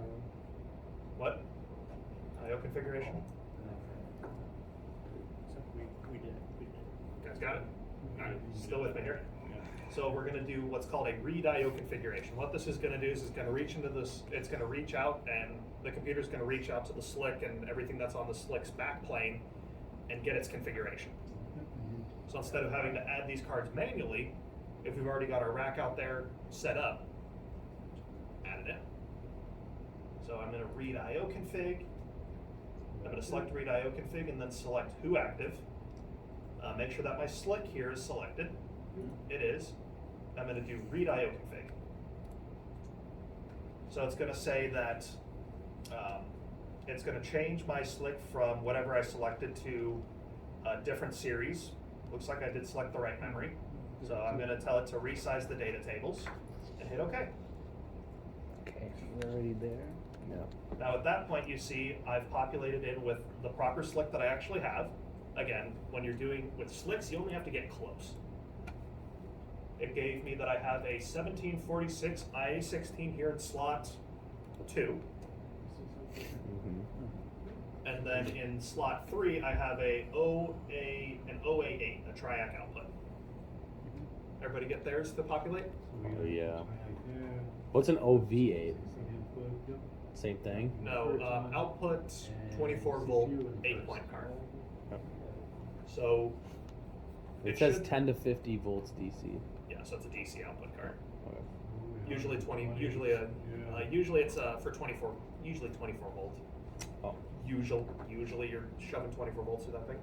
You'll also see here on the card, you'll kind of see there's a little subtext thing here. So you got input, and then beneath that, beneath all the numbers, you've got a little bit of text there. Yeah. What does it say?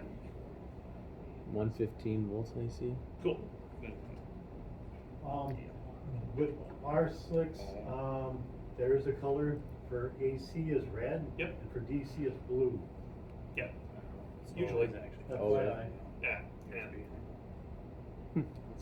Yeah, there is a little bit of color coordination across Rockwell's I/O platform. Even if you look back there, you'll see that communication cards they've got like a purple text above them. The safety cards have a red text above them.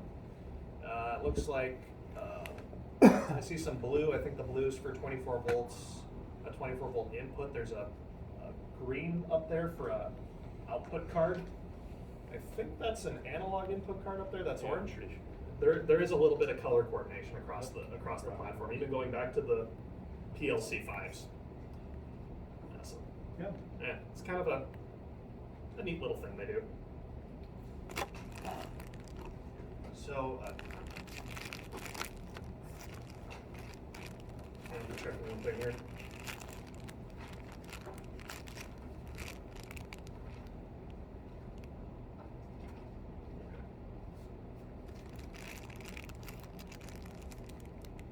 So I'm going to close out of here. Okay.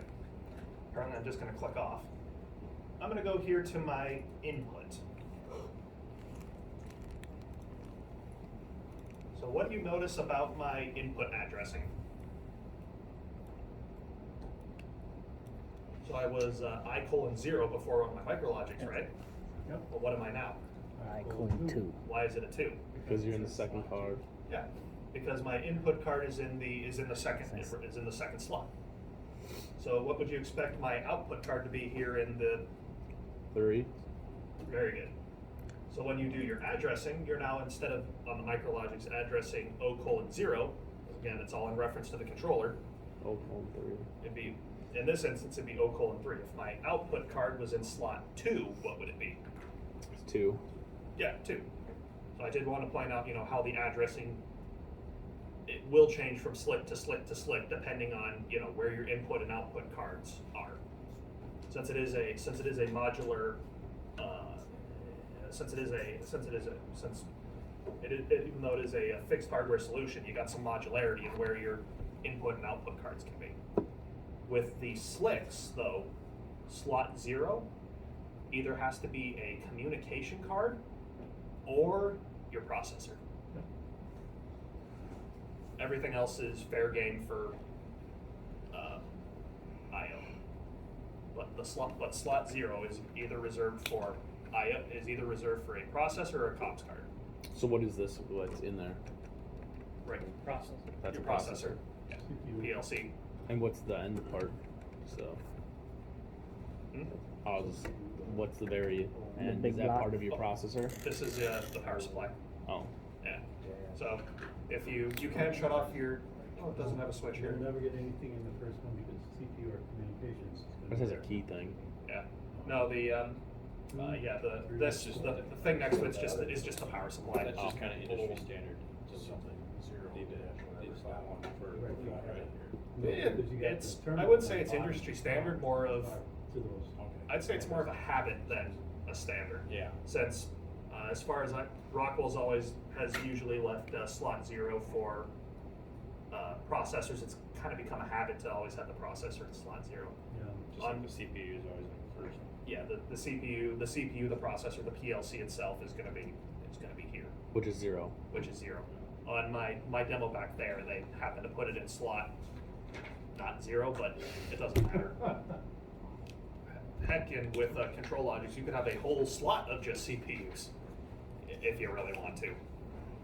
I don't think that's very good practice, putting all of your eggs in one basket, but that's something that you're very capable of doing. The more you know. Alright, 1:38, so that'll give me about 2 hours to get to the rest of the. It's just like what the other one is. It's C4. So I'll kind of leave this one up to you guys. Either I can have you can create just a dummy program to shove into here, get the practice, or we can move on to the next lab. Shrink that down if you want timers. So it's creating the program exactly like the previous Yeah, PLC? it's going to be exactly the same, just the addressing of your I/O is going to be different. Okay, okay. Oh, then we might as well skip that. Okay. So, does anybody have any questions on how we did what we did? All right. So we're going to move on to lab 13 here.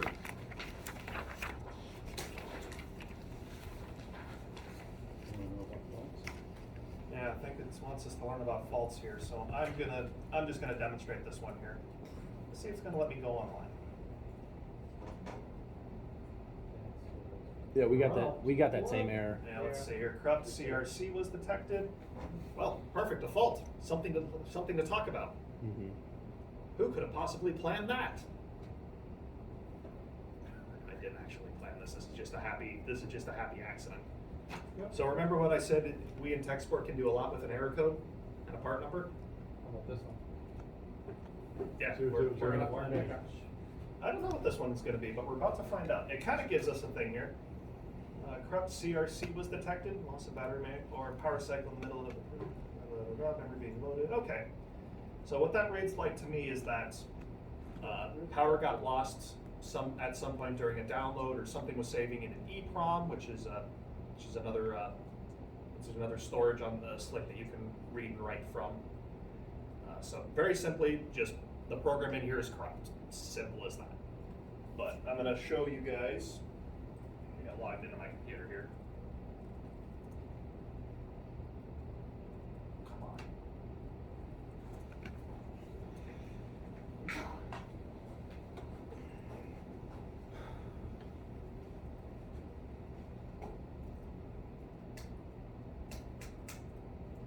Just get on the right website here real quick.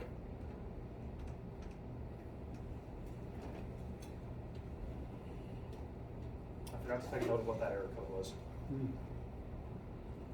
We've got it here. Oh, okay. 0002H. 000 2H. 2H. Yep. Let's see what we got here.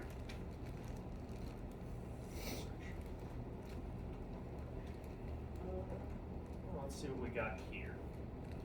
Like I said, I can do a lot with an error code. We have 2H, we have 1H. Noise, improper lighting, improper grounding, power surge, poor power source.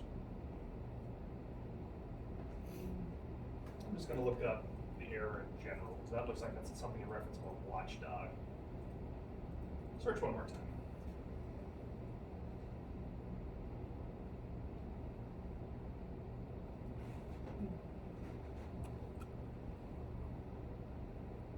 Is that the error that you get, that one, the unexpected watchdog? Okay, so I have a slightly different one. All right, so it experiences the following error. When attempting to go online with a faulted processor, returns error 2H, unexpected hardware watchdog timeout, or ASIC reset occurred. Cause, noise, lightning. Hey, Zeus is back. Yeah. You laughed when I said that lightning couldn't strike, but clearly it did. Improper grounding, lack of surge protection, poor power surge. To correct the problem, reload the program and run.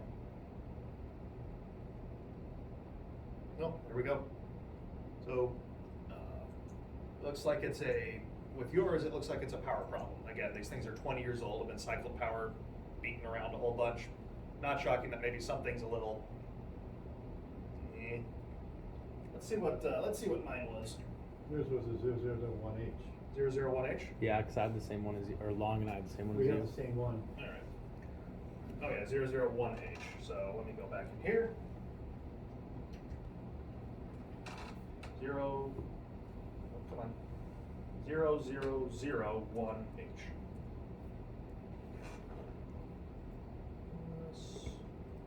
There we go.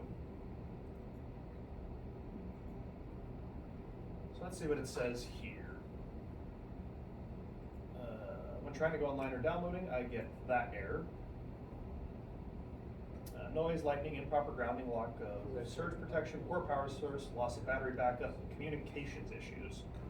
I'm surprised noise would bother it. What? I'm surprised noise bothers it.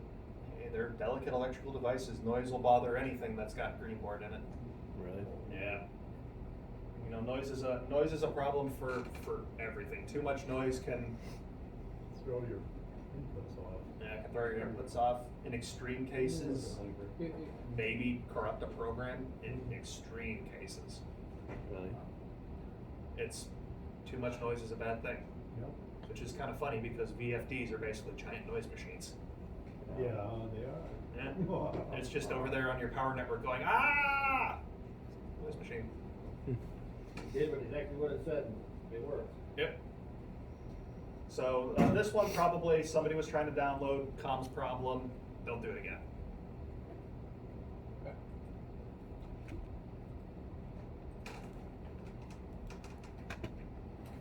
This one I'll load from the EEPROM. Nah, we're not gonna load from the EEPROM. Okay.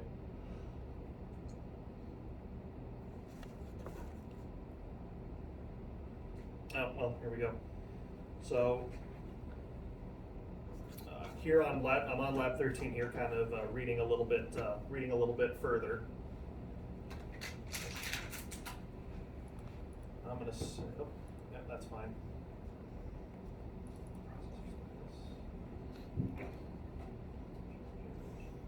So under your processor status here, over here in the side window, and under errors is where, if you get an error and you can get online with it, this is where that error will appear. In our case, we can't get online, but it still spit out the error. So it looks like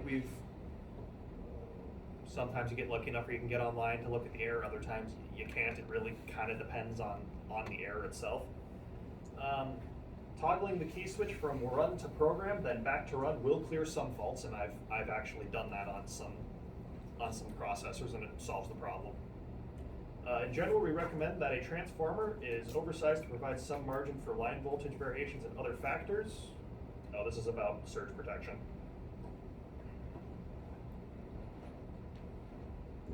Oh, there we go. And then down there at the bottom again, this is a resource for you guys to take with you when you leave. It does say that there are some the CPU fault lights. Whether it's flashing, solid, can mean different things. If it's flashing at startup, the processor has not been configured yet. If it's flashing during operation, the processor detects a major error either in the processor chassis or the memory. The bad one is if you get a steady fault light, red fault light that's on, a fatal error is present. Unfortunately, you probably have a paperweight. Your slick processor is probably a paperweight if you get a steady red light. Had that before. Yeah, You it's got back. what? Instead of we got the program. Unfortunately, yes. It's a real unfortunate thing. If it doesn't happen often, but when it happens, it's not good. And unfortunately, there's no way for us to determine what the fault was that or what caused it to go poof. We don't have a fault history anymore. We can't even get online with the thing anymore. So it's the nature of the nature of faults. And then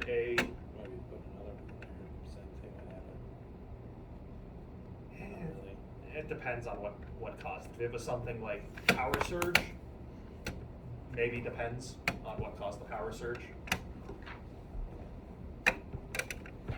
Again, it all just kind of depends. And then if the CPU light is off, that's very good. We like the CPU fault light to be up, or we like the fault light to be off. This one needs a new battery, isn't Yeah, they all need new batteries, but I don't think those are in the budget for ever. This is a real shame. This class has actually gotten more popular in recent years. I used to only teach it to about 4 people, and we used to limit it to 6 students, and now we're teaching it with 8 full students in here. I taught it to a class of about 2 sets of 10 once at a customer location. Like it's gotten real it's popular. So any question on where to find faults? No. I'm not gonna cause any faults because 1, I don't know how to. 2, there's already a fault, and 3, you can, if you know how to get there, you'll be able to figure out what your fault is. And yes. I'm sorry, but the highlighted one is what the fault is showing in? Right. Down there for battery low? No, right. So under errors. No, yeah, under the errors, go down, 0, 0, 0, and then where it says battery low, it's darkened. Is that? Yeah, that would probably show where the battery would be. I would imagine that's where that would show. I'm not online, so I can't actually see it. But yeah, your faults would clear here, and you can try and clear the errors from here. All right. So why don't you guys take 15? We're going to be swapping over everything now. We can just keep it closed if that pops up.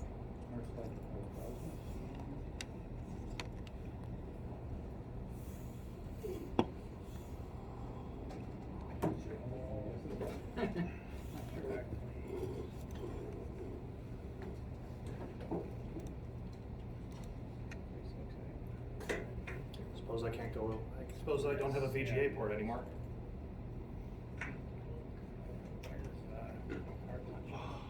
Modern technology. I don't know what a VGA port is. Really? What? What it should be? What? Links Classic for this. RS Links Classic. Perfect. Perfect. I'm sorry, you guys. Oh, did you get it? Yeah, we got it. Okay.